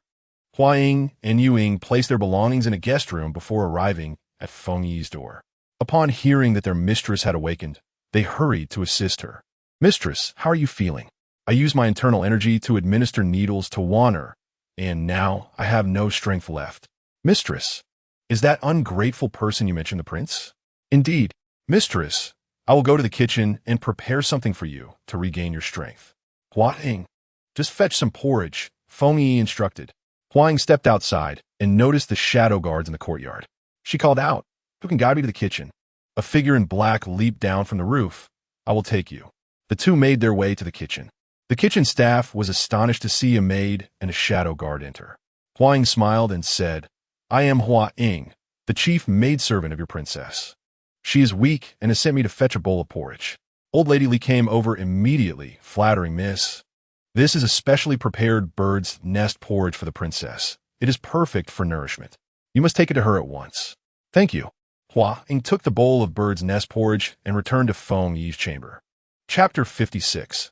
The carefree Prince Feng Yi lay in bed as Hua Ying brought in a bowl of bird's nest porridge. Mistress, the porridge is here. How are things in Liang City? Feng Yi asked. The situation there is quite dire. The Luosha sect keeps stirring up trouble. They are colluding with outside forces. And Liang, being near Xixia, often faces disturbances. Allow me a few days to recover before we head to Liang. The Xixia are creating disturbances. Thus, we shall obliterate them. Yu Ying, instruct Yu Donghai to arrange for the nearby populace to relocate there.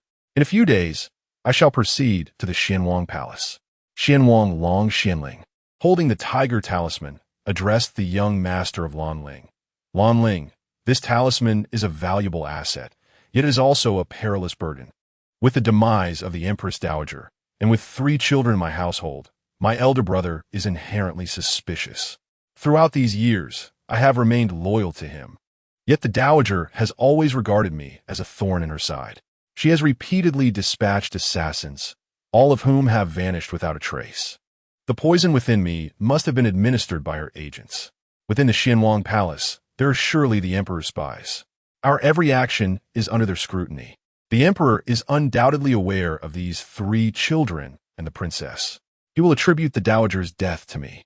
Now, as I have a wife and children, their safety is of utmost importance. My position is high and influential, and possessing the military talisman will only invite calamity. I have borne this talisman for over a decade. It has become a burden. Today, I shall return it. I have safeguarded his realm for many years. It is time for a change. Those princes enjoy their power in their own abodes, while I have fought on the battlefield. Now, being poisoned, I shall procure some medicine that will appear to exacerbate my condition, ideally provoking a few bouts of bloodshed. Shortly, I will present myself to the Emperor and relinquish my military authority. He shall no longer need to fear me. Upon hearing this, the young master of Lanling considered it a wise strategy. With both sons and daughters, why should he fashion garments for others? Wait here, I shall fetch some medicine. After a brief moment, the young master returned, holding a small box. My lord, here are 2 pills. Take one on your way to the palace. By the time you arrive, the effects will have manifested. Bring a cloth, lest you stain yourself with blood. The Imperial physicians will diagnose it as being due to your severe poisoning, predicting your imminent demise. Indeed, that is the desired effect. You know my thoughts so well. You're truly a dear friend. Xianwang donned a dark ceremonial robe and, seated in a carriage, made his way to the Imperial Palace. In the Imperial study, Emperor Chengwu Long Tuneo sat upon the dragon throne, pondering the inexplicable absence of the Empress Dowager. At this moment, a cloaked spy bowed and reported, Your Majesty. 3 children have appeared at the Xianwang Palace, along with a woman claiming to be the princess. The 2 boys bear a striking resemblance to the prince and are likely his offspring. All 3 children are already 6 years of age. The emperor drummed his fingers on the table, resting his chin upon his hand, considering that Xianwang had no apparent motive to harm the dowager. The cloaked figure added, "Your Majesty, forgive my impertinence, but people can change. He is no longer your blood brother. With offspring, he may inevitably contemplate that coveted position. Times have changed. The present is not as it once was. Initially, he was afflicted by the dowager's poison and had no children, thus devoted entirely to you. Now, with children and military authority in his grasp, everything is uncertain. Perhaps he harbors no ambitions for the throne, yet he might still be scheming. The dowager was your staunch supporter, providing counsel. He may seek to sever that root and eliminate all uncertainties. Hey Wu Ying, you speak with some merit. I must not let my guard down," the emperor conceded. It can now be asserted that prior to this moment, the Prince Xian had remained unwaveringly loyal to me, diligently safeguarding the realm. What transpires beyond this remains to be seen. At that moment, a young eunuch entered to announce, "Your Majesty, the Prince Xian requests an audience." The emperor, taken aback, gestured with his hand, and He Wuing leapt from the window. Holding a memorial in hand, the emperor beckoned the Prince Xian to enter. Long Xianling stepped inside, kneeling in reverence. "Your humble servant pays his respects to your Majesty." "Xianling, how many times must I remind you that as brothers, we need not observe such formalities? Rise quickly." The emperor descended from his dragon throne and personally assisted his brother to his feet. "Your Highness, I have a matter to request of you." "Xianling, speak freely." "Your Highness, a year ago, I was poisoned and the army physicians could not find a remedy. Now that the borders have stabilized, I have returned to the capital in this weakened state." He then produced a tiger talisman from his robes and presented it to the emperor. 11 years ago, your Highness entrusted this talisman to me. At that time, turmoil reigned, both internally and externally. While you held the capital, I ventured to the borders to quell the unrest. Over these years, life has finally settled into a semblance of peace. Now, I wish to seek out renowned physicians. Should they be able to cure my affliction, I might yet survive. If not, I am left with but a year to live. I now relinquish my military authority, simply desiring to live as a carefree prince. However, should the nation face peril, I shall remain at the forefront, defending your empire. I truly feel increasingly powerless. You have many sons. It would be wise to send them to the battlefield for experience. Otherwise, in the unfortunate event that I am no longer here, who will lead in my stead?" As Long Xianling finished speaking, he coughed violently, expelling several mouthfuls of blood, which, rather than being bright red, bore hints of darkness. The emperor's countenance shifted dramatically. Xianling, what troubles you? Do not frighten me. Summon the Imperial physician at once." Long Xianling, taking out a handkerchief, wiped the blood from his lips. Though he had initially sat down, he now leaned against the arm of the chair. One arm rested on the armrest while the other held a white handkerchief to his mouth. His complexion was pallid, and he coughed incessantly. The emperor, witnessing this, felt a pang of sympathy. This poison must have been administered covertly by the Empress Dowager. Before long, the head of the Imperial Medical Institute arrived. His hair a mottled white, his back hunched, accompanied by a young boy carrying a medicine box. With the boy's assistance, he slowly knelt. "Your humble servant greets your Majesty." "Long live the Emperor." "Rise, physician Sunday, quickly. Examine the Prince Xian and discern his ailment," the Emperor urged, anxious. Physician Sun approached the prince, attempting to pay his respects. But Long Xianling gestured for him to refrain. After taking the prince's pulse, he paused, then shook his head in resignation. Standing straight, he clasped his fists and addressed the emperor. "Your Majesty, the prince has been afflicted by a type of poison. As for its nature, I regret to say my medical skills are insufficient to determine it. The poison has permeated his internal organs, infiltrating his vital channels. He has at most 1 year to live. The prince should urgently seek out the finest physicians, for if delayed, it may be too late." The emperor believed him, for in his heart, he held physician Sun in high regard, recognizing his integrity and unwavering loyalty to the imperial will. "What shall we do? Is there any remedy to alleviate his condition?" the emperor inquired. "Your Highness, please do not trouble Dr. Sun. Even the young master of Lanling is unable to assist. What shall we do? I cannot bear to watch you perish." The emperor's brows knit tightly together, almost merging into one. Long Xianling displayed his agony, resting his head against the armrest of the chair. Xianling, come lie down upon my bed for a while. Long Xianling waved his hand. I shall be fine with a brief respite. Chapter 57. The young master cures the poison after a moment. Long Xianling straightened himself. Your Highness, I must take my leave. I can no longer attend morning court. Should you require my assistance, please send someone to summon me. As long as I draw breath, I shall aid you without hesitation, even at the cost of my life. Very well, return to your residence and rest. I shall also seek renowned physicians on your behalf. Thank you, Your Highness. Someone, escort the prince back to his residence. 2 eunuchs entered and assisted the prince to his carriage. The emperor harbored doubts. Dr. Sun, is the prince's condition truly so grave that even you cannot cure him? Dr. Sun comprehended the emperor's implication and felt a sense of injustice for the prince.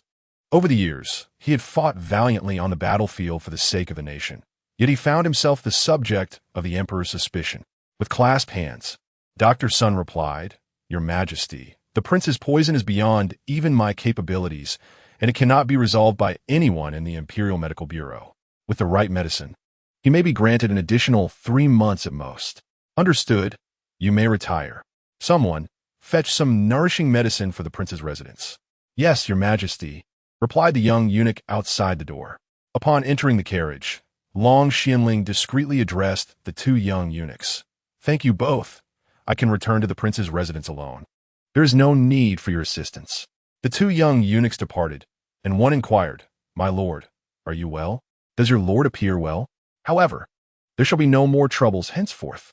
Upon arriving at the prince's residence, the carriage halted directly before the study. As Dark E supported the bloodied Long Xianling. They had yet to step inside when 3 small figures came rushing towards him. Father, you have returned. Father, father, Feng Yiyi exclaimed. Father has coughed up blood. Quickly, assist him to the bed. Second brother, hasten to take father's pulse. At that moment, young Master Lan Ling, aware of the prince's return, also approached the study. He observed Feng Yiyi and Feng Li taking turns to check Long Xianling's pulse before they both seated themselves. Feng Yiyi inquired, Eldest brother, what do you think of father's condition? Father has been poisoned once again by some wretched scoundrel, resulting in his coughing of blood.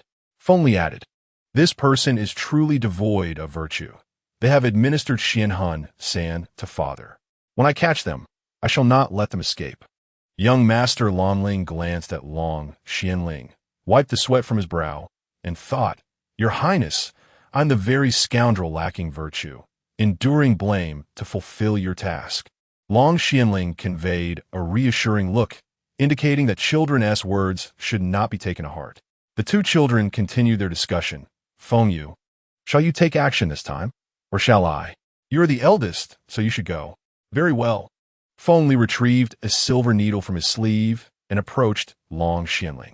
Father, I shall neutralize the poison of Xianhan San.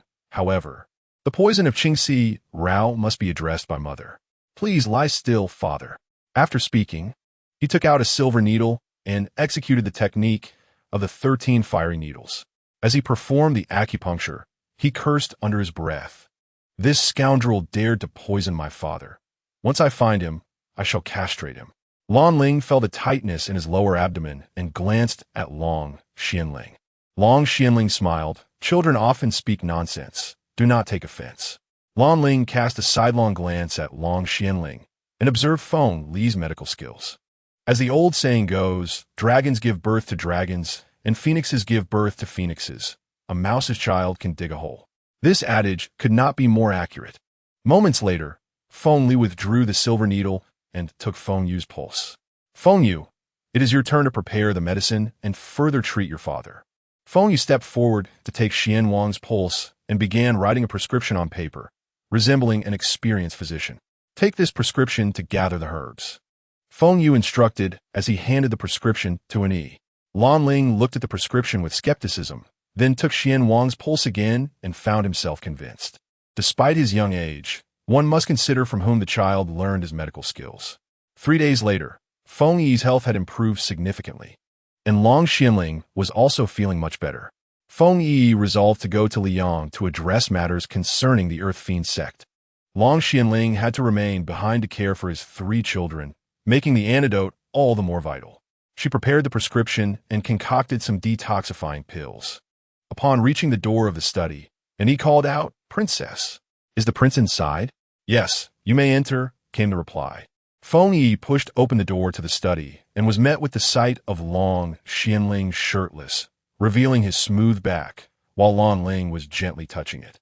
Feng Yi's face flushed instantly, and she stammered, You continue, I shall take my leave." She retreated, feeling as if she had stumbled upon a monumental secret. To her astonishment, it appeared that the prince had a penchant for delicate men. No wonder he had not engaged with any women within the Wangfu over the years. With me being the sole exception, it must have been the effect of the medicine.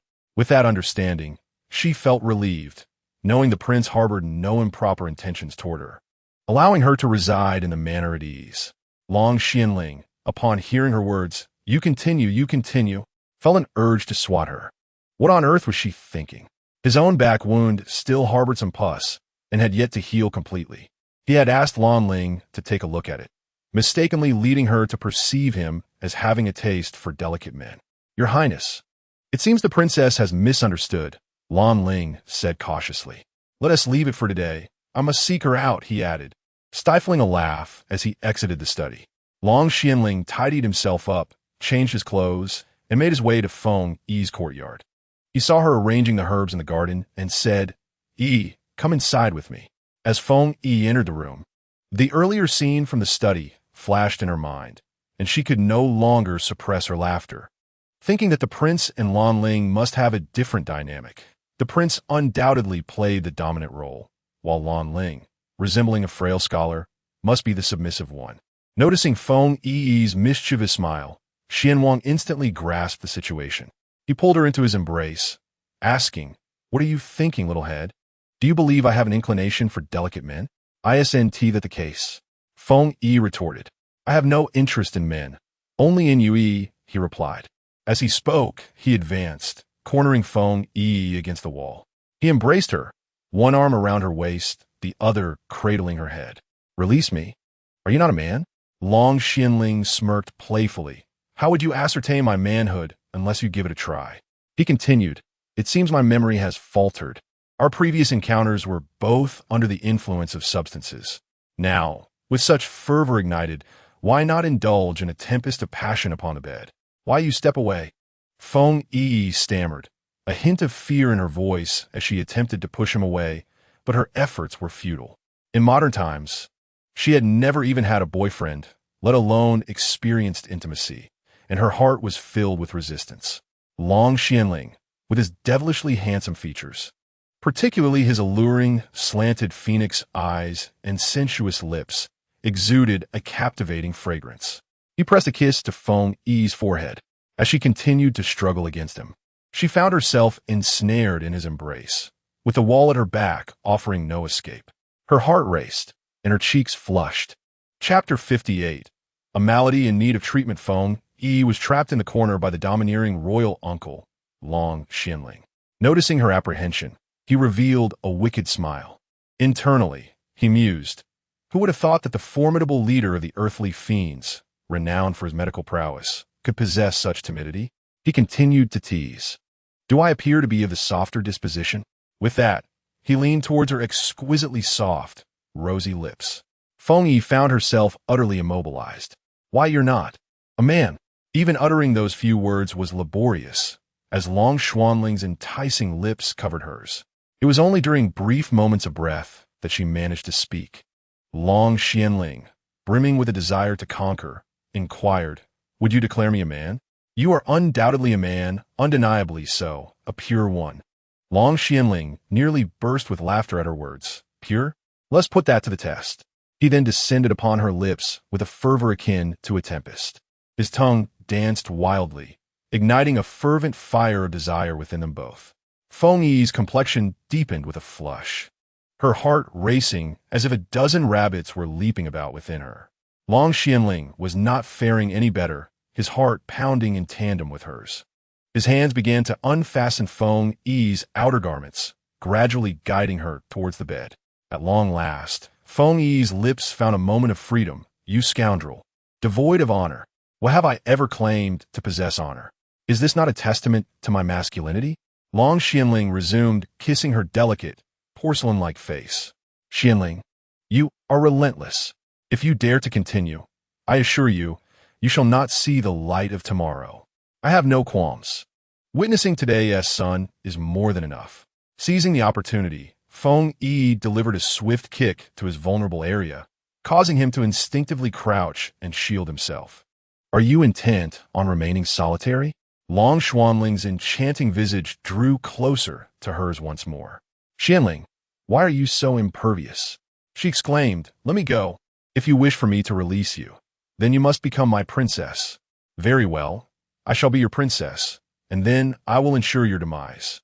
Your wealth shall be mine to squander, and your life, mine to claim. All the assets of your royal estate belong to me, and I have offspring to consider, so I need not accompany you to the grave. Your ruthlessness is astounding. After all, I am your husband.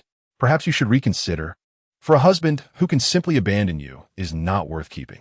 In a swift motion, Feng Yiyi produced a silver needle, aiming to strike Long Xianling. Yet, he seized her wrist, exclaiming, are you attempting to murder your own husband? With a clink, the needle fell to the ground. Long Xianling then pressed his lips against Feng Yiyi's, his hand wandering mischievously toward her waist. Feng Yiyi, undeterred, conjured a handful of medicinal powder. But Long Xianling held his breath and brushed it away. He pondered, I just searched her thoroughly. How does she still possess something? Feng Yiyi, too, was perplexed. It seemed the Prince of Xian had eyes like a hawk.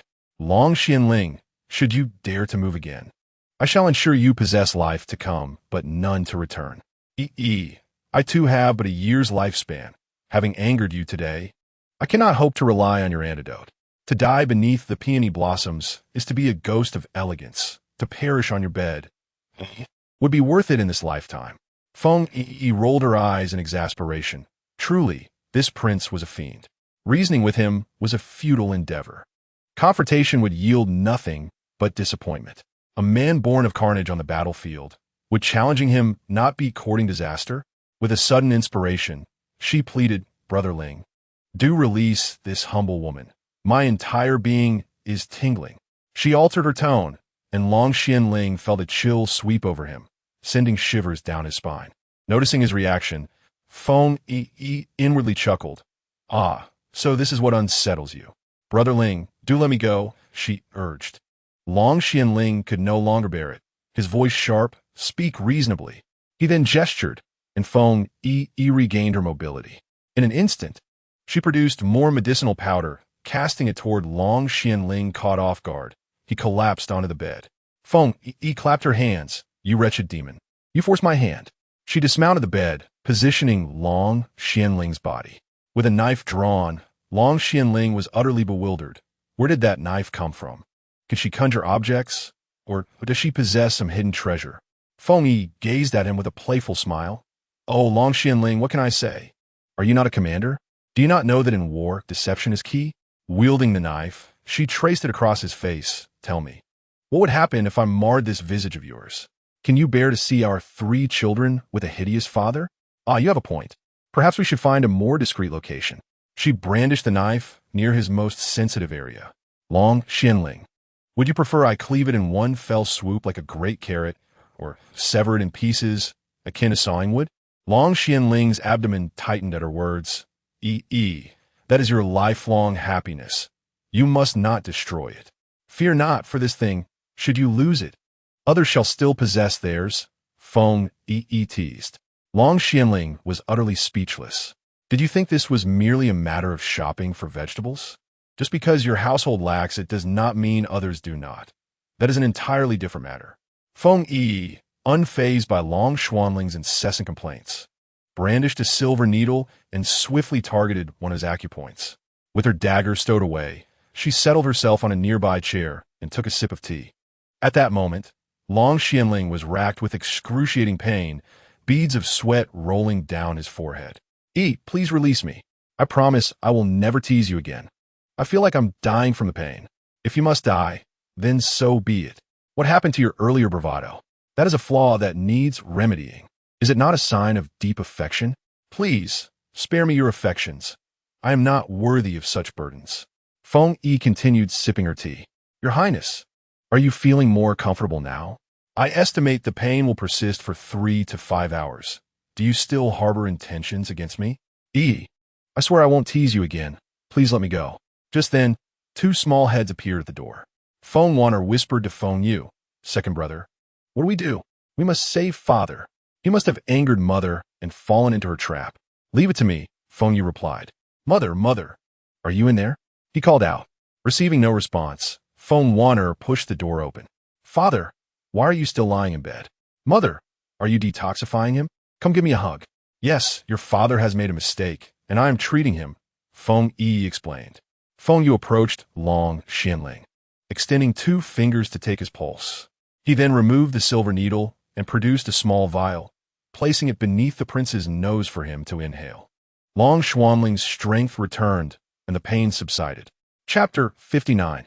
Are you seeking to play in the water together? Feng Wanner noticed Feng Yu winking at her, and then said, Mother, there's a little bird in my courtyard. Please help me catch it. She tugged on Feng Yi's arm, leading her outside. As Feng Yi exited the room, Wanner flashed a smile at Long Xianling. Feng Yu helped Long Xianling to his feet. Father, are you well? Yes. Once I prepare some medicine for you. Take it immediately when your mother administers it. Hold on to this antidote for the softening powder. It may come in handy. Long Xianling wiped the sweat from his brow. Your mother is quite formidable. If she were not, she would have shown you mercy. I recall a lecher who attempted to harass her. My mother poisoned him and had him thrown into the mountains to be fed to wolves. Long Xianling found this remark rather unpalatable. Did the child truly see himself as a lecher? Feng Yu assisted Long Xianling back to the study. An observer noted the prince left in good health, yet returned in this state. Alas, the princess is exceedingly powerful. Surely the prince teased her first and was caught in his own trap. Upon reaching the room, Long Xianling reclined on the bed. He felt that he had perhaps gone a bit too far today, turning cleverness into folly. Feng Yi followed Feng Wanner into her courtyard. Wanner called out to the little bird, Where have you gone? Come out so my mother can catch you. Feng Yi chuckled, thinking if there truly was a little bird, it would be a foolish one summoned by your call. Suddenly, she felt as though she were that very foolish bird, drawn out by the call. Nonetheless, it's for the best. It prevents Feng Xianling from venturing outside. Feng Wanner cried out a few more times. Wanner, there's no need to call. Your voice will scare the birds away. Feng Yi did not wish to expose Feng Wanner. Mother, it must be your presence that frightens them, causing them to remain hidden. The mother and daughter conversed for a while in the courtyard. Originally, Feng Yi intended to concoct an antidote for Long Xianling today. However, having been provoked, she decided to disregard him. Life and death are fated. I must attend to my own affairs first. Feng Wanner inquired, Mother, when will you prepare the antidote for father? When the poison strikes, he faints and loses consciousness. It is far too perilous. Upon hearing this, Feng Yi thought, that wretched demon. I had no intention of preparing an antidote for you. Yet, if she were to leave now, she could not predict when she would return. What if the poison strikes you? Who will protect my child? Truly, I must have owed you in my past life. Wanner, your mother will endeavor to create your father's antidote and will administer it tomorrow. You should go play with Aunt Huaying. All right, mother, do hurry and prepare. I must share this delightful news with father. Feng Yi slapped herself in frustration. My tongue truly is a liability.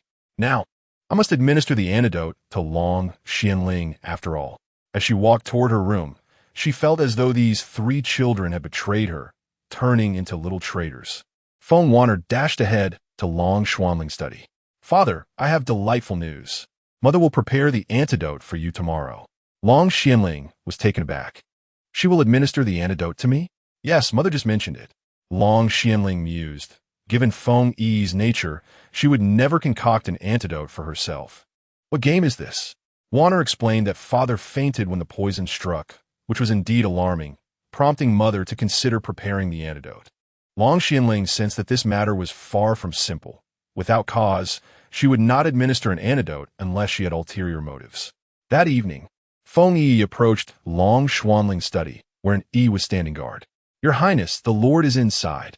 Is young Master Lanling still present? Please inform them of my arrival, so they may avoid any misunderstanding. Understood. And he found a request rather peculiar.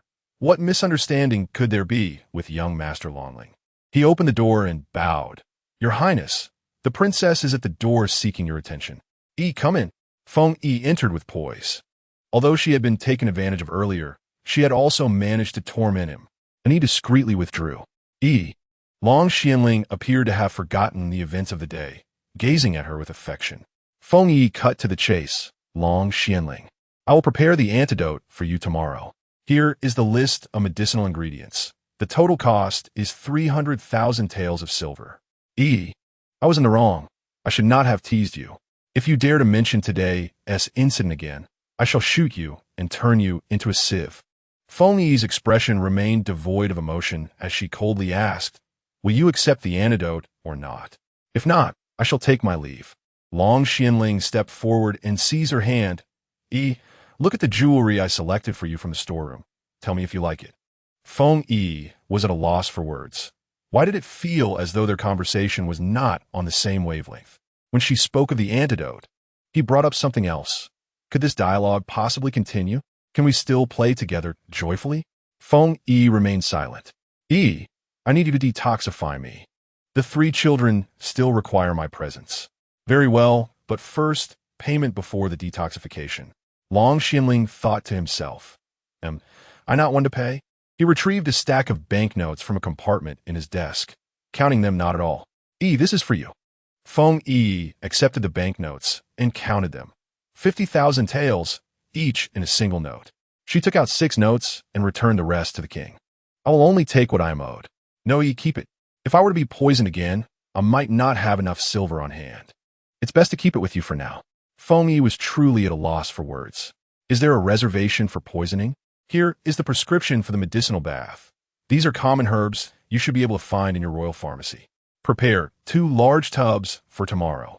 You will need to undress and sit in the tub while I administer the acupuncture. And make sure to heat plenty of water. Undress? Long Xianling stammered. What are you thinking? How can I make precise injections if you remain clothed? Feng Yiyi shot him a glare. She tucked the banknotes into her sleeve. Since you offered, I shall accept it for now. Just in case something happens to you one day, the children will have some support. Something happens to me? Long Xianling questioned. Feng Yiyi could hardly be bothered to respond. Having said her piece, she turned to leave, but Long Xianling quickly stepped in front of her. I'm not as you perceive me. All these years, I have upheld my integrity, only having relations with you. I shall no longer tease you. I hope you can forgive me. Feng Yiyi regarded Long Xianling and thought to herself, I too share some blame. If I hadn't misinterpreted his intentions, there would have been no misunderstandings. For someone with a proper orientation, that would indeed be a great humiliation. I also made a mistake. I should not have misjudged you. Let's put this matter behind us and not speak of it again. Feng Yi's influence spans the world, and she was well aware of Long Xianling's character, though she had not realized he was the children's biological father. Hearing Feng Yi's words brought Long Xianling a certain joy. He took a step closer, prompting Feng Yiyi to abruptly turn around, catching sight of the wall corner. In a quick motion, she darted away. Prepare for yourself. With that, she bolted outside like a startled rabbit. Long Xianling found the situation perplexing, muttering to himself, what just happened? Everything was fine a moment ago. How did it change so suddenly? He glanced at the position where Feng Yiyi had stood, by the corner, and suddenly understood. A smile crept across his lips. And he entered, my lord. Take this list to gather the herbs. Prepare 2 large tubs for tomorrow. The princess will detoxify you. And he pondered the necessity of large tubs for detoxification, wondering if the prince and princess were going to indulge in a romantic bath together. Chapter 60, Detoxification in Water. Feng Yiyi was determined to detoxify Long Xianling for the sake of the 3 children. The following evening, she arrived at Long Xianling's door, carrying 2 bags of herbs. And he saw her and clasped his hands in greeting. Princess, the prince is waiting for you inside. Every time Feng Yiyi visited Long Xianling's chamber, she couldn't shake the feeling that he was a great lecher. You have arrived, Long Xianling said with a smile on his lips. Long Xianling, instruct someone to pour water into the bucket. It need not be boiling, just warm enough. I must steep the herbs in a basin. The poison you have endured can be alleviated through a medicinal bath, complemented by acupuncture and bloodletting. The blood is dark. It shall only cease flowing when it turns a crimson hue. Where has your noble Lanling gone? Upon hearing this, Long Xianling questioned, "What do you mean by my Lanling?" "Oh, a slip of the tongue. You should have him utilize his skills to concoct some tonics for vital energy and blood restoration. After detoxification, you must consume them. Otherwise, you will be utterly devoid of strength. Should anyone attempt to assassinate you, you will have no means to defend yourself. Thus, vigilance is paramount." "Ani, inform Lord Lanling." Long Xianling called out, "Let him steep these herbs. Leave this task to Lord Lanling." Long Xianling felt somewhat perplexed, sensing that he seemed at odds with Lord Lanling, despite their lack of enmity and minimal encounters. "I shall return shortly. By the way, prepare a change of clothes. I neglected to mention that the water for your medicinal bath is toxic. When pouring the poisonous water during the dead of night, it must not come into contact with human skin, lest they too succumb to poisoning." "Understood," Long Xianling replied. Feng Yiyi departed the study and returned to her room. Entering her space. To cure Long Xianling, 3 types of herbs are essential: Ziyu Ninglu grass, Fian Duanhuan root, and Heixin Yuling flower. These herbs must be fresh. Only when immersed in water for the medicinal bath can they exert their full efficacy. I must ensure Lord Lanling supervises these 3 herbs. Otherwise, Long Xianling might think I am exorbitantly pricing them. This is all in consideration of him being the father of a child. I shall not demand excessively. As the hour of high approached, people had begun to fall asleep. Feng Yi carried 3 basins of herbs to Long Xianling's study. At that moment, Lord Lanling was also steeping some dried herbs. "Ah, you are here. Please assist me in determining the worth of these 3 herbs, as I prepare to detoxify your lord. I want your lord to be aware of their value, so he does not think I am taking advantage of the situation and charging a fortune." Upon hearing this, Lord Lanling sensed an undertone of jealousy in the words of the princess. "What do you mean by your lord? I am not a member of the royal household, merely his junior." As Lord Lanling approached Feng Yiyi and beheld the herbs in the basin, his mouth fell agape, his eyes nearly popping out. "Is this Xianinglu grass? And this Fian Duanhuan root? What is this?" He pointed to the 3rd plant. Feng Yi replied nonchalantly, "Heixin Yuling flower." "This is indeed the Heixin Yuling flower." "Yes. Do you have any objections?" Long Xianling mused silently. The young princess must harbor some grievance against Lord Lanling. "It is certain." The princess jested. "How could I dare to object?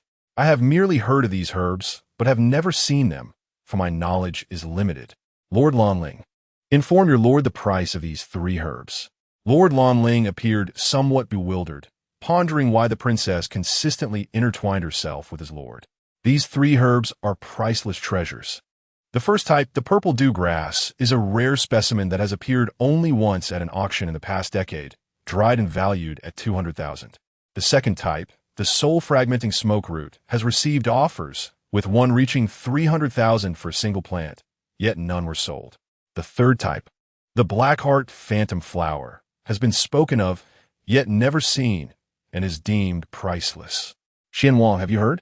The first 2 types alone amount to 500,000, and still, they are challenging to procure. As for the third, it is altogether unattainable. I shall sell it to you for 300,000, a familial price. Is that too much to ask? Why should we distinguish between you and me? What is mine is yours. Let us be sensible. Even brothers keep accounts clear. You, however, are rather unreliable. I trust only that the money is secure in my possession. Very well. Once this king's poison is cured, I shall compensate you. Feng Yiyi smiled, agreeing to the terms, and began her work. Young Master Lanling, pour half of that herb into the water, but do not add too much. I fear his body may not withstand the excruciating pain. Understood, princess. Feng Yiyi carefully unearthed the 3 rare herbs, rinsed off the soil in another basin, and then submerged them in water. The initially murky water soon transformed into a remarkably clear state, bubbling vigorously. Princess, are you attempting to boil the prince alive? Would his flesh withstand such heat? Young Master Lanling inquired, puzzled. Are you feeling sympathetic? If we do not boil it, how shall we detoxify? Feng Yiyi glanced around the room and instructed everyone to leave, promising them they could return when it was time to change the water. Once the room fell silent, only the sound of Long Xuanling's breathing remained. Long Xianling, shortly, you must remove your upper garments and wear this below, soaking in the water. Feng Yiyi retrieved a pair of shorts from her space, exchanged with points, and handed them to Long Xianling. What is this? I have never seen such a thing. Shorts. It would be strange if you had seen them. They're not worn on the outside. Surely, you have not gone about stripping others to see their trousers. Enough with the nonsense. Just wear it. It won't harm you. Feng Yiyi still held some resentment towards Long Xianling for forcing himself upon her 7 years prior. A wound that had not fully healed. Yet now, for the sake of their child, she had no choice. She, Feng Yiyi, was not short of wealth. As a renowned ghost doctor, her fees at the Disha sect commenced at a minimum of 100,000. However, earning the money felt reluctantly burdensome. Yet she had to detoxify him. At that moment, Long Xianling emerged wearing the shorts. His well-defined abs and firm chest combined with that captivating face made Feng Yiyi inwardly exclaim, "What a mesmerizing creature!" In modern times, such a physique would certainly qualify him as a top male model. Long Xianling had never donned such attire before, and his face flushed instantly. Feng Yiyi chuckled. "Do not feel embarrassed. A healer is indifferent to gender. I have no interest in you." Long Xianling fell silent, feeling thoroughly rejected. Feng Yiyi tested the water temperature. Still a bit too hot, but bearable. Long Xianling, the water is somewhat warm. Only heat can effectively activate the medicinal properties. Endure. For hundreds of thousands of tales have been cast into the depths. Long Xianling thought. Casting a glance at the so-called shorts he wore, his face flushed with embarrassment. He reassured himself, for the sake of survival, it is better to endure this than to be entirely exposed. At least it offers some protection. Chapter 61. The plunge into the barrel. Long Xianling grasped the edge of the barrel and, with a gentle leap, immersed himself into the water, causing only a slight splash. Sit cross-legged in the water for a while, and channel your energy to push the poison towards your wrists. I can finally draw blood, Feng Yiyi instructed, brandishing a knife that had appeared in her hand. She placed the knife upon the table and retrieved a box of golden needles from a small chest. Feng Yiyi continuously tested the water temperature, adding the prepared herbs into the mixture. At that moment, beads of sweat cascaded down Long Xuanling's forehead. Noticing this, Feng Yiyi offered him a handkerchief to wipe his brow. Suddenly, Long Xianling began to tremble violently, and Feng Yiyi urged, "Long Xianling, you must endure. No matter how much it hurts, you cannot falter. Otherwise, all will be in vain." This is a critical moment. She understood that even in immense pain, he could not take painkillers, for it would prevent the complete eradication of the poison. Long Xianling continued to shiver as Feng Yiyi fetched a clean handkerchief. "Open your mouth and place this in. Do not bite your tongue, or who will my son speak to?" she commanded. Complying, Long Xianling opened his mouth, and Feng Yiyi fashioned the handkerchief into a ball, inserting it into his mouth. Sweat continued to drip from Long Xuanling's brow, and Feng Yiyi muttered to herself, "Having left young Master Lanling behind, I find myself lacking someone to wipe my brow." Outside the door, the keen-eared young Master Lanling nearly choked on his own blood upon hearing this. Could the princess have misunderstood something? My relationship with the prince is entirely innocent. I am but his junior disciple. Young Master Lanling was the son of the Valley Master of the Medicine King Valley, sent to learn from a young age, and had become a sworn brother to Long Xianling. Later, upon inheriting his father's legacy, he sought to escape the confines of the valley and joined his brother. Feng Yiyi observed that Long Xianling was on the verge of losing consciousness due to pain, and the time for soaking had nearly elapsed. She produced the golden needles and began to administer acupuncture at various acupoints on him. Each needle insertion caused Long Xianling to tremble. As Feng Yiyi circled the barrel, she exclaimed, "Why did you procure such a large barrel? It is excessively high. I can barely reach the Tai acupoint, and as for the Qihai acupoint, I can't seem to reach it at all." Straining to maintain her balance on the edge of the barrel, she attempted to insert the needle but found it futile. A little lower, just a bit lower, she focused solely on the task at hand when suddenly, with a splash, she fell into the water. Feng Yiyi quickly stood up and retrieved a medicinal pill from her spatial pouch to consume. Without it, the poisonous water would overwhelm her as well. She wiped her face with a handkerchief, exclaiming, "Damn, this is quite the predicament." At that moment, she realized how fortunate it was that the barrel was large enough. Otherwise, she could have suffered a great misfortune. In the instant Feng Yiyi fell into the water, Long Xianling opened his eyes, and the medicinal liquid splashed onto his face. He reached out to wipe his face and clear the droplets from his eyes, sitting cross-legged within the barrel. As Feng Yiyi tumbled down, her hand inadvertently pressed firmly against his leg, and of course, nothing was spared from the encounter. However, at that moment, the pain was far more tolerable than the sting of medicinal solutions. Feng Yiyi glanced around and decided to immerse herself in the water, thus avoiding the need to circle the large tub. Clad in a flowing azure dress, the water accentuated her exquisite curves, laid bare for Long Xuanling's gaze.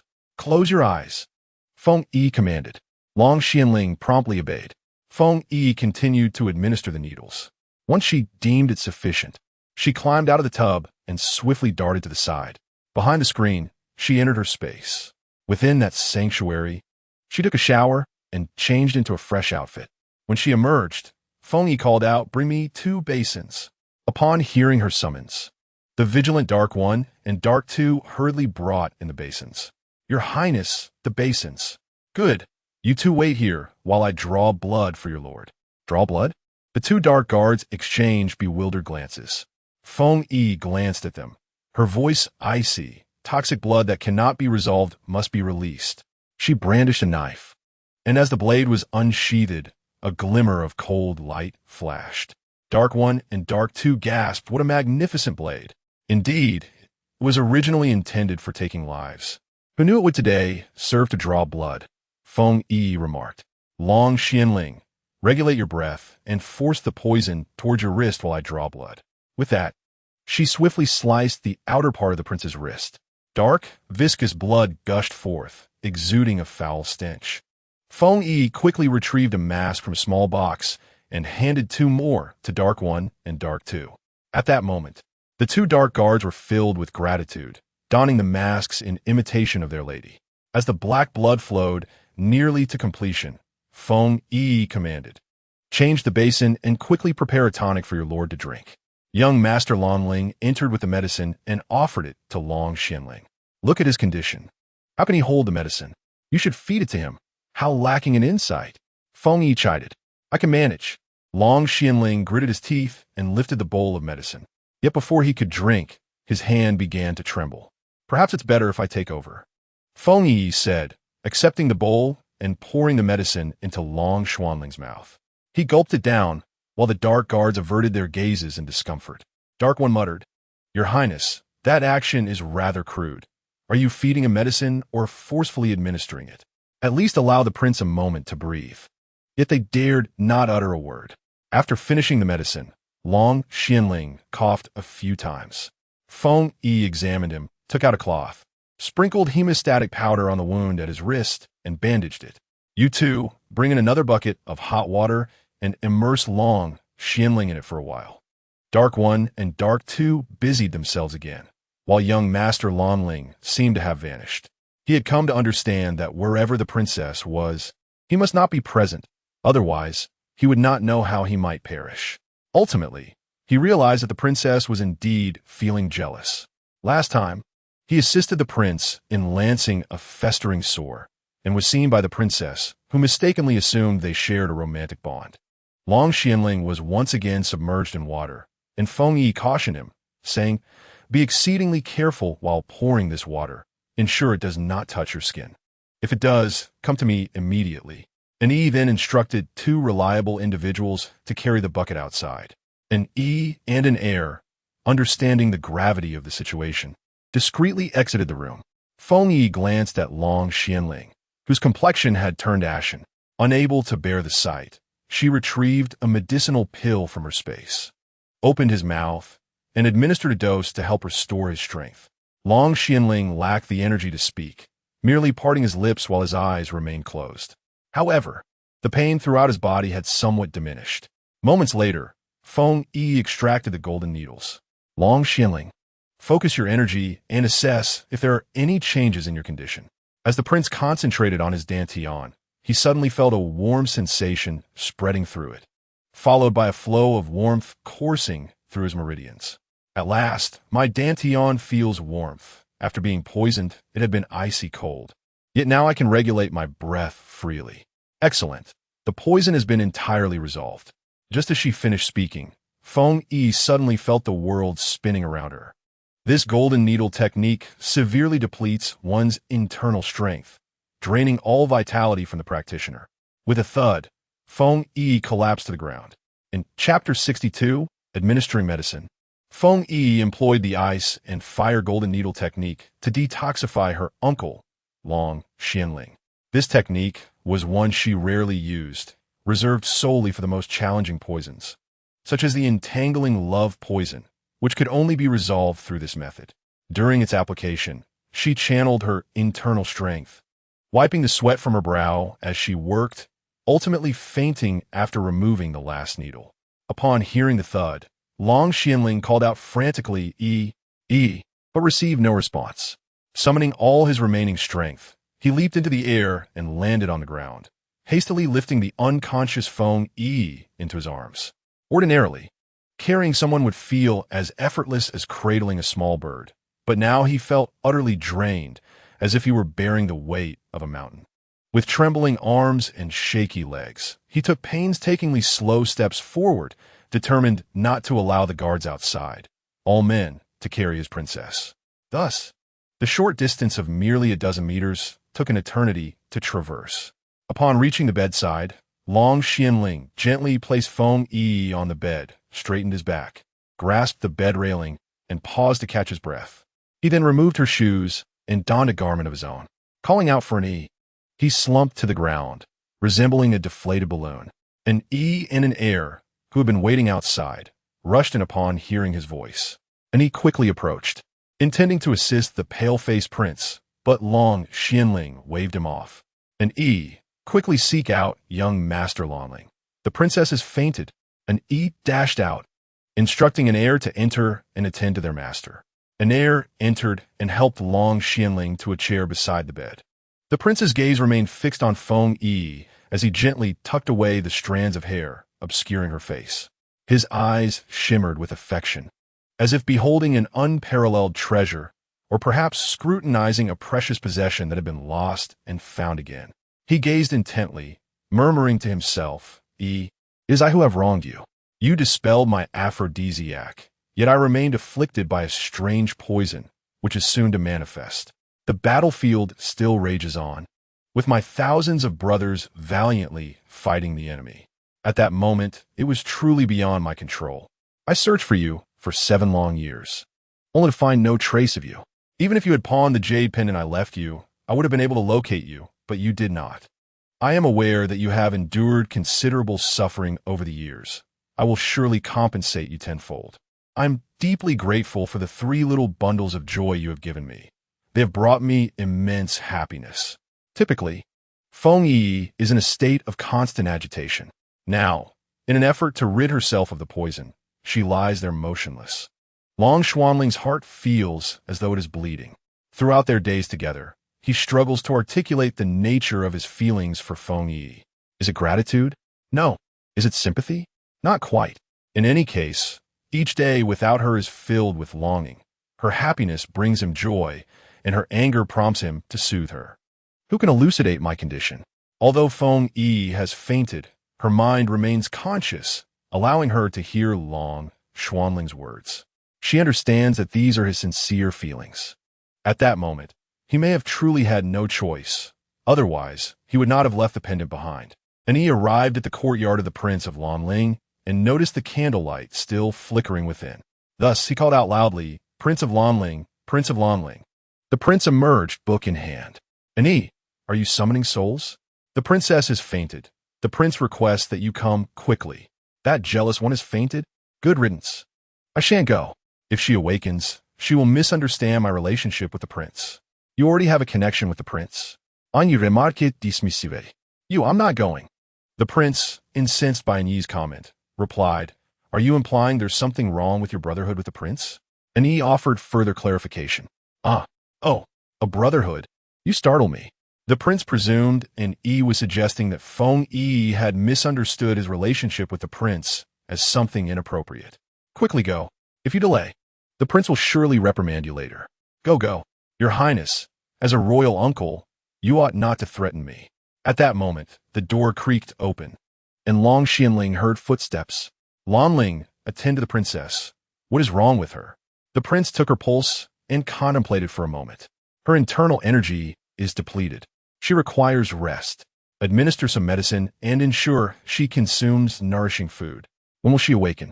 The prince gazed at Feng Yiyi and replied, She will awaken once her strength is restored.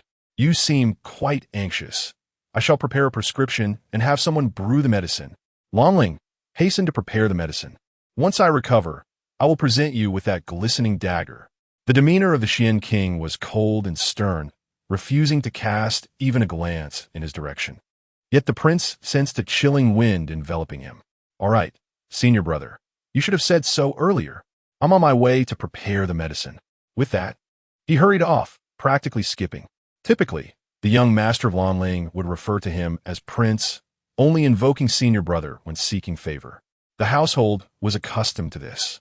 He was merely the prince's shadow, accompanying him to the battlefield and returning alongside him. With a mere 3 years difference, Long Xianling regarded him as a younger brother. Moments later, the young master of Lanling entered, carrying 2 bowls of medicine. Senior brother, I prepared 2 bowls, one for you and one for him. Indeed, good fortune comes in pairs. While others toast with wine, the 2 of you share bowls of medicine. Very well, drink up. One must possess strength to engage in mischief. Long Xianling found the young man's words increasingly unbecoming, casting him a sideways glance. The young master promptly fell silent. The prince drank from one bowl, placing the other on a chair. He sat on the bed, supporting Feng Yiyi to sit up, allowing her to lean against his left side, while he raised the medicine spoon to her lips. However, she did not swallow. The liquid dribbled out instead.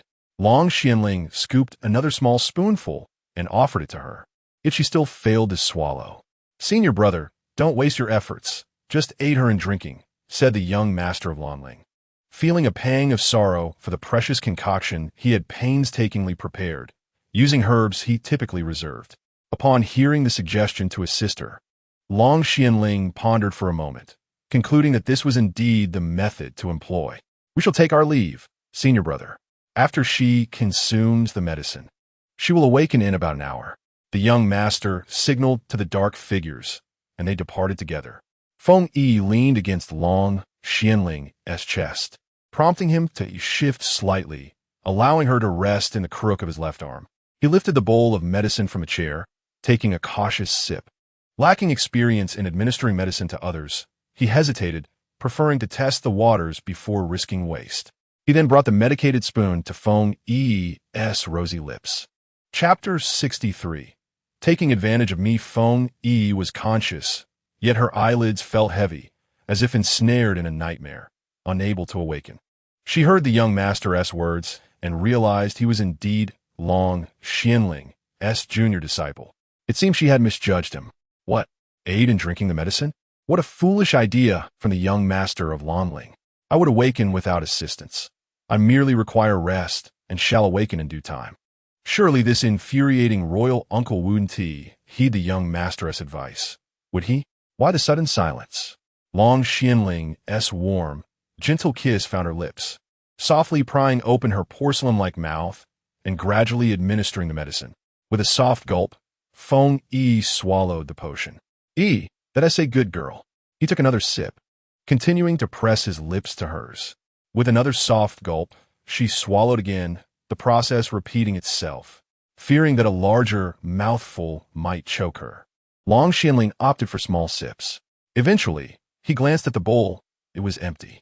He found himself enamored with the sensation of kissing Feng Yiyi, her soft, crimson lips, cool and sweetly fragrant, seemed to possess an enchanting allure that irresistibly drew him in. Before he knew it, he was kissing Feng Yiyi once more, and she, accustomed to this exchange, readily accepted the potion. As those tender lips pressed against hers again, Feng Yiyi awaited the medicinal essence. Yet after a considerable pause, where's the potion? Wasn't this meant to be an exchange? Despite their lips meeting, the potion remained elusive. She waited in vain, frustration brewing within her. You insufferable fiend. Taking advantage of me again. Just you wait. Dragon Xianling, concerned about overwhelming Feng Yiyi, took a sip of water and administered it to her. Gently, he laid her back down and tenderly wiped the remnants of the potion from her lips. He then draped a blanket over her.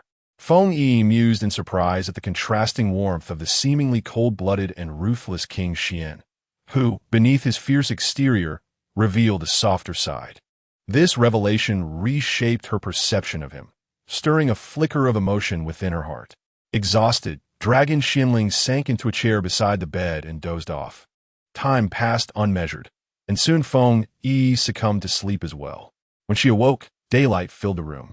Upon seeing Dragon Xianling still slumbering at her bedside, her heart stirred with unexpected emotions. He could have easily left the room, allowing someone to escort him elsewhere to rest. Yet, he chose to remain by her side. As a martial artist, his hearing was sharper than most. The slightest sound from Feng Yiyi roused him. When she sat up, he lifted his head. Yiyi, you're awake. Do you feel any better? Much better, though still a bit fatigued. Rest a little longer, he said with a smile as he stood by the bed, gazing at her with tender intensity. Yiyi, can you truly forgive me? From the depths of your heart. Feng Yiyi regarded him thoughtfully, reflecting on the past. She decided to let bygones be bygones. Life must move forward, and one cannot dwell indefinitely on grievances. As a physician, she understood the effects of the aphrodisiac. Even when faced with a wild boar, one must proceed without hesitation, for to falter could mean dire consequences. Let us see how it goes, she replied. At her words, a wave of joy washed over Dragon Xianling. After all, an opportunity had arisen. He mused, as the illustrious ninth prince, feared by his enemies. If he could not win her over, life would hardly be worth living. Aloud, he expressed his gratitude. Thank you, Yiyi, for your magnanimity in granting me this chance. With that, he embraced her. She did not resist, understanding that his actions stemmed not from selfishness, but from overwhelming excitement. At that moment, a few small heads peeked through the door. Should be quiet. Mother and father are hugging. That means we might have little brothers or sisters soon. The three little ones quietly retreated. Yiyi, don't get up. Rest a while longer. We'll have breakfast brought to you, he suggested. Feng Yiyi, still feeling a bit dizzy, nodded in agreement. Dragon Xianling observed her closely, realizing he had not fully recovered. At least 5 or 6 days were needed for his recuperation. Reaching the door, he called out, summon the maidservants to attend to the princess and bring breakfast into the room. Yes, came a reply from outside. Long Xianling gradually returned and sat down in his chair. Shortly after, Hua Ying and Yu Ying entered the room, assisting Feng Yiyi with her morning routine. Witnessing her condition, Long Xianling felt an even deeper sense of guilt. This attempt to detoxify her had nearly cost Feng Yiyi her life. The breakfast was simple, consisting merely of porridge, steamed buns, and a few side dishes. Long Xianling remarked, Yiyi, your health requires nurturing. Soon, I shall have the steward provide you with the key to the storeroom. Should you need anything, feel free to send someone to retrieve it. Observing the prince's demeanor, Feng Yiyi realized that he was granting her authority over the royal residence. However, with her own affairs left unattended, she found it troublesome. No, it is not necessary for now. I shall be departing in a few days. Yiyi, where are you going? I wish to accompany you. Long Xianling responded anxiously. Long Xianling. Yiyi, refrain from calling me Long Xianling. Simply call me Xianling. She dismissed the significance of the name, recognizing it as merely a label. Xianling, do you understand why I wish to detoxify you? Long Xianling shook his head. I am the leader of the Earth Fiend Pavilion, and there are complications arising in Liang. A local assassin organization has colluded with the Western Xia, leading to the murder of several members of our pavilion and the theft of our properties. Hence, I must confront them. The region is on the border, and I cannot take the child with me. You are the child's biological father, and I trust you to care for them. However, you are poisoned and unable to protect them, so I agreed to assist you in detoxification. Now that your poison has been purged and I have regained my strength, it is time for me to depart. You stay here to look after the child while I quell the unrest. That is unnecessary. They cannot harm me. Then we shall go together with the child. In any case, I cannot allow you to face danger alone. Seeing Long Xuanling's unwavering determination, she replied, Xianling, I trust you to watch over the child. I cannot afford any distractions. We are a family. We shall advance and face difficulties together. Long Xianling grasped Feng Yi's hand. Very well. If those little ones discover my journey to Liang, they will undoubtedly find ways to follow me secretly. And you cannot keep them from doing so. Then let us all go together. After a few days of preparation, Feng Yiyi took a day to rest. Feeling much better, she began to fervently shop at the market for clothes, fabrics, and provisions. An attendant stood before Long Xianling, stating, Master, the princess has purchased a significant amount of food, herbs, and fabrics today. Where has she stored all of it? The subordinate is unaware. All I know is that what she bought yesterday has already vanished. Vanished? Indeed, as if it had disappeared into thin air. In our royal residence, even a fly would be noticed, yet the items bought by the princess have simply gone missing. Enough. I understand. Mind your tongue. Long Xianling contemplated. Yi must possess some treasure capable of holding such items. She fears war may erupt, leading to a food shortage, and thus is stockpiling provisions. I must also deploy some troops. Should the Western Xia dare to provoke us again, I shall lead an army to eradicate them. Chapter 64. The Empress's Hidden Agenda. The following morning, the Emperor dispatched a eunuch to deliver a decree. Eunuch De arrived at the residence of Prince Xianling, bowing respectfully. This old servant greets His Highness. Long Xianling nodded. Eunuch De, there is no need for such formalities. Today, I have come, but for what purpose? The esteemed Eunuch De wore a fa ade of a smile. Your Highness, the Emperor has learned of your 3 children and the princess consort, and wishes to summon you to the palace for an audience. Long Xianling pondered for a moment, then replied, Very well, I shall escort them shortly. Then I shall return to report, the old servant said, departing. Long Xianling observed Eunuch De's retreating figure, lost in thought. Did the Emperor genuinely wish to see the children and the princess? This matter is far from simple. The Emperor's paranoia has resurfaced. Even after relinquishing military power, he remains distrustful of me. He made his way to Feng Yi's quarters. Feng Yiyi, an early riser, was busy selecting herbs in the courtyard. Long Xianling called, a smile gracing his face as he approached her. Xianling, what brings you here? Let us discuss this inside. The two entered her room together. Will you accompany me to the palace? This morning, my royal brother sent an eunuch to issue a decree for me to bring the children and you along. I refuse. The mere thought of the palace conjured images of treachery and intrigue from the drama she had seen. What if I offer you 10,000 taels? Will you go? I still refuse. Feng Yi shook her head defiantly. You may take the 3 children alone. What about 20,000 taels? Feng Yi remained resolute, shaking her head once more. What of 100,000 taels? Long Xianling observed her with keen interest. All right, it's a deal. I shall go. A radiant smile blossomed on Feng Yi's face. Long Xianling, witnessing her joy, mused to himself, My Yi is indeed a little money enthusiast. As long as you possess a weakness, I am not lacking in wealth. Shortly, I shall send someone with palace attire for you to wear. If you can play along with me in the palace, I shall add another 30,000 taels. Feng Yi felt as though she had stumbled upon a trove of gold, her spirits soaring high. I will absolutely cooperate, portraying a loving couple. After she spoke, her thoughts wandered. If one visit brings in 130,000 taels, then several visits would be most welcome. Should the emperor harbor any ill intentions, perhaps he should consider relinquishing his throne. Feng Yi merely entertained this thought, unaware that as events unfolded, fate had its own designs. Eventually, she would be compelled to take action, seizing the coveted throne for herself. Yet, that is a tale for another time. A day prior, in the Moonlight Palace. It was a night of the full moon, a time reserved for the emperor to spend with the empress. After completing his duties, he arrived at the empress's moonlight palace. The hour was still early for rest, and the empress initiated the conversation. "Your Majesty, I have heard that the Prince of Xian has 3 children, all born at once. In the history of our Western Shu, such an occurrence is unprecedented. Does it carry some significance, or are these children extraordinary in their own right?" Those who have inquired report that the 3 children are exceptionally intelligent and resourceful. Sometimes, an unguarded remark can awaken those who are oblivious. The emperor, upon hearing this, fell silent, deep in contemplation. After a moment, he spoke. "The prince has relinquished military authority and is gravely ill. Your Majesty, is the prince truly so unwell?" Indeed, the imperial physician does not speak falsely.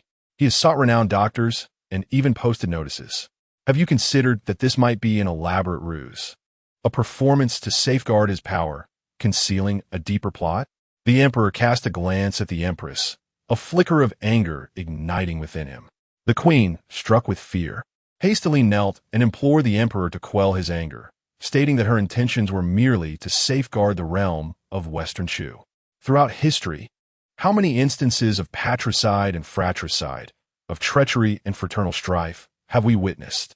The ruthless nature of imperial families is indeed notorious. I merely sought to caution your Majesty against placing excessive trust in Prince Xian. If he harbors no ambition, it may be well. Yet what if such ambition were to arise? In former times, I would never have dared to voice such thoughts. However, now that he has 2 sons, the succession is assured, and we must ponder the implications. As the saying goes, it is not the absence of fortune that is worrisome, but rather the absence of virtuous individuals. The emperor's fury did not wane. In fact, it intensified. After a moment of contemplation, he commanded her to rise. "Thank you, Your Majesty." The queen harbored her own concerns. She was not afraid of Prince Xian usurping the emperor's power, for she believed he would not dare. Yet the emperor, being of advanced age and in frail health, may find a future uncertain once the crown prince ascends the throne. The prince holds considerable power and has commanded troops for many years, possessing loyal confidants who could mobilize forces without the need for imperial edicts. This is what troubled the queen. The emperor continued, recalling how the late Empress Dowager had regarded Prince Xian as a thorn in her side, perpetually fearing his rebellion and subjecting him to persecution. Their disputes were numerous, for he had never believed that Prince Xian would rise against him. After the Empress Dowager's demise, it was said that she had accumulated blessings and departed peacefully in her dreams. Yet, when the emperor ordered the imperial household department to inventory her treasury, he discovered it was empty, evidently having been plundered. The Bureau of Caution conducted rigorous interrogations of those within the palace, and all testimonies were consistent. Alarmingly, on the eve of her passing, the stewardess had entered with others to retrieve items, and overnight, everything vanished. This is a palace, not a humble abode. How could such valuables be smuggled out under such stringent security? This remains a perplexing mystery to me. Thus, I deduced that the Empress Dowager was silenced in silence, and her wealth was illicitly taken. Could Prince Xian be involved? The queen interjected with concern. "Impossible," the emperor replied. To Prince Xian, the Empress Dowager's modest fortune would be beneath his notice. He is known for his integrity and would not engage in such petty thievery. The queen, contemplating the prince's lineage, suggested, "Your Majesty, since Prince Xian now has a consort and children, why not summon them to the palace for an audience?" The emperor acknowledged her reasoning, deciding to send an envoy the following day to invite them into the palace. "I wish to see what they look like and whether they possess the aura befitting the 9-5 sovereign." The emperor, naturally suspicious, was always calculating the dynamics among his ministers, striving to maintain a balance of power between loyalists and traitors, keeping a mental ledger of their worth. "Your Majesty, it is quite late. We should retire for the night." The emperor smiled, teasing, "Are you eager for my favor?" "Very well, for your sake. I have not visited any other palace for 3 consecutive days." Thus, the two shed their garments, the resplendent yellow drapery descending to envelop them. Chapter 65. Suspicion within that splendid yellow realm, the celestial dragon's sword. reminiscent of tumultuous waves crashing endlessly upon the shore.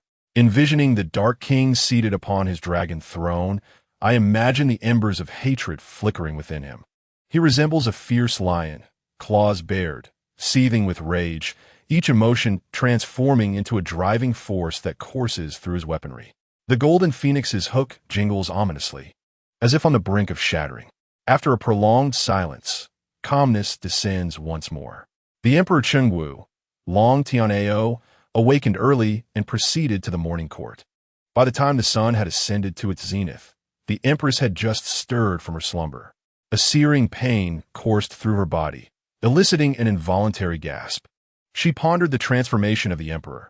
The once tender-hearted man had vanished, replaced by a figure of cruelty and ferocity. It felt as though he regarded her as prey, or perhaps he envisioned her as the Dark King himself. She resolved that in the future, should the Emperor return, she must never utter the name of the Dark King, lest she suffer the consequences. At that moment, 2 palace maids and Lady Li entered, ready to assist the Empress in dressing. Lady Li, noticing the Empress's state, exclaimed, "Your Highness, what has happened to you?" "It is nothing," she replied. "Just fetch me some ointment to invigorate the blood and dissipate the bruises." "But what about the scratches?" Lady Li protested, hastily wiping away the deep crimson lines on her skin. The Empress mused, what peculiar inclination does the Emperor possess to enjoy inflicting such marks? "In a few days, I shall use some scar cream," she announced. "Your Highness, can you stand?" One maid inquired. "I cannot, yet I must relieve myself. So hasten to dress me." Once attired, the Empress was supported by the 2 maids, moving forward with the awkwardness of a crab. Even the slightest movement sent waves of pain across her body. Meanwhile, Feng Yiyi settled into the carriage of the Dark King, with 3 little bundles of joy nestled in another. The Dark King gazed at Feng Yiyi with tender eyes, prompting her to remark, "Do not look at me like that. It is quite frightening. My forgiveness does not equate to acceptance. Do you understand? Forgiveness and acceptance are 2 distinct concepts." Long Xianling chuckled. "Your acceptance is your concern. My affection for you is mine." Feng Yi shot him a disapproving glance. Is this truly the royal uncle rumored about in the streets? Or has he transformed into a lecher? Let us agree, in the palace you must display a fade of affection. Otherwise, there will be financial penalties. What? Financial penalties? Why did you not mention this sooner? If I perform poorly multiple times, I would have wasted a trip to the palace. But if you perform well, won't you then earn your reward? Feng Yi was left speechless, feeling as though she had boarded a pirate ship with no means of escape. In the other carriage, Feng Wanner asked, "Second brother, why must you separate me from mother? Why must you drag me away?" "Oh, foolish sister, this is merely to facilitate more interaction between our parents. If you obstruct their path, it will only cause inconvenience," he replied as the 3 little ones squabbled in the carriage. Upon their arrival at the palace, Long Xianling took Feng Yi's hand. As she attempted to withdraw, he uttered 2 words, "financial penalties." Instantly, she ceased her resistance. Long Xianling felt a surge of satisfaction within. The 5 of them entered the Imperial study, and eunuch called out, "The Dark King has arrived." Emperor Long Tian'ao adjusted his attire. "Your humble servant greets the Emperor. Your humble servant greets the Emperor." The 3 little bundles chimed in. The Emperor raised a hand, signaling them to rise. "Xianling, are these your 3 children?" "Indeed, have them greet their royal uncle." "Greetings, royal uncle." 3 little meat buns exclaimed in unison. The Emperor gazed down at the 5 individuals and commanded, "Quickly, provide seats." Shortly thereafter, a eunuch presented 5 chairs. "Thank you, your majesty." Dragon Xianling and Feng Yi replied. Dragon Tian'ao looked at the 3 children and inquired, "Pray tell, what are your names, dear ones?" Fen Li. "I am Feng Yu." Feng Vanya. "You bear the surname Feng." "Indeed, we follow our mother's surname," Feng Wanner explained. "Initially, my father abandoned my mother to fight at the borders. Thus we took on our mother's name." Emperor Chengwu solemnly addressed the consort of Xian, "My royal brother. For the sake of my realm, I have caused you some distress." Feng Yi smiled gently. "All is in the past. The children have grown now." The Emperor then queried, "You bear the name Feng. What relation do you have to Prime Minister Feng?" Feng Yiyi was reluctant to mention that family. He is my father. Instantly, Emperor Chengwu felt a twinge of caution, silently reflecting. Ah, that Feng, entangled with the Xian king, has not deemed it fit to inform me. Dragon Tian'ao scrutinized Feng Yu and Feng Li. The two appeared to be miniature versions of Feng Xianling, each possessing the signature Feng eyes. Feng Yu was spirited, her eyes darting about with vivacity. She exuded a lively, clever charm. In contrast, Feng Li, despite resembling her, sat composedly, emanating an air of authority that discouraged casual proximity or dismissal. At that moment, the 7-year-old son of the crown prince dashed in, calling, "Grandfather, grandfather." The crown prince followed closely behind. "I pay my respects to father." He knelt. "Rise, Chen'er," the emperor beckoned. "I pay my respects to my uncle." The crown prince clasped his fists in greeting to Dragon Xianling. Dragon Tian'ao observed both the crown prince and Feng Li. To an outsider, the crown prince certainly did not appear to be fit for the throne, nor did the young royal seem destined for greatness. Young Prince Long Che, a year senior to Feng Li, frolicked about, lacking any semblance of gravitas. Dragon Tian'ao smiled, his gaze fixated on Feng Li. Both Dragon Xianling and Feng Yi noted the emperor's attention shift to Feng Li, and their hearts sank. "Oh no, Li'er is in peril," the emperor continued. Addressing the consort of Xian, "You have borne 3 splendid children. Perhaps it would be best for the descendants of the Feng clan to adopt the Long surname. The Xian king, having fought valiantly for the Long dynasty, deserved recognition. Choose an auspicious day for your wedding." "Your Majesty, I wish to wait until my illness is resolved before we wed," came the implication that should he perish, he would not wish to delay another's happiness. The emperor understood this unspoken message, reflecting, "If you were to pass, your son would not inherit the throne." Yet outwardly he proclaimed, "Very well, we shall honor Xuanling's wishes. Whatever you desire, I shall bestow upon you as a generous gift." "Thank you, your Majesty," Dragon Xianling replied. "Consort of Xian, raising children over the years has not been easy. Thus, I bestow upon you 10,000 taels of gold, 20 boxes of jewels and precious items, and 20 bolts of brocade." "Thank you, your Majesty." Feng Yi knelt in gratitude. At that moment, Feng Wanner piped up, "Mother, father needs his medicine. We should return quickly, lest he vomit blood and faint once more." Feng Yi glanced at Long Xianling, who once again clasped his fists together. "Your Majesty, Xianling must return to take his medicine. So I shall take my leave."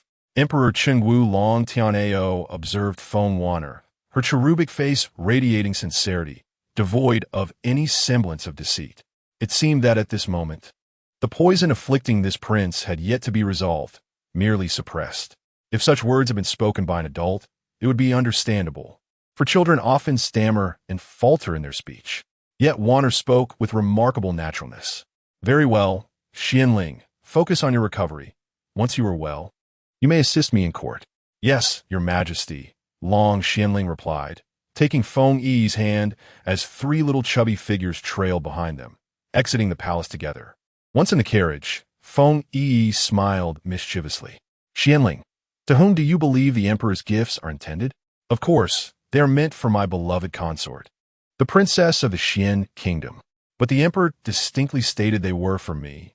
Long Xianling grinned playfully. "The emperor said they were for the princess of the Xian kingdom, not specifically for Feng Yi." Feng Yi flashed a wicked smile, her hand gripping Long Xuanling's shoulder.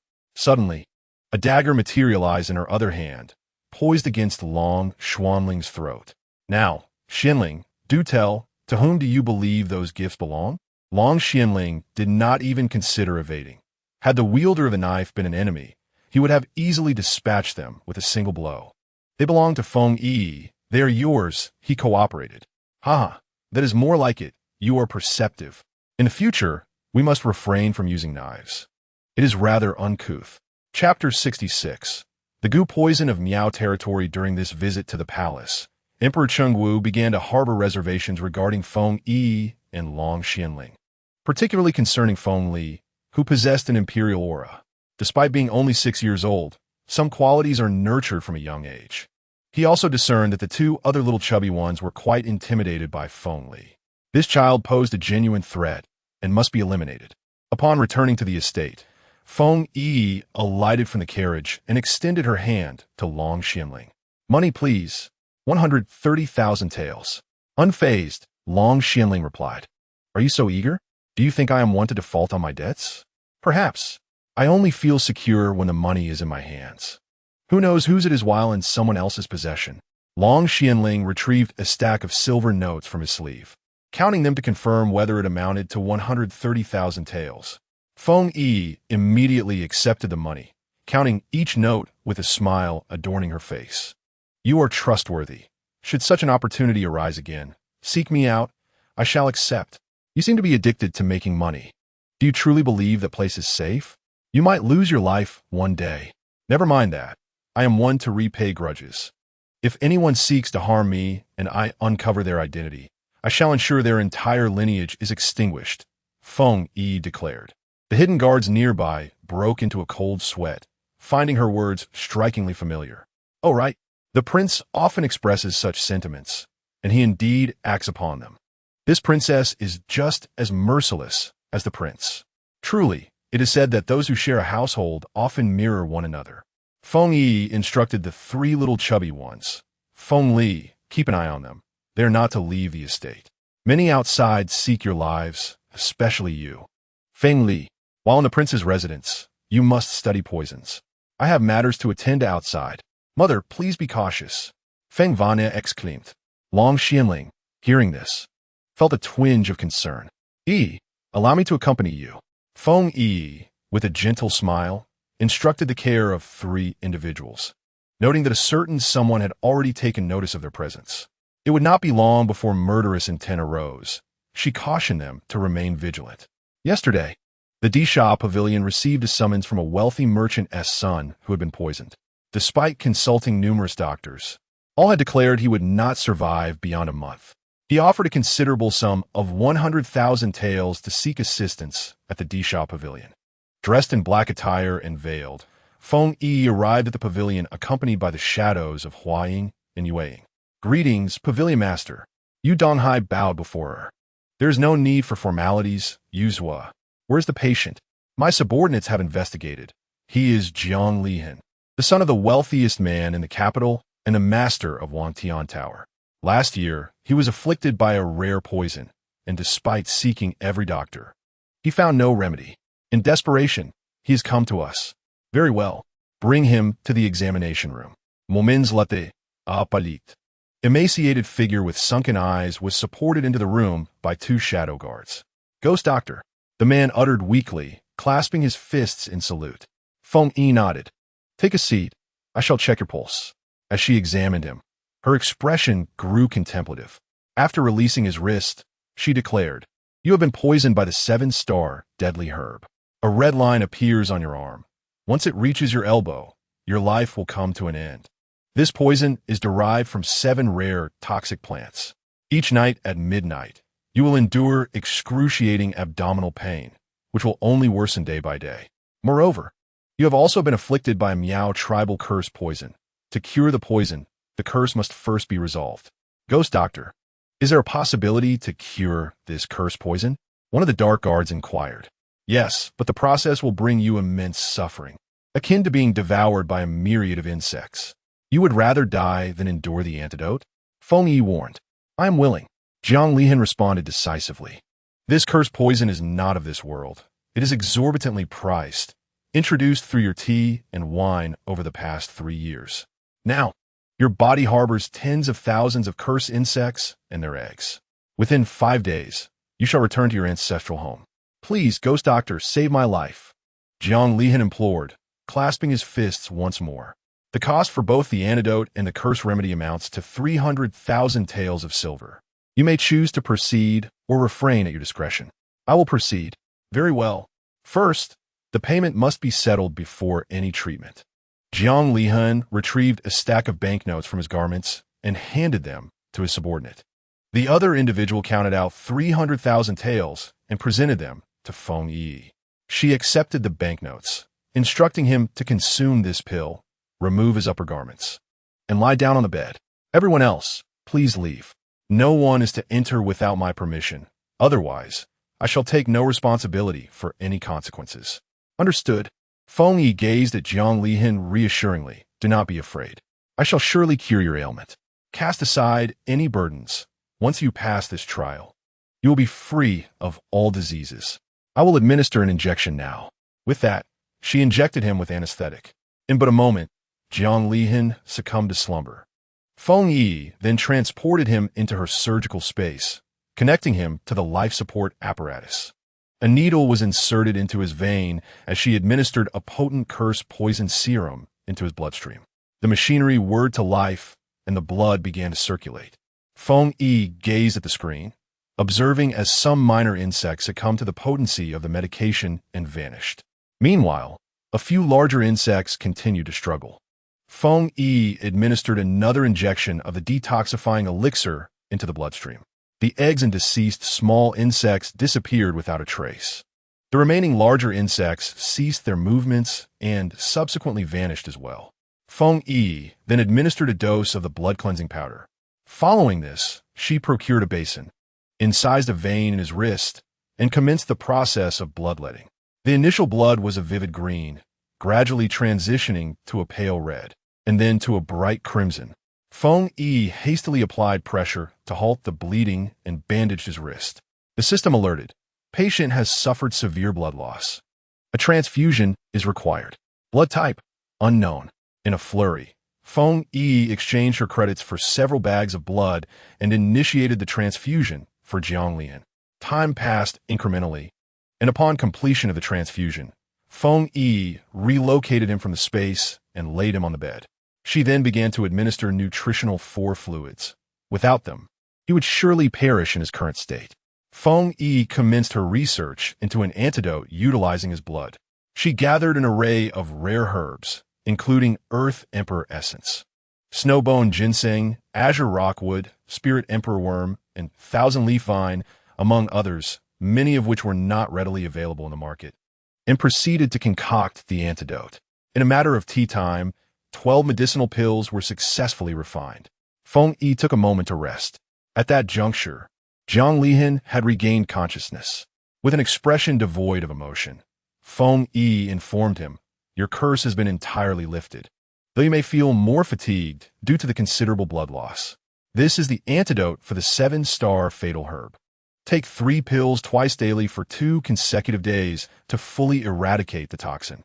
"Thank you, Ghost Doctor," Jiang Lihan remarked, observing the young girl before him.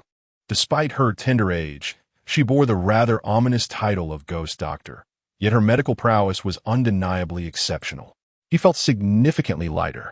Feng Yi presented a small vial to Jiang Lihan and offered him a glass of water. After consuming the 3 pills, he experienced relief from the pain, and a warm flow began to circulate in his dantian. "Left envoy, summon your subordinates," he instructed. Shortly thereafter, 2 shadow guards entered, witnessing Jiang Lihan sitting upright. Though he remained gaunt, he appeared much more vibrant. "Master, you're well?" one inquired. Jiang Lihan nodded affirmatively. "Gratitude to the divine doctor for saving our master." They both clasped their fists in gratitude. "There's no need for thanks. Support your master back home shortly. Be meticulous with his diet over the next few days. He is exceedingly fragile. Even a hint of poison could cost him his life." He walked out of the Earthshop Pavilion in good health. "But should anyone in your household dare to poison him again, do not return here, for I will not extend my aid once more." "Understood. My subordinates comprehend." Chapter 67. The Second Prince's Dilemma in the Bai Residence. The Empress Dowager met her demise at the hands of Feng Yi, resulting in a decree that all royal offspring must refrain from marrying for a year. Bai Shuang'er had bestowed her innocence upon the second prince, Long Yuan, yet she had not seen him for an extended period. This morning, Bai Shuang'er awoke feeling a peculiar discomfort in her chest, an urge to vomit that she could not fulfill. She pondered, perhaps I'm simply hungry, and dismissed the sensation. However, upon reaching lunchtime and encountering the chicken and meat on the table, she was overwhelmed with nausea and hurried outside to retch. The maid, Lu Ao, hurriedly handed a handkerchief to Bai Shuang'er. "Miss, what has happened to you? Shall I fetch a doctor?" At that moment, Bai Shuang'er's wet nurse approached.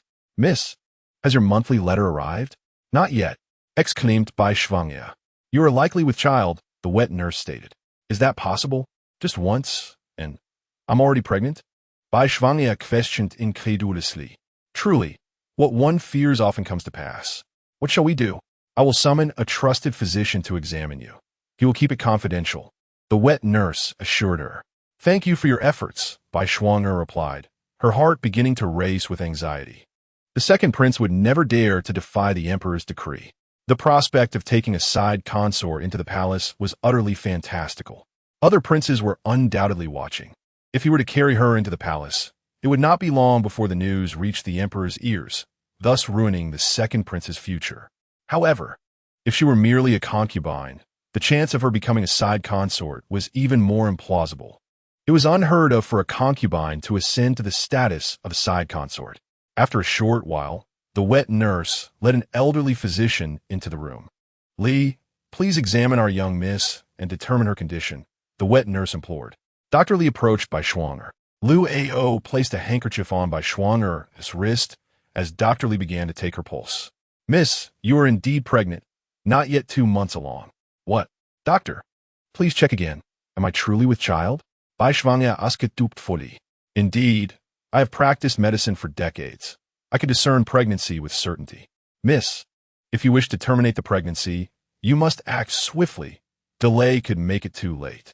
Understood, Bai Shuangya replied, her spirit wilting like a frostbitten eggplant. Liu Ao handed the consultation fee to Dr. Li, while the wet nurse escorted him out. Liu Ao, what should I do? What can I do? This is my first child, and it carries royal blood. I do not wish to terminate it, Bai Shuangya wept. The wet nurse entered the room. Miss, there is no need for sorrow. The one who tied the knot must also untie it. Let Liu Ao go to the second prince's residence and summon him. A man must take responsibility and find a solution. This statement emboldened Bai Shuangya. Liu Ao, go find the second prince and ask him to come. Tell him I have matters to discuss with him. Yes, my lady, I will set off at once. Upon arriving at the second prince's residence, Liu Ao was stopped by the guards. I am a person close to the Empress Dowager, here to see the second prince on urgent business. Please wait here while I inform him, the guard replied. The second prince, currently in the courtyard, upon hearing of her arrival, instructed that she be brought to his study. Liu Ao followed the guard to the study, curtsied, and said, I pay my respects to the second prince. Liu Ao, what brings you here? He inquired. My lady misses you and wishes to discuss something. The second prince's face lit up with joy. Who said that Shuangya harbored feelings for her royal uncle? That was merely her cousin. Her heart belonged to him. Shuangya, return home. I shall come to you shortly. The second prince, riding in his carriage, hastily made his way to the Bai residence. The guards at Bai's residence, upon recognizing the second prince's carriage, immediately granted him passage. Liu Ao awaited at the entrance and followed the carriage inside. Your Highness, please follow me. Upon arriving at Bai Shuangya's courtyard, the servants had been dismissed, and Long Yuan proceeded directly into the room. He beheld Bai Shuangya lying on the bed. Shuangya, Brother Yuan, you have come. Please take a seat. The second prince felt a pang in his heart at the sight of Bai Shuangya, her eyes glistening like pear blossoms drenched in rain. Truly, she was a beauty, gracefully seated with brows furrowed in contemplation. Yet, her tear-streaked visage left one pondering the source of her sorrow. Shuangya, I have been preoccupied since the Empress Dowager's passing and have not had the chance to visit you. Our wedding date must be postponed. I understand, and there is something I wish to discuss with you. The second prince's face was etched with curiosity. What is it? Shuangya is with child, and I do not know whether we should keep the baby. The second prince, overwhelmed with emotion as if he were a first-time father, embraced Bai Shuangya. Is it true? Shuangya, are you truly carrying our child? Yes, indeed, our own. This is wonderful. Shuangya, you are my lucky star. We have only been together once, and now this. But, Brother Yuan, I cannot give birth at my family home, or I shall become a laughingstock in the city. I will bring you into my residence. After a year, when the child is born, I will grant you the title of secondary consort. It may be a bit of a hardship for you, as I shall have to bring you in quietly, yet you will receive all the privileges befitting a secondary consort. Would that be acceptable? I am willing. Bai Shuangya's cheeks glowed like jade, her voice soft and soothing, reminiscent of pearls falling upon a plate. With a charming smile, she gazed affectionately at the second prince. Long Yuan, her vivid red lips, slightly parted, resembled a ripe cherry, enticingly irresistible. Long Yuan enveloped by Shuang-er in his arms, one hand resting on her delicate waist. She was draped in a sheer fabric that loosely embraced her bosom, rising and falling gently with each breath, stirring the imagination. Long Yuan, already enamored with Bai Shuang, found himself unable to restrain his desires and leaned in to kiss her luscious lips. Bai Shuang, striving to reciprocs, emitted soft sounds that sent shivers of delight through the second prince. Little enchantress, you know how to tempt me. Today, I'm gonna show you just how intense my affection can be. No, Brother Yuan, please. The two began to kiss fervently, the light pink bed curtains drawn around them. In the aftermath of their passionate encounter, Bai Shuang-er's face was flushed with a rosy hue. Shuang-er, I shall come to fetch you tomorrow and bring gifts for our engagement. You are so kind, Brother Yuan. Bai Shuang-er beamed with joy. In the Empress Dowager's palace, early in the morning, her thoughts lingered upon the three little bundles of joy. Nanny, I find myself yearning for those little grandsons again. Take me out of the palace to the Xian Wang residence and bring along some delightful gifts. The Empress Dowager has passed. It would not be wise for me to be the only one enjoying laughter and merriment while the news reaches the emperor. Understood. I shall see to it immediately. After a while, the nanny had arranged everything, and the Empress Dowager traveled to the Xian Wang residence in a carriage. Upon arrival, she saw the three little ones engrossed in play. As they spotted their grandmother disembarking from the carriage, they all rushed forward. Grandmother! Grandmother! Grandmother! The sound warmed the Empress Dowager's heart. Indeed, children are a source of joy. The more she looked, the more she adored them. Feng Yiyi stepped forward and wrapped her arms around the Grand Empress Dowager's neck, planting a kiss on her cheek. I miss you so much, grandmother. But father says it's not the right time to visit. He insists I should wait a while longer, yet I can hardly contain my eagerness. Grandmother, you must have heard my heartfelt words and come to see me, haven't you? Her soft, tender voice melted the Grand Empress Dowager's heart. Indeed, I heard Wanner's words. And here I am, bringing delightful treats. Suddenly, the Grand Empress Dowager began to convulse, her arms covered in goosebumps, her demeanor turning frantic and restless. Feng Yiyi, sensing something was amiss, swiftly pulled Feng Yiyi aside, while Long Xianling dashed forward. The Grand Empress Dowager, upon spotting the carriage, attempted to overturn it, and when she saw a small stool nearby, she aimed to smash it, resembling a frenzied beast. Bring me the medicine, quickly. I can't bear it any longer. Hurry! She screamed in desperation. At that moment, it felt as though 1,000 ants were gnawing at her insides, her bones tingling, itching, and aching. She began to scratch, drawing blood from her skin, leaving ghastly marks that were difficult to behold. The medicine is gone. Miss Shuang hasn't delivered it in quite some time, an elderly maid explained. Long Xianling, upon witnessing the scene, pressed on the Grand Empress Dowager's back, and she fainted. What is happening?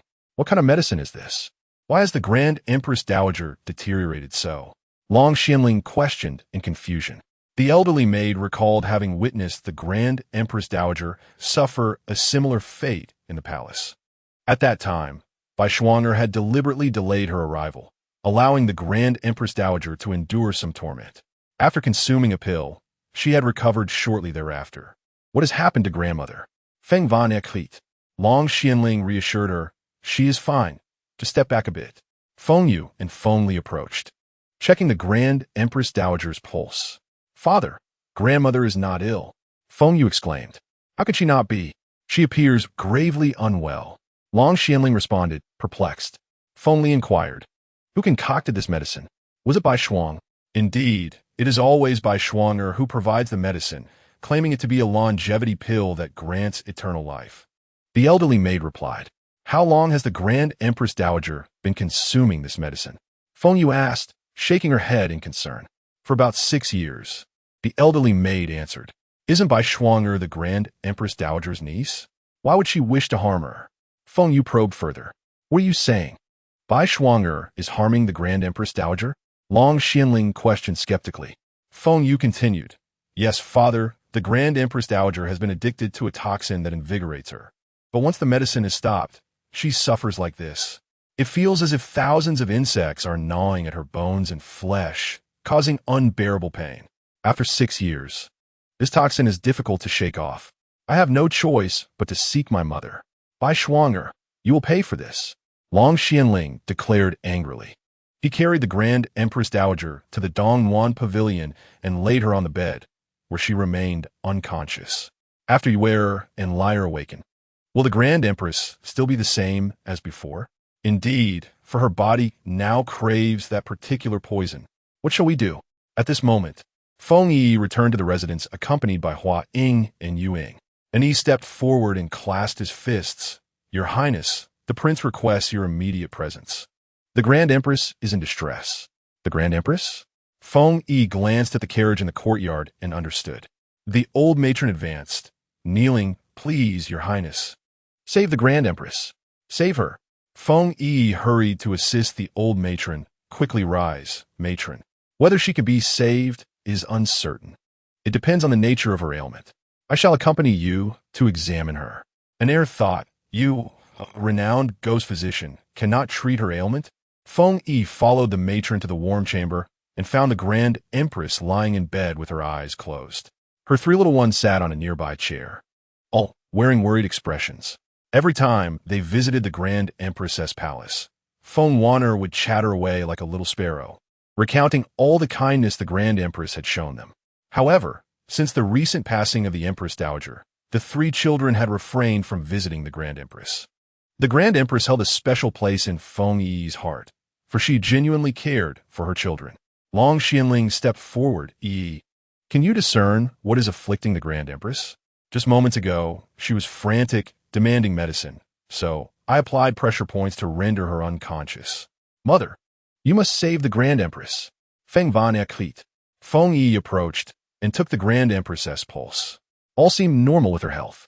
After a thorough examination, she confirmed her suspicions. It was opium paste. The Grand Empress was not ill. She was addicted to narcotics. How could she be addicted? Isn't it poisoning? Long Xianling asked, perplexed.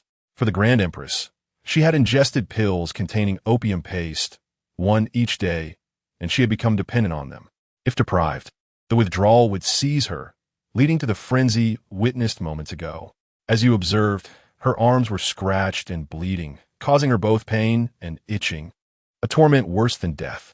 Poisoning results from being drugged by others, and consuming an antidote can resolve it. However, addiction is insurmountable. Consider how to prevent her from craving that pill. In her current state, just 1 pill will compel her to comply with any demand, even to the extent of causing harm to others.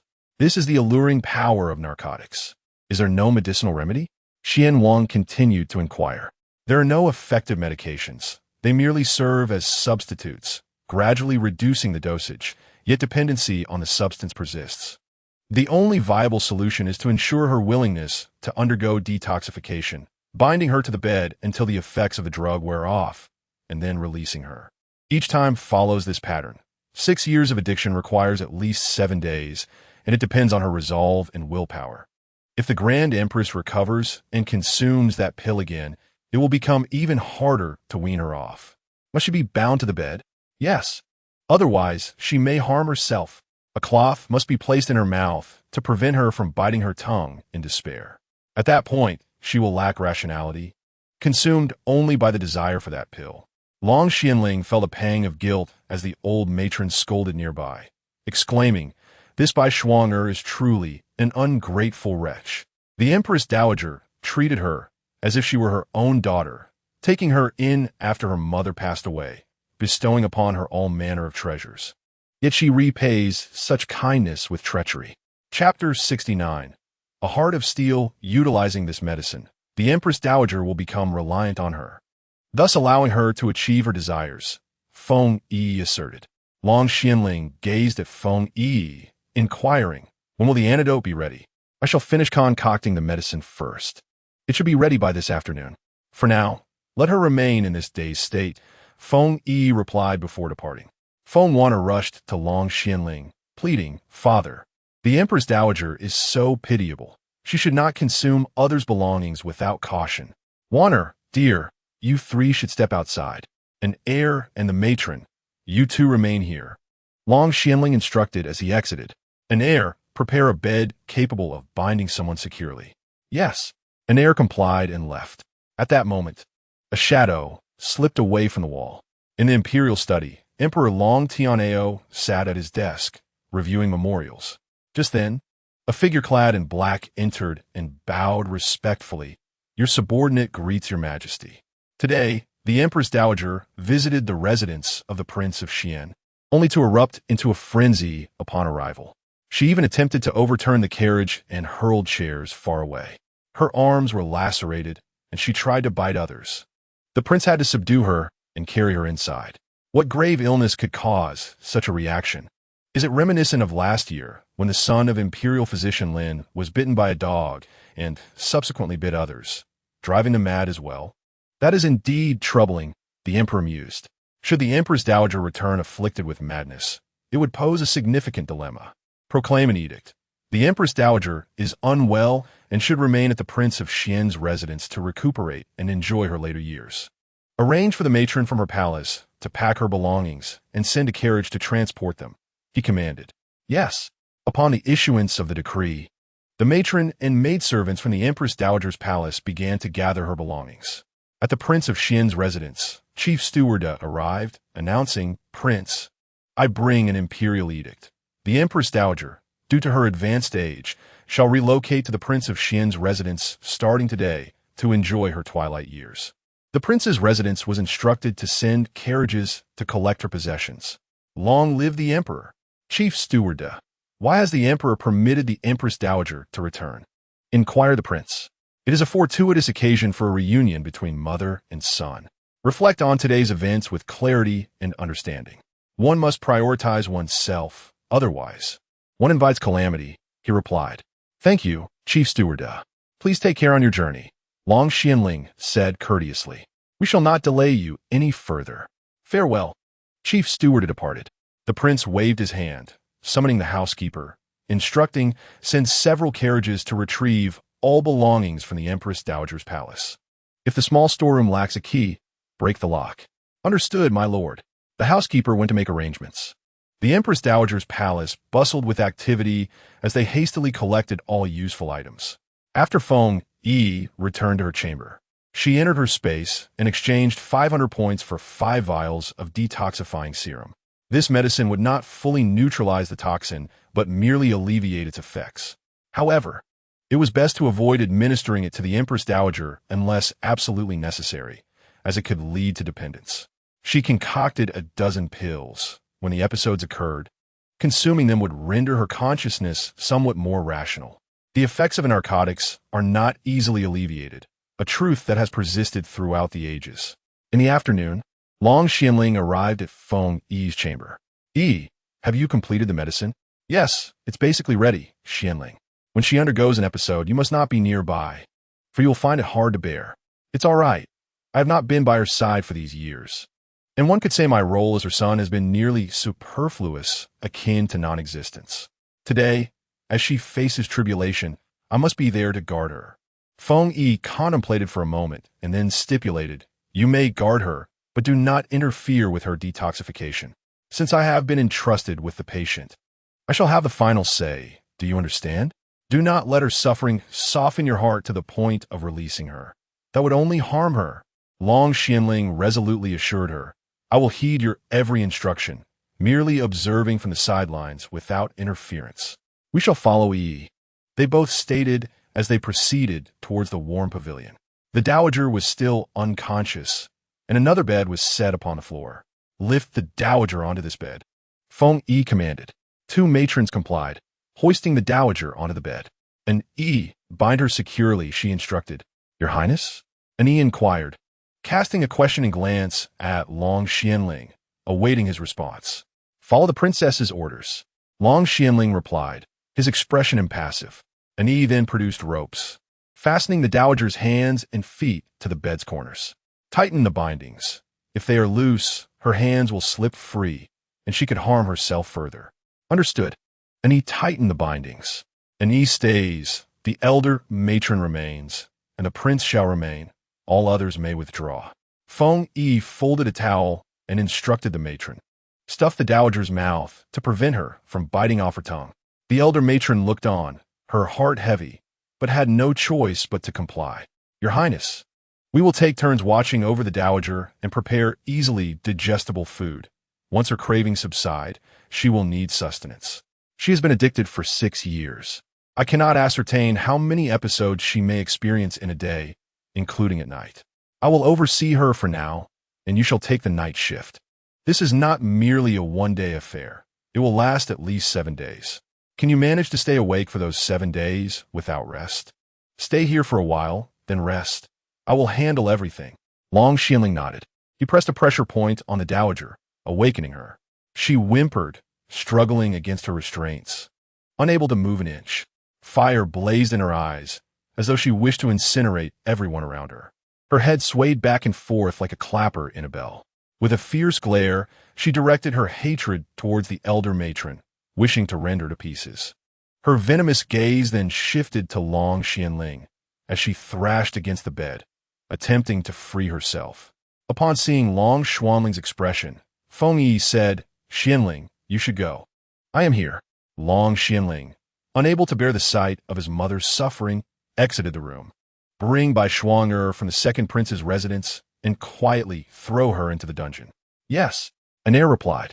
Chapter 70, additional content. The fate of Bai Shuang'er. Long Xianling's thoughts lingered on his mother, yet he dared not approach, fearing he might succumb to the temptation of releasing her, thus undoing all that had been achieved. An ominous figure, Dark 3, stealthily approached the residence of the second prince, accompanied by several accomplices. Within the prince's abode, only the main quarters were fortified with numerous guards, while the side consort's chambers were merely attended by a handful of maids and matrons. At that moment, the side consort lay languidly upon her bed, her condition possibly attributed to her pregnancy, which rendered her exceedingly drowsy, leading her to succumb to slumber at all hours. With a subtle signal, Dark 3 instructed his companions to incapacitate the few individuals in the courtyard before he himself entered the room. Recognizing Bai Shuang, they promptly sealed her pressure points and ensconced her within a bag, carrying her away. Upon regaining consciousness, Bai Shuang'er found herself tightly bound and tethered to a pillar, with a searing hot iron and a whip ominously positioned nearby. At that juncture, a shadowy guard entered, reporting, My lord, we have captured Bai Shuang'er. Excellent. Summon MOU, who is adept in the art of disguise, to the dungeon. Yes. Long Xianling proceeded to the dungeon. Cousin, why have you bound me? I have not wronged you. Bai Shuang'er demanded indignantly. You may not have wronged me directly, but I fail to comprehend your heartlessness. The Empress Dowager treated you with utmost kindness, as if you were her own daughter, yet you have repaid her with malice. Bai Shuang'er was taken aback by his words. Cousin, what do you mean? I did not understand. How can you claim ignorance? Was it not you who orchestrated this scheme? Spare me your pretense. What were those pills made from? Dark 3, incensed, seized the whip and struck her, tearing her sleeve asunder. Cousin, you cannot treat me this way. I have managed your household for 6 years. You must not be ungrateful. Is that so? You managed the estate, yet squandered its wealth. When the steward sought you out, you denied all responsibility. Is this your stewardship? Long Xianling retorted furiously. Cousin, I was wrong. Please forgive me. I shall not err again. Long Xianling scoffed coldly. Will you truly have another chance? The opportunity lay before you, yet you let it slip away. You are nothing but an ungrateful wretch. Bai Shuang'er, incensed, countered. Whom can you blame? It is your fault. Had you married me, none of this would have transpired. I waited 6 long years, wasting my prime, while you cast me aside. Long Xianling glared at her. Was the Empress Dowager at fault? What harm did she inflict upon you, that you resorted to poison against her? At last, Bai Shuang'er comprehended the reason for her capture. The Empress Dowager had run out of the longevity pills, and her addiction had resurfaced. Realisingtis, Bai Shuang'er erupted into manic laughter. Ha ha. The longevity pills have no antidote. She must continue consuming my concoctions, lest the madness consume her. Cousin, kneel and beg me. Plead with me, and I shall prepare the longevity pills for the Empress Dowager. Otherwise, you shall witness her descent into madness and death. Long Xianling cursed himself for having spared her.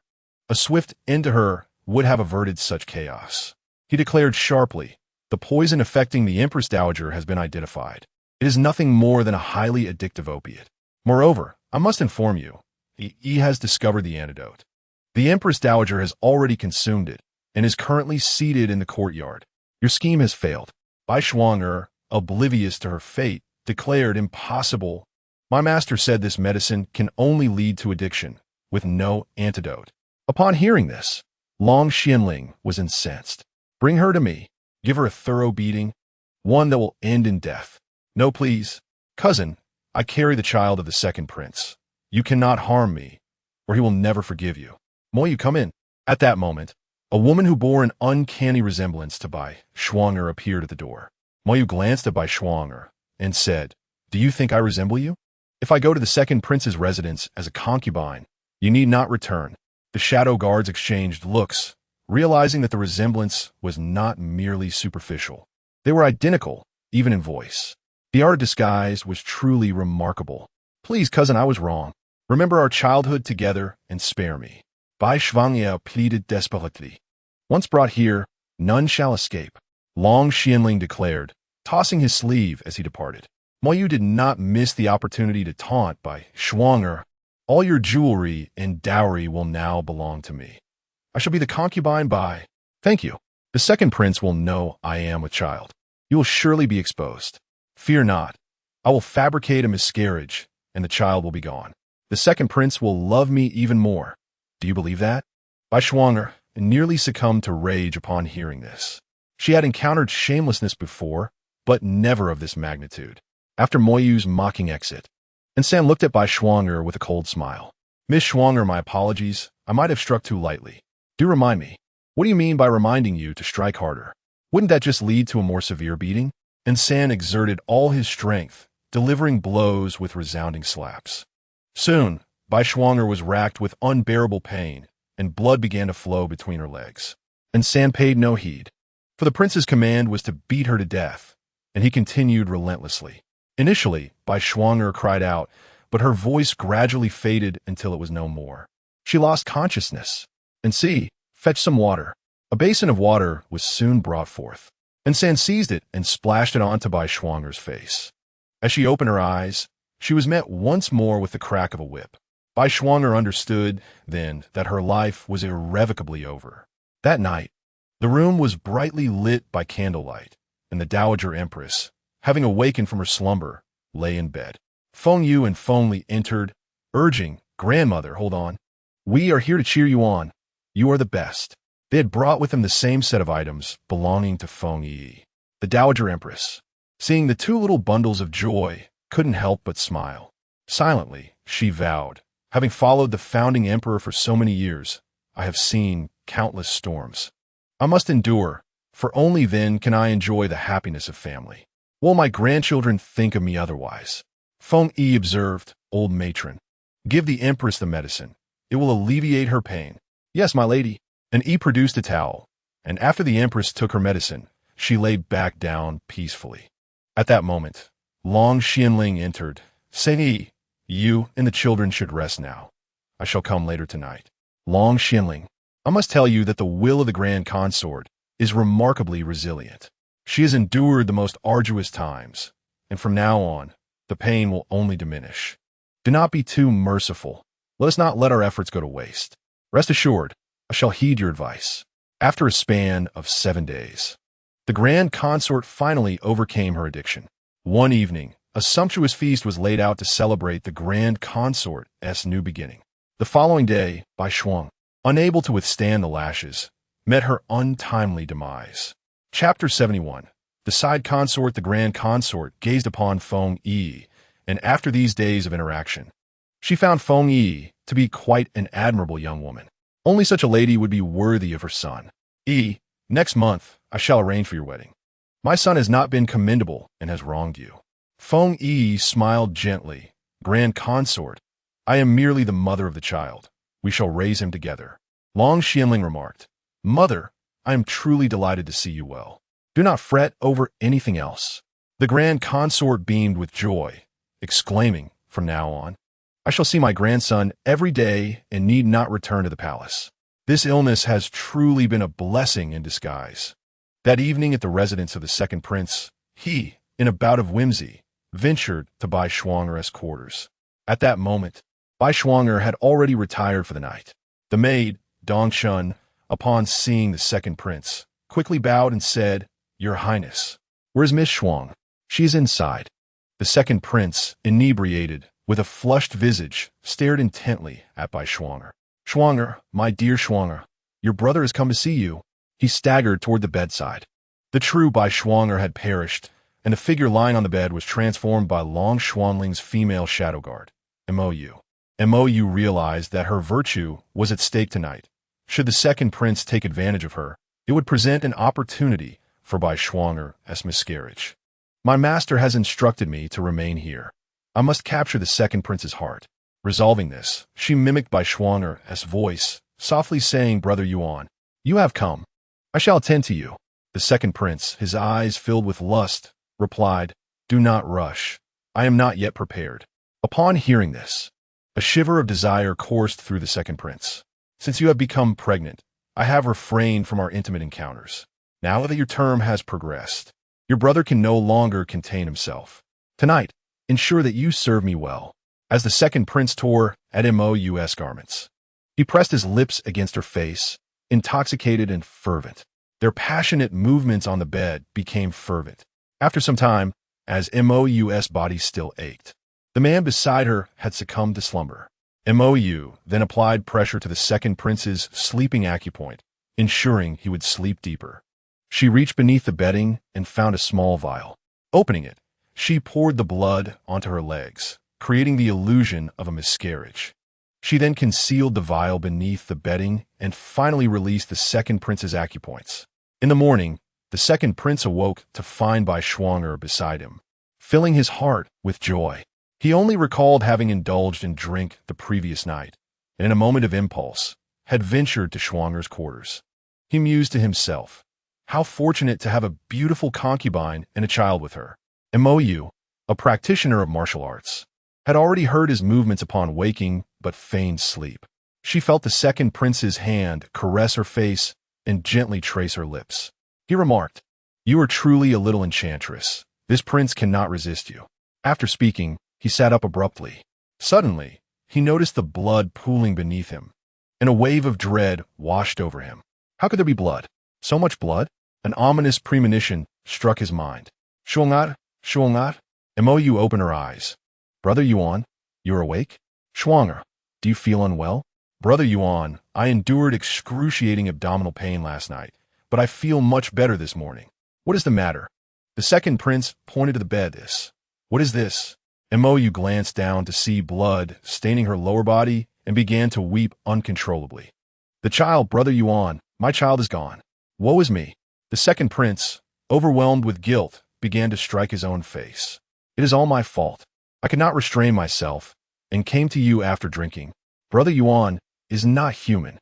Mou quickly grasped his hand. "Brother Yuan, please, do not strike yourself. Shuang'er would be heartbroken."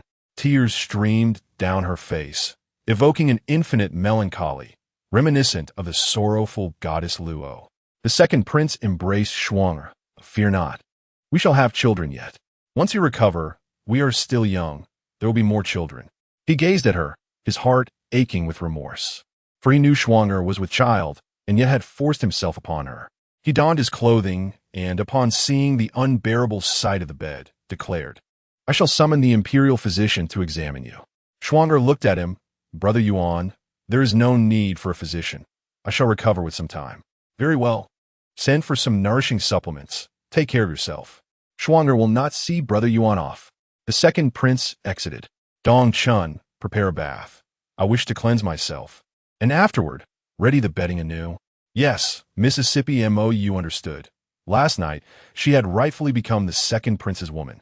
Once the maid departed, Mou donned her attire and opened the window, casting the vial far away. From that day forth, Mou took residence in the second prince's estate, and a year later, she was bestowed the title of side consort. Feng Yiyi calculated the days and prepared to depart for Liang City. That evening, she arrived at Long Xuanling's study. An dark-clad attendant stood at the door and cupped his fists, Princess, the prince is inside. Uh. Feng Yi pushed open the door. Xianling, I shall set out tomorrow.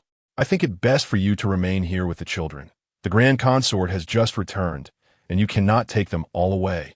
Leaving her in solitude, Long Xianling regarded Feng Yi, who wore a touch of makeup, her figure accentuated by a light blue gown with intricate embroidery, enhancing her enchanting silhouette. Her raven locks were styled into a pleasing topknot, adorned only by a single plum blossom jade hairpin, simple yet exuding an air of refreshing elegance. The starry gaze shimmered with flecks of starlight, exuding an air of chilling detachment. A profound indifference enveloped her, pushing others away. Long Xianling mused, You are akin to a block of ice, yet I shall endeavor to melt you. No, that is far too perilous. I must remain by your side. We shall bring the children along. I have prepared everything. The Imperial Concubine resides within the royal manor. We are not forsaking our return. Long Xianling insisted. To be honest, I am uncertain of the current state of affairs there.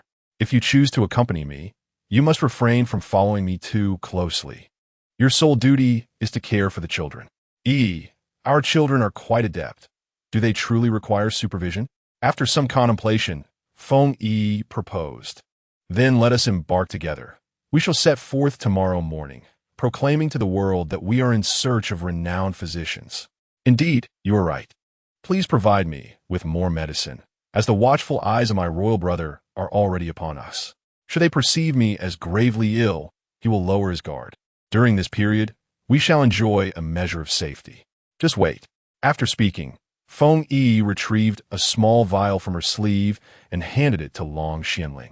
Xianling, consume this before you leave the house. It will render your complexion pale. As you walk, you must cough up blood, or something light-colored for visibility. Holding it in your mouth, it is juice. When the time comes, expel it, and they will believe it to be blood. Otherwise, how much blood would you have to vomit? Feng Yi remarked. Your concern for me warms my heart. Long Xianling smiled. Concern for you? You are the father of the children. I have no choice but to worry for those little bundles of joy. Feng Yi retorted. Xianling, when I vent my frustrations on you, why do you not retaliate? She inquired. Long Xianling replied with utmost sincerity. Because you have endured 7 years of grievances. During those years, you played both father and mother, bearing the brunt of disdain and immense pressure. It was truly a daunting ordeal. I owe you a debt. If I strike you 100 times, will you not retaliate? I will not, until you have released your pent-up feelings, at which point I shall cease. Then why do you strike those women who cling to you? Because they are not Yi. Feng Yi rolled her eyes at him. Long Xianling's eyes brimmed with affection. He had never intended to harm Yi before and would not do so in the future, only ever treating her with kindness. You truly are a fool. When struck, you do not flee. In my heart, I only wish for Yi's forgiveness. Now, I hope she can embrace me wholeheartedly. Stop. I never claimed I would accept you. For now, we are merely co-parenting our children. I do not desire them to lack either a father or a mother. Feng Yi replied, her expression unyielding. Long Xianling stepped forward, enveloping Feng Yi in an embrace. She pushed against him with all her strength, but could not break free. In a swift motion, Feng Yi produced a tranquilizer gun. Long Xianling, should you overstep your bounds, do you believe I won't turn you into a sieve? Long Xianling was taken aback. From where had this weapon emerged? He had never before witnessed such a thing. You wouldn't dare? Do not test my patience. Do not challenge my limits. Long Xianling's alluring lips began to inch closer to Feng Yi. She smiled enigmatically, pulled the trigger, and in an instant, Long Xianling stood motionless. Feng Yi cautiously squatted down and withdrew from his embrace. Long Xianling, you were told to behave, yet you insist on throwing yourself into danger. Now you find yourself in trouble. Unable to move. Let me inform you, this is not merely pressure point manipulation. It is insurmountable. At this moment, Long Xianling's mouth felt numb, and his tongue seemed unbearably heavy, rendering him speechless. Look at you, attempting to assert your dominance. Let's see how I shall rectify your behavior. This time, you will truly comprehend what it means to tread beyond the bounds of propriety. Feng Yi chuckled, stating, They say you are a reclusive prince, indifferent to women. I have inquired, and indeed, you have not favored a single woman over the years. Why, then, do you find yourself breaking your vows upon encountering me? Be honest. I should take my leave now. Until tomorrow. With a cheerful gait, Feng Yiyi exited, reveling in the satisfaction of having bested Long Xianling. Meanwhile, Long Xianling was left in a dire state, immobilized and mute. And he, noticing something amiss within the room, called out, my lord, when no response came. And Yi's heart sank, and he swiftly pushed open the door, only to find the prince's right arm in a cradling position, his eyes darting. Yet his body remained utterly still, unable to utter a word. My lord, shall I assist you to bed? Long Xianling blinked in understanding, and he struggled to help the prince onto the bed. Once settled, Long Xianling remained in that position for 2 hours before his hand could finally relax. And he thought to himself, Feng Yiyi, you are quite merciless. Just wait until I capture you. The night seemed interminably long, with the 3 little dumplings entertaining the Dowager Empress in her courtyard.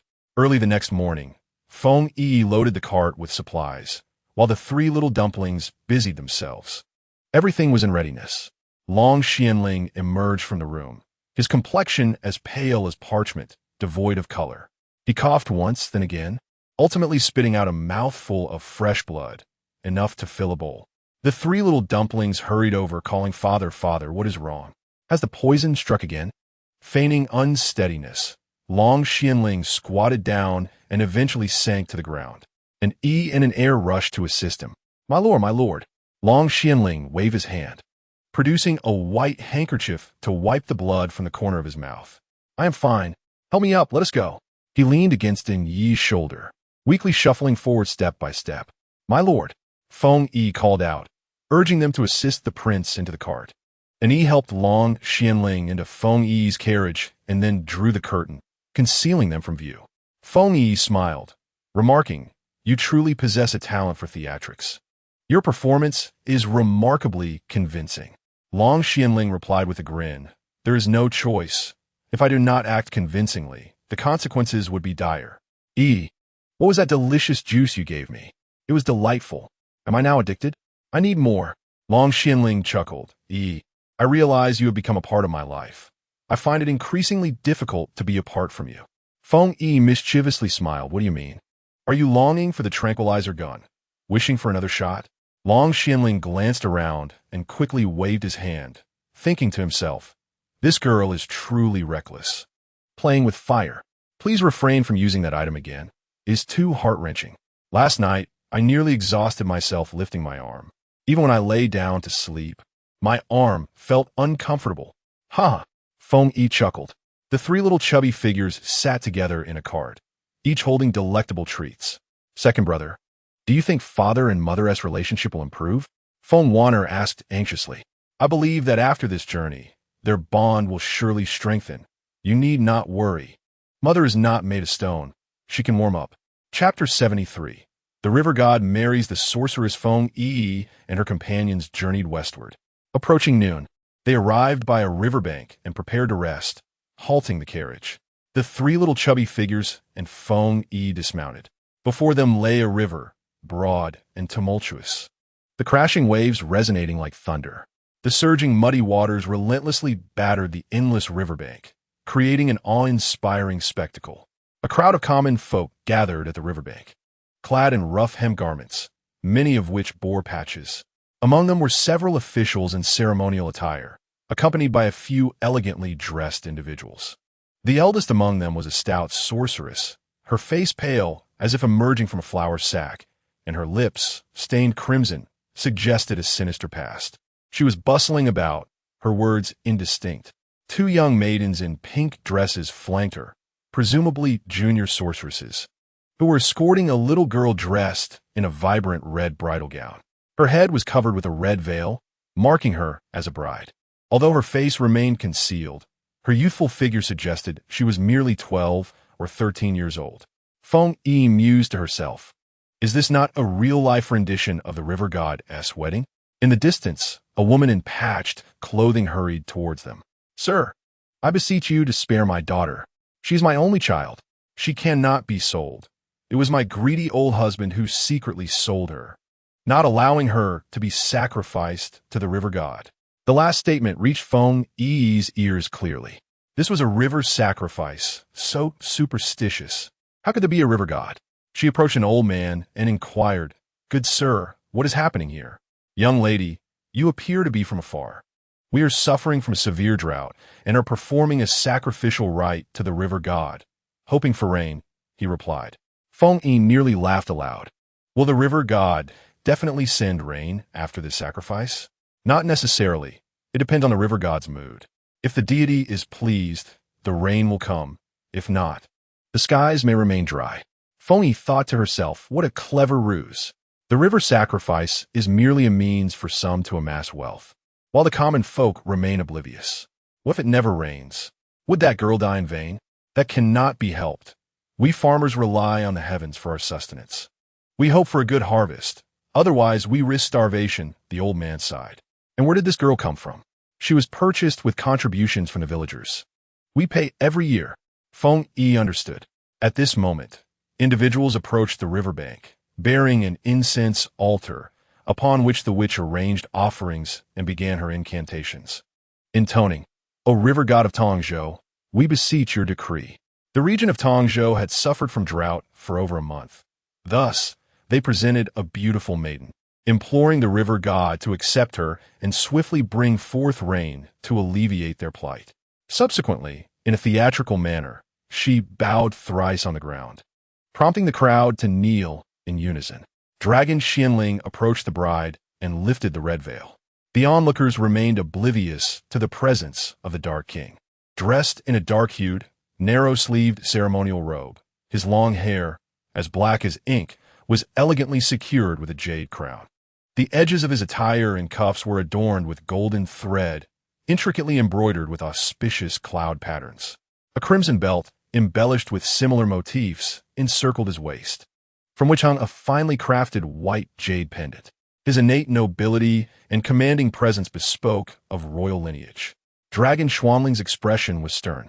The maiden was lacking in beauty. She must be released. Which, inquire with the river god whether this year's offerings are deemed acceptable, for this maiden is not fitting. Should the answer be favorable, return to inform us, and we shall proceed with the sacrifice.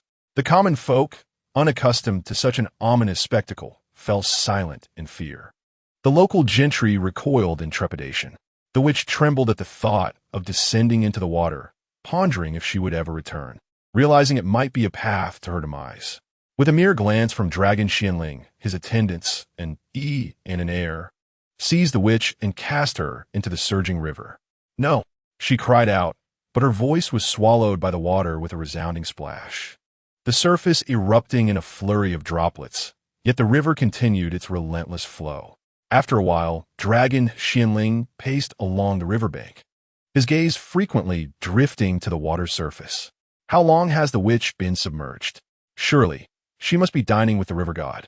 "You two maidens, descend and urge her to return." He signaled, and the two young witches clad in pink were similarly hurled into the river by an and an heir. After a brief interval, Dragon Xianling addressed the local gentry again. "You gentlemen, as she remains down there, you two should follow and bring them back." Terrified, the gentry fell to their knees, pleading for mercy. "We only sought to profit a little by colluding with the witch to deceive the common folk. Your deception extends beyond mere financial gain. It has cost innocent lives. Over the years, you must have blood on your hands." With a wave of his hand, Dragon Xianling commanded an and an heir to throw them all into the river. "Seize their property. The wealth obtained shall not enter the treasury, but be distributed according to the amount extorted." "Yes, my lord." The commoners realized that the so-called offerings to the river god were merely fabrications devised to exploit them. Their hearts ached for the maidens who had perished in the waters. "We have been deceived for years, these heartless fiends. How could they so callously exploit our hard-earned money?" One exclaimed, "These scoundrels truly deserve their fate. They have tricked us for far too long. Indeed, I spent all my savings for medicine for my ailing father, only for him to die without treatment." Another lamented. Dragon Xianling then turned to the officers present and inquired, "Which state and which magistrate do you serve?" "The magistrate of Tongzhou." It appears that the county magistrate has reached the pinnacle of his official career. Dark 2. Convey the order to replace the officials here and imprison the magistrate while confiscating his assets. Yes, your highness. The common folk gazed in astonishment, wondering which prince had arrived. A woman approached, kneeling down, and expressed her gratitude, saying, "Thank you for saving my life, your highness." Long Xianling glanced at her and replied, "You may return home now." The nearby constables, terrified, hastily knelt down, exclaiming, "Your highness, we are merely following orders and had no choice." Dark 3. You shall handle this matter. Once resolved, rejoin us. Observing the rushing river, Feng Yiyi inquired, "Is this area perpetually drought-stricken?" "Indeed," came a response. "Then why not divert water for irrigation? This is the only river here, known as the Black Tiger River. Its waters are fierce as wolves and tigers. If we were to dig a channel to divert its flow, it would not result in a drought, but rather a flood." Gazing at the citizens, Feng Yiyi contemplated the water wheel, recalling its use in ancient times, and wondered if it had yet to be introduced here. Thus, she asked Long Xianling, "Have you heard of a water wheel?" He shook his head. "What is a water wheel?" "It is a device for irrigating farmland, featuring buckets that utilize the flow of water to turn. As the buckets ascend, water spills forth into a container. A pipe beneath the container channels the water into the irrigation ditches. However, a river is a prerequisite for a water wheel. Without it, the water wheel serves no purpose." Can you construct a water wheel?" Long Xianling queried. "I have only seen one and understand the principle, but have never built one. It resembles a wheel," she replied. "You could seek a carpenter. I shall draw a schematic for him to comprehend. If a water wheel were successfully built, the common folk would no longer need to fear drought." The surrounding villagers, overhearing, felt as though a celestial being had descended to aid them. Long Xianling smiled and said, For the sake of the people, let us first reside in the county office to study the water wheel." Feng Yi nodded in agreement. The 3 little meat buns and Feng Yi mounted the cart, guided by the constables toward the government office. Upon arrival, they found that aside from the soldiers, the magistrate and his secretary had been apprehended, and the womenfolk were imprisoned. Once Feng Yiyi had arranged for the children, she exchanged points in her space for a diagram and explanation of the ancient water wheel structure. As she perused the text within, she realized that even the carpenter would likely struggle to comprehend it. It would be best to study it thoroughly before explaining it to them. After about an hour of examination, Feng Yiyi grasped the concept completely. What to do first and what to do next. If she possessed woodworking skills, she could construct it herself. Feng Yiyi had seen a water wheel in a park, situated in a pond for public admiration. Chapter 74. The little spirit snake bites the tongue at that moment. Long Xianling entered, bearing a selection of fruits. You must be tired. Please enjoy some fruit." Feng Yiyi smiled at him. "Oh my, Prince Xian, are you also performing maidservant duties? This is the first time in your life you've served fruit. It is merely for you, and I find joy in it," he replied. "Do you believe the water wheel can be constructed?" "Yes, but you must find me 2 skilled carpenters. One person is far too slow. Are the carpenters waiting outside?" "Very well, I shall go and meet them." Feng Yi, holding the schematic and the book, arrived in the courtyard. They had brought trees and bamboo. The prefect stood to one side, while Long Xianling observed and listened to Feng Yi speak. Feng Yi first presented them with a structural diagram. Then, she took out a piece of paper, illustrating as she spoke. To ensure clarity, she numbered the drawings. She directed the carpenter's attention to the wheel, which bore resemblance to the water wheel. Feng Yi remarked, "After discussing for so long, we must conduct a trial of the water wheel. Let us first create a small model, perhaps 3 feet in diameter. Should it prove useful, this water wheel would indeed be too diminutive. It serves merely as a prototype. For practical use, it should be at least 30 to 54 feet, given the ample flow of the Black Tiger River, which is suitable for a larger water wheel. Should you have any uncertainties, feel free to consult with me. All these blueprints shall remain with you." The 2 carpenters then busied themselves, while Feng Yi returned to her chamber to rest. With her son and daughter attended to by Long Xianling, she felt a sense of fatigue. The sounds of chiseling and hammering filled the air. Feng Yi entered her space. where the medicinal herbs in her garden had ripened, and the vegetables in the adjacent small plot were also ready for harvest. This space possessed a unique feature. If the crops were not harvested when ripe, they would enter a state of suspended growth. The harvested produce, stored in a nearby box, would not spoil, retaining its freshness even after a year.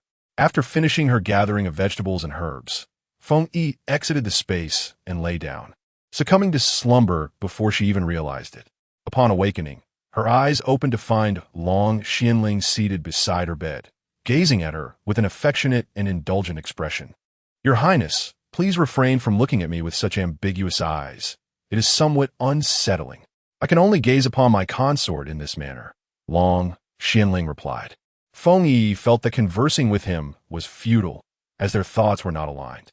She cast him a sidelong glance, choosing to remain silent. "Yi, the meal is prepared. Filled with your favorite dishes," he announced. Upon entering the dining hall, she found their 3 little dumplings seated at the table. "Mother, it is truly wonderful to share a meal together as a family." Long Xianling picked up a piece of rib and placed it in Feng Yi's bowl. "Yi, do try the rib and see if it suits your palate." The 3 little dumplings glanced at their empty bowls, casting Long Xianling unusual looks. Internally they thought, how could he forget about us in the presence of such delicacies?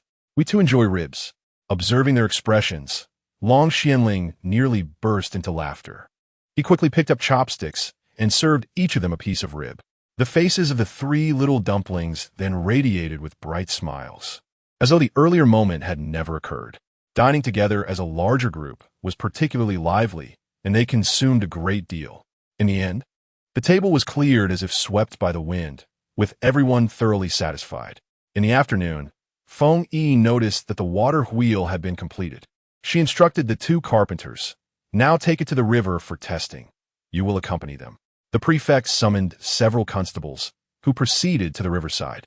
Feng Yiyi directed them to submerge the base of the water wheel into the water, while the storage container was secured above it. Several bamboo pipes were affixed to the container, and a trench was excavated at the end of the pipes. Feng Yiyi observed that the experiment had yielded success. However, the water flow was insufficient, and both the water wheel and the reservoir required enlargement. She elaborated on various methods for channeling the water from the reservoir into the drainage system. Furthermore, she informed them that to enhance water retention in the drainage, they could excavate down to the loess layer, allowing the water to seep through more effectively. After a long day, Feng Yiyi returned to the county office, weary from her exertions. In the afternoon, she planned to visit the riverbank, where the currents were treacherous and the depths daunting. She instructed the children not to accompany her, deeming the risk too great, and allowed them to play under Feng Li's supervision instead. After their meal, the 3 children strolled along the street. Feng Wanner inquired of her elder brother, "When will you buy the candy you owe me? I crave it so." To which her brother replied, "It is not that I do not wish to buy it for you, but mother is quite strict. Here, I have no reputation to earn any pocket money." "Then, do you have money to buy candy for Wanna?" asked the eldest brother. "I have no money. Did you not transform my funds into candy for yourself?" sighed the brother. "Alas, I shall have to settle for savoring the last piece of candy," Wanner declared, producing a piece from her clothing, licking it delicately before carefully wrapping it and placing it back in her garment. Feng Li and Feng Yu gazed at her in astonishment, with Feng Yu querying, "Is that how you can eat candy?" "Indeed, I do not prefer it this way. When you procure candy, I shall relish this piece," Wanner replied. "I always save 1 piece to satisfy my cravings." Feng Li and Feng Yu felt somewhat inadequate, pitying their sister who resorted to such measures for a taste of sweetness. At that moment, a group of unscrupulous-looking men trailed behind them. One tall man whispered, "Look at these 3 children. They possess great potential and could fetch a handsome price. That little girl could be sold to a brothel, while the 2 boys might find themselves in a male establishment. In time, as they mature, they could become top performers." The group nodded in agreement, having overheard the little girl express a desire for candy. The stout man stepped forward, addressing Wanner, "Little girl, if you wish for candy, I can procure it for you, but you must come with me." Feng Wanner shot him a sideways glance. "I would rather forego candy than accompany you. Mother warned me that those who use candy to lure children away are villains." She continued onward. Feng Li and Feng Yu exchanged glances, with Feng Li asking, "Sister, did you comprehend the concoction Mother tasked you with developing last time?" "I understood the process, but I have not created an antidote," Feng Yu replied. "What need is there for an antidote against evildoers?" Feng Li asserted. Just then, the three men encircled the children. Feng Wanner feigned fear, asking, "What do you intend to do?" "We want to take you three to a place where you can have a great time," they retorted. "And what if we refuse to go?" Feng Li challenged, anger flaring within her. "That is not for you to decide," sneered the man with slanted eyes. "Brothers, seize them. Each of you take one." Feng Yu, resigned, exclaimed, "It is over. You are doomed." My elder brother is furious.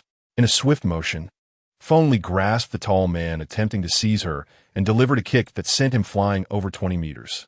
The man spat out a mouthful of blood, rendering him speechless. Feng Li dragged him back. Feng Yu produced a concocted potion and, with a flick of his wrist, directed it toward the man's malicious eyes, causing him to collapse once more.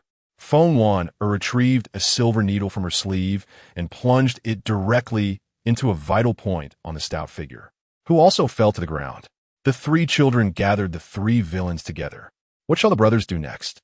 Is it time for the little spirit snake to bite their tongues? Feng Wanner inquired. Chapter 75. The shameless robbery. Feng Yu held the little spirit snake in his hand and approached the tall man. He pinched the man's nose, declaring, "Little spirit snake, this is a wicked individual. To prevent any more children from being deceived, bite off his lying tongue." With his nose pinched, the tall man gasped for air. And as he opened his mouth, the little spirit snake swiftly severed his tongue. He screamed in agony. Feng Yu then proceeded to the other two, each of whom suffered the same fate at the hands of the little spirit snake. The three men, bloodied and unable to utter a word, lay before them. Feng Li, filled with rage, exclaimed, "You are truly courting death. Now, rendered mute, how will you continue to abduct children?" The three men were utterly incapacitated, and a crowd of onlookers gathered, astonished. Whose child is this? How beautifully they resemble celestial beings. Isn't that the notorious trio of kidnappers? Why is one of them tongueless? That rascal has committed numerous heinous acts, abducting many innocent children. Today he has received his just deserts. It's only right. Li Dege was also present, observing the three men who conspired together in wickedness. Truly, heaven has opened its eyes, sending these three young spirits to teach them a lesson. Look, isn't that Zhao Dabin, the one with the triangular eyes? No wonder he looks familiar. This time, he has encountered a formidable challenge. Those who frequently tread the riverbank cannot avoid wetting their shoes. This is truly karma. Under the scorching sun, with the blazing orb of day high in the sky, the distant glazed tiles seemed to shimmer in the heat. The three villains wiped their brows and gazed at the sky. As they basked in the sun, they awaited the authorities who would come to take them away. The three children strode confidently forward. At that moment, a noble woman was walking down the street with a young child when suddenly, the child fainted. Junior, what has happened to you? Quickly, fetch a doctor." A maid dashed toward a nearby medical hall. Shortly thereafter, an elderly physician arrived, his hair grizzled. "Doctor, please, you must see what is wrong with my son." The old doctor checked the boy's pulse, shaking his head in resignation, and sighed, "Alas, madam, it is beyond remedy. Prepare for the inevitable." Upon hearing this, the lady clutched the doctor's arm, imploring, "No, please, doctor, you must have a way. I beg you, save my child. He is my only son. He cannot come to harm." The lady, overwhelmed with despair, was unaware of her own tears cascading down like beads from a broken string. My child, how can I live without you?" She held her child tightly in one arm while striking the ground with the other, crying out in anguish, "Oh heavens, do not take my June away. Instead, take me." Feng Li, Feng Yu, and Feng Wanner approached the lady. Unable to bear the sight, Feng Yu exclaimed, "Madam, allow me to take a look. I possess medical knowledge." The lady, seeing three young children, sighed helplessly and replied, "My dear children, I appreciate your goodwill, but the doctor has proclaimed there is no hope." Feng Wanner stepped forward and urged, "Madam, trust my second brother. His medical skills are exceptional." My mother has imparted all her knowledge to him. The lady regarded Feng Wanner and thought, I might as well try a dead horse as a live one. Clinging to her last shred of hope, she said, if you wish to examine him, then proceed. Feng Yiyi took the pulse, exhibiting a demeanor that suggested he was much older than his years. Madam, I can treat this ailment. Your son has been poisoned, and the toxin has manifested. Wanner, please hand me your silver needles. I shall detoxify him. If we delay even a moment longer, not even a deity could save him. Madam, lay him flat on the ground. Feng Wanner handed the silver needles to Feng Yiyi, who employed his extraordinary medical techniques to purify the child of the poison. After a brief period, the child opened his eyes and inquired, Mother, what has happened? Why am I lying on the ground? My dear, you have finally awakened. Thank you. Little divine doctor, the lady exclaimed. I rushed out in haste and brought little silver. Please take this. There is no need for so much. Feng Yiyi humbly replied, yet inwardly thought, please give it all to me. My sister Wanner has been reduced to licking sugar, and we are in dire need of funds. Feng Wanner, on tiptoe, observed not merely silver notes, but bags of candy. The lady, eyeing Feng Yiyi, mused, such a miraculous healer must require substantial payment. Perhaps she felt it insufficient and decided to offer him a bracelet as well. Child, you must accept this. You have saved my son's life, and this bracelet can be exchanged for some money. Feng Yiyi glanced at her and said, Madam, I will keep the silver notes, but you should retain the bracelet for yourself. After counting, he found it totaled 120 taels. Feng Wanner counted on her chubby little fingers, calculating how many bags of candy those silver notes could buy. Feng Yiyi tucked the notes into his bosom and expressed, Thank you, madam, before continuing on with the two of them. Big brother, here are these silver notes for you. Wanner, these two are for you. Let's go buy some candy. Feng Yiyi declared. The three children joyfully arrived at the confectionery, purchasing a dozen bags of sweets. Earlier, while treating the child, the lady had given them silver notes. Among the onlookers were two individuals whose eyes gleamed with envy at the sight of the notes. Exchanging a glance, they stealthily followed behind. Feng Yiyi and Feng Li sensed their presence and shared a knowing look. To preserve Wanner's excitement, they said nothing, trailing behind until the children completed their purchases. The two individuals then blocked the children's path, one demanding, Hand over the money. You have stolen our purse, and, at last, I've caught you. The other shouted, Return our money. A man clad in coarse gray fabric approached and seized Feng Li. In retaliation, Feng Li delivered a powerful punch to the man's face, eliciting a pained scream as his nasal bridge collapsed and his visage became grotesquely deformed. Is that a fist or a hammer? Ouch! Feng Li swiftly pivoted and unleashed a forceful kick towards the man, who, propelled by inertia, stumbled forward a few steps before collapsing onto the ground. The filthy ground, tainted by the indiscriminate waste of a stray dog, bore witness to the unfortunate incident. What was once a steaming pile was cruelly flattened against the man's face, resulting in the loss of his front teeth. He groaned as he struggled to rise, wiping the foul substance from his eyes. What a stench! It's unbearable. A bystander lamented. Indeed, wolves travel far to feast on flesh, while dogs roam far to wallow in filth. Wang Matzi, I shall avenge you. With that, he lunged at Feng Yiyi, delivering a resounding slap. Feng Yiyi deftly evaded, retorting, You could dare challenge me? In a swift motion, he aimed a kick at the man's lower region, sending him flying 10 meters away, where he landed with a pained cry. Feng Yiyi then leapt forward, grasping the man and tossing him back beside Wang Matzi. Are you still stealing from us? Feng Li seethed. And no, we saw that lady give you silver notes, and we were tempted by greed. We swear we won't do it again. Please spare us, if not for the filth on their bodies. Feng Yiyi and Feng Li might have continued their assault. However, to strike them again would only sully their own hands. Brother, Feng Wanner interjected, Mother should be returning soon. We ought to leave. Chapter 76. The pitfall of the Xiangfu. The three children made their way towards the government office.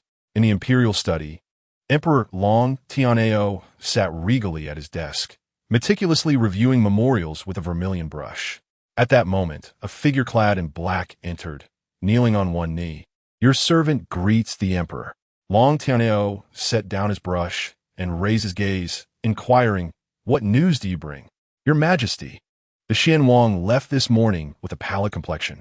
Shortly after departing, he began to cough violently and spat blood. He then collapsed onto the ground, resting his head on the shoulder of the dark guard. The two children rushed forward, tears streaming down their faces. The princess also hurried over, eventually assisting in lifting him onto a carriage. It appears the prince does not have much time left. The emperor commanded, send some medicinal herbs to the Xianwang. Furthermore, provide him with 200,000 taels in silver as travel funds. Though I am aware of his wealth, this is merely a token of my goodwill. Yes. The black-clad figure departed. The Gongong summoned Minister Feng to me. His daughter is wed to the Xianwang and has borne him 3 children without my knowledge. Understood. The Gongong replied as he exited. He instructed a eunuch, Feng Yiyi. The emperor has commanded you to fetch Minister Feng. Yes, chief eunuch. Feng Yiyi hurriedly made his way to the Feng residence. Inside, Feng Nantian was sipping tea, reflecting on his 4 sons, pillars of the nation, ensuring his esteemed place in the court remained unchallenged. And my daughter, Qianhua? Ah, yes, Qianhua has passed. The whereabouts of Yi remain a mystery. Whether she exists or not, she is of no assistance to the ministerial residence, as long as she does not bring misfortune upon it. At this moment, the young attendant was summoned into the room, where he clasped his fists and announced, Minister Feng, the emperor has summoned you to the palace. Do you know what the emperor requires of me? Inquired Feng Nantian. Alas, that is beyond my knowledge. You should inquire directly with his majesty, was the reply. Hence, Feng Nantian followed the young attendant into the palace. Upon arriving at the Imperial study, Feng Nantian beheld the formidable figure of Emperor Chengwu seated upon the dragon throne. He knelt, proclaiming, Your servant pays his respects to your majesty. Long Tianao regarded the Minister Feng before him, a flicker of anger igniting within his heart. Ah, Minister Feng, you have climbed the lofty branches of the Xianwang, and yet you dare to conceal matters from me. The minister was taken aback, a cold sweat trickling down his brow. From his observations, he discerned a shift in the emperor's demeanor towards the Xianwang, tinged with suspicion. Your Majesty, this humble servant is wronged. I have never met the Xianwang in private, he hastily clarified. A cryptic smile adorned the emperor's face as he replied, Minister, I am well aware of your unwavering loyalty. Your sons are the pillars of the nation, and you stand as a man of great stature, second only to the emperor himself. No other minister can rival your position. This, he believed, was a testament to the emperor's trust and lack of disdain. However, pray tell, how did your daughter, Feng Yiyi, become the beloved of the Xianwang and bear him 3 children? Until when do you intend to keep this from me? With this inquiry, the emperor's countenance darkened with fury. Feng Nantian was left in a state of bewilderment. How could that wretched girl have become the Xianwang's consort and mother to 3 offspring? The back of his robe was soaked with sweat as he implored, Your Majesty. My daughter, he tragically fell from a cliff 7 years ago, and her fate was unknown. Recently, she returned, but after a few harsh words from me. She left home and has not returned since. As for the children and her status as the Xianwang's wife, I assure you, I am completely unaware. I beseech your Majesty to investigate at our ministerial residence to confirm whether Feng Yiyi has indeed borne 3 children. Yet inwardly, he cursed that wretched girl. 7 years of absence, and upon her return, she finds that both Concubine San and Feng Qianhua have passed away, and now she too has vanished. Long Tao suddenly chuckled. I knew you to be a man of great integrity, Minister Feng. Truly, you are a loyal pillar of our dynasty, my trusted ally. I choose to believe your words. Enough, I am weary now. You may take your leave, the emperor stated. The emperor's ire towards Minister Feng stemmed from the concealment surrounding Yi. He mused. Feng Li possesses an innate imperial aura, and with the crown prince's inadequacies, when Feng Li matures, I shall have him ascend the throne. Minister Feng gradually rose from the ground, bowing slightly with clenched fists as he declared, Your servant takes his leave. Exiting the imperial study, his complexion was ashen as he returned to the ministerial residence. He scolded the door for opening too slowly and shouted at the maidservant who obstructed his path.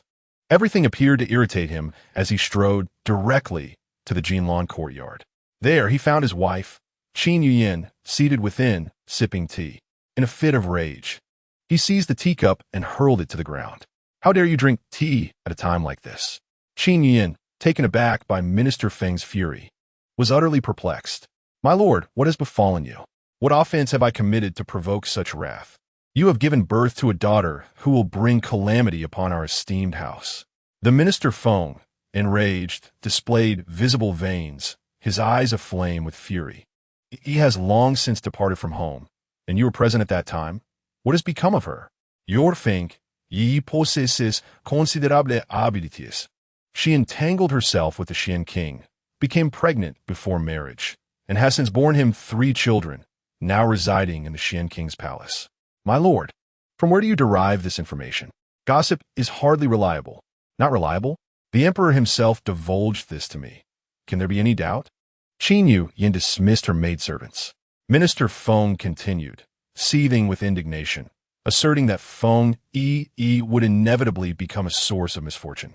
As a minister of the realm and the father-in-law of the Xian king, Feng Yiyi schemed to sever his paternal ties with her, ensuring that the public would recognize her solely as a concubine's daughter since her 3rd aunt had passed away. She could bear the title of a concubine's offspring. My lord, is this truly our only recourse? Yi is somewhat pitiable. Her 3rd aunt treated her poorly, and I remained oblivious to the truth. Thus my treatment of her was unjust. Minister Feng retorted with sarcasm, stating, if you possess a better plan, then by all means conceive it. I am at a loss. Bring me paper and ink. A maid, having overheard, fetched the necessary items. Qin Yuyin ground the ink, while Feng Yiyi inscribed the document. After a brief moment, a letter severing their father-daughter relationship was completed. He affixed his signature and seal, enclosing the letter within an envelope. Summon someone to deliver this to the Xian king's palace and present it to the Xian king's consort. Chapter 77. Severing relations. The minister Feng had misconstrued the emperor's intentions, believing that the emperor feared Long Xianling, but he was mistaken. The emperor could not tolerate any of his ministers concealing matters from him. A guard entered and took the severance letter written by Feng Yiyi.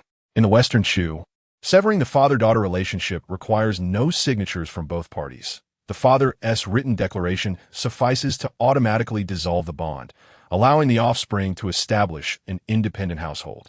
The guard, bearing the letter, traveled by carriage to the Xian king's palace, where the grand doors stood tightly shut. The guard knocked, and the doors swung open. Who goes there? Asked the Xian king's guard coldly. The guard from the minister's residence clasped his fists, stating, I am a guard from the Feng minister's residence, sent by the minister to deliver a letter directly to the Xian king's consort. The Xian king's consort is not present within the palace. Then, it must be delivered to the Xian king. The Xian king is also absent. Then, who is in charge? The Empress Dowager. Very well. Please escort me to the Empress Dowager. This letter is of utmost importance and must be presented to her in person. Certainly, follow me. Everyone knows the Xian king's consort bears the surname Feng.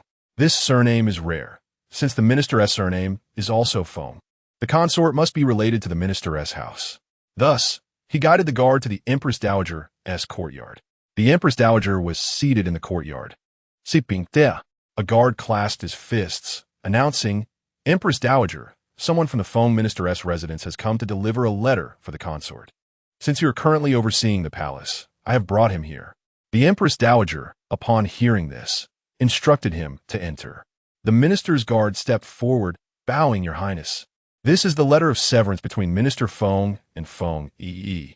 Upon hearing this, the Empress Dowager was immediately filled with rage. What? A letter of severance? What wrong has our Yi committed? How could the minister be so heartless? Very well. Convey to the Feng family that the Xianwang mansion cannot aspire to their heights. They possess eyes yet fail to see. Henceforth, should anything arise regarding Yi, the esteemed Tai Fei Yun shall be your protector. I have left this letter of severance, marking an irrevocable end to our ties with the Feng family, ensuring that we will never cross paths again. You may take your leave and relay my words. The guards of the Feng family departed. holding the severance letter in her hands. Tai Fei Yun felt sorrow for Feng Yiyi. What a splendid young lady, ensnared and cast into the abyss. Now serving as the remedy for her son, resulting in these 3 delightful little bundles of joy. For the continuation of our lineage, they have become cherished members of the Xianwang mansion. The crown prince has married for many years, yet has only 1 grandchild, while the Xianwang mansion boasts 2. A young woman, bearing the burden of unwed pregnancy, must endure scorn. What immense pressure she must have faced to raise 3 children. She neither covets the wealth of the Xianwang mansion nor yearns for my son's authority. Her sole desire is to co-parent the children, with no intention of marrying into the mansion.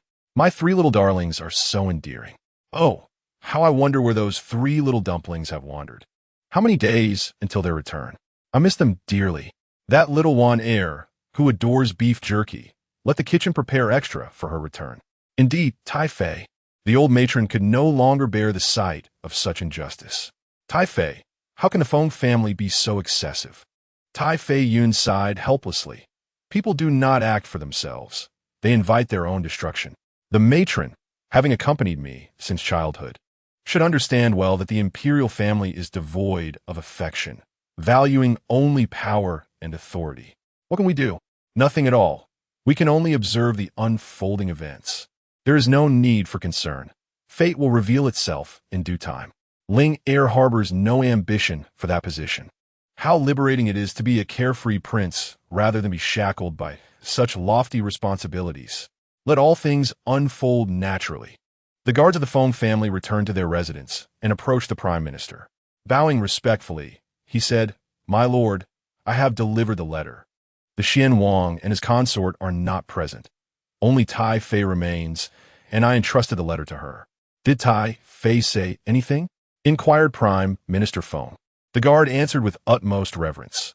Tai Fei declared that henceforth, the Wang Fei and the Xiang residents shall sever all ties, never to interact again. The Wang Fei shall be under the protection of Tai Fei. The Prime Minister waved his hand, and the guard exited. He sat at his desk, pondering. The Xianwang has 2 sons. If the Emperor's suspicions are correct, and the Xianwang rebels, it could have repercussions for our residents. There is no need to overthink. Let them rebel if they wish, as long as our residence remains peaceful. Huaying and Yuing were occupied and were not by Feng Yiyi's side at that time. Today, they encountered San on the road and returned to the office with him. At this moment, Feng Yiyi and Long Xianling happened to return. "Greetings, my lords," the maidservants exclaimed. "Have all matters been arranged?" Feng Yiyi inwaited. "The troops have been dispatched. The supplies will arrive shortly," they replied. "Very well. You 2 have journeyed far. Go and rest." "Thank you for your consideration, my lord." Hua Ying and Yuing departed. At that moment, the 3 little bundles of joy returned. "Mother," they cried in unison. "Wana, what are you holding? It looks plump. Is it candy?" Feng Yi inquired. Feng Wana hurriedly concealed her small hands behind her, saying, "Mother, this is all I have. There's nothing left. You cannot take it away. I will only eat 1 a day, I promise, not even 2. As she spoke, she winked at Long Xianling. "It has been a long journey. The child has little to eat, so let Wana keep it to herself," Long Xianling advised, understanding Wana's intention. Feng Yi cast a sidelong glance at Long Xianling, remarking, "Too much candy is bad for the teeth. Indulge her if you wish." With that, she paid no further attention to the 3 of them and entered the house alone. Feng Wana then threw her arms around Long Xianling, exclaiming, "Father, you are truly wonderful." Feng Li and Feng Yu shook their heads, acknowledging that this was their sister's unique charm. This was her forte. That evening, Hua Ying and Yu Ying were tasked with looking after the 3 children. Feeling utterly fatigued and drenched in sweat, Feng Yi ordered for a bath to be prepared, submerging herself in the warm water. At that moment, her spirits soared. What could be more blissful than a hot bath after a long day? She languidly reclined in the water, her eyes half closed, her long, smooth legs glistening like jade. She playfully splashed her delicate feet against the rim of the tub. How delightful! As she soaked, drowsiness overcame her, and she drifted into slumber. At that moment, the door creaked open. A man clad in dark robes stepped inside. he beheld the figure in the water, the mist creating an ethereal veil that rendered her even more enchanting, akin to a slumbering beauty. Approaching the edge of the tub, he noticed that Feng Yiyi had slipped beneath the surface. With gentle hands, he lifted her to ensure she would not drown, gradually extracting her from the water and carrying her to the bed. System. Attention, attention, master, someone intends to violate you. Perhaps due to sheer exhaustion. Feng Yiyi remained oblivious. The man, holding a towel, carefully dried the droplets from her skin. As he wiped, he was entranced by her alluring form, his heart racing and his cheeks flushing. Upon reaching her delicate curves, a heat surged within him, and he steadied himself, continuing his ministrations. Ultimately, he dressed Feng Yiyi in her garments. The system now blared a red alert, incessantly ringing with a deafening sound. Just as he finished dressing Feng Yiyi, he had yet to cover her with a blanket when she suddenly opened her clear, water-like eyes and, with a swift motion, swung her fist towards the man in dark robes. He dodged just in time, exclaiming, "Are you attempting to murder your own husband?" The man was none other than the royal uncle, Long Xianling. Upon finding the children resting, he intended to discuss the plans for the following day with Feng Yiyi. After knocking for a while without response, he assumed the room was empty. Upon entering and discovering Feng Yiyi unconscious in the water, he acted promptly to save her from drowning, leading to the earlier scene. "You rogue, how dare you take advantage of me?" she shouted, delivering a swift kick towards Long Xianling. Long Xianling grasped her delicate, fair foot with one hand. Allow me to explain. I harbor no intention of taking advantage of your predicament. You had already succumbed to slumber in the water, your head submerged. Had I not rescued you, you would have surely drowned. What did you see?" Feng Yiyi inquired, her cheeks flushed with indignation. What more could he have seen? He mused silently. Wasn't he that a redundant question? Surely, he had witnessed everything that was meant to be seen. Yet he replied, "I had no time to observe anything else. Your life was at stake, and saving you was of utmost importance. So you changed my clothes? You were drenched, and I feared you might catch a chill, so I dressed you." Before he could properly attire her, he had already received a punch from her. Long Xianling omitted the details of drying her off. Feng Yiyi pondered. Perhaps she had indeed overexerted herself in recent days. She resolved not to indulge in baths henceforth. It seemed that Long Xianling was sincere in his words. At that moment, her face burned with embarrassment.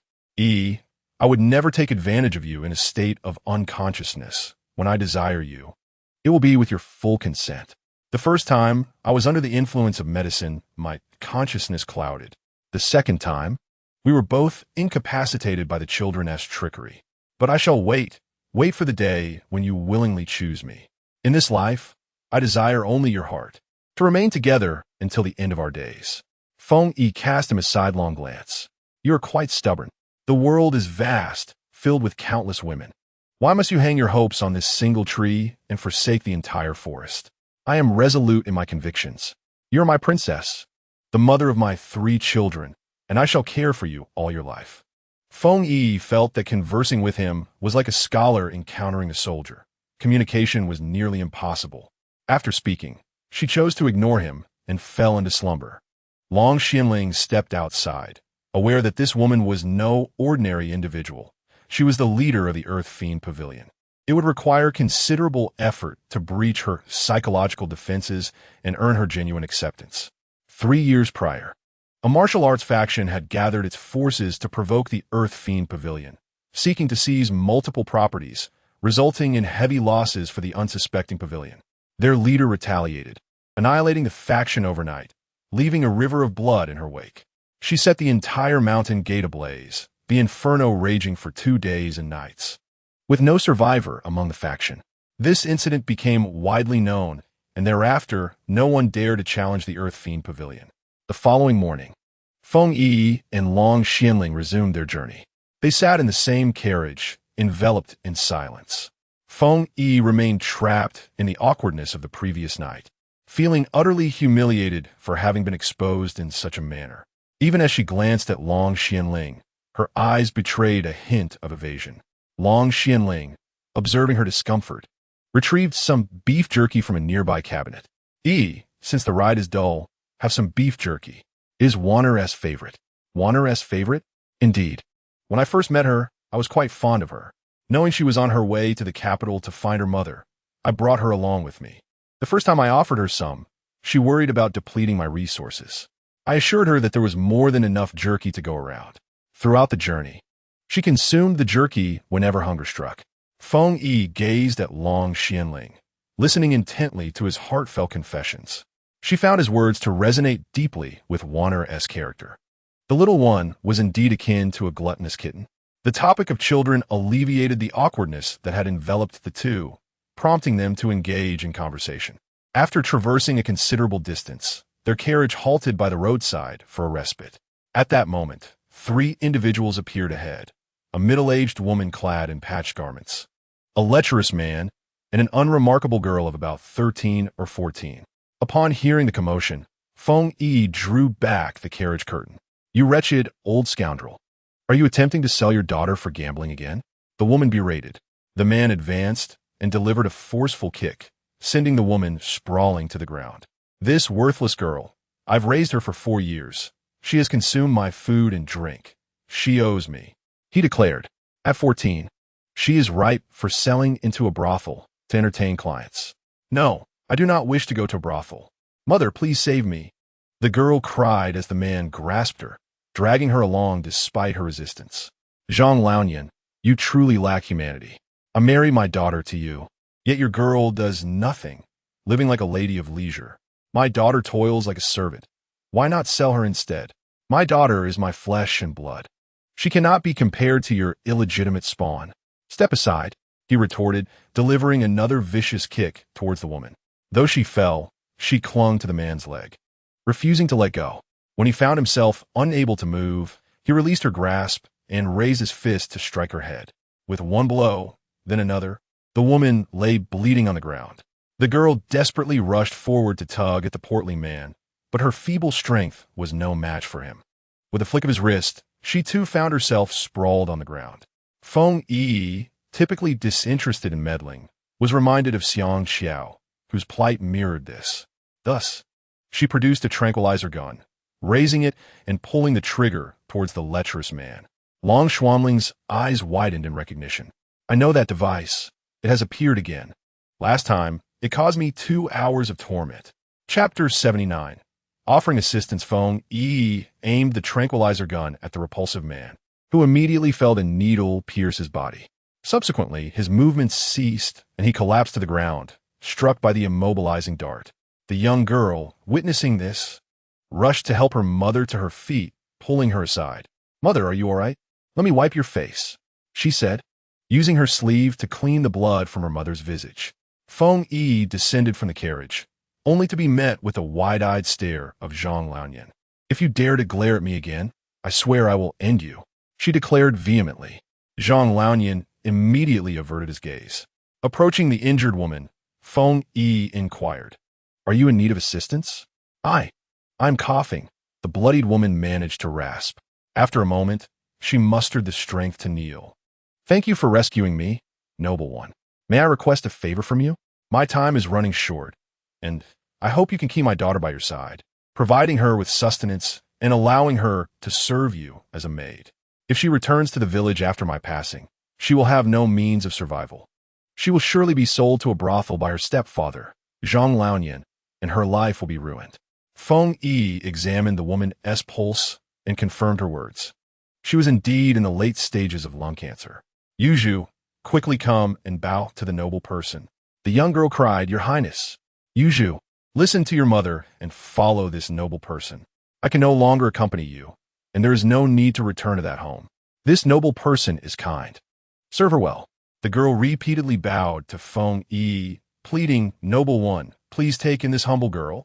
I can perform any labor, and I only need 1 meal a day, or else I truly have no way to survive." At that moment, Wana rushed out, "Mother, please accept her. This big sister is too pitiful." Feng Yu also approached. "Mother, let her work at the shop. Hiring someone is no trouble." Long Xianling glanced at the 2 children and said to Yi, "Just accept her. Let her work at the shop." Feng Yiyi, upon witnessing the situation, initially wished to remain uninvolved, but hearing the child's plea, she felt compelled to act. The woman began to cough violently once more. Yuju, live well. Your mother cannot accompany you any longer. After saying this, her hand fell and her eyes closed. Mother, please do not leave Yuju. No. Yuju began to wail uncontrollably. The crowd remained silent as Feng Yiyi did not intervene, allowing her to cry. After a while, Yuju noticed a thick wooden stick nearby. She picked it up and approached Zhang Laonian, striking him fiercely. Why could you not treat my mother better? Why? Now she is gone. Though the girl was small, she wielded the stick with determination. Zhang Laonian, already numb, felt no pain and could only stare at Yuju, his tongue rendered useless, unable to utter a word. After venting her anger, Yuju, looking at her mother lying on the ground, said to Feng Yiyi, Noble one, may I implore you?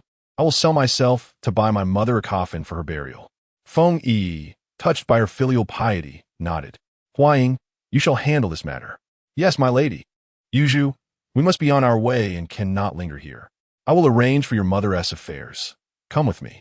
The girl wiped her tears, looked at her fallen mother, bowed 3 times, and approached Feng Yiyi. Feng Yiyi glanced at Zhang Laonian and then at Long Xianling. A woman must not exist solely in dependence on a man. She must be strong and possess sufficient resources, so that no man would dare mistreat her.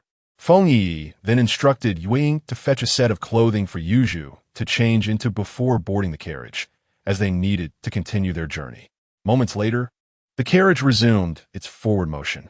In the Moonlight Palace, the queen sat upon the favored couch, surveying the palace and reflecting. Crown Prince Long Chun is indecisive. Each day is consumed by indulgence, a stark contrast to the noble dragon Xianling, who resides in the heavens while the former languishes in the depths. He has not inherited the formidable prowess of Long Tianao in the slightest. Yet, I cannot bear witness to the throne falling into the hands of others. Even if my son is lacking in merit, with his uncle and grandfather by his side, along with a cadre of loyal ministers and valiant generals, they shall undoubtedly assist the crown prince in safeguarding the dragon family's realm. Summoned the crown prince forthwith. A palace maid acknowledged the command and departed. At the crown prince's residence, the autumn breeze was refreshing, fragrant with the scent of golden osmanthus. The lofty ginkgo tree in the courtyard had shed most of its leaves, carpeting the ground in a layer of golden foliage. In the garden, Crown Prince Longchan was engaging in playful games with 3 or 4 women. His eyes were covered with a white cloth, and he heard a woman's alluring voice calling out, Your Highness, come catch me. I am here. With a laugh, she playfully brushed a hand across his face. Following the sound, the prince reached out to seize her, but the woman in purple swiftly evaded him. Another woman clad in pink quietly approached him, gently tapping his shoulder. Your Highness, I am here. Come catch me.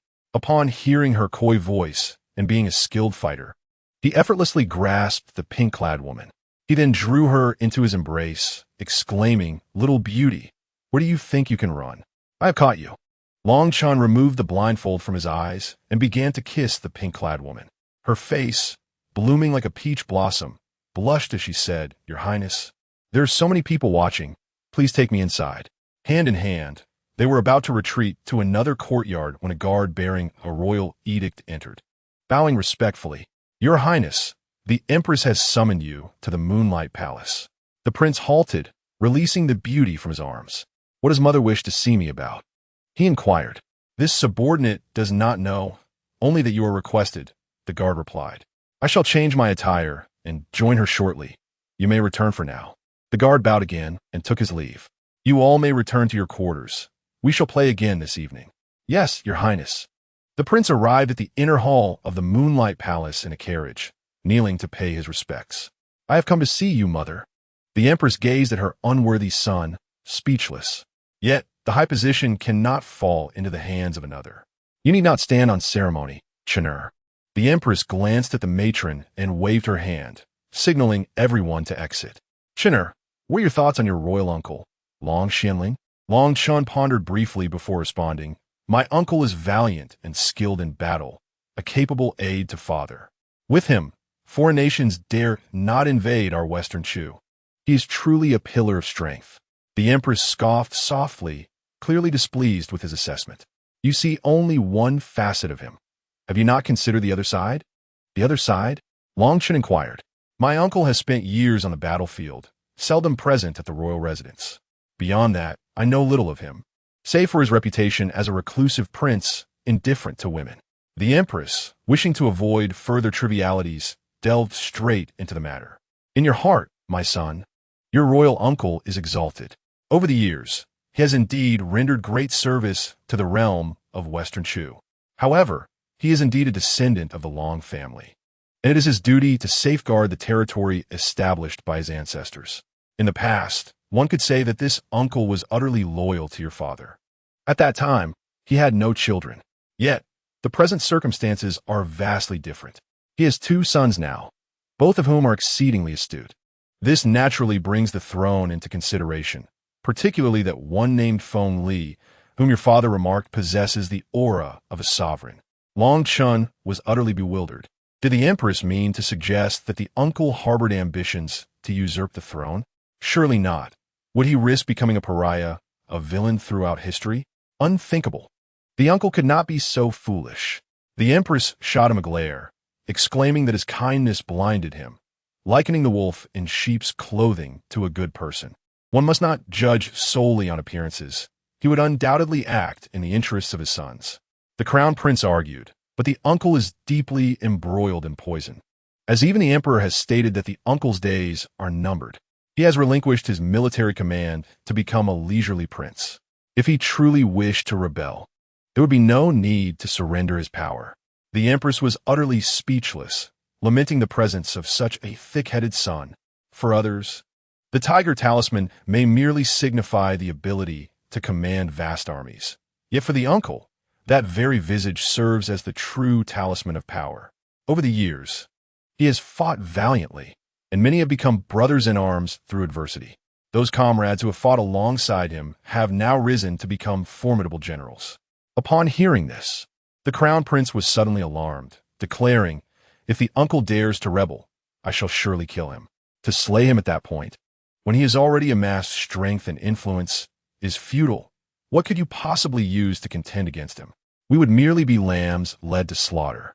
By then, it would be too late, and we would find ourselves at our wits' end. The crown prince suddenly grasped the gravity of the situation. "Mother, I have heard that the uncle has sought out renowned physicians. Is his illness truly that grave?" In her profound gaze, the empress revealed cunning and calculation. "Your father, in the end, is too soft-hearted to take decisive action against him.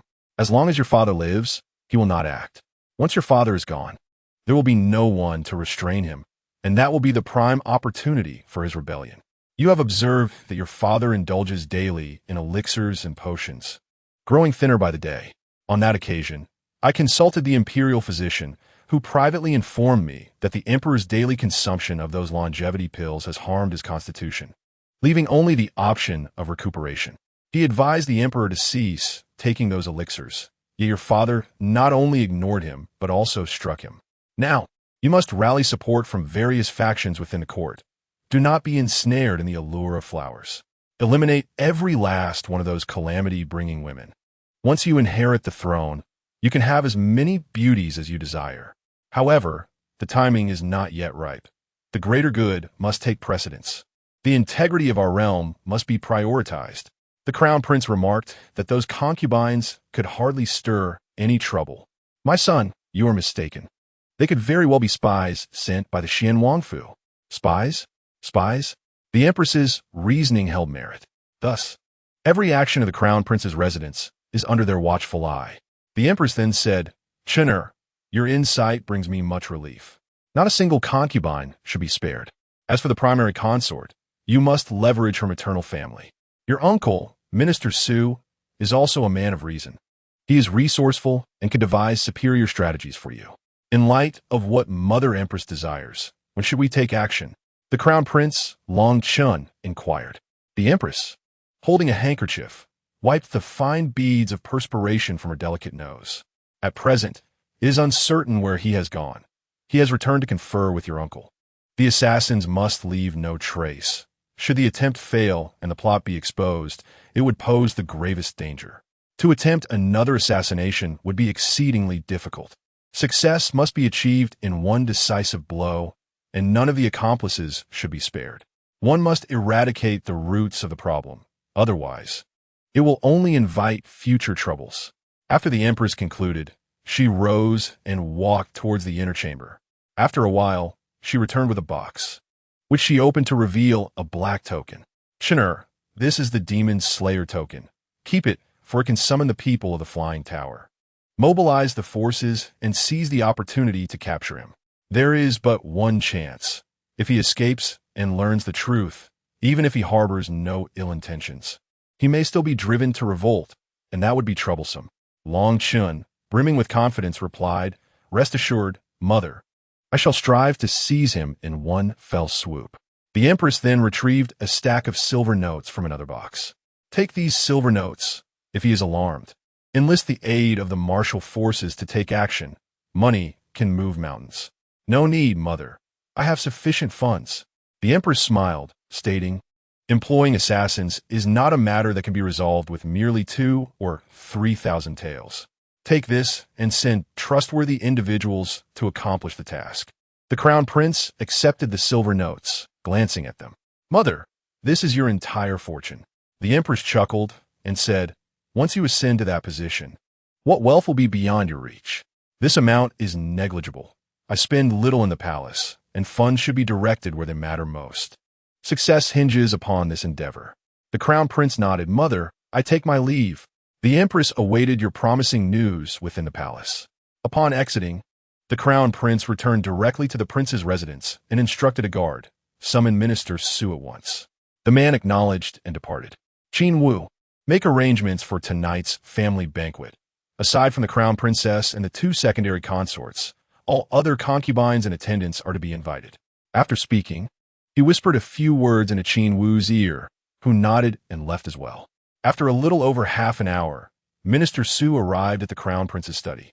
He bowed and clasped his fists, saying, "Old Minister greets His Highness the Crown Prince." Long Chun stepped forward to assist Minister Su. "Uncle, there is no need for such formalities here in the residence." The Crown Prince then commanded, "You all may leave. No one is to approach this study." "Yes." The maidservants serving tea and water also withdrew. "Uncle, I have a matter to request." "Crown Prince, as your maternal uncle, feel free to speak candidly." After pondering for a moment to gather his thoughts, the Crown Prince asked, "Do you believe that Uncle Long Xianling would rebel?" "Rebel? From where does this notion arise?" "The Duke has always been loyal to your father. He has relinquished military power. So how could rebellion even be contemplated?"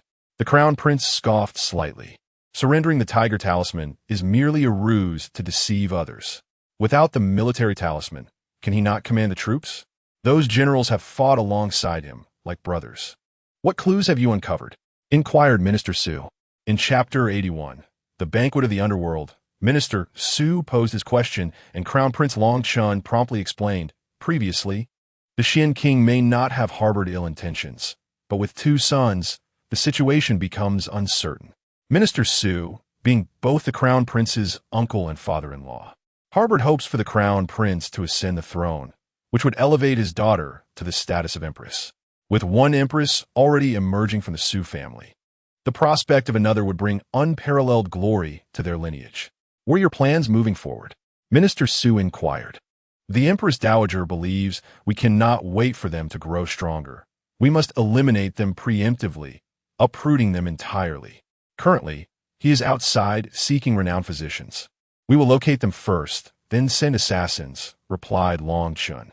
After a moment of contemplation, Minister Su remarked, "Crown Prince, have you considered that if the Xian King is not treacherous, your actions might provoke him? If he discovers your intentions, it could lead to unintended consequences, bringing calamity upon you. Throughout history, there have been individuals of great power who have rendered the emperor a mere puppet, forced to heed their every command, and such powerful ministers must be dealt with. Yet, the Xian King appears to be merely greedy for wealth, showing no interest in power. In my humble opinion, he lacks the ambition at present. After all, it was the late emperor who intended to pass the throne to the Xian King, who declined, leading to the current emperor's ascension. If he still coveted the throne, Why not have accepted it then, avoiding the infamy of usurpation? The Crown Prince found merit in Minister Su's reasoning. Initially, he did not suspect the Xian King of treachery, but the incessant warnings from the Empress Dowager had swayed his resolve. He ultimately concluded, "Uncle, I shall first send someone to locate the Xian King and keep a close watch on him. Indeed, we cannot base our actions solely on conjecture. Such a course could unleash chaos, and the outcome is unpredictable. One side must ultimately falter. If we emerge victorious, all is well, but should we fail, we may lose everything. Given the Xian King's disposition, your life may not be spared." The Crown Prince concurred with this perspective, acknowledging that his father's health was deteriorating, as the physician had indicated that his vital essence was depleted. Once the medication ceased, the repercussions could be dire. This matter should not be rushed. We must observe the developments, while also preparing our forces for unforeseen circumstances, advised Minister Su. The Crown Prince is well aware, and I appreciate your counsel, Uncle, he replied. We are family. Our fortunes are intertwined. Ponder this carefully and refrain from hasty actions. We must not provoke a man who harbors no ill will into rebellion. With that, I shall take my leave, as I have other matters to attend to, said the old minister. Later, please bring Qing Yin back to the residence for 3 days. The Crown Prince instructed. Minister Su, somewhat puzzled, asked what has transpired. Has the Crown Princess committed some error? The Crown Prince smiled lightly. Uncle, you worry too much. This household is chaotic, filled with a multitude of individuals. I need to restore some order. Very well. Tell her that her mother misses her, and she is welcome to return with me. What about my granddaughter? Will she return as well? The Crown Prince responded. She will not. Her grandfather wishes to see her, but it is uncertain when she will return from the palace. The focus is on those women. The children are of no concern. Understood. I shall take my leave then. Minister Suriplaith. Take care, Uncle, the Crown Prince said politely. After the departure of Minister Su, the Crown Prince commanded, bring forth the side consorts Wen Jiao and Chu Wanfong, and confine them to my courtyard, forbidding their exit. Understood, came the reply of a servant. As night fell, though the full moon had yet to rise, the silver light illuminated the surroundings just as brilliantly. In the flower hall, over 50 concubines and maidservants were gathered around 6 tables, with the Crown Prince seated firmly at the center, surrounded by a lavish spread of delicacies. A maid in a pink dress inquired, Your Highness, why do we not see the Crown Princess and the 2 side consorts? The Crown Prince replied, The Crown Princess's mother misses her dearly. Minister Su came this morning to take her away. The other 2 side consorts are also eager to return to their maternal homes. I have noticed their growing disregard for propriety. While rivalry and jealousy are to be expected, they have begun to compare themselves even in the absence of the Crown Princess. And thus, I have ordered them to reflect in solitude. Our household is not a place where one can simply return to their family at will. Suddenly, the pink-clad maid appeared to be unwell, clutching her chest and declaring, Your Highness, I am suddenly feeling quite ill. I wish to return to my quarters for a moment of rest. I hope for your permission. She feigned great distress. Flowerbud, if you feel unwell, you may return and rest. Come back when you feel better. Flowerbud bowed deeply, expressing her gratitude for the Crown Prince's concern. Accompanied by a maid, she returned to her quarters. Upon arrival and finding the surroundings deserted, she urgently instructed her maid, Hong Xiao, quickly gather valuables and find me a set of maidservant attire. We must leave the estate tonight. Miss, why must we leave? Hong Xiao asked. Do as I say. The sooner the better. If we delay, we shall all be in peril. Realizing the gravity of the situation, Hong Xiao hastily fetched her own clothing and assisted her mistress in changing. Each carried a small bundle as they stealthily exited the Crown Prince's residence. Hong Xiao was drenched in cold sweat. Miss, where are we headed? First, to the brothel. We shall find a room to stay for the night and decide our next course at dawn. Upon reaching the entrance of the brothel, the 2 confidently walked inside. But the madam's demeanor shifted upon seeing them. This establishment does not welcome ladies. You must leave at once. Flowerbud smiled and replied, Madam, we wish to stay here for the night. Might you have a room available? With that, she revealed a large silver ingot. The madam, inspecting the ingot by biting it, her expression softened. I have plenty of rooms. You may stay as long as you like, but it will be 5 taels of silver for one night. Very well. Lead us to a room. With a wave of her hand, the madam summoned a maid. Miss, please follow me. Upon entering the room, Hongxiu shut the door, and the tension that had been hanging over them finally dissipated. Miss, do you truly believe that individual will act with such ruthlessness? There are 60 or more of them.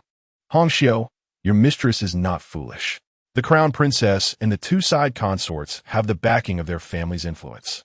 They cannot be harmed, which is why they have evaded this fate under various pretenses. However, all those remaining will meet their end tonight, for the food and drink are laced with poison. Women are but a spice in the lives of men, but what truly captivates them are wealth and power.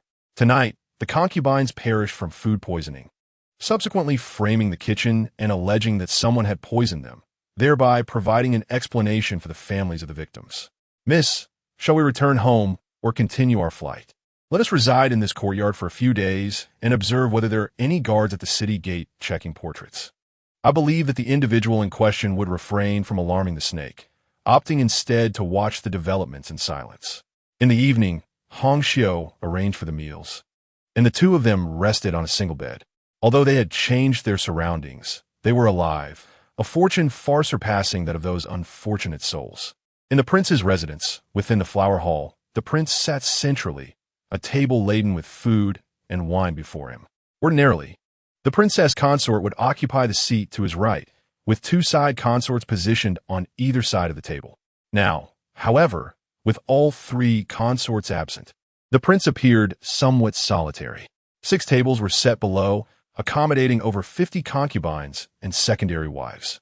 This evening was a family banquet, and they adorned themselves in resplendent attire. Each one heavily made up, dressed in what they deemed their most exquisite garments. Each aspired to stand out, to transcend the mundane, and capture the prince's favor. At this moment, the prince smiled, remarking that tonight's banquet was a rare gathering, allowing everyone to drink heartily and without restraint. Thank you, your highness. The assembly rose in unison, bowing in gratitude. Please, be seated. I just mentioned there is no need for formality, the prince replied with a smile. At that juncture, a maid began to pour wine into the cups one by one. Outside, several guards stood at attention, the door closed, and these women remained unaware of their presence. Chapter 82. Regrets. A woman in purple attire then stood, raising her cup. Your Highness, allow me to toast you. Having served in the residence for over 5 years, she expressed her gratitude for the prince's favor towards her, recalling fond memories of the joyous moments they had shared. The love bestowed upon her over the years had left her content. Should there be a next life, she would willingly be the prince's confidant, weathering storms and sharing trials together. Her heartfelt words moved the prince. Among those in the prince's court, the one who pleased him most was Huai Rui, the lady in pink, followed closely by Xia Zimo. Xia Zimo was perceptive and understanding, cunning yet never vying for favor, yet she remained the most cherished. Originally, the prince adhered to the principle of preferring to mistakenly execute 1,000 rather than let one escape. Without the fallen blossoms of the old, how could new dreams take flight? Yet in this moment his heart softened. To eliminate her was a thought he could not bear. Sighing inwardly, he reasoned that keeping her would not be a loss. After all, she was a source of joy for him, and without her, he would lack someone to confide in. Bring this Xia Zimo, who is so devoid of sentiment, back to her quarters. Without my command, do not allow her to leave. Xia Zimo made no pleas, but obediently walked back to her quarters with her maid. Today, she was fighting a desperate battle, employing an emotional strategy. From the moment she realized the absence of the 3 consorts, an ominous premonition had settled in her heart. Observing the nuances of the gathering, her certainty grew as Huai Rui departed. Huai Rui departed, casting a fleeting glance at herself, a signal meant for her own awareness. In the confines of the residence, the 2 shared an unparalleled bond, akin to that of intimate sisters. Yet, the fear reflected in her eyes warned her of impending peril.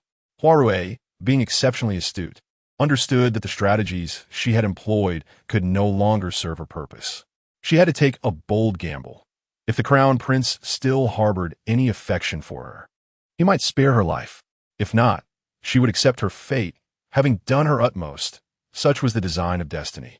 As she left, a smile graced her lips. This time, fortune favored her. Upon closing the door and witnessing the gathering in the courtyard, her conviction solidified. Apart from herself, none of the concubines and maidservants present would escape unscathed. She chose to cast aside her worries, for her own life was preserved. The crown prince was in a foul mood that day, and those present were merely his bed warmers. This farewell marked their eternal separation. Yet, she lamented, it was all attributed to Long Xianling. Had he not fathered 2 sons, she would not have been compelled to purge the court. As the crown prince indulged in his drink, he announced to those below, I shall step out for a moment. You may continue dining. He wished to avoid witnessing their demise firsthand. No sooner had he departed than a child pushed open the door. This child was none other than the sole heir of the crown prince's residence. He approached an empty chair, seized chopsticks, and began to eat voraciously. He devoured one dish after another, even sneaking sips of the wine beside him. Perhaps due to the child's frail constitution, the food and drink contained lethal poison. The child soon began to froth at the mouth and collapsed. Panic ensued among the women present. The first to consume the food and drink also began to convulse and fall, followed by others succumbing one after another.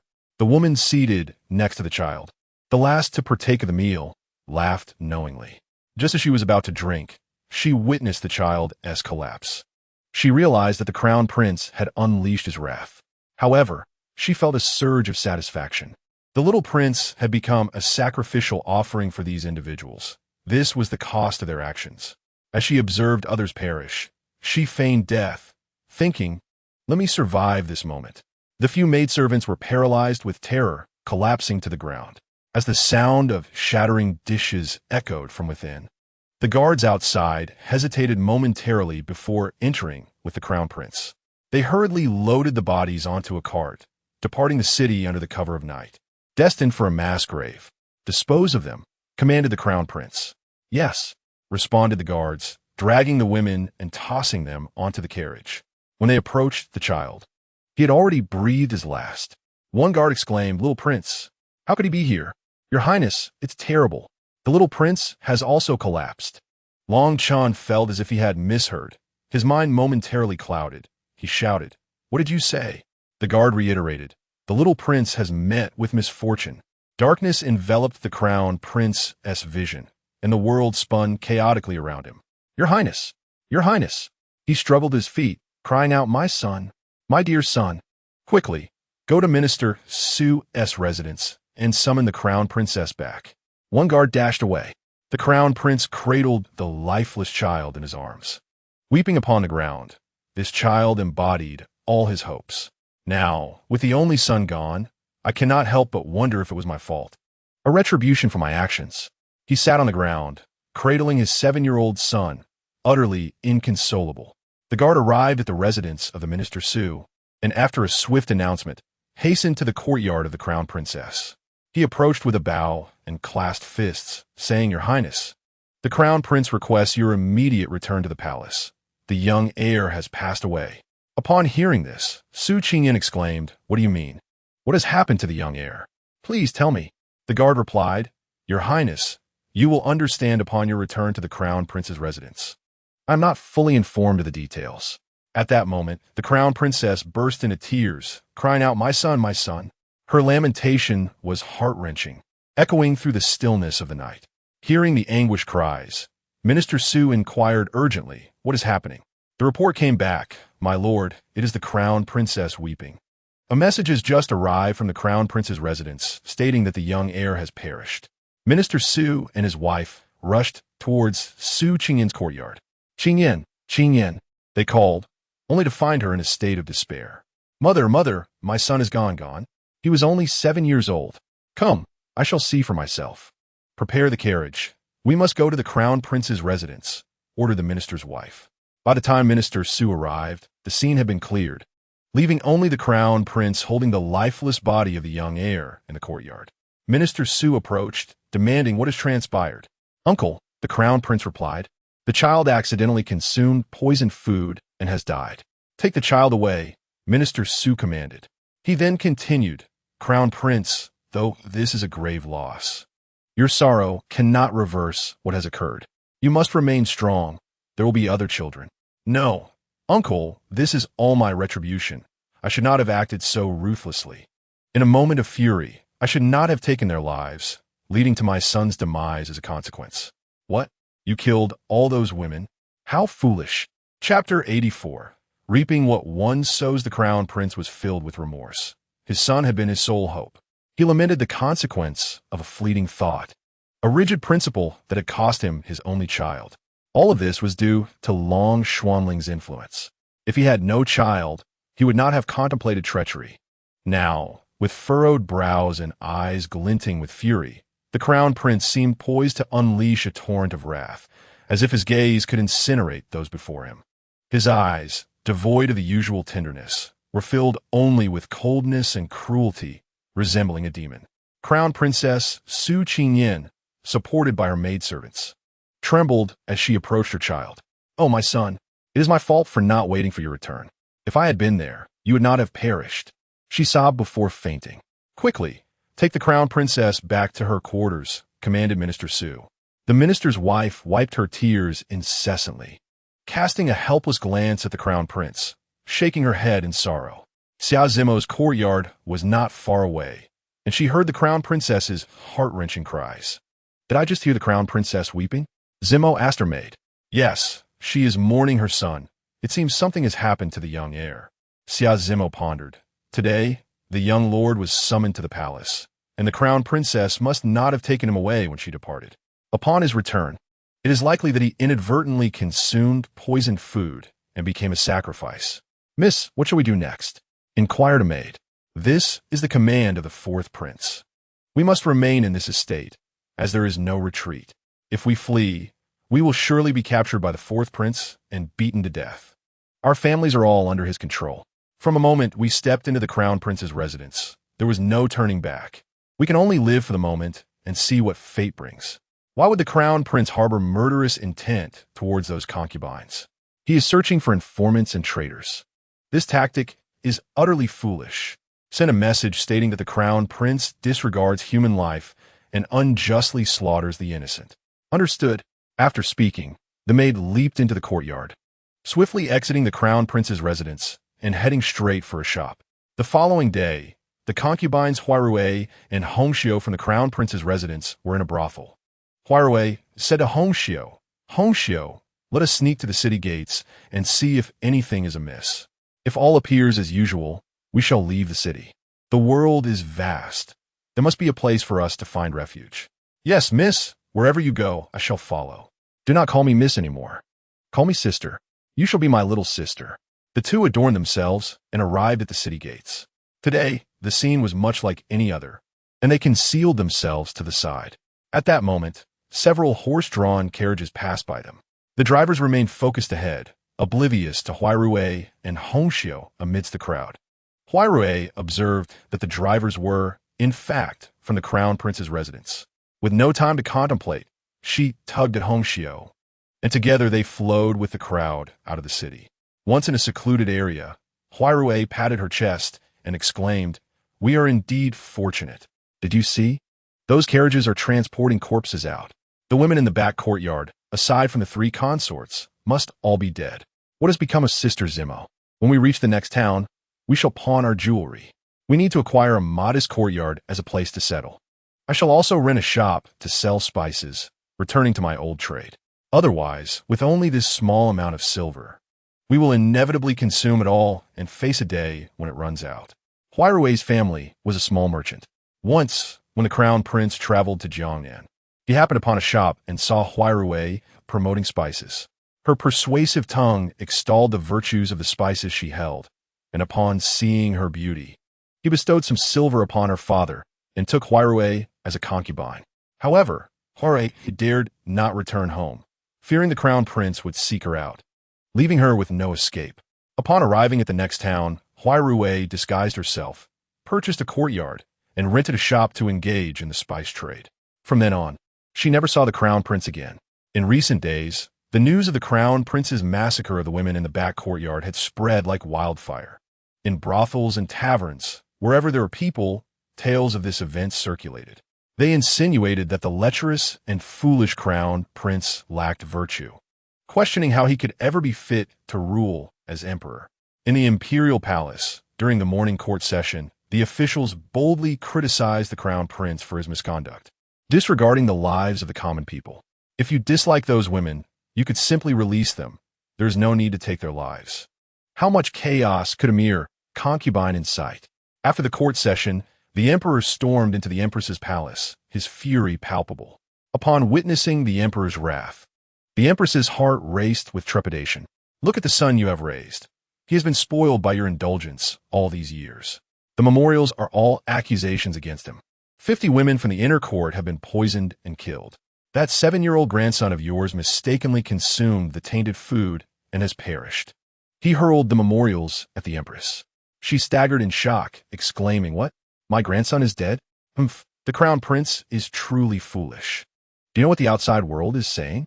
How could such a morally bankrupt and heartless crown prince inherit the throne? This is divine retribution. His son has become a victim of his misdeeds. He deserves it. The empress, enraged, could not utter a word. Just yesterday, that little grandson had played in her palace and returned home late. Now, with the crown prince having only one son, how could there be a successor? This blow struck her unprepared. After a moment of contemplation, the emperor considered that this matter must have been conducted in secrecy. How else could it have reached the officials' ears? Surely, someone sought to take advantage of the situation, wishing for the crown prince's downfall to elevate themselves. That person must be exceedingly treacherous, likely a prince. The emperor pondered this issue. He detested sibling rivalry and bloodshed. To his dismay, he now witnessed it unfold within his own family. This could merely be the beginning. His mind replayed the experiences of each prince from childhood to adulthood. Among his adult sons, the third and fourth princes were the most capable of orchestrating such a betrayal. Undermining the crown prince was merely a means for them to seize power for themselves. Of the two, the fourth prince harbored a greater likelihood of treachery. He was sinister and tyrannical. Should he ascend the throne, he would become a despot, acting recklessly. After contemplating this, the emperor left without uttering a single word. The empress could no longer remain seated. She mounted her royal carriage and headed to the crown prince's residence. However, her visit would prove futile. The situation had already reached a point of no return. Within the fourth prince's residence, revelry and merriment abounded. Long Lai sat in the main seat, embracing a beautiful concubine while pouring himself a drink. With a glint of cunning in his eyes, he thought, "Crown Prince, I shall gradually bring about your downfall. You are unworthy of ruling a nation." Feng Yiyi and Long Xianling laughed and chatted with the children along the way. Long Xianling truly began to understand the essence of familial happiness. Although Feng Yiyi had forgiven Long Xianling, she had yet to accept him wholeheartedly. Nevertheless, for the sake of co-parenting their children, they interacted as parents. The title of princess consort held no allure for her. Chapter 85, Encountering Mountain Bandits. As dusk descended, the sun hung low, casting a blood-red hue across the horizon. The distant, majestic mountains were bathed in a layer of orange-red light, appearing particularly resplendent. The carriage of Long Xianling advanced steadily along the path. Feng Yi lifted the curtain of the carriage to glance outside and decided to halt for the night. The carriage came to a stop, and after a long afternoon of travel, everyone, including the 3 little ones, disembarked, weary from the journey. Feng Vanya, with a voice as delicate as a whisper, addressed her brother Feng Yu. "Second brother, I've run out of candy. It has been several days since I last bought some. Don't worry, little sister. Once we reach the next town, I shall procure some for you." Feng Yu replied, casting a glance at Feng Li. "Why not ask elder brother for some candy instead? You must think I have a secret stash of money." At this, Feng Wanner chuckled. Look at elder brother's grim demeanor. As if someone owes him a fortune. He is always so serious. Besides, he is not as wealthy as you. Wanner, it seems you perceive me as easy to deal with, hence your requests. When I first treated the village's chickens and pigs, I earned but a few coins, all of which you transformed into sweets. Later, when I assisted the courtesan's madam with her concoctions, I earned a bit more, which I suppose also ended up as candy. This time, when I treated that child, I shared the meager earnings with you too. Yet here you are, asking for more candy. Where's your own money? With a smile, Wana replied, the coins you give me, I am saving for you. I worry you might not save enough for your future wife. Oh, so my earnings are now in your keeping? If you do not buy candy, wouldn't my money accumulate? Feng Li, listening nearby, chuckled at Feng Yi's predicament. Clearly under Wana's charming control, Feng Yiyi and Long Xianling, oblivious to the children's banter, suddenly noticed a group of 30 or so figures approaching, all clad in black and mounted on tall horses, each adorned with a red cloth tied to their left arm. Feng Yiyi and Long Xianling instinctively moved their carriage aside to allow passage.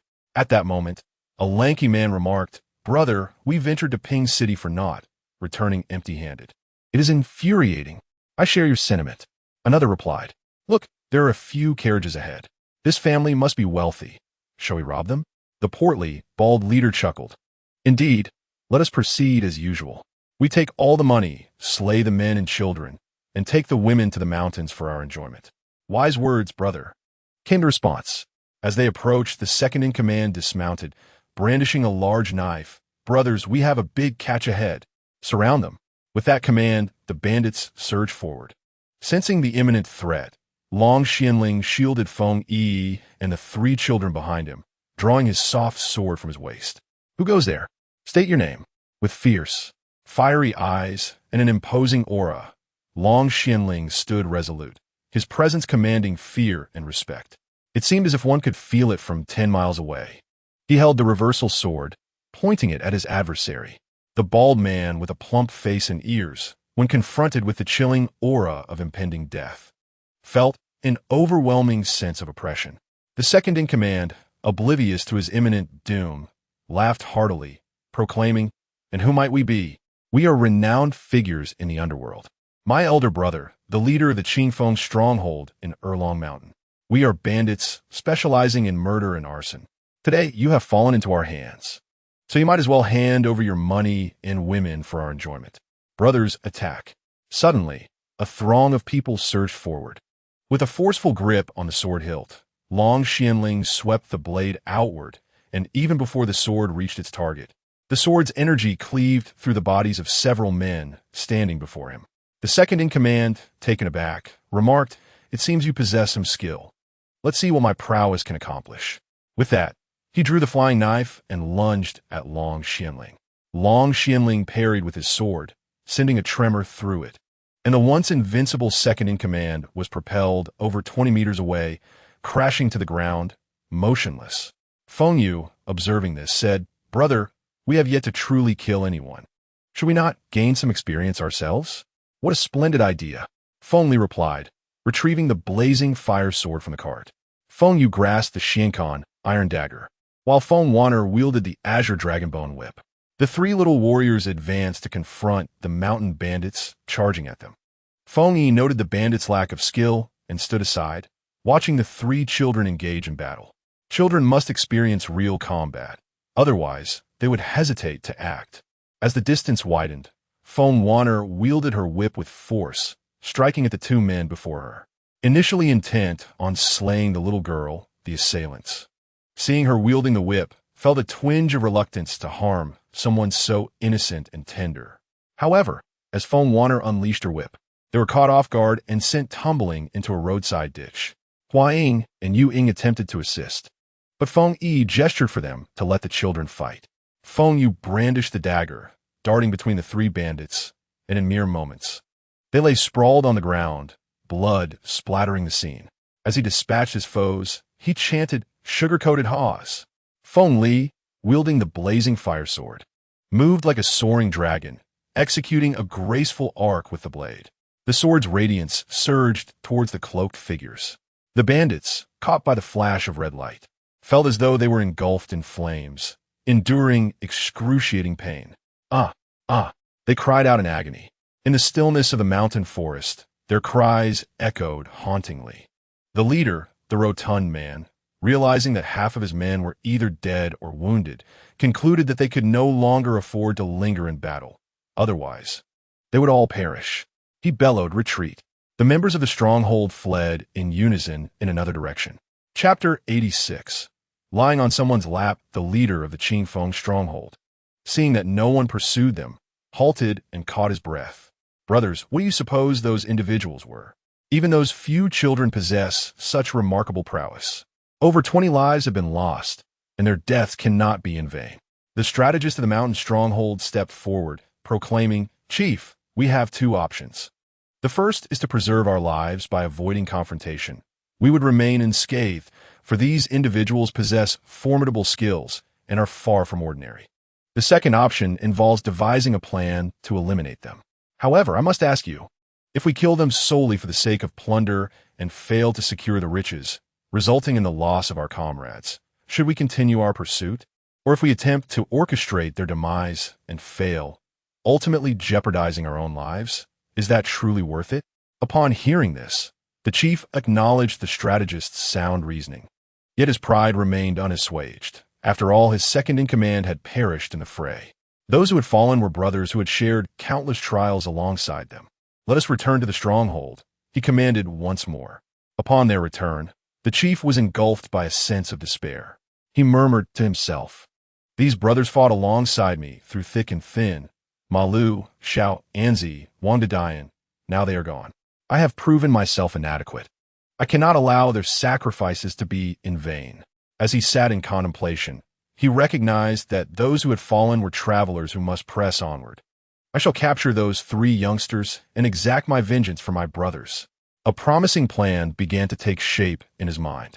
The mountains here undulated like the vast expanse of Qin Chuan. Feng Yiyi had trekked all day, still traversing the mountain's edge. Early autumn bore such contrasts. The days were sweltering, yet evenings brought a chill. Noticing that Feng Yiyi had fallen asleep, Long Xianling draped a silk quilt over her. As a martial artist, Feng Yiyi sensed the added warmth but remained too drowsy to open her eyes, leaning against the cart to continue her slumber. Soon, her rhythmic breathing filled the air, and she descended into a deep sleep. Long Xianling gazed at Feng Yiyi, admiring her like a precious treasure, growing fonder with each passing moment. He gently brushed his fingertip against her nose, noticing her lack of response, and felt a surge of delight within him. She was a feisty little wildcat. Yet in her sleep, she transformed into the gentlest of lambs. He tenderly caressed her alluring lips with his fingertip, and she remained undisturbed in her peaceful slumber. His heart raced uncontrollably as he struggled to suppress his fervent desires. Crouching beside her, he grasped the cart's railing, pressing his sharply defined lips against Feng Yiyi's soft ones. Kissing her several times, fearing she might awaken, he quickly returned to his seat, feeling unsatisfied with the brief encounter. He longed to embrace her on a grand bed, wondering when she might willingly choose to be with him. Reflecting on himself, at the age of 23, he had yet to seek the companionship of a woman. Others believed that the Prince Xian was a celibate lord, perhaps even a monk reincarnated, while some speculated he might be inclined toward men, a notion far from the truth.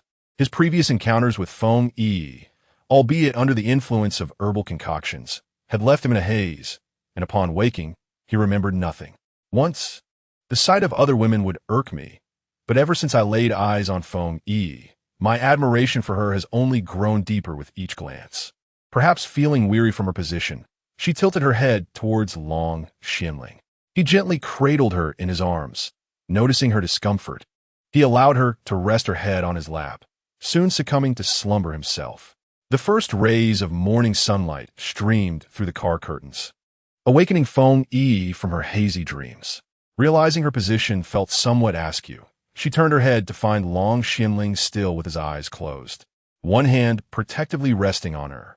She mused silently. He must be concerned about her slipping onto the hard seat, given that she was lying across his legs. At that moment, she was reluctant to rise, a habit she had cultivated over the years, relishing the few moments of stillness before fully waking. From the moment Feng Yiyi stirred, Long Xianling was aware of her awakening. Yet, he feigned sleep, keeping his eyes shut. As she gently lifted his hand away, she gradually sat up, stretching her neck, only to feel a twinge of discomfort from sleeping awkwardly. At that moment, Long Xianling opened his eyes, their gazes locking.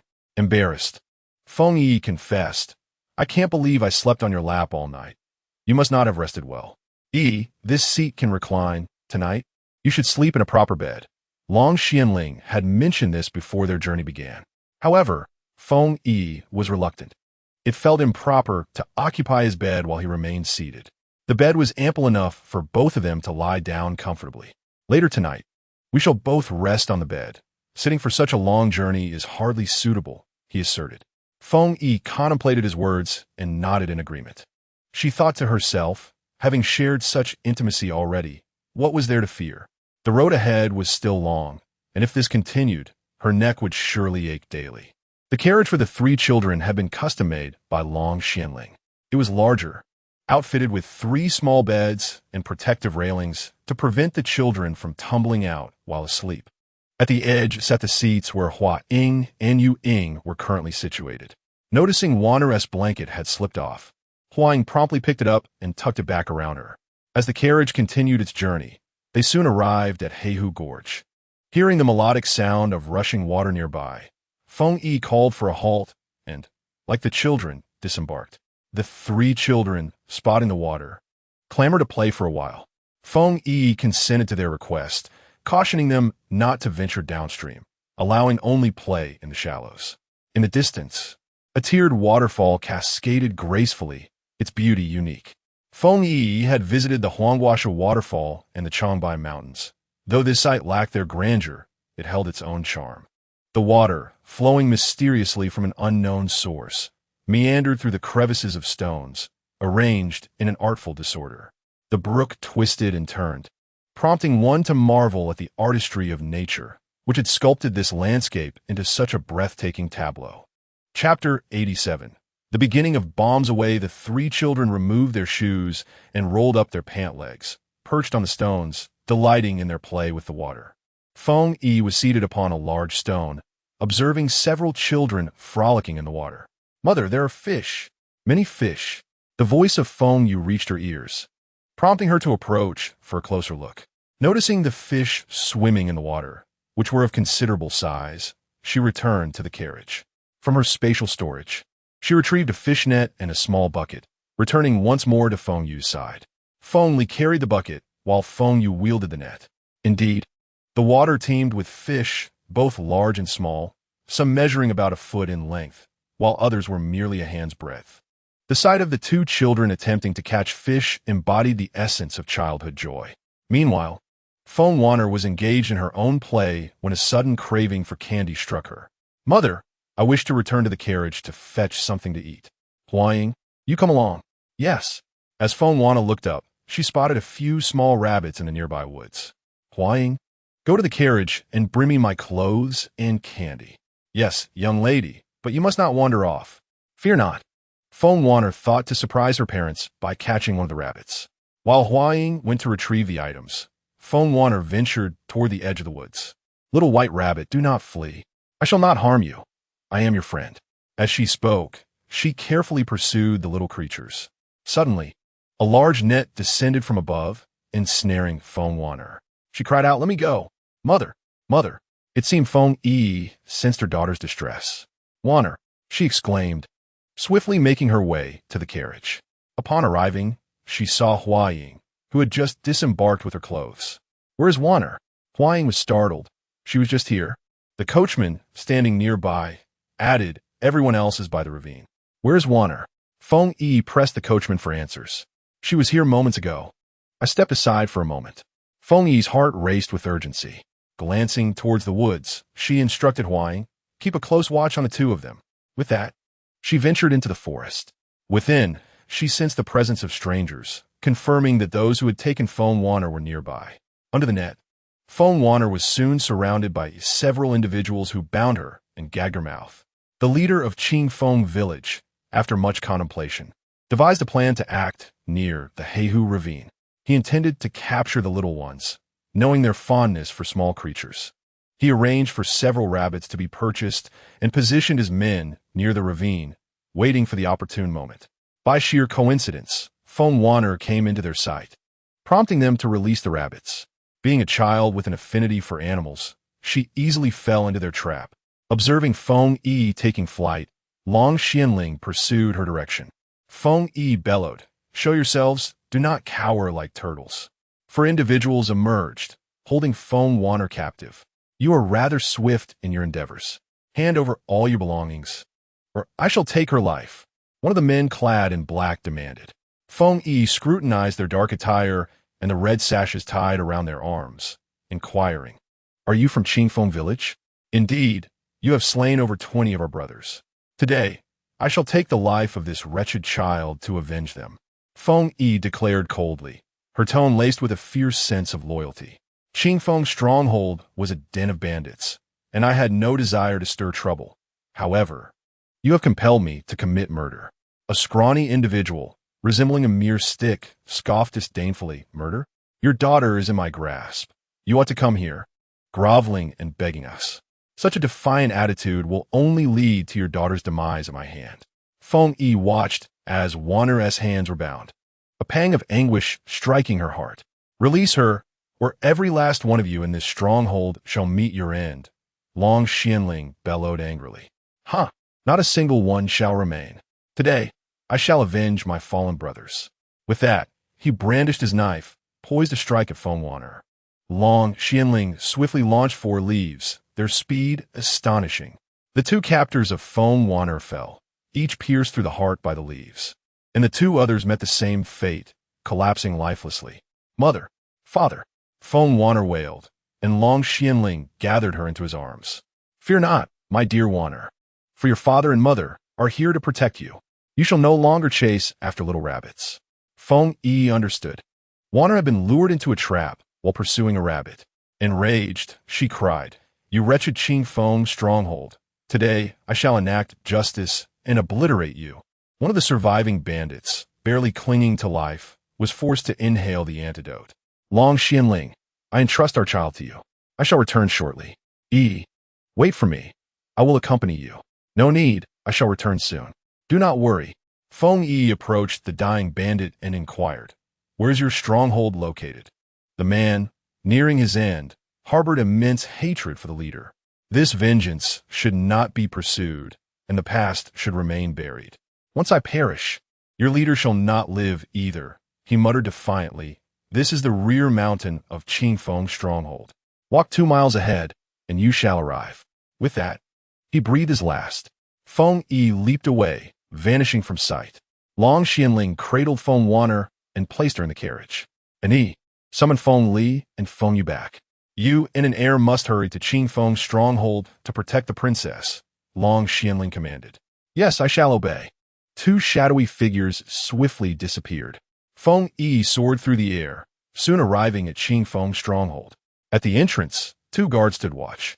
Feng Yiyi shouted furiously, Summon your leader to face me. The guards, unimpressed, retorted, What audacity! You dare to disrespect our leader? You are courting death. One of them swung an iron rod at Feng Yiyi. With a deft sidestep, she evaded the strike, drawing forth the flame purple gold whip from her space and lashed out at the 2 guards. Before they could comprehend the situation, they were sent flying, their ultimate fate unknown, as they disappeared from sight. Witnessing this, others nearby hurried to the justice hall. The chief exclaimed, This is bad, very bad. That woman has come knocking at her door. Which woman? Came the inquiry. The one next to the 3 children, he replied. She has arrived uninvited and is quite the sight. Let her become my 13th concubine. He commanded, Fetch me a knife and summon the brothers. I shall confront her. No sooner had he spoken than Feng Yiyi appeared in the courtyard. Chief, come out if you dare, she shouted. With that, she retrieved a small bomb from her space and, pulling the iron ring, hurled it at the houses on the mountain. A tendre explosion érupted, sending billowing smoke into the air, and everything nearby was cast about. The buildings within the blast radius crumbled, igniting a fierce inferno that soon reached the heavens. She followed up with a 2nd and 3rd bomb. The chief rushed outside, just in time to witness Feng Yiyi launching the 3rd bomb. The sight of the houses, painstakingly constructed, collapsing was unbearable. Some of his men were killed in the explosion. Fury blazed in his eyes. His nostrils flared with rage as he roared, You seek death. How dare you cause chaos in my village? I shall have you torn to shreds. Brothers, attack. Eliminate this wretched woman. In an instant, the men surged forward, encircling Feng Yiyi. She pulled the pin on a grenade, tossing it to the ground, and with a swift motion, vanished into her space. With a resounding bang, the grenade detonated, sending those surrounding Feng Yiyi, including the chief, flying. Those standing at a distance were either obliterated or hurled away, their fates uncertain. Feng Yiyi emerged from her space, and Dark One and Dark Two, witnessing the spectacle, were perplexed. They had just intended to rescue the princess. But before they could reach her, an explosion occurred, leaving her untraceable. As they pondered this miracle, the princess reappeared, and they wondered if she possessed sorcery that allowed her to render herself invisible. None of those who had encircled her remained standing. Dark One and Dark Two rushed over. Calling out Princess, Feng Yi nodded, resolute in her intent to leave no one alive in this mountain stronghold. In their minds, the act of robbing others was a natural right, a deeply ingrained belief that could not be altered. Their existence was a threat to all. Yes, Princess, they affirmed. Nearby, among the trees, lay a man, barely clinging to life, who had overheard others referring to her as the princess. He harbored a secret resentment towards the chief. Realizing the dire consequences of his actions against the royal couple had brought ruin upon Qingfeng village. Once the battlefield was cleared, Feng Yiyi produced gasoline from her space, instructing Dark One to gather the bodies. She drenched the remains in gasoline before igniting them, the flames growing ever larger, releasing a foul odor into the air. Feng Yiyi departed from Qingfeng village, returning to the vicinity of Heihu Gorge. There, she found Long Xianling pacing anxiously, glancing up from time to time in the direction she had vanished. He had refrained from following her, wary of the enemy's potential ploy to lure him away. After all, the three children were still young and required protection. Upon seeing Feng Yiyi return, he immediately rushed over and embraced her, finally releasing the anxiety that had weighed heavily on his heart. Xianling, I am fine. You must trust in my abilities. Long Xianling, fearful of losing Feng Yiyi, held her for a moment before letting go. As he raised his gaze, he noticed three little chubby figures in the carriage, all giving him a thumbs up. He understood this gesture as a sign of encouragement, a silent cheer for his commendable efforts. The three children then disembarked from the carriage. Mother, you three must listen carefully. There will be more dangers ahead, and you are not to leave my side without permission.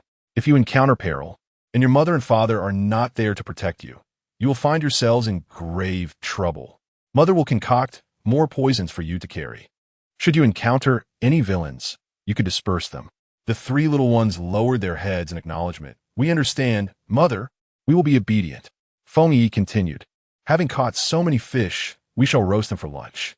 Without delay, Huang prepared the fish while Feng Yi retrieved the outdoor grill and charcoal. She placed the cleaned fish into a bowl, mixed in various seasonings, and, after marinating them sufficiently, took out stainless steel skewers to thread the fish before placing them on the grill to cook. An E and an Air began roasting the fish, but once finished, they found themselves at a loss as to whom to serve first. And he spoke up, Princess, I have never roasted fish like this before. Please come and check if it is done. Feng Yi approached, and an E and an Air promptly made way for her. She took a bamboo skewer and poked the thickest part of the fish. It's ready. I will serve one to the prince first. You three, Huang and E, come over and enjoy some fish while I continue to roast more. Feng Yi placed several more fish on the grill, and he quickly stepped forward. Princess, allow me to roast. You go and eat. Very well. You may roast while I eat, Feng Yi replied. She took a fish, settled down to the side, and began to eat. Memories of sharing roasted fish with Sun Wan flooded her mind. She wondered how Sun Wan was faring. Her parents were gone, and during her most difficult times, she had been there for her. Now that she had perished in that world, Sun Wan must be feeling immense sorrow. Tears streamed down her cheeks. Yi, what troubles you? Long Xianling inquired. Feng Yi managed a bitter smile. I am thinking of my dear friend Sun Wan, my closest confidant. Then you may go see her. See her? I shall never meet her again in this lifetime. In a whisper, she lamented, in this life and the next. How can we ever reunite?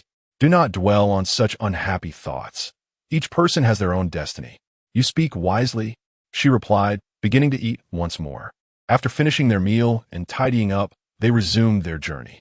As night fell, Long Xianling unfolded the seats to create a large bed and retrieved 2 blankets and pillows. You sleep inside while I take the outside. I fear you may fall. Feng Yiyi no longer protested. After all, it was merely sleep. In modern society, it was not uncommon for 2 individuals to share a room or even a bed. She removed her shoes, climbed onto the bed, and lay down.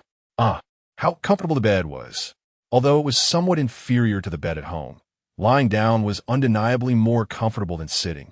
Long Xianling reclined on the bed, propping his face with one hand while holding a book with the other. Upon hearing Feng Yi's words, he smiled gently. Long Xianling reflected on their growing rapport and recalled the times he had endured Feng Yi's playful beatings. It was all worth it. If she had not released her pent-up frustration, she would never have forgiven him. He resolved to strive harder in the future, aiming to expedite their wedding ceremony.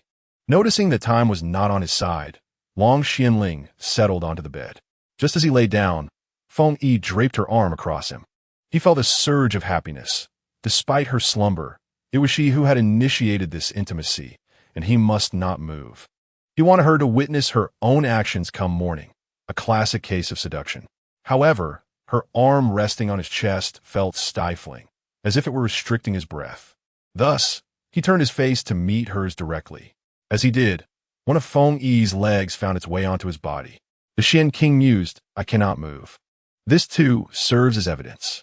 We'll see, you seduce me under the guise of sleep, yet I remain steadfast." Unbeknownst to him, Feng Yi was lost in a beautiful dream. Embracing her newly acquired large dog-shaped pillow, Long Xianling refrained from any action, harboring mischievous thoughts but lacking the audacity to act. If he were too hasty, this little wildcat would surely bristle, and she could very well ride alone to Liang. She was capable of such feats. Considering the ages, how many men have managed to maintain their composure in such circumstances? This royal uncle is one of them. Eventually, he too began to feel drowsy, allowing his thoughts to drift away into a peaceful slumber.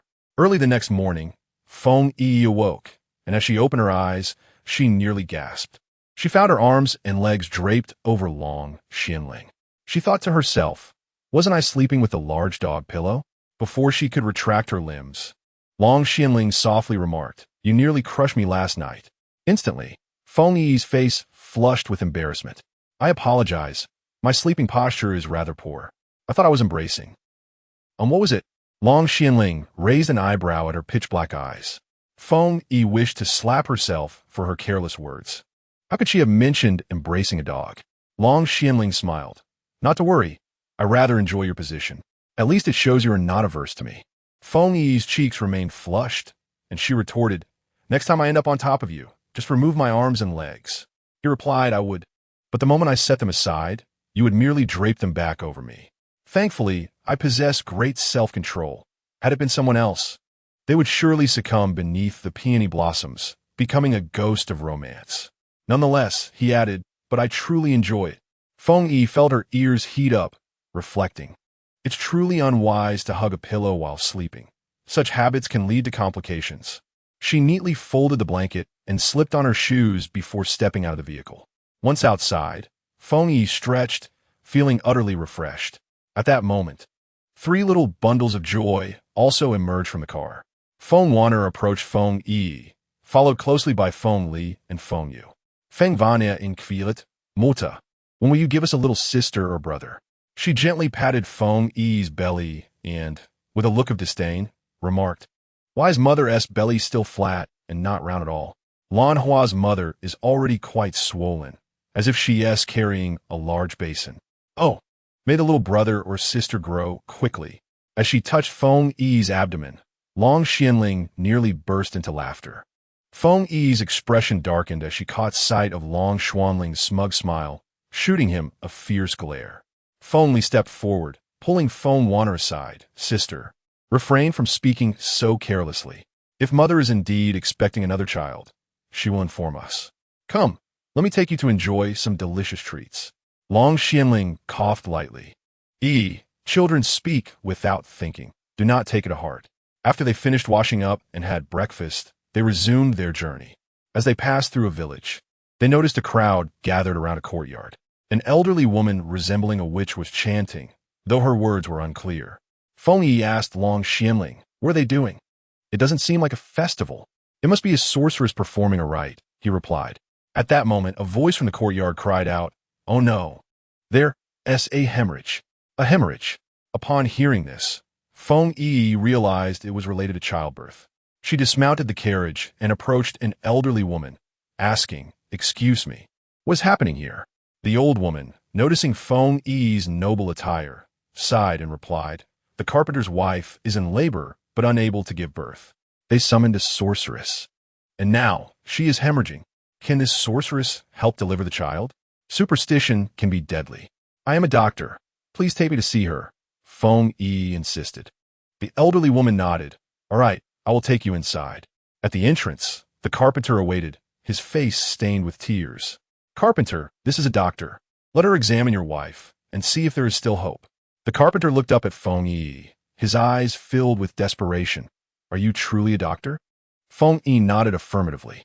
"Please, doctor, save my wife," he pleaded, falling to his knees. Feng Yiyi entered the home, where the midwife was covered in blood. She took the woman's pulse and realized that if she delayed any longer, the woman would be lost. She administered hemostatic and restorative pills to the expectant mother and instructed everyone to leave, designating Hua Ying and Yu Ying to guard the door. Hua Ying and Yu Ying stood at the entrance with their swords drawn. Feng Yiyi administered anesthesia to the woman and transported her to the surgical table within her spatial realm. After administering a hemostatic injection and preparing the necessary instruments, she checked the blood type, prepared the plasma, and marked the incision site before inserting catheter. Noticing that the woman was under the effects of the anesthesia, Feng Yiyi began to wield the scalpel, meticulously making incisions. At that moment, the infant was showing signs of oxygen deprivation, its face turning purple, a significant concern. Many infants born through natural delivery suffer from oxygen deficiency, which directly impacts their cognitive abilities. Experienced mothers ensure that their children are monitored for oxygen levels during prenatal checkups. And if any deficiency is noted, they must receive timely oxygen support. Some mothers remain oblivious, often lamenting that their children are too dull-witted, unable to retain anything they learn. This may stem from the fact that the child has undergone anesthesia, impairing their memory, or perhaps due to a lack of oxygen during pregnancy. Feng Yiyi promptly cleared the debris from the child's mouth, then inverted the child and gently patted their back. Before long, the child let out a wail, prompting Feng Yiyi to affix an oxygen tube. With her anxious heart finally at ease, she swaddled the child and began suturing the mother's wound, completing a total of 7 layers. Next, she prepared an 4 drip for the lady and transported her out of the space. "Flower shadow, moon shadow, please bring in Li Mujiang," Feng Yiyi commanded. At that moment, the woman began to stir, her complexion pale, likely due to significant blood loss. "Li Mujiang, congratulations on the birth of your son. Your wife is safe, but there are matters I must discuss with you. I performed a surgery on your wife, a cesarean section. Both your child and wife are well, yet there is a wound on her abdomen. It must not come into contact with water, and she must not eat before passing gas. This is a catheter. The urine must not fill to the brim, as it could pose a danger. The tube can be removed tomorrow. Here are the medications. They should be changed every 2 days. Moonshadow will instruct you on their use. An anti-inflammatory injection is also required tomorrow. I will leave Moonshadow here to administer it in the afternoon before she departs. You are indeed a benefactor to my family. Li Mujiang, this is all I possess, merely 5 taels of silver. Please do not find it insufficient. Esteemed doctor, Li Mujiang said respectfully, holding out the silver. System message, saved the life of a mother and earned 5,000 points. A smile graced Feng Yiyi's lips. Please keep this money to purchase some nutritious food for your wife. Observing the dismal state of the household, Feng Yiyi was reminded of her own arrival in this world, when she had first found herself in her grandmother's dilapidated home, which was even worse than this, complete with mouse holes in the walls and chipped drinking bowls. She left the medicine behind, ensuring Moonshadow was well instructed, and departed with Flower Shadow, considering it a blessing for the child today. As a healer and a woman, she could not bear to watch that lady perish at the hands of ignorant sorcerers. That was a matter of two vibrant lives. Having saved this mother and child, Feng Yiyi felt a considerable lightness in her heart, the compassion of a healer. Chapter 90. Congratulations after successfully treating the pregnant woman and earning 5,000 points. Feng Yiyi was filled with joy. Once everything was in order, she boarded the carriage, setting off to Liang with Long Xianling, Prince's residence in recent days. The prince's residence had been shrouded in gloom. Every servant went about their duties with utmost caution, fearful of provoking the prince and incurring his wrath. The pain of losing a child rendered the prince despondent, as if he had lost the will to live, with no heir to continue his lineage. After over 8 years of marriage, amidst a throng of wives and concubines, he had only sired this one son. Now, with the loss of his sole offspring, even if he ascended to the throne, to whom could he pass it? The two concubines were the daughters of a minister, Wen Jiao, and the daughter of the Chief Justice, Lin Chuchu. In recent days, the two of them have been remarkably compliant, refraining from open conflict. They are acutely aware that if such disturbances persist, they risk losing their heads. Lin Chuchu secretly mused that the crown prince had shown clemency, not out of deep affection for her, but rather due to his concern for the power dynamics surrounding the concubines, which he needed for support. The maidservants had discovered that within the estate, only one primary consort, 2 secondary consorts, and a maidservant, Xia Zimo, remained to attend to the crown prince. Reflecting on the years past, it was evident that the crown prince had always been one to grow weary of novelty. With new faces continually introduced to the household, it was impossible to harbor jealousy. Now, however, tranquility had finally settled in. Upon seeing the sumptuous spread laid out before her, Lin Chuchu's face lit up with delight. She thought to herself, "Let us indulge in today's pleasures, live well, and do not neglect the needs of the body." As she reached for a piece of the glistening, aromatic duck, she suddenly caught a whiff of its scent and felt a wave of nausea wash over her.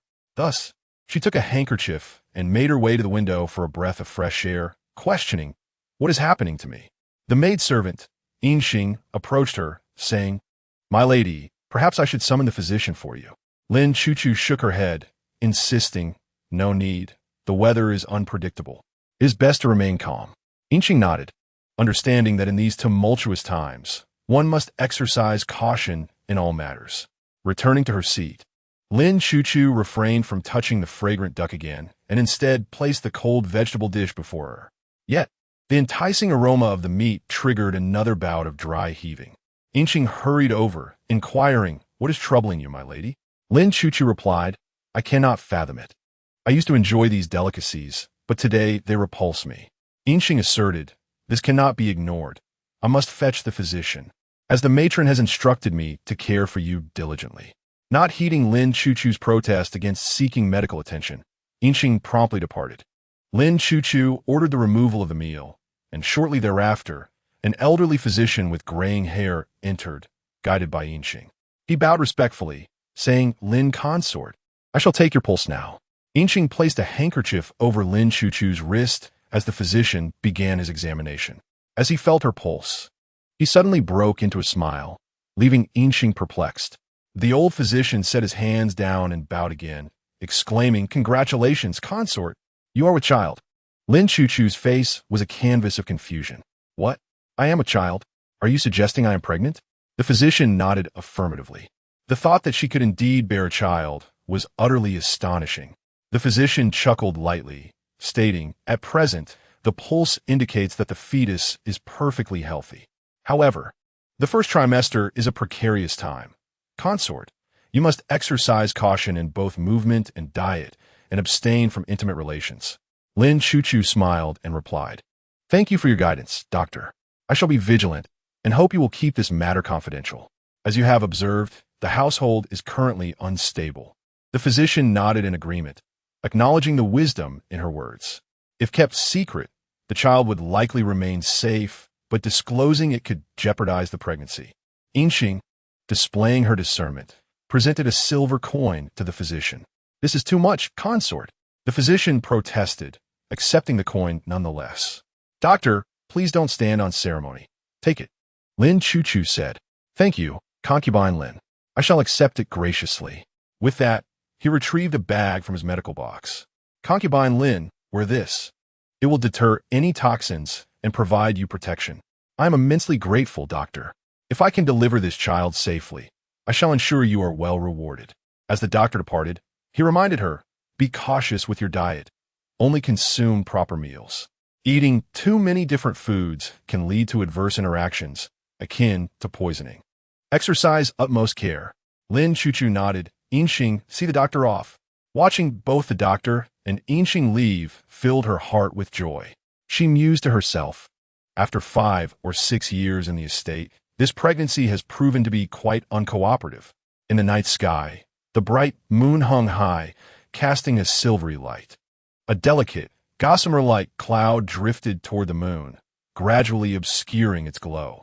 The cloud was faint, the moon was clear. Behind the veil, the exquisite outline of the moon, along with its ethereal light, remained visible, enchanting like a maiden partially veiled, reminiscent of a woman holding a peepa. This evening, the crown prince indulged in a bit of wine, perhaps influenced by his mood, though he had not consumed much. He felt slightly inebriated and began to sway as he walked. The guard Jinsi approached to assist him, but the prince brushed him off. I am not drunk. You may attend to your duties. Jinsi, concerned, insisted, Your Highness, where are you headed? Allow me to support you. Once we arrive, I shall take my leave. Very well. The prince stumbled along, and when he looked up, the words Jinghua Pavilion appeared before him. Concubine Lin's quarters. Good, knock on the door. Tonight, I shall shelter here. Jinsi knocked on the door of Jinghua Pavilion. The matron on duty opened it, and, upon seeing Jinsi, exclaimed, Your Highness is still outside. She quickly bowed. This humble servant greets Your Highness. The prince waved his hand, signaling her to step aside, and walked toward Concubine Lin's chamber. Lin Chuchu, having anticipated many things, had not foreseen the prince's visit. Even if he sought a moment of intimacy, he typically would go to find Xia Zimo, never expecting to come to her abode. Considering her pregnancy, she had contemplated returning to her family home for a time, waiting until the child had passed the critical stage before returning. Chapter 91. Arrangements. Lin Chuchu heard the voice of old Madame Lin calling. Old Madame Lin had come to the prince's estate at the behest of the Minister of Justice, who, concerned for his daughter, had sent along her wet nurse. Upon hearing that the prince had arrived, Lin Chuchu hurriedly put on her shoes before she could rise. The prince had already entered the room. Lin Chuchu smiled and bowed. This humble servant greets Your Highness. Chuchu, no need for formalities. The prince's eyes were clouded with longing as he gazed intently at Lin Chuchu. Chuchu, you look stunning tonight. Your Highness only teases me. No, I truly mean it. The prince then stepped forward and embraced Lin Chuchu. Their lips met in a soft kiss. Lin Chuchu placed 2 fingers against the princess's lips, thinking to herself, the matter of my pregnancy must be addressed. Otherwise, given the prince's current state, he is bound to take me. Having already conceived, she knew that intimacy was out of the question. Thus, she spoke in a delicate tone, Your Highness, you must refrain from any rough actions, lest the child within me becomes agitated. The prince, though somewhat perplexed by her words, caught the mention of the child. What did you say, Chuchu? I could have sworn you mentioned a child in your womb. Lin Chuchu's cheeks flushed with warmth, her gaze brimming with affection. Your Highness, I carry your offspring. In the afternoon, after a bout of retching, she summoned the physician of the residence, who confirmed her pregnancy. The prince uttered not a word, but approached the table, splashing a cup of cool tea upon his own face. Your Highness, what are you doing? Lin Chuchu, taken aback by his action, hurried forward with a handkerchief to wipe the tea from his face. At that moment, the prince appeared revitalized. Chuchu, is it true that you are with child? Lin Chuchu shyly nodded. He embraced her tightly, exclaiming, Chuchu, you are truly my good fortune. It has been ages since the prince's residence welcomed a new life. Lin Chuchu quickly knelt. Your Highness, I have a request. I have never been pregnant before and lack experience in such matters. Furthermore, the first trimester is a precarious time, as various uncertainties could lead to miscarriage. Therefore, I wish to return to my family home for a few months until the child is more stable. It would be safer this way. The prince pondered her words.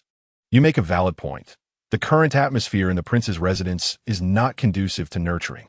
I shall arrange for a carriage to take you home tomorrow morning. Once the child is secure, you may return whenever you wish. Lin Chu immediately embraced the prince, expressing her gratitude.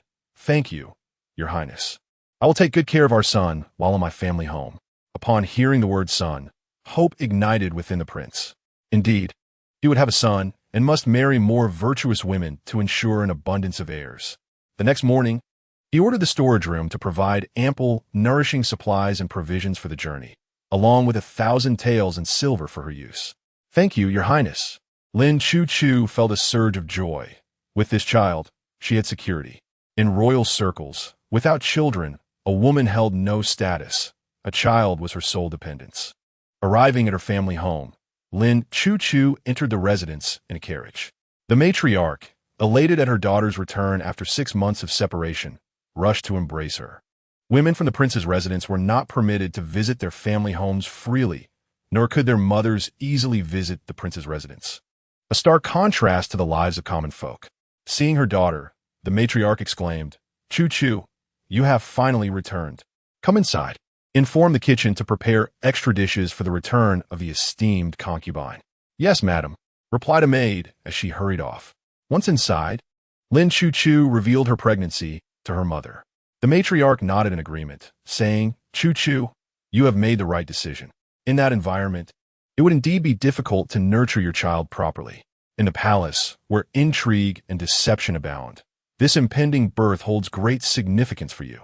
Should it be a boy, you will possess leverage. If it is a girl, you will still have a source of support.